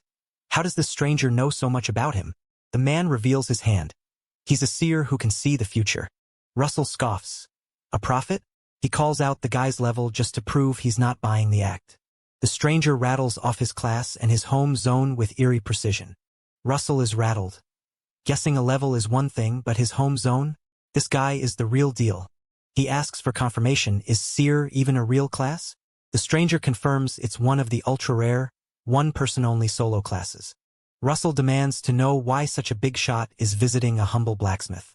The stranger offers a deal. Repair an item and receive life-changing intel. The topic?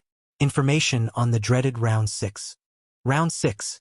That's a massive incentive. Russell's brain starts racing. Is the reward too good to be true? He presses the stranger for his real motive, suspicious of the easy deal. A mysterious glint hides behind those calm eyes. Our protagonist is plotting his next big move. The stranger smirks, noting he would have been disappointed if Russell just took the bait blindly. He lays his cards on the table. He wants to be friends. Russell is left completely speechless by the sudden proposal. The stranger predicts Russell's future. He'll reach round 15 alone, then hit a tragic wall. It's a harsh reality check, but the stranger promises to help him grow faster. With his help, Russell could go way beyond round 15. He promises that Russell will finally achieve his dream of being an eternal blacksmith. Russell asks for the catch, but the stranger insists it's just mutual help. They're going to be a dynamic duo, apparently. The stranger knows Russell is the only one capable of hitting that milestone, and he wants that talent on his side. He notices Russell's hesitation and decides to apply a little more pressure. The proposal is simple. Just imbue his gear occasionally, and the intel on the rounds is his. It's a fast track to power, a deal almost too good to refuse. Russell is torn. Should he trust this mysterious guy? He doesn't seem like a liar, but caution is key. He plays it smart, asking to see how the round 6 intel holds up before committing to a long-term partnership. The stranger agrees, no contracts, just a favor for a favor. Russell examines the Marble of Eternal Slumber, a powerful item that harvests souls for stats. It's down to its last point of durability. He gets to work. With a flick of his wrist, the repair is perfect. The item is restored to its full 1,000/1,000 glory. Russell is hyped. He can finally start stacking stats again. The stranger watches, clearly impressed, though he pretends not to know the item's true nature. He's being careful not to overstep a professional boundary, perhaps. The repair is done, and it's time for the payment. Info on round 6. The stranger begins to reveal the secrets of the next stage. Russell realizes he's going to need a heavy-hitting team for the monsters ahead. The stranger pivots, asking if Russell has anything else for sale. He asks specifically for black steel powder. Russell is stunned. How does this guy know his inventory? The stranger correctly guesses his financial struggle and offers to pay handsomely. Russell is officially a believer. This guy really is a seer. He apologizes for his earlier skepticism. The stranger remains unfazed, telling him belief is a choice. To Russell's shock, the stranger offers the powder for free, claiming the intel was worth more. Russell is floored by the generosity. Is this guy for real? Giving away rare materials like candy? Black steel powder is incredibly rare until round 11.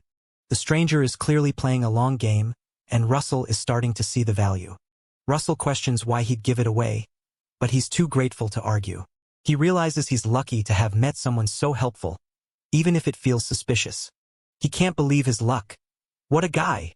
Then, the stranger hands him a thick envelope. It's 20,000 pounds in cold, hard cash. Russell tries to refuse, but the stranger insists. This is more than enough to cover his supply costs. His job hunting plans are officially cancelled. He is absolutely floored by this turn of events. The stranger drops another hint. It's not just for materials. He has a business proposition in mind. He tells Russell to invest in Player Place, a company that's destined to skyrocket soon. Russell is all in. If the seer says it's going to blow up, he's not betting against him. They exchange numbers, sealing their new alliance. Russell finally asks for a name before they part ways. "Call me Mr. Ryu," the man says, disappearing into the shadows. June 1st, midnight, the clock is ticking. A golden aura surges as he steps onto the battlefield, radiating an aura of absolute dominance. The desert trembles beneath his cold, unshakable gaze. Surrounded by enemies, she ignites her aura and prepares for a lethal showdown. The tension is palpable as the battlefield erupts with raw, crackling power. Sand? In a desert? He wonders what kind of chaotic quest awaits him this time. Round 6 is a co-op mission. He needs to recruit a squad. Fast. Min Yuri is his first pick, naturally. He only needs 3 more to complete the 5-man party. He spots Mr. Black Scythe. With a radiant smile and boundless energy, she takes center stage as the undisputed leader of the pack. The game has officially changed, and all eyes are locked on her every move. They greet each other like old friends. It's been a while. A radiant, heartfelt smile lights up her face, chasing away the shadows of the battlefield. It's a moment of pure, blinding joy that cuts through the tension. The crowd whispers, "Who is this woman talking so casually to a high-ranking player?" Someone points out she took second place last round. Talk about a power couple. She asks if he cleared the final boss. He confirms it with a nod. She's stunned he finished so fast and asks about the subquest. He keeps his rewards a secret, teasing her for being so curious. She's struck by how sharp his insight is. He's playing 4D chess while everyone else is playing checkers. With a sudden flash, those piercing red eyes lock onto his target. The atmosphere shifts instantly as his hidden power awakens. He mentally kicks himself. Did he just talk too much? The awkwardness is real. He tries to apologize, but she's just confused. He brushes it off, thanking her for the compliment anyway. She's secretly thinking he's actually pretty charismatic. Then someone else walks up. They recognize Mr. Black Scythe and wonder who the woman with him is. Everyone is buzzing about the duo. It's been a while, but he keeps his greeting ice cold. She asks if she's in his party, a bold question. He isn't obligated to tell her anything. He was just smiling, so why is he acting so cold now? Talk about mood swings. He demands to know her business. He assumes they're only here because he told them to party up. They humbly ask to join his party. They know they're weak, but they promise to try their best. He puts on a show of thinking, though he knows he needs the filler. If he picks these two, it'll definitely help his reputation with Ma Jiangrok. They sweeten the deal with information on round 6. A cold, piercing gaze flares to life as those crimson eyes lock onto their prey. Absolute bloodlust fills the air. He decides to test them. They're already playing their hand. He claims he doesn't need their info. They're shocked. Who turns down free intel? He insists on doing things his own way. He doesn't trust unverified sources. He grills them on their source. They scramble to answer. He makes it a condition. Give up the source or don't join the party. They're terrified but stay silent. He realizes they aren't going to spill about the seer. Not bad at all, they actually know how to keep a secret. He tells them they're in, leaving them confused but relieved. He values secrecy over raw power. He can work with that. They're ecstatic they didn't spill the beans. They profusely thank him for the spot. A support character reveals they're under contract with him. Things are getting complicated. Introductions are made. Co Arin meets democracy. The shock is real. She's the famous actress, and she's not wearing a disguise. An energetic fan gushes over the hero, claiming he's the absolute bias of her father. Someone's a celebrity now. The hero remains focused, awkwardly steering the conversation toward the upcoming round 6. The fan hastily declines any intel, determined to prove she doesn't need a handout. She reveals her secret motive. She just wants to pay back her debt by offering a hint if things look grim. The hero clarifies his role as a support, explaining his unique ability to buff stats. He promises to show off his own similar skills once the time is right. A fairy? Hold the phone, he's definitely hiding some crazy abilities. He introduces himself as Onsankyol, finally breaking the ice with a proper greeting. He explains their prior acquaintance. The hero had saved their lives once before. The fan is beaming, feeling completely vindicated in her choice of idol. A A celestial powerhouse descends, erupting with blinding divine energy. The heavens tremble as her majestic wings unfold in a breathtaking display of raw, holy might. The celestial being greets the humans with a chillingly polite tone after their break. She notes the head count of 1010, a suspiciously convenient number for her twisted games. She cuts the pleasantries short and gets straight to the brutal truth. The main quest is revealed. Slay a boss within 6 hours or face the consequences. Confusion erupts. A boss fight? Alone? The difficulty spike is real. The goddess smirks, clarifying that killing it solo is physically impossible. She unveils the secret to survival, a brand new party system. It's a group effort now, whether they like it or not. The system is designed to force cooperation among the survivors. 5 people per party is the magic number, and friendly fire is officially disabled. No more backstabbing. At least not from your own teammates. Everyone else is still fair game. Loot and experience are split evenly, regardless of who lands the final blow. But there's a catch. You have to stay within 100 meters, or the party bonuses vanish. The crowd wonders about the loot. What happens to the shiny drops? It all comes down to the contribution rate, she explains with a sinister grin. If you deal more damage, your odds of snagging the loot skyrocket. Even a 1% contribution offers a glimmer of hope, though it's clearly a long shot. She clarifies that the contribution math covers every possible scenario. Damage matters, but don't underestimate the power of a well-timed buff. The crowd is buzzing. Support classes might actually be useful for once. She confirms it. Non-combatants can finally climb the ranks through pure utility. No party, no clearance. Just group up or get wiped out. One boss down, the whole party survives. The stakes couldn't be higher. With 101 bosses and 505 survivors, the math is as cold as the goddess herself. She makes it sound like a walk in the park, but we all know it's a death trap. The players aren't buying the simple act for a second. With a wave of her hand, she wishes them luck, if they can even survive. No subquests this time. It's boss or bust, folks. Simple is just another word for guaranteed carnage. These bosses are going to be absolute monsters. The instructions are clear. Hold hands, say the phrase, and pray you survive the next 6 hours. The clock is ticking down, and the pressure is mounting by the second. Everyone is scrambling to secure their 5-person squad before it's too late. The seer's prophecy proves true once again. The party system is the only way forward. They realize how lucky they were to have consulted him beforehand. Black Scythe needs one more member to finalize his elite squad. The team defers the choice to him, acknowledging he's the powerhouse of the group. He scans the area, hoping for a specific someone to show up. He keeps his eyes peeled, waiting for the perfect candidate to wander into view. The silence stretches, heavy with anticipation. He plays it cool, planning to randomly recruit his target to keep his motives hidden. The frantic chatter continues as everyone tries to wrap their heads around the party mechanics. Desperate players are roaming around, begging for a spot in any party that will take them. A level 20 warrior screams into the void, hoping someone, anyone, will notice him. Everyone wants a piece of Black Scythe's team. They know where the real safety is. A chilling silence falls over the desert as the mysterious figures surround them. The standoff begins now. A brave soul approaches Black Scythe, trembling as he asks to join the legend. A flat no shuts the conversation down instantly. Brutal. The rejected party is left in the dust, lamenting their missed chance at being carried. Black Scythe isn't looking for dead weight. He needs allies who can actually evolve. The recruitment process is proving to be a massive headache. He warns the pests to stop pestering him before his patience runs out entirely. Another hopeful group gets the cold shoulder.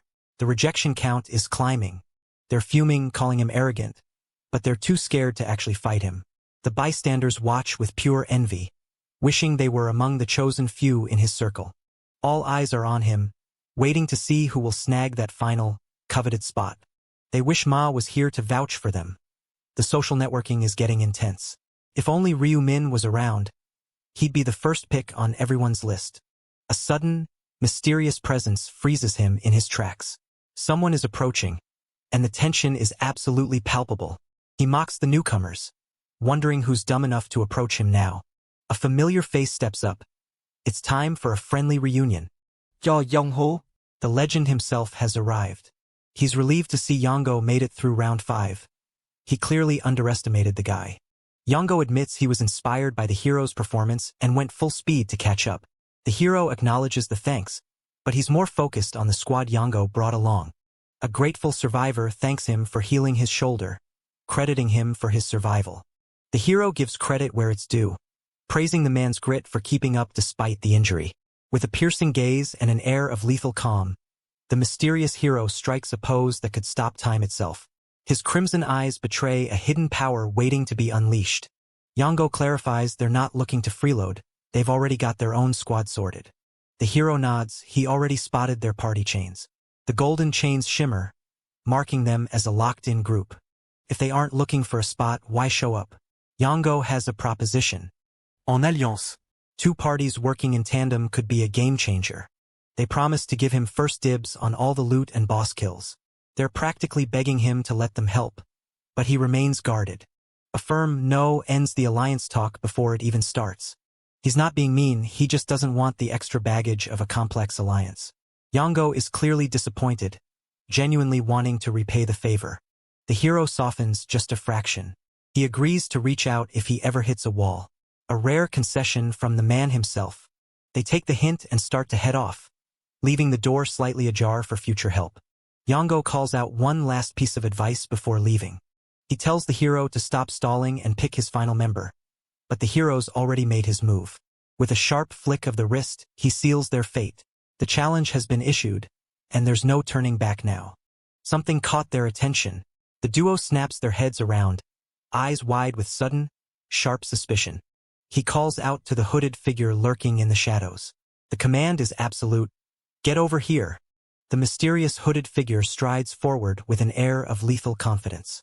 All eyes turn as he commands the desert stage. The hero calls him out for stalking. He's been watching for a while, hasn't he? The hooded figure stammers, admitting he just wanted a spot in the party. He's a level 23 dark mage. Not the strongest, but the hero sees something else. He gives the order, take him.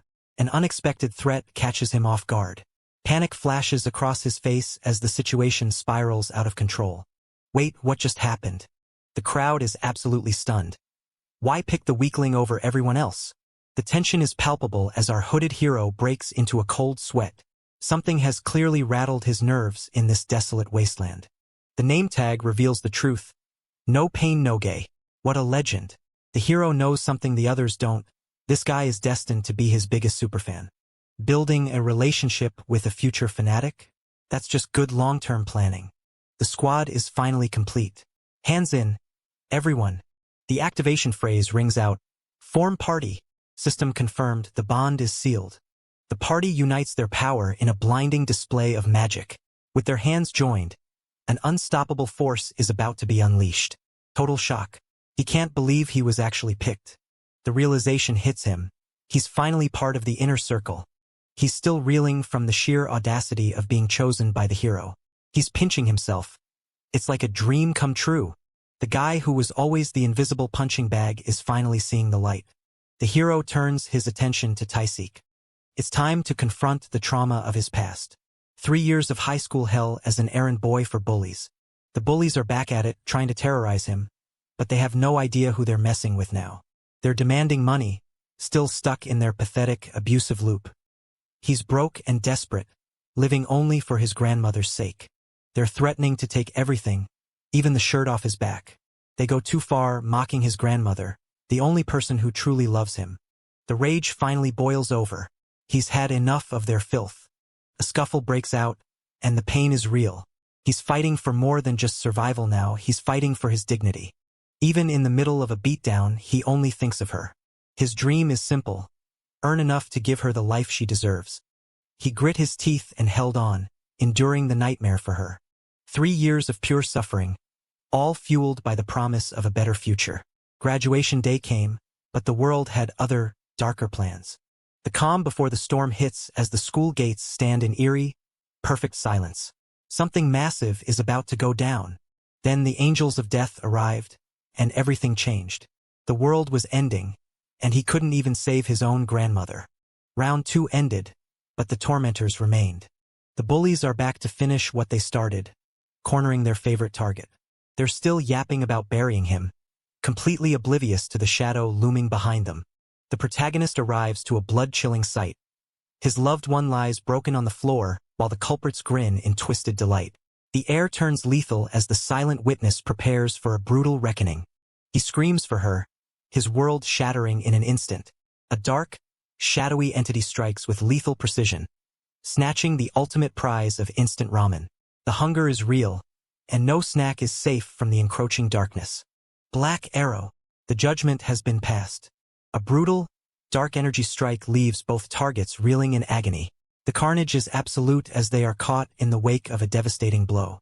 They're horrified to see their own flesh starting to rot from the impact. Desperation kicks in. They're begging for a cure that isn't coming. It's too late for mercy. Looking back, that was the moment everything changed for him. That was the birth of his isolation and the stutter that followed, the price of his trauma. If you're enjoying this recap, smash that like button and subscribe for more. The protagonist reflects on his resolve. He is determined to reach the final round and secure the wish that will bring his grandma back. The results are in. Black Scythe is absolutely dominating the leaderboards with a massive kill count, leaving the other shitty idiots in the dust. Talk about a massive skill gap. He's been holding the top spot ever since he unlocked his class, but he knows the game is far from over. The leaderboard displays the carnage, and Black Scythe is clearly playing a different game than everyone else. Despite his dominance, he keeps his eyes sharp. He knows there is always someone lurking in the shadows who could be better. A blur of lethal speed cuts through the air as the protagonist unleashes a crimson whirlwind of destruction. No one escapes the cold, calculated strike of this shadow-clad warrior. The atmosphere turns lethal as the cloaked figure steps into the spotlight. A chilling tension grips the air. The hunt is officially on. Watching the carnage, a bystander laments the gap in power, wishing they possessed even a fraction of that terrifying strength. With that level of power, bringing his grandmother back wouldn't just be a dream, it would be a guarantee. He is desperate to uncover the secret behind the protagonist's meteoric rise to power. The shadows part as he steps into the light, his piercing gaze cutting through the tension. A storm is brewing, and he's ready to tear it all down. He decides it's time to make a move. He needs to talk to this powerhouse. The user No Pain No Gain approaches the legend. The party welcomes the new member, eager to see if he can handle the heat of being on the same team as a monster. The newcomer stammers through an introduction, revealing his level and skills while feeling the familiar sting of social anxiety. Surprisingly, the usual nerves vanish, replaced by an odd sense of calm. He wonders if it's the sheer aura of Black Scythe or his own desire to impress that's keeping his heart rate steady.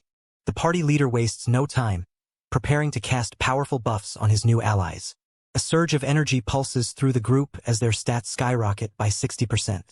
The Bless skill activates with a 3-hour timer ticking down. Another surge of power hits as the Swift skill sends their speed stats through the roof. The Swift buff is active, granting them a half-hour of lightning-fast movement. The party members are in total shock, checking their status screens and questioning if they've just encountered a game-breaking bug. They are ecstatic. These buffs are absolute game-changers, and they can't stop thanking him. It's time for the protagonist to return the favor with his own unique summons. 2 ethereal, winged creatures soar through the heavens in a dazzling display of mystical power. Their radiant presence lights up the sky as they take flight. The party members are mesmerized by the cute, fairy-like summons drifting around them. He explains that while they were once just defensive shields, leveling up has turned them into offensive combatants. He unveils yet another ace up his sleeve. A hulking golem materializes, proving that hitting level 20 was a massive power spike for his summoner abilities. The group is blown away. A tank and a support team all in one? They can't help but praise his incredible utility. He leans back, coolly asking if the display meets their expectations. He gives the signal to move out. The newcomer feels a bit useless compared to the others, but he's determined to contribute however he can. A mysterious party emerges from the shadows, stepping into the blinding light of the desert. Their journey into the unknown has only just begun. A monstrous roar echoes across the sands. The enemies draw near, ready for a fight. The hooded figure leaps into the void, caught in a heart-stopping moment of pure shock. Below, the battle rages on as a lethal adversary looms in wait. Gravity-defying action takes center stage as our hero leaps into the fray. With a blade in hand, He launches a mid-air assault that leaves his enemies nowhere to hide. The party spots a boss and immediately goes on the offensive, hoping for an easy win. They charge in with a blood-curdling cry, determined to take the monster down. A monstrous blade carves through the air, narrowly missing its target in a heart-stopping strike. The beast lunges with lethal intent, leaving no room for error. Panic sets in as they realize the beast is far stronger than anticipated. They scramble to split up. They are completely out of their depth, questioning how to even land a hit. A desperate order to hit the beast from behind is shouted out. The protagonist watches with a look of pure disappointment. These guys are rank amateurs. A brutal, point-blank strike connects with devastating force. The target is sent flying as the shockwave shatters the air. A single, devastating strike sends the soldiers flying into the air. Their formation is completely shattered by an unstoppable force. A teammate cries out in pain, realizing they've bitten off more than they can chew. The protagonist scoffs at their tactical incompetence. Attacking a horse from behind is a rookie mistake. Death rains down from the sky as she narrowly dodges a barrage of lethal projectiles. With nerves of steel, she dances through the storm of steel. With a flash of steel, he deflects the lethal strike. One wrong move and it's all over. A relentless hail of spears pierces the monster's armor, shattering its defenses in a brutal display of power. The beast lets out a deafening roar as it's overwhelmed by the onslaught. The party screams in frustration, pouring all their hatred into a final, desperate strike. The monstrous beast crashes into the earth with a deafening thud. The party strikes hard, leaving the creature reeling in the dust. They celebrate early, convinced they've secured first place. The realization hits them like a truck. They've been beaten to the top spot by someone else. He reflects on his own progress, surprised at how easy the round has been while he was distracted by his own thoughts. Everyone worries that the legendary Black Scythe must be feeling the sting of second place. Confusion ripples through the group. Why haven't they received the quest completion notice yet? A cold dread washes over him. He realizes they've fallen for a classic trap. The truth finally begins to dawn on the rest of the party. That centaur was just a distraction. The real boss is the terrifying minotaur lurking elsewhere. They realize that taking down the real boss requires a massive coordinated effort of at least 20 high-level players. The entire round is a giant, elaborate trap laid out by the system. The developers made it look like a small party could clear the quest, but it was all bait. The angelic quest giver knew exactly what she was doing, leading everyone into a false sense of security with her omissions. He decides to keep his cards close to his chest. There's no point in saving the others just yet. Everyone else looks so calm, unaware that they're walking into a slaughter. He decides it's time to lean into his act and play the part of the oblivious player. Watching the other parties, he confirms that they've all failed to identify the true boss. He instructs his team to hunt centaurs instead, aiming to level up while they wait for the real hunt to begin. He breaks down the math. If 5 players struggled with 1 centaur, a boss is clearly out of reach for a small group. He warns them about the dangers of rushing into the unknown where other traps might be waiting. He explains that even if they could kill a boss, triggering the finish line too early would just waste valuable farming time. The party members are stunned. They never expected such tactical brilliance from him. He brushes off concerns about losing first place. The 6 hours of experience points are far more valuable in the long run. He keeps finding the right answer intuitively, leaving everyone else wondering how he does it. The group agrees to follow his lead, realizing he has a plan that far exceeds their own. He drops a bombshell. He intends to hunt the monsters entirely on his own. They are skeptical, even a whole party struggled, so how can he manage alone? They quickly remember who they're dealing with. If anyone can do it, it's him. He confirms his plan, leaving them with nothing to do but watch in awe. He offers them a deal. They get the XP and gold, he does the heavy lifting, and they get to play the role of the carried party. In exchange for the free ride, he demands all the loot drops, a bargain they find hard to refuse. They agree immediately. It's the easiest leveling they'll ever get. He warns them they've made a wise choice, and they certainly won't regret it. It's time to get to work. A deadly ambush erupts in the desert as our hero lunges into the fray with blinding speed.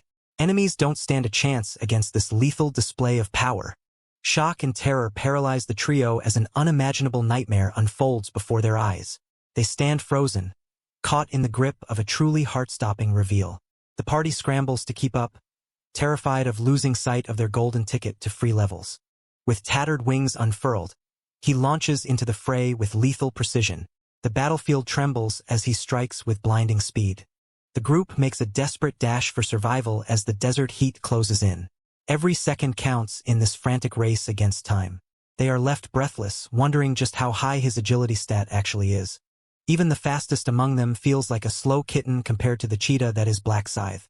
Something catches their eye in the distance. They point out the target. It's go time. A massive monster lets out a war cry, but it's already too late for it. A lethal strike tears through the desert floor with blinding speed.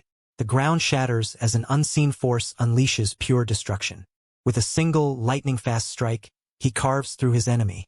The battlefield erupts as blood sprays in the wake of his lethal precision. The battlefield erupts in chaos as a brutal strike leaves the enemy horse shattered and blood-soaked. There is no mercy in this desert slaughter. The sheer efficiency is terrifying. The party members are left staring in total disbelief at the carnage. With a cold glare and a blade stained in red, he strikes with lethal precision. There is no escaping the wrath of this awakened warrior. He doesn't even break a sweat. The protagonist lunges with blinding speed, delivering a lethal strike against the relentless armored centaur. Sparks fly as their weapons collide in a high-stakes clash of power. With a single lightning-fast strike, he carves through the monster's flesh. Blood erupts as the beast is torn apart by his relentless blade. A single, brutal strike slices through the monster's defenses. Blood sprays as the beast lets out a deafening roar of agony. The monster lunges with lethal intent, its razor-sharp blade glowing with a terrifying, blood-red hunger. There's no escaping the strike of this ruthless predator. With a flash of steel, he lunges forward, tearing through the air with lethal precision. There is no escape from this blindingly fast strike. The dust begins to settle on another victory. With a fluid leap, the warrior vaults off the beast and prepares to unleash a lethal, glowing strike. Death dances in his hands as he readies his scythe for a brutal finish. The shadows converge in a flurry of lethal strikes. Our protagonist unleashes a whirlwind of blood-soaked destruction upon his monstrous foe. The system alerts him. Another centaur down, and his XP is stacking up nicely. Gold coins rain down. Another successful transaction in the business of murder. The kill count continues to climb, the pace is blistering. 172 monsters in 30 minutes? For him, it's just another Tuesday. He does the math. At this rate, he'll have the whole field cleared before anyone else even knows what hit them. He checks his internal clock. Plenty of time left to keep the slaughter going. The party members are completely gassed, struggling to keep up with his pace. One of them is literally coughing up a lung, gasping for air between the non-stop running. He offers a brief respite. Even machines need to cool down eventually. They are overflowing with gratitude. He's a surprisingly considerate overlord. They collapse, realizing that just following him is the most strenuous exercise they've ever done. They thought a 100-meter range was plenty, but clearly, they underestimated how much ground this guy covers. They can't stop singing his praises. He's hunting at an inhuman speed. He asks if they need him to slow down, but they'd rather die of exhaustion than stop the XP train now. They acknowledge the truth. He's doing all the heavy lifting while they reap the rewards. The tension rises with every calculated step. A mysterious arrival signals that things are about to get real. The group advances with steely focus, their eyes locked on the horizon as they march toward destiny. Every step they take ripples with the tension of an impending storm. They spot something on the horizon. Someone is approaching. If you're enjoying this recap, smash that like button and subscribe for more. The group approaches the legendary Black Scythe with wide, nervous grins, clearly trying to butter him up. Black Scythe isn't having any of it, cutting straight to the point with a cold, piercing glare. They try to invite him to a boss raid, but the rejection hits them faster than a speeding train. Talk about a social fail. The group looks absolutely baffled, as if they didn't expect the guy named Black Scythe to be difficult to talk to. They try to explain the danger of the boss, acting like they're the only ones who know how hard the game is. The monster looms in the distance, a massive, terrifying beast that breathes pure destruction. They recount a horror story where an entire party was wiped out, hoping to scare him into joining their ranks. The guy suggests a team-up, but Black Scythe essentially tells them to get good and handle it themselves. Desperate, they try to bribe him with the last hit, but the offer falls on deaf ears. Black Scythe loses his patience, his voice dripping with icy authority. The group recoils instantly, realizing they've pushed their luck way too far. They huddle in defeat, whispering about how their generous offer was still rejected. Someone suggests he might be scared, but honestly, he's probably just tired of their nonsense. A monstrous beast emerges from the dust, radiating pure, lethal intent. The battlefield trembles as this horned nightmare prepares to unleash carnage. The group creeps through the desert, unaware that a lethal predator is stalking them from the shadows. Tension spikes as the hunters become the hunted. Up close, the beast is even more horrifying, and the party's confidence is visibly evaporating. They try to comfort themselves with the fact that there are 20 of them. Numbers usually mean everything, right? The monstrous beast descends with lethal intent, locking its glowing red sights on the terrified group below. Death is closing in, and there is nowhere left to run. The savage minotaur lets out a bone-chilling roar as it charges into the fray. Its eyes burn with pure, unadulterated bloodlust. Panic breaks out as the group realizes their survival rate just dropped to 0. With nowhere left to hide, they scream for an all-out assault. Black Scythe watches from the sidelines, wondering just how much of a disaster this is going to be. He notes that the Minotaur isn't actually that tough if you know what you're doing. The battlefield erupts in shock as a lightning-fast strike catches the beast off guard. One sudden, brutal movement changes everything. It's all about timing. The beast is slow, making its moves painfully predictable. The fighters realize their steel is bouncing off the monster's hide like rubber. Every strike feels useless against the beast's legendary toughness. Despite the thick skin, the secret is to keep hammering away until a weak spot finally opens up. Persistence is the only path to victory here, or at least that's the plan. The beast lets out a pained, guttural cry as it takes a heavy hit. It's a war of attrition, and the party is already gasping for air.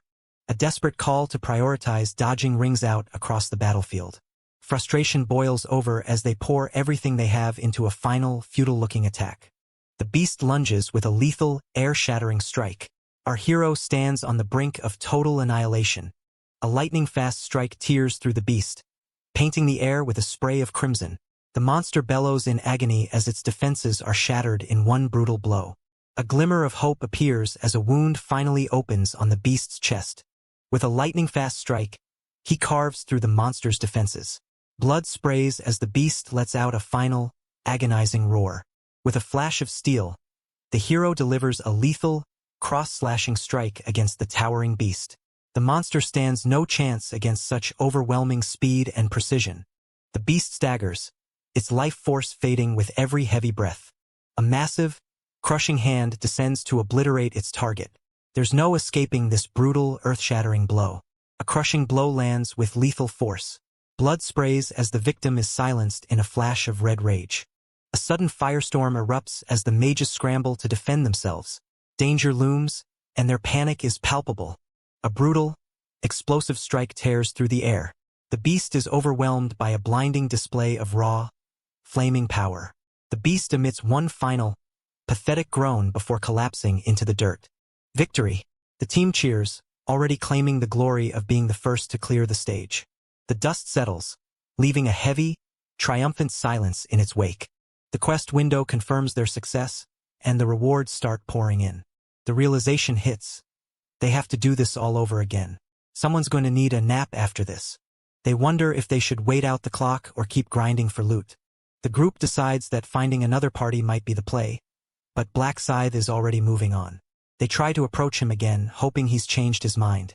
He doesn't even look back. He knows they have nothing to offer him. They try to rationalize their lack of progress as a strategic rest. Nice cope, guys. With a sharp command, he moves out, and they struggle to keep pace. The team charges headlong into danger, led by a protagonist who refuses to back down. The desert heat is nothing compared to the fire in their eyes as they sprint toward the unknown. The tracking skill activates, highlighting the next path toward their goal. Massive pillars of divine light pierce the heavens, signaling a power beyond comprehension. The sky trembles as an unstoppable force descends upon the world. The world seems to shift as the quest requirements update in real time. They scramble to check their rankings, but the system is playing coy. Tired and drained, the others just want to collapse, but Black Scythe is just getting warmed up. A A sudden movement in the distance catches their attention. The battlefield ignites as the hero launches a high-flying assault against the charging centaur warrior. Steel clashes with raw power in this heart-pounding duel. With a single lethal strike, he cleaves through the titan like paper. Blood paints the sky as the beast is torn asunder. The onlookers are left stunned. Did he just one-shot that thing? Level 40 is clearly a different beast entirely. Why kill centaurs when you could be resting? He's clearly playing a different game than the rest of them. He's farming for EXP, proving that even a former top ranker knows how to hustle. They watch in awe, realizing they were wrong to count him out. He's not just strong, he's calculating every single move. The system confirms the target is located. The kill count climbs rapidly as the timer ticks down. They've finally finished the cull, clearing the area with surgical precision. The party begs for a break, their stamina completely spent. Black Scythe finally relents, the hunt is officially over. They can hardly believe it. The nightmare is finally done. A collective sigh of relief echoes through the desert. The tracking skill confirms the area is completely clear of threats. The mysterious golden interface flickers to life, beckoning him toward an unknown destiny. With a single touch, he's about to trigger a legendary upgrade. A sudden realization hits them. It's time to check the status windows. Shock ripples through the group as they see their levels skyrocket. One by one, they realize they've jumped over a dozen levels in minutes. It's an insane power spike that shouldn't be possible. They're practically glowing from the sheer influx of experience points. Everyone is riding the high of a massive, unprecedented level up. Black Scythe's own stats are updated, revealing his true standing as a powerhouse. He inventories his loot, eyeing the rare materials needed for a god-rank synthesis. The shining horsetail is secured, a bizarre but essential piece of the puzzle. Gold starts pouring into their inventories like a fountain. Their wealth has hit an all-time high, and they don't even know how to spend it yet. It's a weird feeling, suddenly having more money than they can handle. He dictates the shopping list. Presence detection and vision are non-negotiable. He tells them to grab what they need while he focuses on the next objective. Time for the main event, he's heading for the final boss. The Minotaur awaits, and it's not going to be happy to see him. With death in his grip, he lunges forward to deliver a lethal, high-speed strike. The air shatters as he shreds through the battlefield with chilling precision. With eyes burning like icy steel, he charges headfirst into the fray. The battlefield trembles as he unleashes his hidden power. With a thunderous stomp, he shatters the ground to launch a lightning-fast assault. The battlefield trembles as the true chase begins. The nearby players watch in absolute terror and amazement. They try to beg for a spot in his party, realizing he's their only ticket to victory. He shuts them down immediately. He isn't sharing the contribution points. He's going to solo the boss, and the crowd thinks he's lost his mind. Even the experts are whispering that he's taking on an impossible task. They insist you need 20 people, but they don't know who they're dealing with. They call him arrogant, but he just smiles. Arrogance is just a word people use when they can't keep up. He challenges their entire worldview with a single, cold question. They keep repeating the same excuses about numbers and teamwork. He cuts through their logic, 1 or 20, it makes no difference to a Reaper. They think he's bluffing, but he's already moving into position. They watch, waiting for him to fail, but he's already in the zone. The countdown to the boss's demise has officially begun. The audience is glued to the spectacle. It's going to be a show. He wants to keep his best skills hidden, but this boss is too big to ignore. He's ready to prove to everyone exactly why he's the one at the top. One display of dominance is all it takes to silence the doubters for good. Speed is the name of the game. He's going to finish this in record time. The ground trembles as he plants his feet, ready to unleash hell. A storm of dust rises. The battle is about to begin. The Minotaur roars, feeling the presence of a true predator. A lethal arc slices through the sky in a blinding flash of speed. Before the eye can even register the movement, the strike is already complete. The monster reels, confused by the sudden, brutal impact. The onlookers are baffled by his strange, unconventional combat stance. The system begins recording the encounter, marking the official start of the slaughter. To the system, this is just a warm-up. To the boss, it's a death sentence. He waits for the perfect moment, baiting the monster into a trap. As the boss closes the distance, he prepares to strike. The monstrous Minotaur charges with earth-shattering force. Its lethal axe is poised to crush everything in its path. A single, Heavy step shatters the silence. The battlefield trembles as the legend makes their arrival. The beast lunges with lethal intent, but our hero stands ready to parry the strike. A clash of titans is about to tear the battlefield apart. The night of death has arrived, and the monster is the one who should be praying.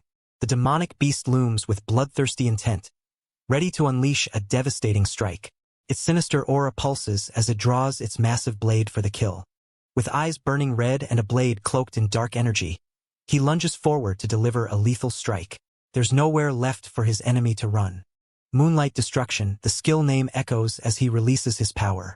The beast unleashes a devastating, crimson-slashing strike. Darkness trembles as the monster tears through everything in its path. A savage beast roars in fury as a wave of crimson energy tears through the darkness. The predator is ready to strike with lethal, blood-soaked intensity. A lethal crimson arc tears through the air as the warrior unleashes a devastating strike. Death follows the blade in this flash of pure, unbridled power.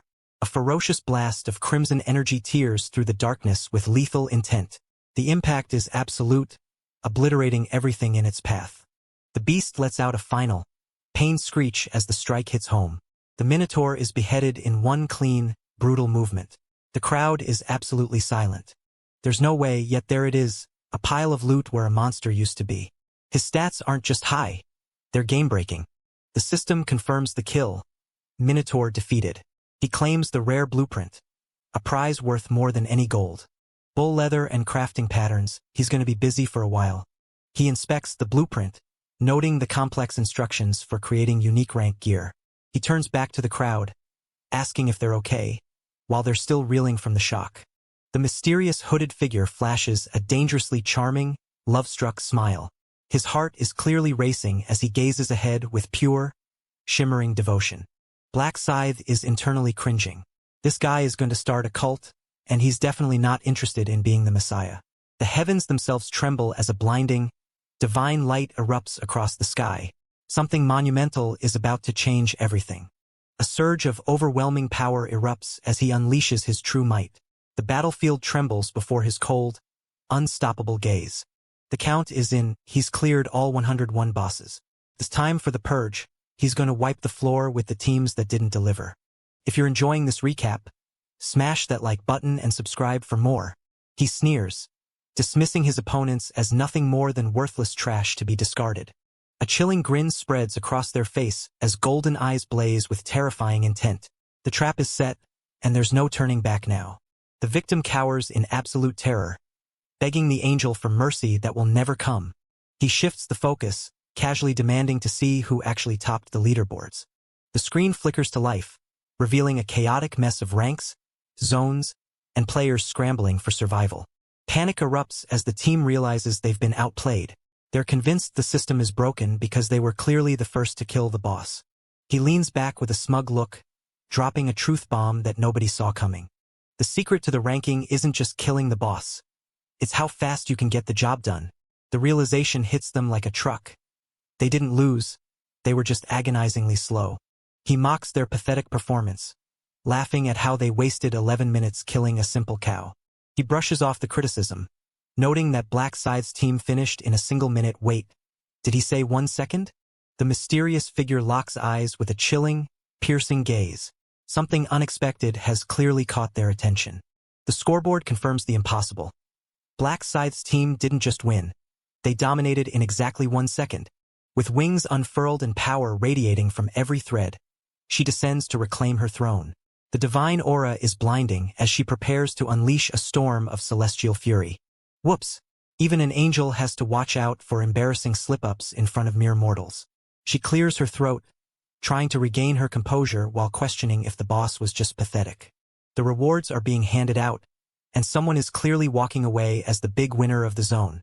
The cheers go up. He's hit first place across all zones. Talk about an absolute carry. A golden ticket appears in his inventory. An epic helm is his for the taking. Not just a ticket. A special loot box is granted for his supreme performance. Someone's going to be very happy. He dives into his inventory, ready to ditch his old gear for something with a bit more class. The selection screen pops up, offering legendary items that would make any player drool. He knows exactly what he wants, Hermes's feather headpiece. Style and utility in one package. The item details reveal an epic rank helm that grants invisibility. Perfect for a man who loves his secrets. No time to waste. He equips the headpiece and gets ready to test those stats. The invisibility skill is active. He's a ghost in the machine, though he'll have to watch out for the sound of his own footsteps. He's officially invisible, moving through the world unseen and unheard. He notes the noise limitation, but he's already planning to fix that with a future rune. Always 10 steps ahead, isn't he? The system prompts him for his final special reward choice. Choices, ingredients, gold, or precious information about the next round. Gold is for amateurs and information is for the weak. He's going for the rarest material available. The list of ingredients is impressive, but only one of them screams God-tier potential. He locks in the Angel's golden powder, knowing full well it's the ultimate upgrade material. It's literally dandruff from an angel's head, yet it's a God-rank item. Talk about high-class trash. The system announces that the session is over. It's time to head back to the real world. A cold farewell as the round draws to a final close. The final death toll is in, and the survivors are headed home until the chaos resumes on June 1st. A voice calls out, snapping him back to reality. A haunting nightmare jerks him awake, leaving him breathless and reeling in the dark. The shadows of the past refuse to let him rest. The tension rises as heavy footsteps echo through the silence. He's making his move. Someone is at the door, and the mood has shifted from business to something much more intense. It's the department head, and he's clearly looking for answers after the recent raid. The department head knows exactly what happened. A 6-hour farming spree with Black Scythe. He's bursting with excitement. 14 levels in one go. That's a grind worthy of a legend. The department head can barely believe his ears. Level 34? That's insane. He confirms the news, wondering if Black Scythe did all the heavy lifting while he just tagged along. He admits they were just trying to survive the pace of the world's best player. No regrets here. He's just happy to have leveled up so fast, even if he didn't get the loot. The conversation shifts to the department head's own progress. Level 29? He's catching up, but he's still got a long way to go.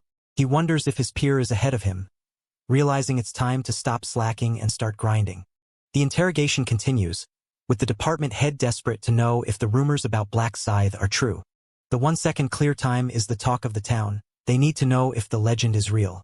He recounts the scene. A flash of light, a single strike, and the Minotaur was history. The gap between them is staggering, but it only fuels his desire to reach the top. If he can hit level 40, maybe he'll finally be able to stand on even ground.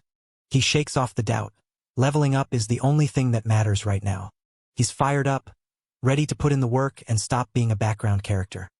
He decides to thank Black Scythe for the wake-up call. A little humility goes a long way. He wonders if the seer survived, but he's too focused on his own goals to worry about someone else's fate. The department head suggests just calling, but he's got his own plans to handle the dirty work. He's learning new tracking skills, perfect for cleaning up the garbage in the city. A midnight cleanup crew? He's not waiting for the sun to rise to get things done. He takes his leave, stepping out into the night to deal with some unfinished business. The clouds are gathering, reflecting the storm brewing in his mind. It's the perfect, moody weather for someone looking to blow off a little steam. The hero finally finds a moment of peace in the calm before the storm. But how long can this silence last?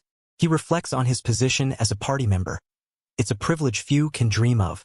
Black Scythe is a god among men, and he knows he's lucky just to be in his orbit. He views his leader with total awe. The man is practically a deity. How can he possibly repay such a debt? He feels useless compared to the others. He's searching for a way to be helpful even if it's outside the game. Maybe his true value lies somewhere else entirely. If he can't contribute in-game, he'll find a way to serve in the real world. He realizes the power of followers. Every god needs a loyal congregation, right? A sudden shiver runs down his spine. He's realizing the depth of his devotion. Is he just tired? Or is he feeling the weight of his new path? A phone rings. An international number?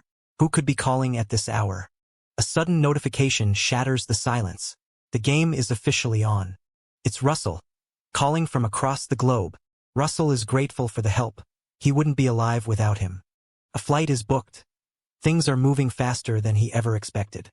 This never happened in his past lives. The timeline is shifting, and he's the one driving the change. He welcomes the arrival. He's more than ready to see where this new alliance goes. The next day, the arrival is confirmed. It's time for a reunion. He greets Russell with open arms. Welcome to Korea. He takes the lead, ready to guide his guest through the chaos of the new world. There's so much to catch up on, and he can't wait to spill all the secrets over a good meal. Russell is absolutely stunned by the sight of the local food spread. He invites Russell to dig in. It's on the house and the feast is fit for a king. Russell tries to insist on paying, but he's having none of it. Russell offers to fix his gear durability in exchange for the meal. A fair trade, indeed. The atmosphere ignites as he channels raw, searing power into the mysterious artifact. With a calm gaze, he unleashes a blaze that threatens to consume everything in its path. The marble of eternal slumber is back in top shape. It's time to see what this thing can really do. Gear fixed, it's time to get down to brass tacks. What actually happened in the dungeon? Russell recounts his near-death experience. The boss was a nightmare, but the leveling was worth it. He's relieved that Russell made it through, even if he's still feeling a bit insecure about his level. He reassures Russell. He's on the path to becoming the best blacksmith the world has ever seen.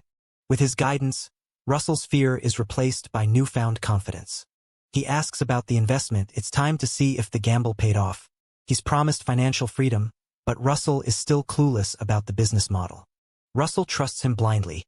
A bold move for someone who barely knows what they're investing in.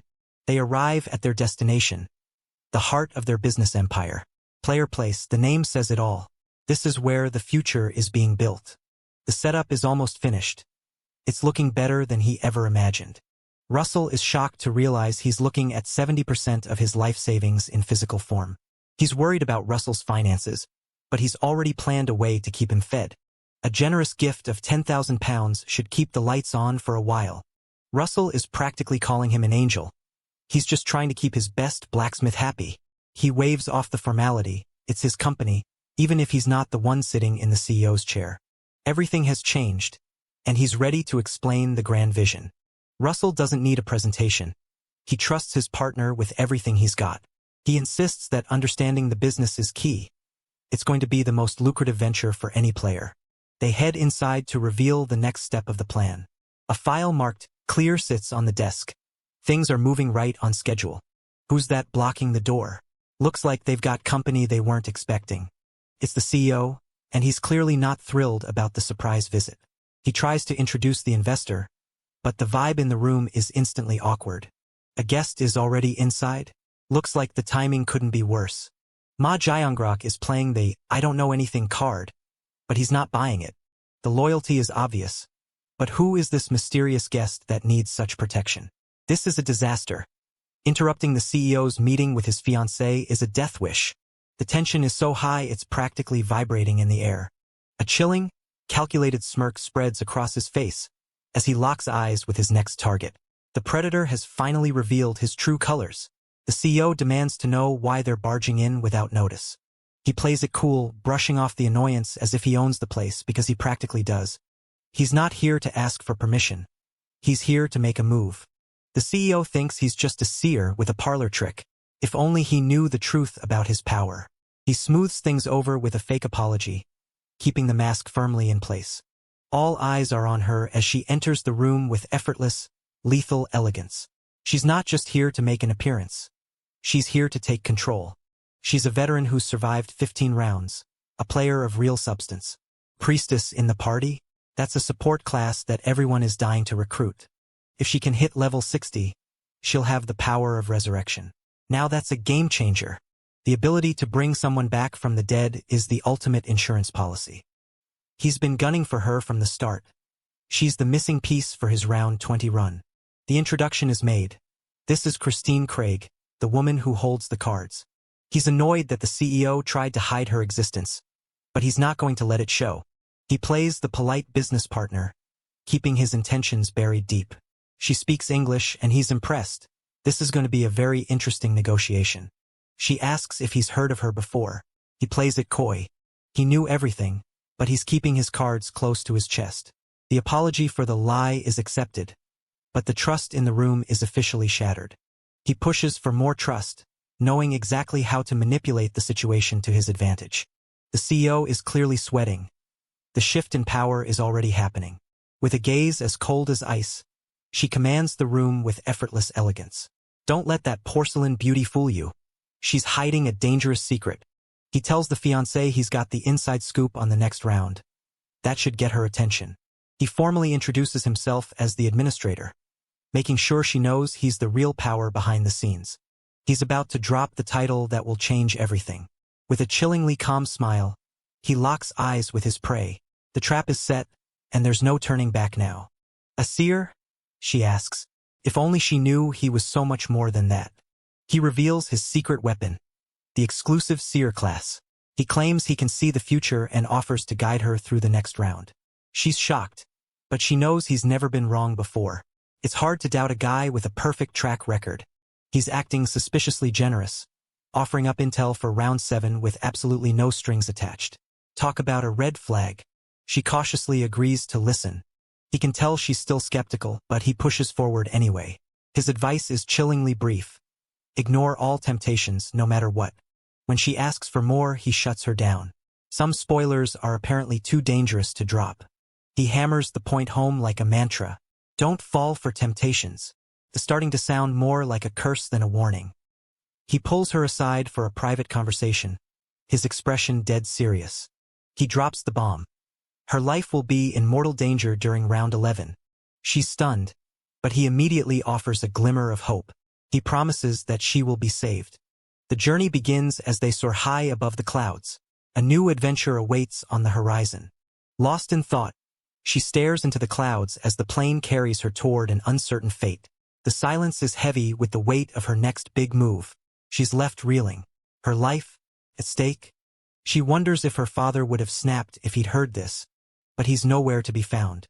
She presses for details on her mysterious savior, but he keeps his lips sealed. He point-blank refuses to name her protector. She's spiraling. Is he a real seer or just a high-level scammer? The airport arrival is imminent, and his words remain frustratingly vague. The airport terminal is bustling, but her mind is trapped on that cryptic bishop. She's met by a familiar face at the gate. Talk about a quick turnaround. She's ordered to head straight to her father. No rest for the weary, apparently. They arrive at the imposing Shining Wood Hall. The tension is palpable as they stride down the hallway, ready to face whatever awaits them. Their steady footsteps echo with the weight of an impending confrontation. The announcement is made. Christine has arrived. Her father commands that she be let in immediately. The reunion is cold and clinical. She acknowledges her father, keeping her guard up. He immediately grills her on her companion's behavior. She confirms the guy was polite, which seems to annoy her father for some reason. He probes her about their relationship, clearly hoping for a power play connection. He reminds her they've been dating for 6 months, but she's not feeling the love. She scoffs at the idea. They can't stand each other. Who set this pathetic matchmaking scheme up? Her father doesn't care about feelings. It's all about the Osung Group's corporate clout. She complains that the guy is hiding something, but her father just calls her faithless. A tense, high-stakes meeting begins behind closed doors. The air crackles with anticipation as they finally come face to face. The conversation shifts to the guy's weird obsession with business despite the world turning into a godly arena. He claims he wasn't chosen by God, but that doesn't stop the rumors. Is being chosen even what it's cracked up to be? She suspects he's been blessed by angels, despite his own denials. He's level 29 and climbing the ranks, but he's still not listening to reason. The stats don't lie, he's a powerhouse in the making. A cold sweat beads on her brow as she stares at her own hand in disbelief. Something has changed, and she's the only one who knows.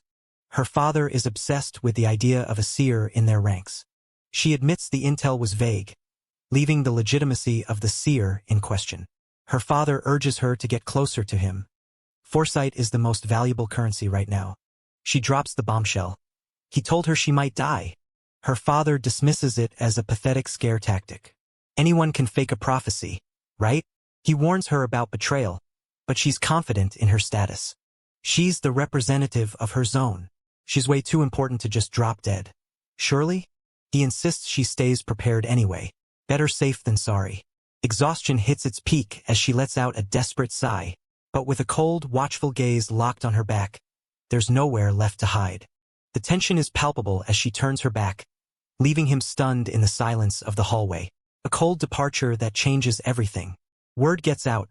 Jeongrok's partner is supposedly a seer. Her father isn't buying it. He thinks the guy is just spouting nonsense about his daughter. If it's a lie, the seer is going to pay the ultimate price. He orders an investigation to see if the guy is a total fraud. The chat room lights up as new players log in. The atmosphere is casual, but the players are anything but. The chairman makes his grand entrance. Everyone falls into line as the boss arrives. It's time for the real business. Picking the new executives. They've narrowed it down to 30 top-tier players, but the chairman is worried about one specific name. No Black Scythe, no Heavenly Demon. The list is surprisingly free of the usual monsters. The chairman accepts the report. He brings up the name on everyone's lips, Lee Seongyeon. The plan is to deal with him later. He's currently hiding behind legal loopholes. The chairman scoffs at the idea of him being a player. The meeting wraps up abruptly. The sun glares down on the towering monolith of corporate power. A new day begins, and with it, the stage is set for a ruthless climb to the top. The Player Place website is a massive hit. Thousands are flooding the site to register their items. It's clear that everyone is desperate for cash if they're selling all this gear. He wonders if he should just buy out all the unique materials and corner the market. The store is packed with rare loot, from knoll spines to hunter's gloves. With this haul, he can craft 3 unique items easily. He clicks the order button.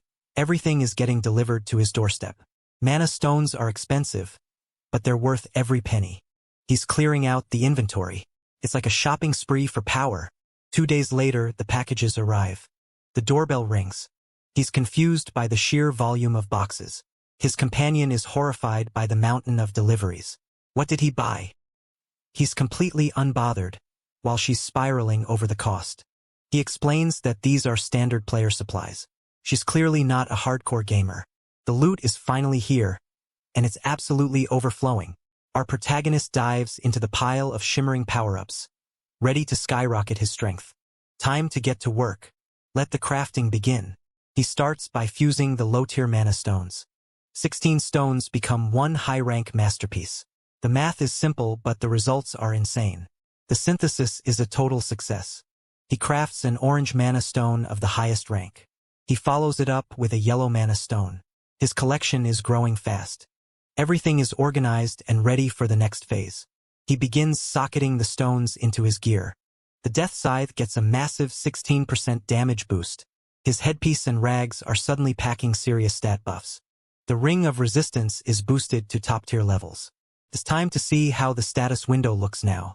His stats are skyrocketing. He's becoming a walking tank. Even without his usual buffs, his base stats have crossed the 200 threshold. With buffs, he's going to be hitting numbers that shouldn't even be possible this early. He's calculating the final total. He equips the full rainbow set of mana stones. The rainbow effect buff activates, glowing with pure power.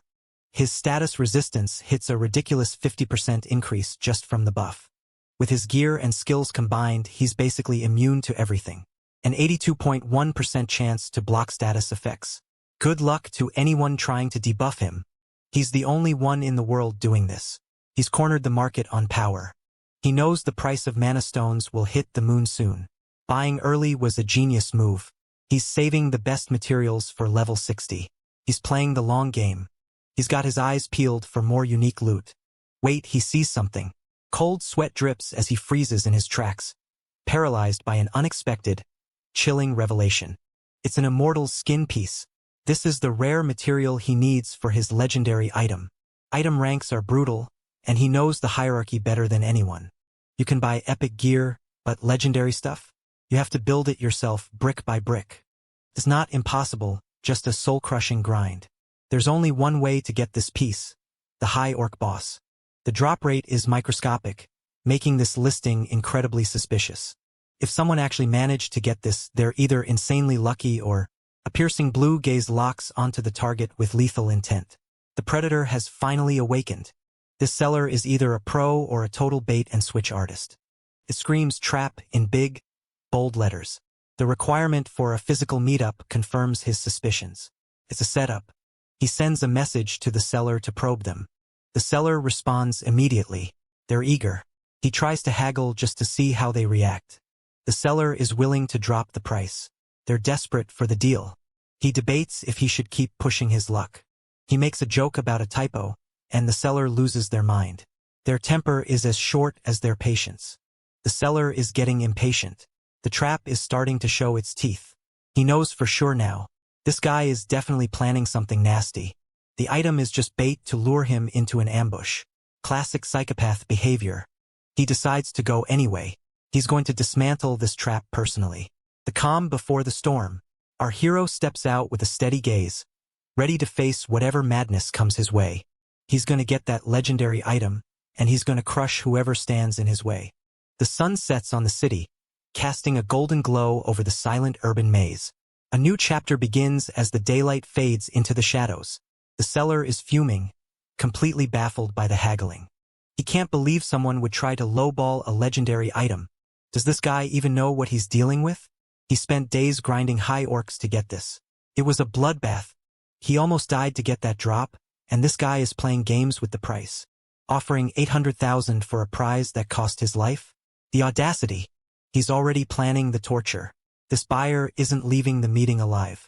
He's imagining the buyer begging for mercy. Suddenly, he's interrupted by a shocking presence. The buyer is already here, and he looks a lot more dangerous than expected. A single, brutal strike shatters the silence. The target is obliterated in a spray of crimson. That was way too easy. He was hoping for a challenge. He's ready for the real buyer to show up. Hopefully, they're more fun than this chump. Life is just so boring when you're this strong. It's enough to make you want to burn the whole game down. If you're enjoying this recap, smash that like button and subscribe for more. Life has lost all its flavor for him, leaving him in a state of absolute crushing boredom. While the crowd revels in the game, he remains trapped in a world of silent isolation. He's nothing but a ghost in the shadows of their vibrant life. Everything feels dull and gray, as if the world has been drained of all its color and excitement. He recalls his middle school days, where he desperately buried himself in his studies, praying that dedication would be the key to a better life. His report card screams perfection, straight as in top rankings, but it's a hollow victory. Even academic success couldn't cure the boredom. When he finally checked out, his grades plummeted, leading to a fiery confrontation with his disappointed parents. Talk about a warm welcome home. A dark, twisted laugh escapes his lips as he recalls the chaos. He fondly remembers those days, not for the success, but for the thrill of the descent. He lets out a sharp, jagged breath, his mind drifting back to that fateful day. The memory burns bright in his mind, the day everything changed forever. A terrifying grin stretches across his face as he grips the blood-stained blade. The predator has finally revealed his true, lethal colors. He reflects on his youth, back when he was untouchable and clever enough to escape the consequences of his actions. Even with a trail of bodies behind him until the age of 27, he remained a phantom in the night. This time, he perfected his craft, leaving absolutely no trace for the law to follow. The other world's games provided the perfect playground for his twisted desires. Armed with the Rune of Drops, he hoarded loot like a king, while a shaman-class item let him ascend to power in a heartbeat. With a lethal flash of steel, the assassin strikes, painting the air with a spray of crimson. One precise blow ends the fight in an instant. The carnage was so intoxicating that he found himself craving even more rounds of destruction. He lives for the chaos, finding sheer ecstasy in watching the world crumble beneath his feet. He stops, a thoughtful hum escaping him as he contemplates his next move. He needs to prepare. His target is arriving soon, and he has a special surprise waiting. He drags the fresh corpse toward the trash, hiding the evidence of his latest handiwork. Everything is falling into place. Once his guest arrives, the trap will snap shut. He prepares his corpse explosion skill, a deadly gift that will turn his target into confetti. If his victim somehow claws their way out of the blast, he'll pin them down with curse of fear and savor the final moments. A savage grin spreads across his face as he ruthlessly cuts down his opponent. The carnage is absolute, and there's no turning back now. A pair of wide, startled eyes peek out from the shadows. Something, or someone, is watching from the darkness. The moment of truth has arrived. He shouts into the void, mocking his visitor and promising them a gift they'll never forget. A series of numbers flashes across the screen, a coordinate or perhaps a death sentence. Our protagonist steps onto the scene with an aura of pure, unbothered confidence. He's here to take control, and he doesn't even need to try. A sinister grin spreads across his face, signaling that someone is about to have a very bad day. The trap is set, and there's no turning back now. He watches with bated breath, counting the steps. Just a few more and his victim will be in the kill zone. The tension spikes as a mysterious figure steps into the light. Their arrival signals that the real fight is about to begin. He freezes, confusion washing over him. Why did the target stop moving? The stranger speaks, asking about the immortal's skin piece, completely oblivious to the danger. He curses under his breath. His target is just inches outside the blast radius. He tries to bait the man closer, playing the role of the eager seller. He realizes his own trap is about to backfire. If the bomb goes off, he's going down with him. He considers using Curse of Fear, but that feels like a waste of a good explosion. So much for his carefully laid plans. He desperately tries to lure the man in, his frustration mounting with every passing second. He feigns a leg injury, hoping the pity will coax his target into the death trap. The target doesn't bite, complaining about his own long walk and claiming he's handicapped. Talk about a clash of professional victims. He stares at the man, wondering if he's actually noticed the setup. He panics internally, doubting the man could possibly know about the corpse in the bin. The target grows impatient, questioning the legitimacy of the item and the deal. The man lashes out, accusing him of being a common thief. Things are spiraling out of control fast. He struggles to maintain his composure, knowing that one wrong move will ruin everything. He tries to talk his way out of the misunderstanding, but the target isn't buying a word of it. The target snaps, tired of the games and the bad attitude. Our villain is really not having a good day today. He thrusts the item forward, desperate to prove it's the real deal. The air turns ice cold as his sharp gaze locks onto the target. No more games. The real showdown begins now. A groan of annoyance escapes him as he realizes he's been played. He recoils in horror, watching with wide eyes as his opponent suddenly flashes a terrifying smile. He looks over, confused, but he thought the guy was right in front of him. His brain scrambles to process the impossible movement. Pure terror consumes him as his eyes widen in disbelief. A cold sweat breaks out, signaling that everything is about to change. A sinister shadow looms over the terrified victim, holding a blade to his throat. The hunt has just taken a chilling turn. The predator looms in the shadows with a chilling grin. Terror takes hold as the trap snaps shut. He gasps, trembling as he sees two of his enemy. Or is it just his mind playing tricks on him? The hero simply stares, his voice calm and cold. The victim stammers, completely broken by the sudden shift in power. He sighs, annoyed that he has to spell out his superiority to such a pathetic amateur. Panic sets in as a mysterious, golden energy erupts from his mangled arm. The nightmare is only just beginning. He screams in rage, lashing out at the man who has turned the tables on him. He unleashes his ultimate ace. Curse of Fear. The system registers the skill, but the target's eyes remain locked and unwavering. A notification blinks in the air. The target has resisted the effect.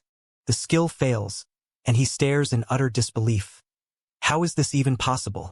A brutal, jaw-shattering blow connects with devastating force. The target is sent reeling as the impact echoes through the battlefield. He chokes out a sound, wondering just how high the hero's strength stat could possibly be. A single, devastating blow connects with crushing force. His opponent is sent reeling from the sheer impact of that brutal strike. A brutal, high-impact strike sends our hero crashing to the ground. He's reeling from the shock, but the fight is far from over. The air is sucked out of the room as he realizes he's completely outmatched. A surge of raw, mystical energy crackles from his fingertips.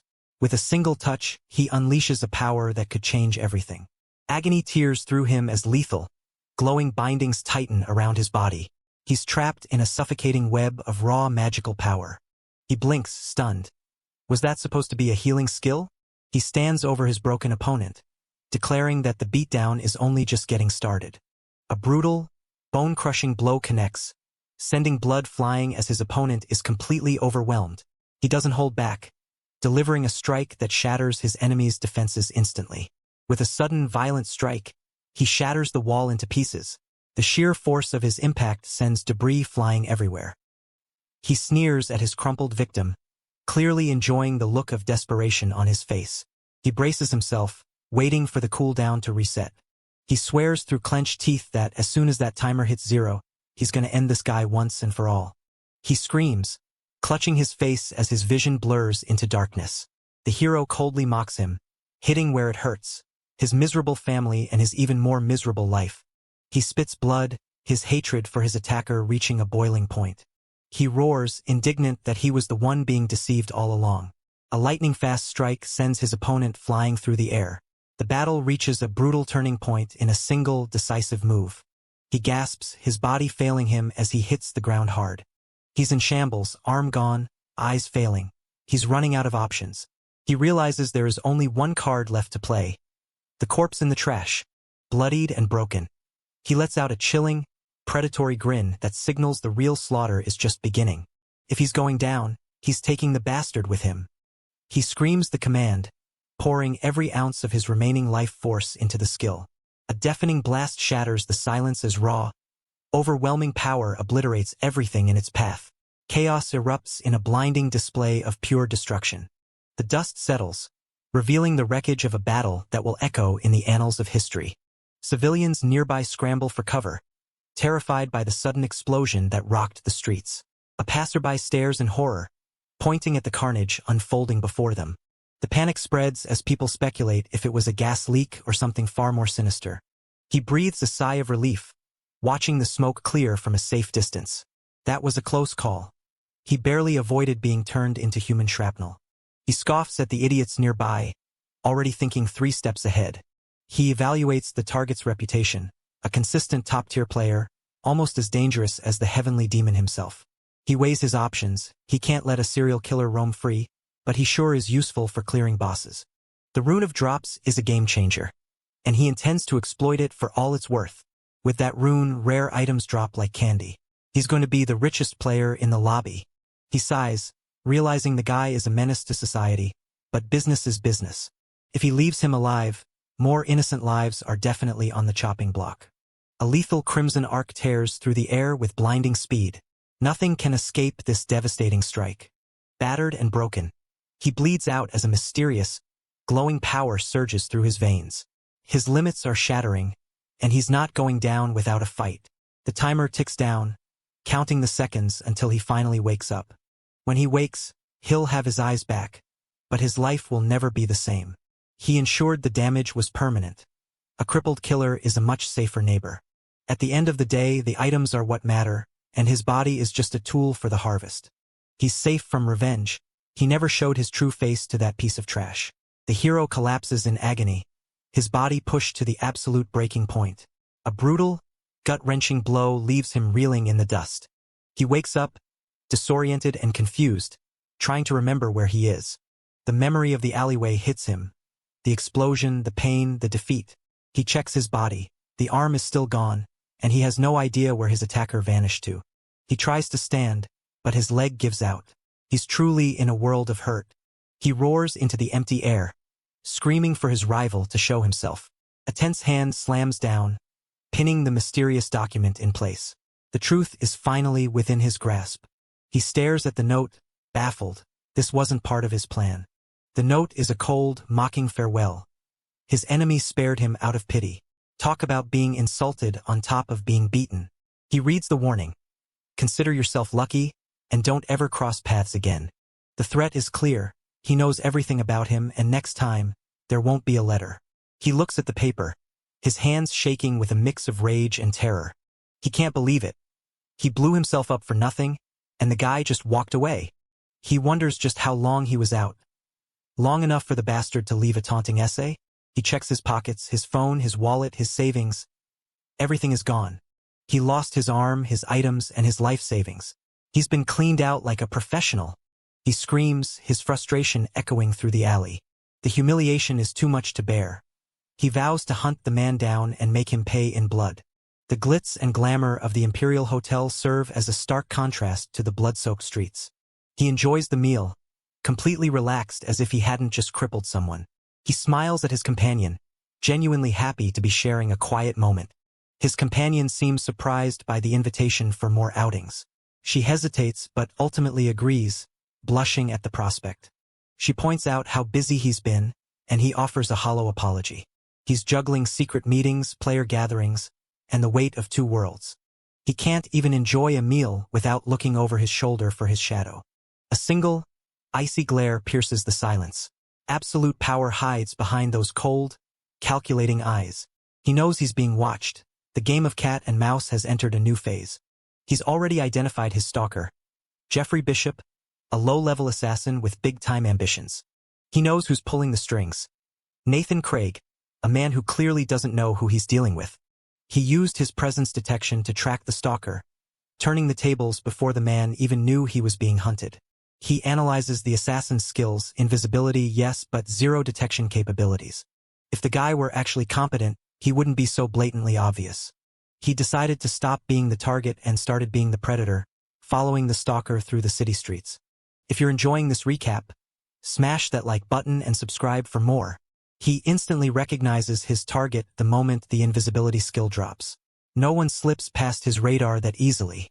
A quick dive into the intruder's mind reveals exactly why he's been playing the role of a persistent shadow. It turns out Christine spilled the beans to her father. Now the old man is desperate to verify if the guy who predicted his daughter's death is the real deal. If he wants to follow, he can follow. As long as the assassin's mask stays on, he'll just look like a guy with a very boring commute. He shifts gears, turning his attention back to Min Yuri to address the upcoming challenge.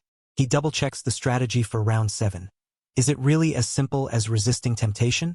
She confirms it with a nod. That's the entire core of the challenge. She notes that if anyone actually knew the quest requirements beforehand, they'd be doomed to fail the round instantly. He's not playing games with lives this time. He's determined to keep everyone alive until round 20, no matter the cost. He calls out to Yuri, his voice steady and focused. The goal is set. They are going to make it all the way to the final round together. A heart-fluttering smile lights up her face. Is this the spark of a brand new romance? An announcement echoes across the area, grabbing everyone's attention. It's been a long month, and the system is ready to check in on the survivors. With only 434 survivors left, the system mocks the meager crowd for being so small. Talk about a rude host. The reason for the call becomes clear soon enough. They aren't done yet. The system prepares to force the regions to merge once again. A catastrophic wave of energy shreds the battlefield, obliterating everything in its path. Chaos reigns as the landscape is torn apart by pure, unadulterated power. With a flick of his wrist, he unleashes a devastating surge of raw power. The battlefield erupts as his enemies are instantly blasted into oblivion. 10 regions have been crushed together into one massive zone. The population count spikes to nearly 5,000 people. The new zone is christened CZESKA-003, and the system tells the Koreans to stop looking so nervous. Time for the representative selection. And just his luck, the drama starts immediately. A sudden, panicked realization hits. There's a major logistical issue to address before they can move forward. Another selection process. As if one wasn't enough of a headache. He needs that ruler position even if it's just a temporary boost for the real world. The subquest reward is the real prize this time. It's one of the 18 legendary runes, and he absolutely requires it to counter Yami's deadly skill. Between the zone representative perks and the rune, he's locked in. He has to win this. He's already mentally prepared for whatever dirty tricks are coming his way. The system asks for volunteers, but frankly, nobody is excited to step into that spotlight. Gossip spreads about a game played by Olive and Priscilla. A queen title is up for grabs if your representative wins. Everyone loves a good game, right? Why not spice up the slaughter? The crowd seems surprisingly on board with the idea. They start to pivot toward a deathmatch, but he cuts the thought short. The realization hits the crowd. Black Scythe is here. He's the only human over level 50, and that ruins everyone's fun. A deathmatch is clearly rigged in his favor, and the others aren't having it. They scramble to find a game that doesn't involve immediate physical annihilation. How about a race? Whoever clears round 1 first takes the crown. That sounds fair enough. At least it's not just a contest of who can swing a sword harder. He turns to Priscilla to see if she's on board with the plan. The method is decided. The selection process is officially locked in. Phew, no deathmatch today. Everyone breathes a sigh of relief. The system finally deigns to announce the round 1 quest. The screens light up, but the details are suspiciously empty. Panic sets in. Why is everything just question marks? Someone screams about a system error, but the system is quick to correct them. The quest isn't broken. It's hidden. A cold goodbye rings out, leaving everyone in a state of confused terror. The clock starts ticking down. 2 hours remain. Without instructions, the crowd starts to lose their minds. What are they even supposed to do? It looks like they have to play detective in the middle of a death game. A group approaches him, eager for answers. It's the usual suspects, acting like they just happened to bump into each other. They ask him point-blank if he has the inside scoop on the hidden quest. He plays it cool, pretending he's just as clueless as the rest of them. He pivots, offering to trade information about the round instead. He claims the seer tipped him off. He's lying through his teeth, but he's getting good at it. He really needs to stop trusting his own past self. They're visibly shaken, asking for details on this mysterious seer. He mentions he's worked with the guy before, and Co Arin confirms the story. Another person he can't trust? The list is getting long.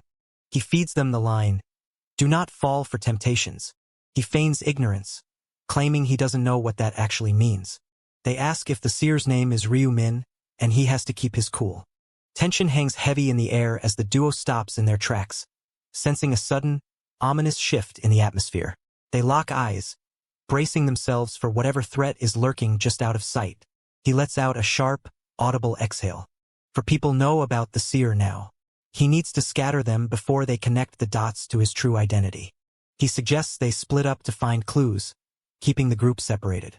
Someone questions the plan, but he shuts it down. It's not like they have a better idea. They agree to go their separate ways. Good riddance. Even the last one is hesitant to head off alone. He gives a curt nod, sending them all packing. This whole masquerade is getting exhausting. But wait. He pauses, double-checking the quest requirements in his head. A blood-curdling scream rips through the air. Someone's in trouble, and it sounds bad. With a lethal glare, he lunges forward to crush his enemy. The battlefield trembles as he strikes with unstoppable momentum. The temperature just dropped as those piercing crimson eyes lock onto his target. Pure, unadulterated menace radiates from his gaze. A chilling silence hangs over the path as a dark, ominous shadow looms ahead. Something wicked is lurking just out of sight. He finds Min Yuri, battered and broken. She gasps his name, barely clinging to consciousness. She's begging for help, and his resolve hardens. How does she know his real name? His mind races. She confirms it. She knows exactly who he is. She admits she's known all along, calling him her first love. Talk about a plot twist he didn't see coming. She's been playing the fool this whole time, and she admits it wasn't easy. He demands to know who did this to her. Her injuries are critical and time is running out. If he had been a second later, she would be a memory. She whispers a faint thanks as he stabilizes her. He finally gets the name out of her, Onsankyol. The name makes his blood boil. He scans the area, hunting for the bastard.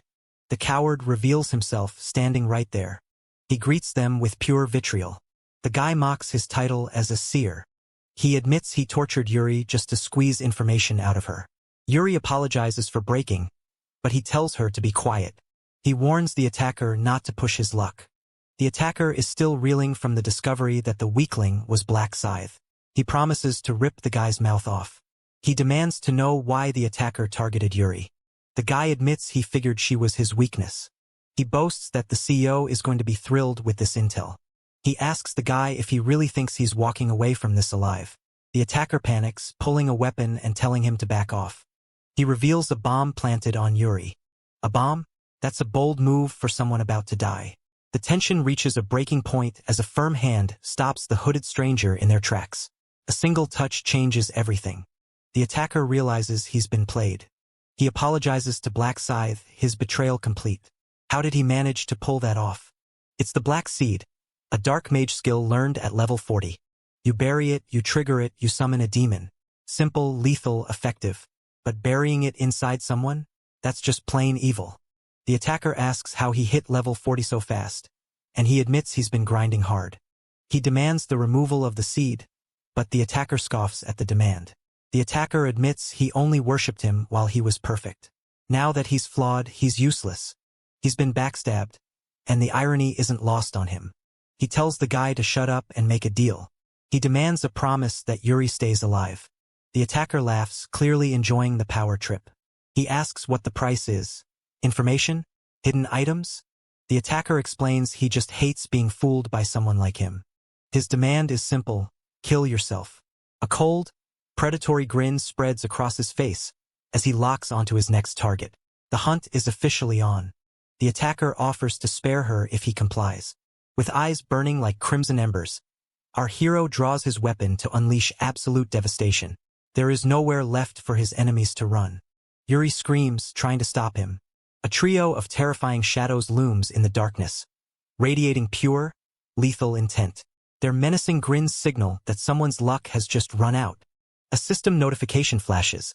There is a hidden subquest. Betrayed and bleeding, she collapses under the relentless downpour. Her world shatters in an instant as the life drains from her eyes. The past haunts him with a bitter smile as memories of his former comrades shatter his resolve. He's trapped in a storm of regret while their ghosts look on. Silence falls over the scene. The system pings. Player, Black Scythe has escaped the illusion. Main quest cleared. Escape the illusion within 2 hours.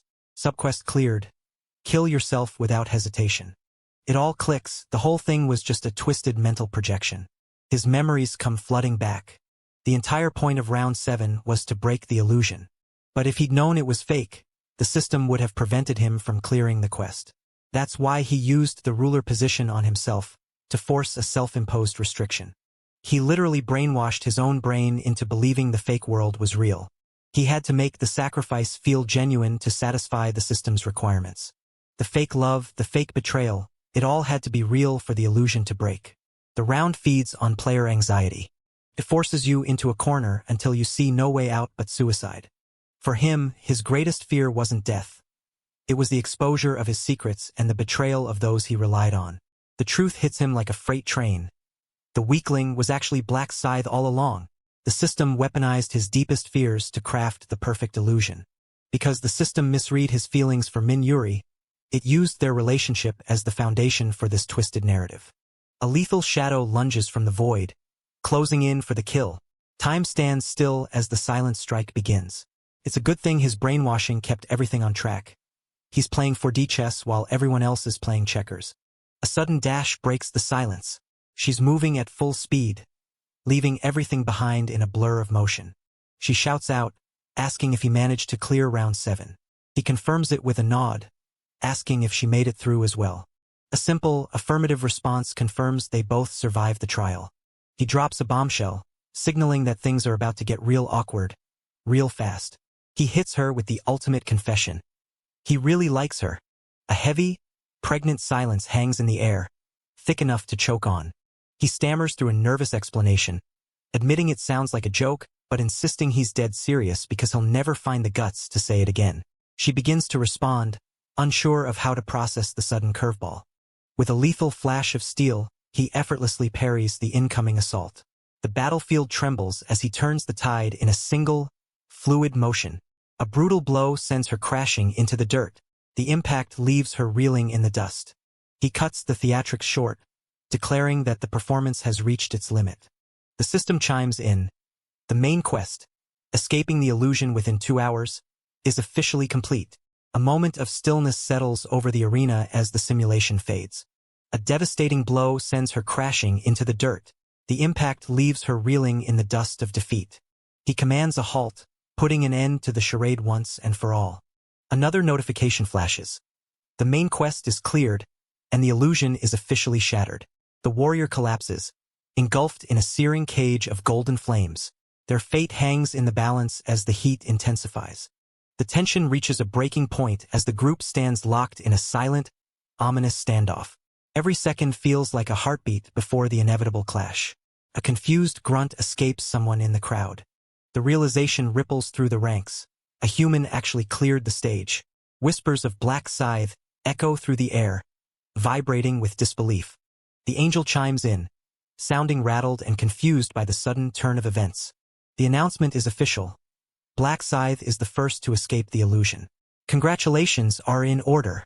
The system instructs him to stand by until the timer runs out, promising rewards once the final calculations are finished.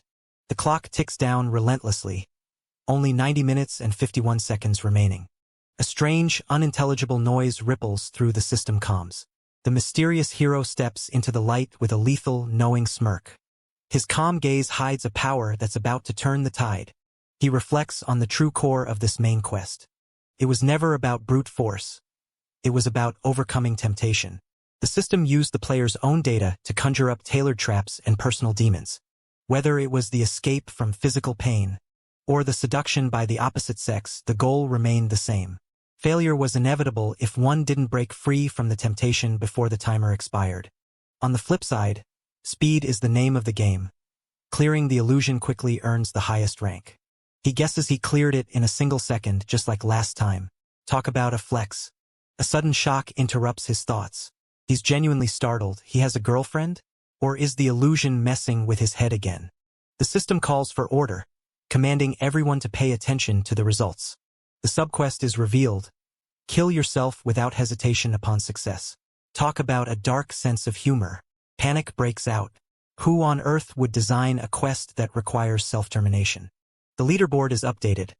Black side dominates in 0.00.01 seconds, leaving everyone else in the dust. The crowd is in total denial. How could anyone finish a quest like that so fast? The notification pings. He's taken first place in his zone. And again, first place across all zones. A shiny gotcha ticket is his for the taking. A special reward chest is added to his inventory for his global top-tier performance.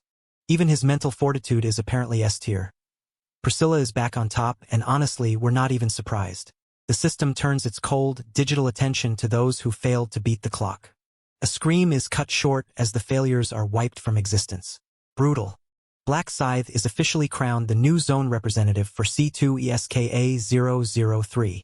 The rewards are delivered directly into his grasp. His authority over the temporary ruler position skill has been modified. He's gained the ability to use ruler position in the real world. This is a game changer. Finally, he has the ultimate trump card to resist Yami's annoying skills. With this power, he can control PCW whenever he wants. The weight of a dark secret crushes him as he wakes, leaving him shattered in the morning light. He's spiraling, and there's no turning back now. The silence of his room is deafening. He wonders if he's truly back in reality or if the illusion is still lingering in his mind. In the dream, his brothers tried to kill him. Was that a warning of a dark future to come?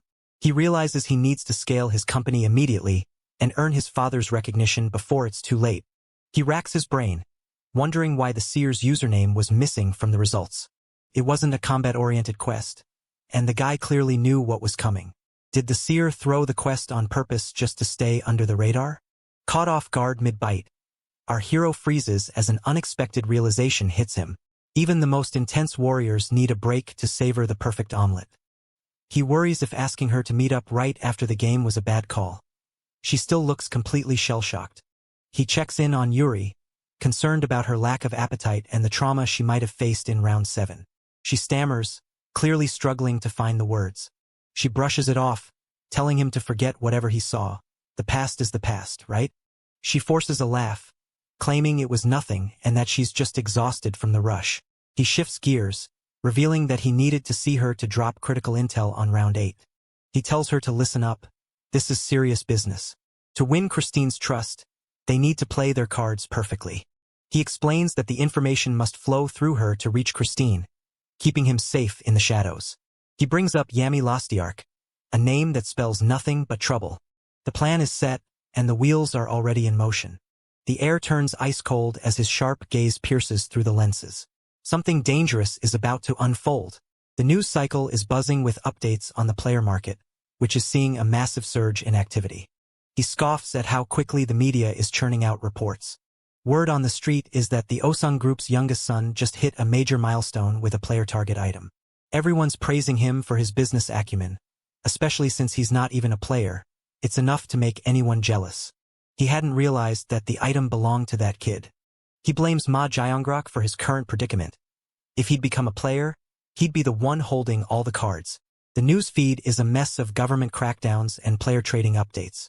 He needs to move fast to prove his worth to his father. He decides it's time to pull the trigger on his plan immediately.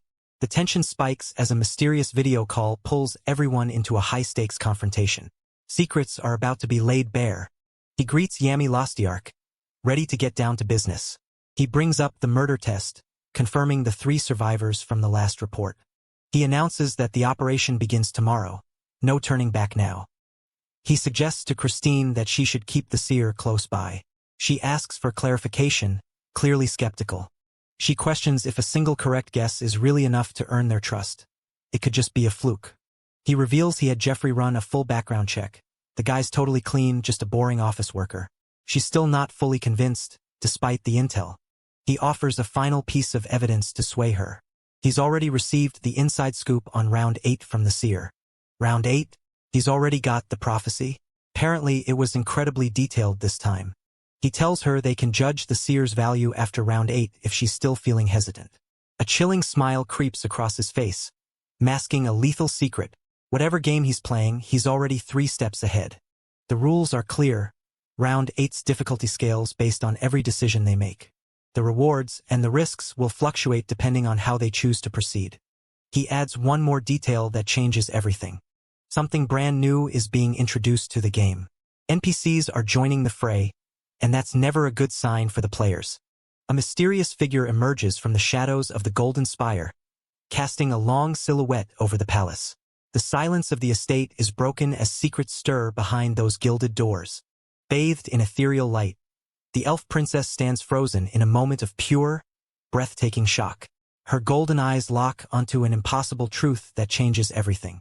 The city sleeps, but shadows are on the prowl. A mysterious vehicle waits in the dark, setting the scene for a high-stakes showdown. Hidden in the shadows of her sleek ride, she makes a move with a glint of pure malice in her eyes. The trap is sprung, and she's just warming up. A news report blares. Society is in a panic over the rising tide of crimes committed by players. It's been 6 months of chaos, and everyone is fed up. A chilling grin spreads across her face as a twisted plan takes root. Something truly sinister is about to go down. The debate rages on. What is the point of the current law if the number of players keeps climbing? They can't just sit back and watch. The speaker insists that the victims deserve justice and that the criminals must be prosecuted. She quickly pivots, clarifying she only means the criminals, not all players. Please, don't misunderstand her noble intentions. Misunderstand. A cold shiver runs down his spine as he stares at the screen in disbelief. His carefully laid plans are crumbling before his very eyes. He screams that he wants to prevent more tragedies like the one that took his son. He declares there is no such thing as a good player.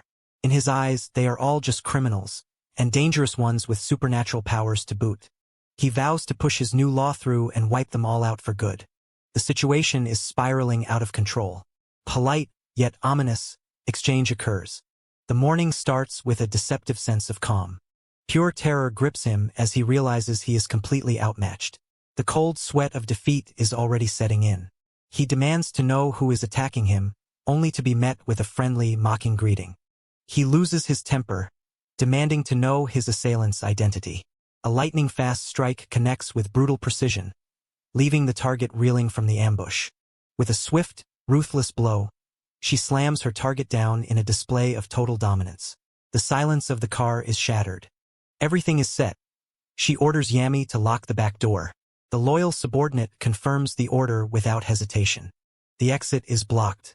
She muses that he really should have taken better care of his employees.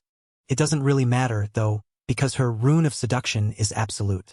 The rune of seduction allows her to dominate the target through touch or eye contact, affecting up to 5 people of the opposite sex with no time limit. She has used this power to manipulate others into doing all the dirty work for her. Her thrall reminds her that it is finally time to deliver the killing blow. She notes the one flaw. She can't reseduce someone she's already released, so she has to be careful. Her current list of puppets includes a civilian and 4 players. Talk about a dangerous fan club. She begins canceling the effects on the others, setting her pawns in motion. Once released, they will be forced to hunt down the Congress members. She keeps the owner under her thrall, as he is vital to controlling the PCW. She recalls being quite surprised when she first used the ability on him. The civilian, Song Jaegyum, is successfully seduced. She finds it hilarious. The founder of a player-exclusive community isn't even a player himself. She instructs him to act normal in front of others so nobody catches on to their little game. The plan to kidnap the Congress member is set in motion. They prepare to strike tomorrow, though the victim has no idea what's coming. They intend to frame a group of criminals for the kidnapping. She's already bought off some local thugs to take the fall. They plan to swoop in, rescue the Congress member, and find him already dead. How convenient. That way, the anti-player law will lose all its momentum. It's a genius plan, though she decides to tell her partner to run his future schemes by her first. A mysterious blade screams through the air, hurtling toward the unsuspecting vehicle. The ambush is locked and loaded. With effortless strength, she drags the unconscious man away as if he were a sack of potatoes. The storm is here. The cabin is heavy with the scent of ancient books and impending doom. Jolted awake, he gasps for air in the center of the room. The terrifying truth has finally dawned on him. She greets him with a mocking, "Oh, you're awake." He panics, demanding to know who they are, while she calmly reaches for the rope. He screams that they've made a huge mistake kidnapping a Congress member. They don't seem particularly bothered by his threats. They reveal they don't even have to do the dirty work. They'll be the heroes while the criminals take the heat. He tries to protest, but she cuts him off immediately. He's still alive, so she warns her partner not to spill the beans. She tells him to sit down and be a good little hostage. He keeps provoking them, wondering if they're actually stupid enough to go through with this. She laughs, knowing exactly how to get under his skin by mentioning his son. They promise to send him to his son as soon as the criminals arrive. Consumed by rage, he lunges forward to deliver a desperate blow. With a cold, piercing gaze, she effortlessly dodges the clumsy attack. A brutal counterstrike catches him off guard, sending him crumbling to the floor. The force of the blow leaves him completely incapacitated. She mocks him for underestimating her just because she's a woman. With a single motion, she hauls him off the floor, asserting her total dominance. She tells him to be good. She's just trying to send him to his son. After all, she reseduces Lee Seong-yin to keep him in line. She's annoyed at having to waste another slot on him. She orders the place to be prepped for the final act. Bound and hooded, the victim is forced into a live-streamed nightmare. Everything is ready, they just need to wait for the owner to arrive. The door swings open and she freezes. The visitor is not who she expected. She wonders why this specific person is here. She demands to know why he's not on guard duty. He claims he just got bored and wanted to check on the progress. She reminds him that today is supposed to be the big day.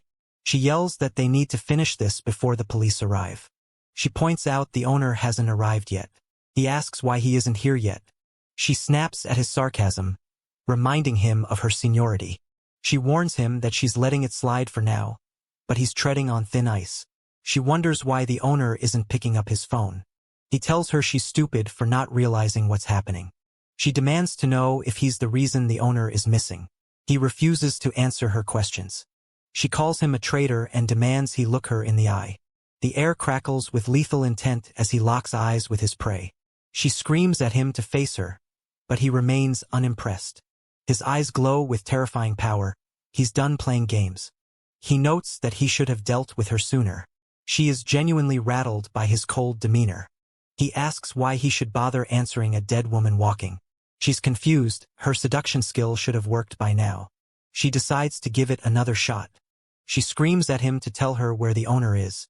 She's losing her mind. Why isn't her charm working on him? A sudden realization hits her. A mental barrier is blocking her. Black Scythe is immune to her seduction. She realizes she's not dealing with a pawn, but the real deal. She stares in horror as his identity clicks into place. He mocks her for being surprised, noting how overpowered her skill is for revealing usernames. He shuts her down, refusing to play by her rules. She starts panicking, realizing she's in way over her head. She knows she can't win in a fight, so she tries to talk her way out. She desperately asks what he wants in exchange for her life. She calls out to Yami for help. Is there a problem? Or is Yami about to get deleted? A chilling smirk spreads across his face. The hunt is on. Panic flashes in their eyes as the walls start closing in. He orders them to shut up and stay out of the way. He mocks them for being smarter than their boss but still lacking common sense. A single, lethal slash decapitates the guards before they even blink. A crimson strike narrowly misses her as the battle hits a breaking point. He notes that they really didn't know their place. She's shaking, he's far too fast for her to react. She realizes that nothing in her arsenal is going to save her today. He demands she cancel the seduction on the Congress member. She hesitates, terrified of losing her control over him. She unleashes a surge of blood-red power in a desperate, final stand. He tells her she's brave, but severely underestimating him. He's not here for a negotiation. He's here for a cleanup. A powerful grip seizes her hand, forcing a chilling encounter. She clings to her blade, fighting for her life against the inevitable. The artifact cracks under the sheer pressure of his mana. He tells her the connection will be different, but she'll manage. He gives her one last chance. Undo the seduction or die. She frantically cancels the effect on the Congress member to save her own skin. She gasps for air, wondering how she's going to salvage this disaster. She clutches her head in pain as the spell breaks. She tries to regain her composure, screaming at him to let her go. She realizes with horror that he's actually going to let her walk away. He calmly tells the congressman he's here to save him, but he has to deal with the trash first. The congressman is left completely stunned. The tables have turned. He's now the one in control of the interrogation. He asks if she can live a normal life without using her powers. She swears on everything she has that she'll never use them again. He tells her he'll show mercy. Though she's clearly terrified, he'll kill her the moment she turns her back. He promises she'll be fine, and she scurries away. She can't believe her luck.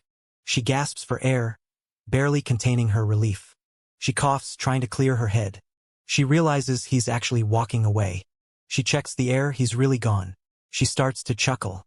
She bursts into manic laughter, realizing how easy it was to fool him.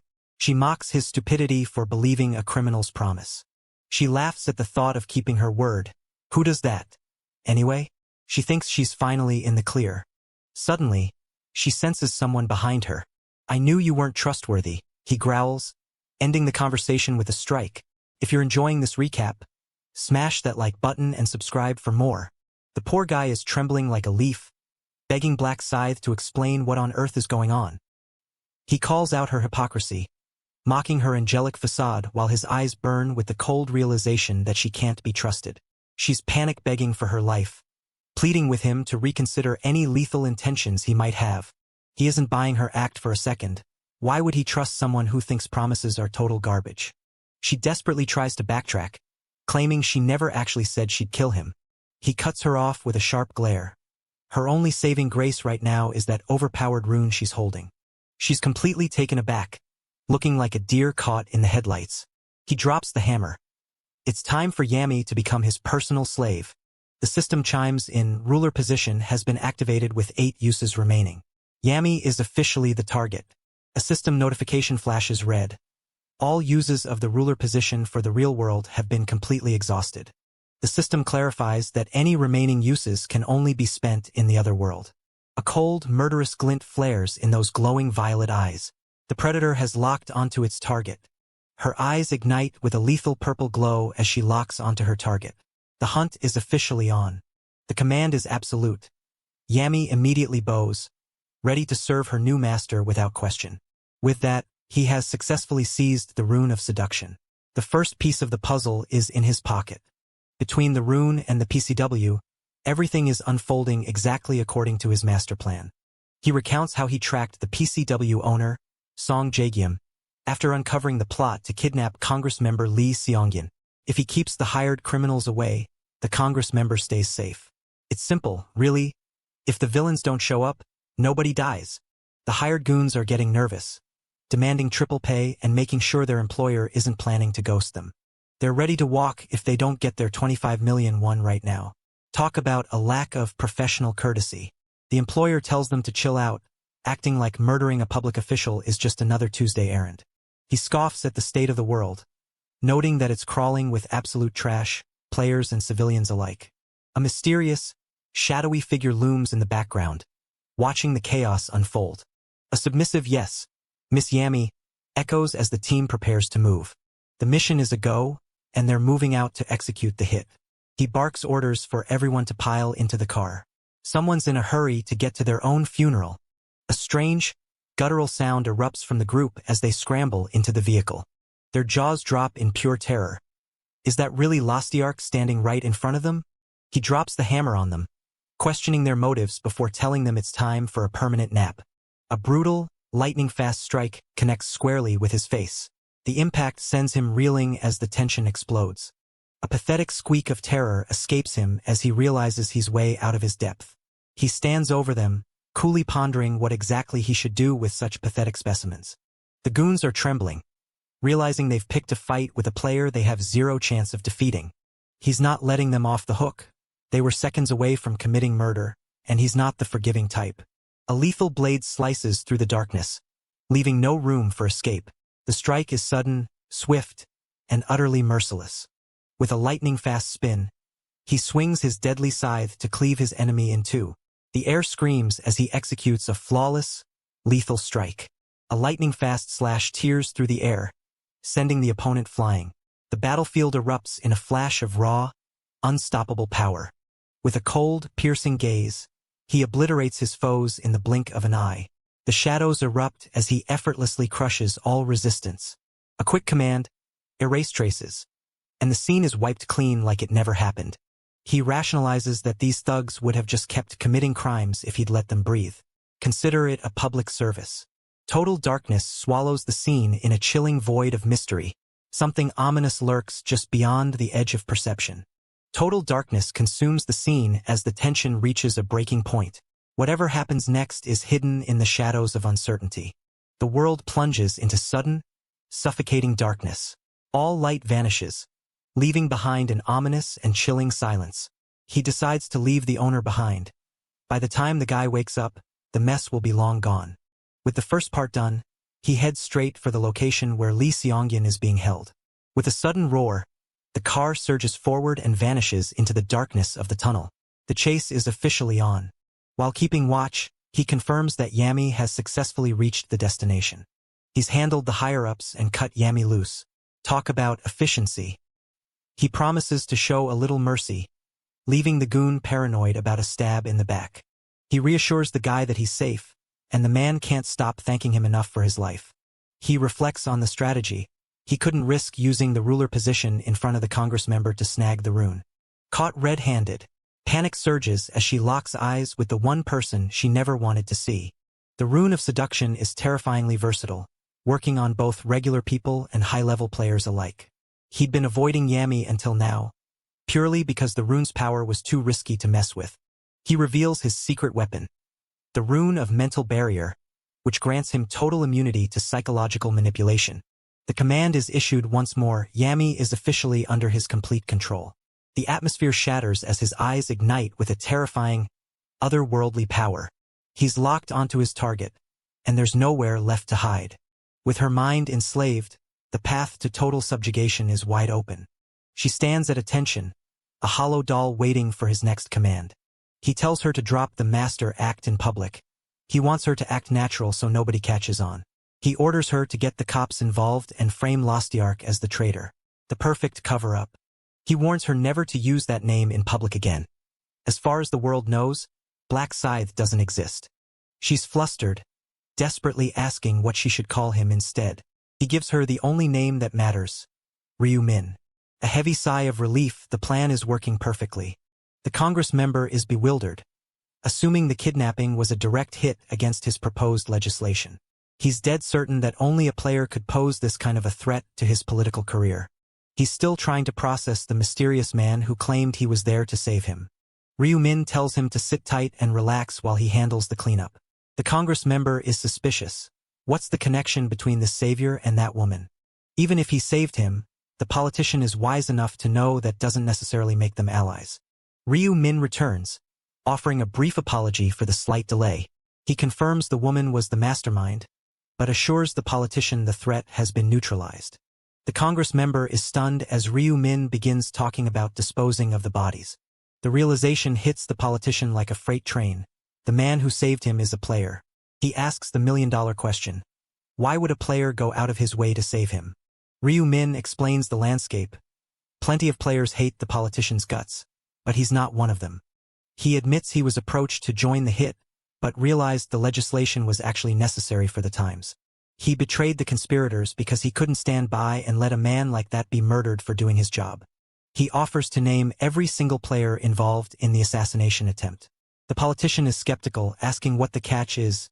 What does the hero want in return? Ryu-min just tells him to keep pushing the law forward. That's it. No strings attached, just doing what's right. The politician is overwhelmed with gratitude, feeling like he owes the man everything. The sirens are closing in, and Ryu-min knows it's his cue to vanish. The politician is left staring at the empty space, desperate to know the name of his guardian angel. He shouts into the void, begging for a name before the mystery man disappears. With a smirk that spells trouble, he makes a casual exit through the window. Our mysterious hero isn't just leaving. He's making a statement. The news is blowing up. Black Scythe is trending everywhere as the savior of the Congress member. The internet is split, with users arguing that you can't just group all players into one bad bucket. Another user points out that Black Scythe is actually starting to gain a weirdly massive following. He's topping the leaderboards every round. No wonder people are obsessed with him. If you're enjoying this recap, smash that like button and subscribe for more. Yami brings up the positive press, eager to show off the comments section to her master. Ryu-min remains unimpressed, knowing that one heroic act isn't enough to secure his legacy just yet. He's playing the long game, image takes time to build, and he's not about to rush it. He shifts focus back to the business at hand, vetting the criminal records of their new recruits. The body count is staggering. Over half the players didn't make it through the last round. They all passed the murder test, meaning they're all battle-hardened killers. He scoffs, labeling the whole lot of them as absolute trash. He's genuinely annoyed by the logistical nightmare of dealing with such bottom-tier recruits. A sudden realization sparks in his eyes. That's it, if they're trash, they should be treated like it. They're perfect fodder for the janitorial work he needs done. The plan is crystal clear now. This isn't the plains, and he's not playing by the rules of the weak. Trapped in a void of silent shadows, a mysterious figure emerges to catch his gaze. The tension spikes as the unexpected encounter shatters the stillness. A mysterious warrior stands with arms crossed, exuding an aura of cold, calculating power. The battlefield falls silent before this imposing figure. She found him fast, but he's not surprised. She's got the tracking skill after all. Oh, she's done it now. Caught in the act. She's absolutely panicking. He teases her, pointing out that tracking wasn't on the approved skill list. She's definitely in trouble now. She tries to play it cool, asking if the other guys are also wasting their gold on useless skills. He isn't having it. He's annoyed by their inability to follow simple instructions. She tries to butter him up by mentioning his heroic rescue in the news. Smooth, but maybe not smooth enough. The fangirl comments are pouring in, calling him a god, and even worse, we're getting into sexy territory now. She's clearly starstruck, showering him with praise. A blinding celestial wing erupts into the sky, shedding radiant feathers of pure power. The heavens tremble as this divine transformation shatters the silence. Ariel introduces herself as the new manager, acting like everyone should be throwing her a parade. A chilling silence falls as the winged figure descends upon the unsuspecting masses. The air hangs heavy with dread, leaving the crowd frozen in total shock. She's visibly annoyed that nobody bothered to clap for her grand entrance. What a diva! A divine presence descends, radiating ethereal power from gilded, feathered wings. This mysterious figure commands the scene with an aura of untouchable, heavenly grace. The silence in the room is so awkward you could practically hear a pin drop. She thanks them for the non-existent welcome with a smirk. Time to get down to business. The quest for round 8 is finally here. The stakes are high. Escort the Emporium and eliminate the traitors. The rewards are huge, but so is the danger. The players are confused. An Emporium? Are they merchants or warriors? Ariel mocks their confusion, calling them stupid for not understanding the basic premise. Someone woke up on the wrong side of the celestial bed. She explains the choice. Human, elf, or dwarf emporiums, each with their own unique difficulty. Choose the same emporium and you're automatically in a party. Strategy is about to become very important. 5 hours to reach the destination. Simple, right? Except for the whole traitor thing. She drops the bomb. There are traitors hiding among them, and finding them pays the best. The timer is set. 10 minutes until the chaos begins. Good luck, everyone. The players are already scrambling, aiming for the easiest path to stay alive. Everyone's looking for the path of least resistance. Humans are the popular pick, as per usual. One player decides to bet on the dwarves, thinking they're the safe bet. The Dwarf Emporium is officially the easy mode for this round. Ariel lays out the hierarchy. Humans are hard, elves are medium, and dwarves are for the cowards. He knows the score. Easy difficulty means easier points but less experience. It's a trade-off. The high-rank paths are brutal, but the XP gains are worth the risk for those bold enough to take them. He turns to his companion, curious about her plans. He's still weighing his options, keeping his cards close to his chest. She's spiraling, worried that if she doesn't keep pace with him, she'll become useless. He realizes he should have just told her to pick the easy path and avoid the stress. Greed is a death sentence in this game, and survival is the only thing that matters. Eyes wide and heart racing, she freezes as the unexpected truth hits home. Something has clearly caught her off guard.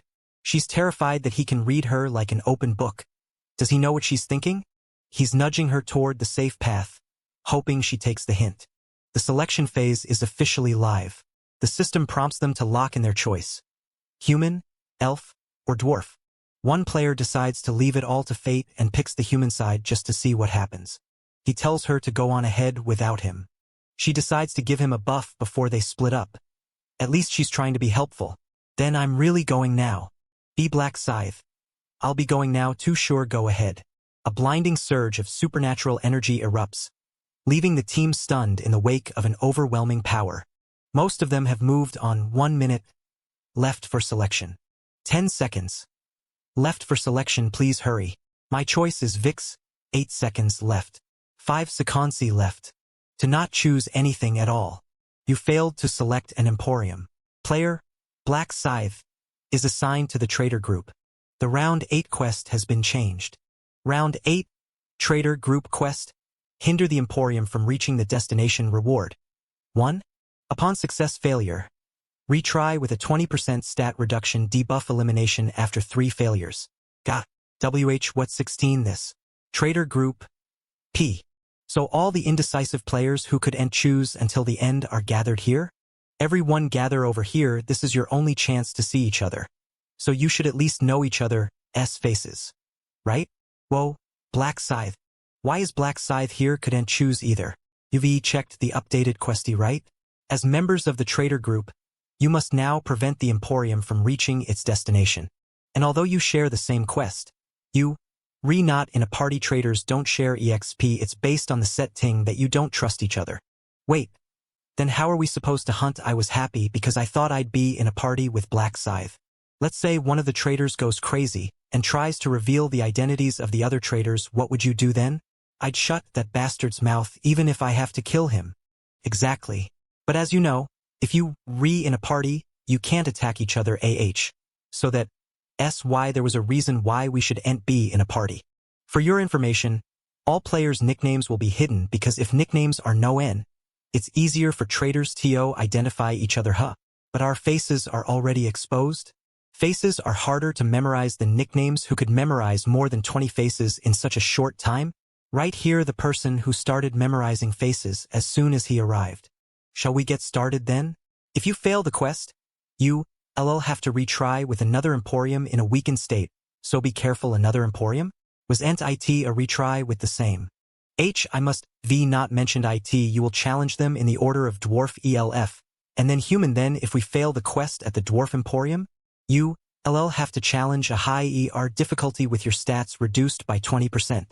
The celestial beauty descends with a chilling grin, extending a hand that promises only absolute destruction. Don't let that holy glow fool you. This angel is pure nightmare fuel. Ugh, I have to succeed in the quest at the Dwarf Emporium. No matter what, I should assume there won't be a next chance. Sorry, but I have no intention of finishing the quest early. The Trader Group can experience all the Emporiums if they fail the mission. In other words, it's an opportunity to kill all the monsters and level up massively. Furthermore, there are runes and items that can only be obtained from each Emporium. The key strategy for this round is to monopolize the EXP and items while going through each. It might be unfortunate for the other traders though. Now, it's time to depact Trader Group. Please succeed in your betrayal and provide entertainment for the high ERUPS. Golden embers dance in the void as mysterious figures emerge from the blinding light. The stage is set for a monumental confrontation. A chilling mist swallows the jagged peaks, hiding an ancient terror waiting in the shadows. The silence of this frozen wasteland is about to be shattered. Escort the Dwarf Emporium participants. 230 traders. 29. An oppressive silence hangs over the jagged, mist-choked peaks. Something dangerous lurks within this desolate mountain pass. Whoa, so this is the other world. How cool we've been in the other world all this time, are you stupid? Huh? But I don't see other use for names. Escort the Dwarf Merchant Union I participants. 230 traders. 29 Safely escort the Dwarf Merchant Union to the destination T/equals. Everyone will get EXP as a reward in case of success. The person who contributes the most to eliminating traders will receive a subquest reward. Everyone will get extra rewards if all traders are eliminated. What is this? I can see. That means 1 in 8 are traders. They among us? It's getting tense. Well, it's natural since we don't know who the traders are. Does he want to make it obvious that we're both traders? He must be crazy. I better kill them before they reveal that I'm a traitor, huh? Mr. Black Scythe? Whoa, I didn't expect to see you here. You chose the Dwarf Merchant Union. Did you follow me here? Well, your buffs are pretty fula. There aren't that many of us here, though you rewrite. Is that you, Mr. Black Scythe? So Arin? I didn't think I'd see you here. It's nice to. You here too, Miss Sessio. Hello. It's nice to see you. Uyaen. She keeps getting on my nerves, making me jealous. And all that. Where's that person who's always with you? My bodyguard. I mean, Mr. Onsankiol went to the Human Merchant Union, the human one. He said that he really wanted to go there for some reason. I see, even though I told him that it was the most difficult one. That's unexpected. Look over there. I see about 10 of them. A colossal beast emerges from the shadows, locking its predatory gaze onto the unsuspecting party. The air grows heavy with dread as the hunters realize they're no longer the ones in control. Oh, so you guys were here, Otherworld Warriors. Round feature, translation, is in effect 00. You are able to communicate with Otherworld species. Nice to meet you.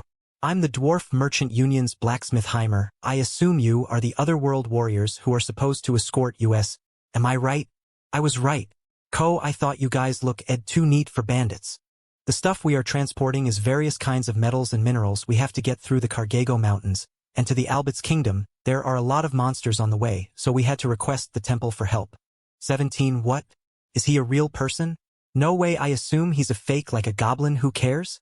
We just need to clear the quest. That's the usual reaction for humans when they first meet someone from the otherworld, but Otherworld species will appear more often from now on, and we need to build a nice image in order to get good treatment later on. Plus, dwarves provide legendary grade weapons and divine rank materials, so there shouldn't be any player who would antagonize them. But they wouldn't know that now. That's why the traders are looking like that, although they wouldn't be able to do anything in front of the others watching. Everyone, I look forward to work with you.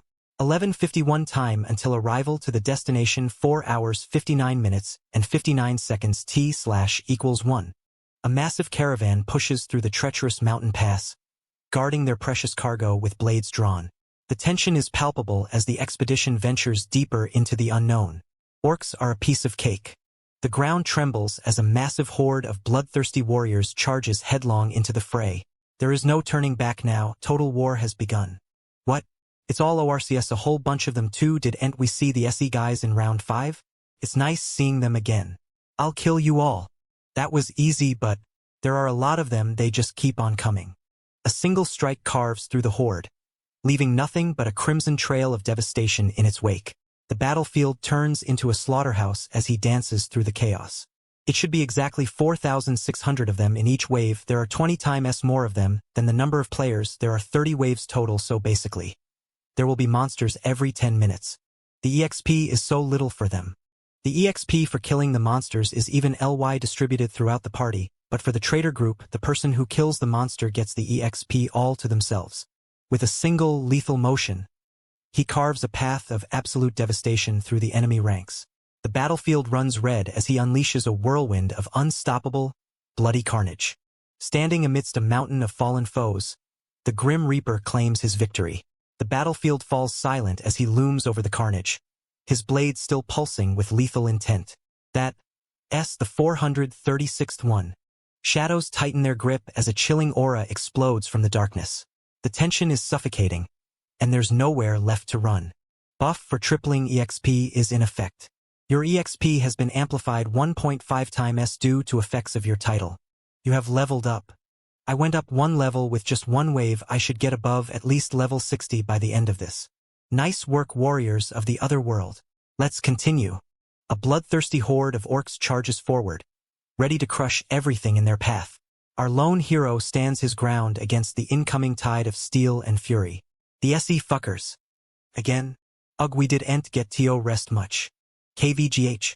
UAH. Our hero slices through the enemy ranks with lightning-fast precision. Blood-red streaks mark the path of his lethal assault as he obliterates everything in his way.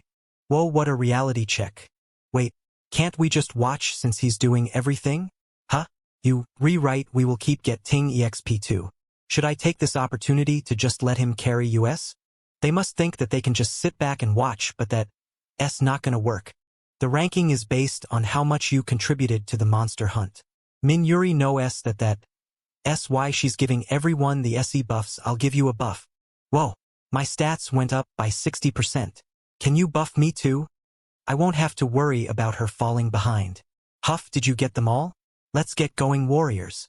Hey old man, let US rest. The monsters will ambush US. If we don't get moving, you will rest while walking. Ugh, that's so annoying. They would die so easily. It's not difficult. But there is no time for rest. It's about time someone steps up. Everyone. Shouldn't we find the traitors first? We're all gonna die at this rate. Right? We've just been fighting orcs all this time. We need to find the traitors. Since they not included in the party, they take damage if we stab them, so we'll attack each other to check. How's that? Ooh, that makes sense. That should make it easy. Let's do that. What are you all waiting for? Stab the person next to you. The tables turn as a lethal aura descends upon the battlefield. Our hero looms over his trembling opponent, ready to strike. What are you all waiting for? Stab the person next to you. An overwhelming aura radiates from the mysterious swordsman as his opponent freezes in sheer terror. The battlefield goes silent as the true predator steps into the light. MANHWA. Whoa. Oh, there really is 0 damage. He really is fine. Let's try it out ourselves. Let's stab each other on 3. 1, 2, 3. Ugh.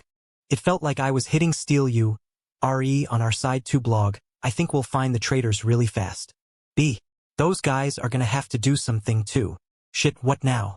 They RE going to be onto me. Low, I should just kill the dwarves instead.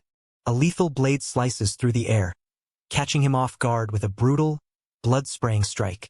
His eyes widen in sheer terror as his defenses are completely shattered. What? My sword actually went into him. It's a traitor. We found a traitor. Kill him. Ah, there's one here too. Jiwatsaka. Here too. There's one here. Kill them all. Hey, what are you doing there? Are you a traitor too? Damn ITTT dash. Cook. That bastard just attacked one of us. It's a traitor. Get him. I'm going to be killed if I don't do anything anyway. There's only one way to survive this situation. I'll just have to kill the dwarf and end the quest. This 15 the chance. There will be no next time. I have to kill Heimer. Hey warriors of the other world. What are you dash? The squad launches a coordinated, high-octane assault against the monstrous foe. Death looms as they close the distance for the kill. UNAH. With a flash of cold steel, he delivers a blinding strike that leaves his opponent reeling in shock. The battle has turned in an instant, and there's no room for mercy. Are you all right? Do hide behind me. The SE guys are after you. What the hell? Where did he come from? I'll screw off if you don't want to die. No, let's just kill him too. We don't have time yet. You brought this upon yourself. Don't hate US for it. Surrounded by enemies, our hero stands his ground with cold, lethal precision. The clash is inevitable as the ambushers close in for the kill. With a single fluid motion, he unleashes a dazzling storm of sword strikes that leave his enemies shattered. The battlefield erupts in blinding light as his blade dances with lethal precision. A desperate strike slices through the air, but his opponent doesn't even flinch. The battle reaches a breaking point as sheer cold confidence faces off against a frantic attack. 11 Gua. I have no mercy for those who wield a weapon. With one lethal strike, the protagonist cuts down the beast in a blur of shadow and steel. The onlookers can only watch in stunned silence as the carnage unfolds. Chum, the intent to kill. Our hero launches into the fray with a blur of motion, his every strike fueled by pure, lethal intent. The battlefield erupts as a sudden, lethal strike catches the enemies off guard. Panic spreads like wildfire through the ranks. He taunts his foes, warning them that they brought this absolute chaos upon themselves. The crowd is stunned, wondering where this mysterious powerhouse suddenly came from. Black Scythe truly has everyone's attention. A quick, decisive blow lands with bone-crushing impact. A confused soldier cries out, wondering why he's suddenly being targeted in the middle of the chaos. Accusations fly as they scramble to identify the traitors, leading to a chaotic free-for-all as everyone attacks each other in a desperate search for the enemy. A realization hits a panicked fighter. That friendly fire was a total disaster waiting to happen. One of the survivors begs for the hero's name, desperate to know who saved his skin.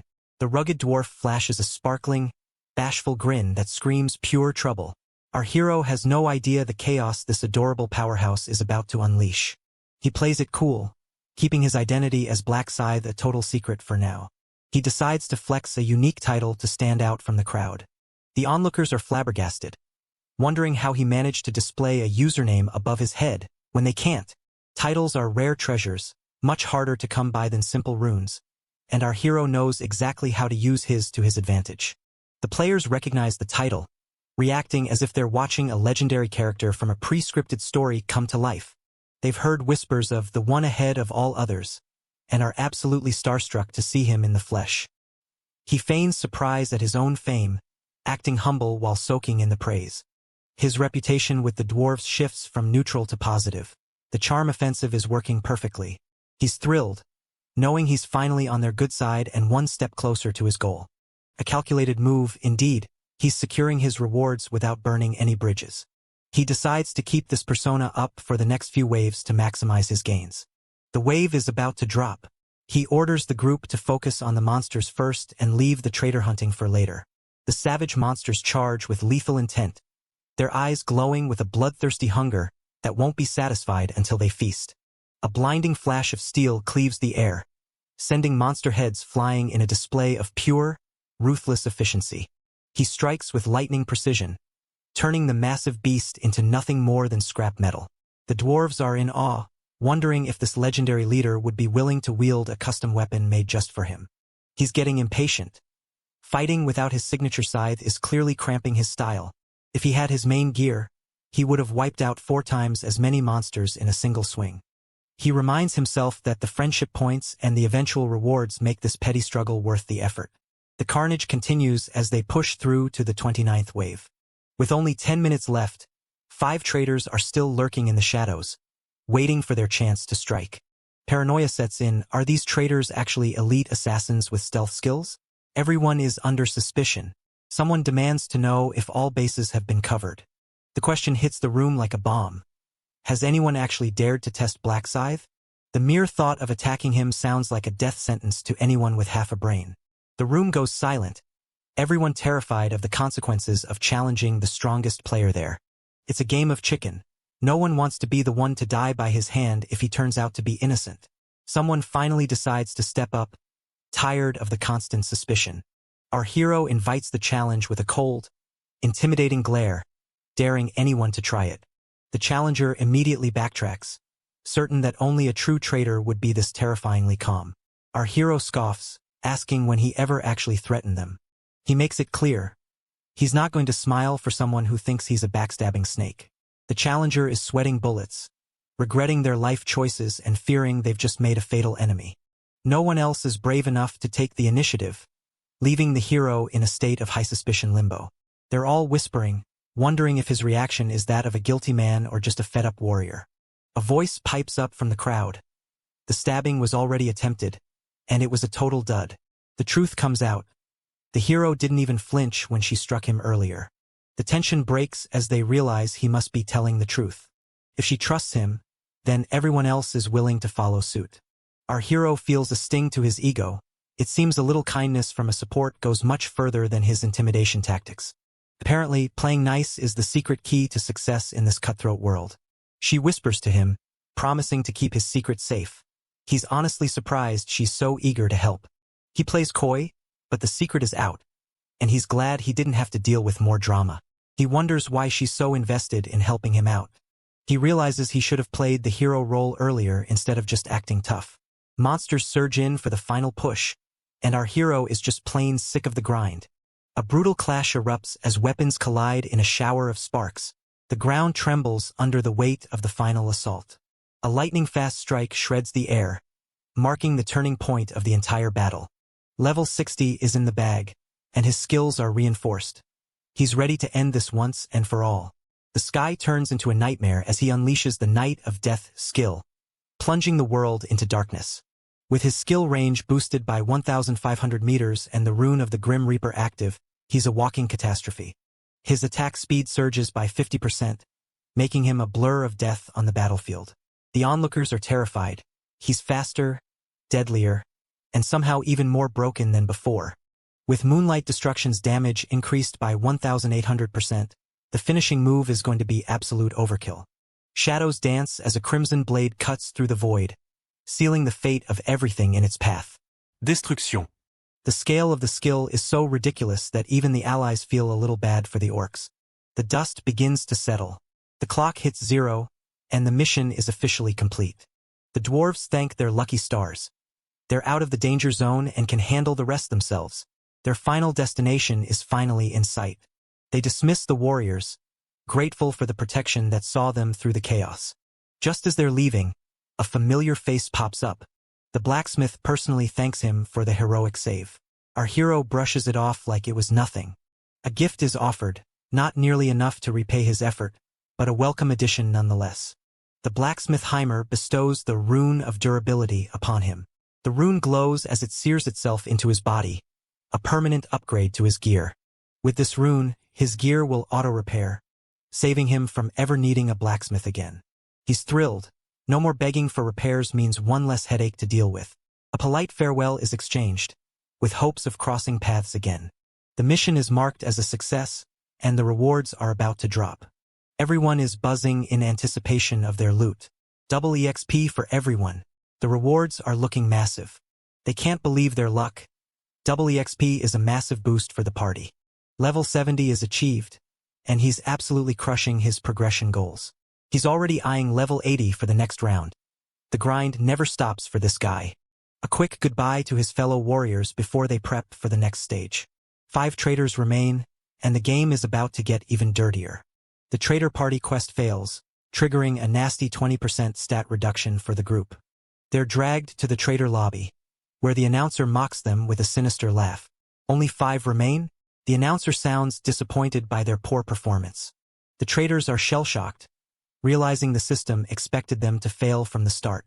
He mocks them for thinking the mission was easy just because of a lower difficulty setting. He hits them with the harsh truth. They were being plain stupid. But the game isn't over yet. They've got 2 more chances to redeem their pathetic failures.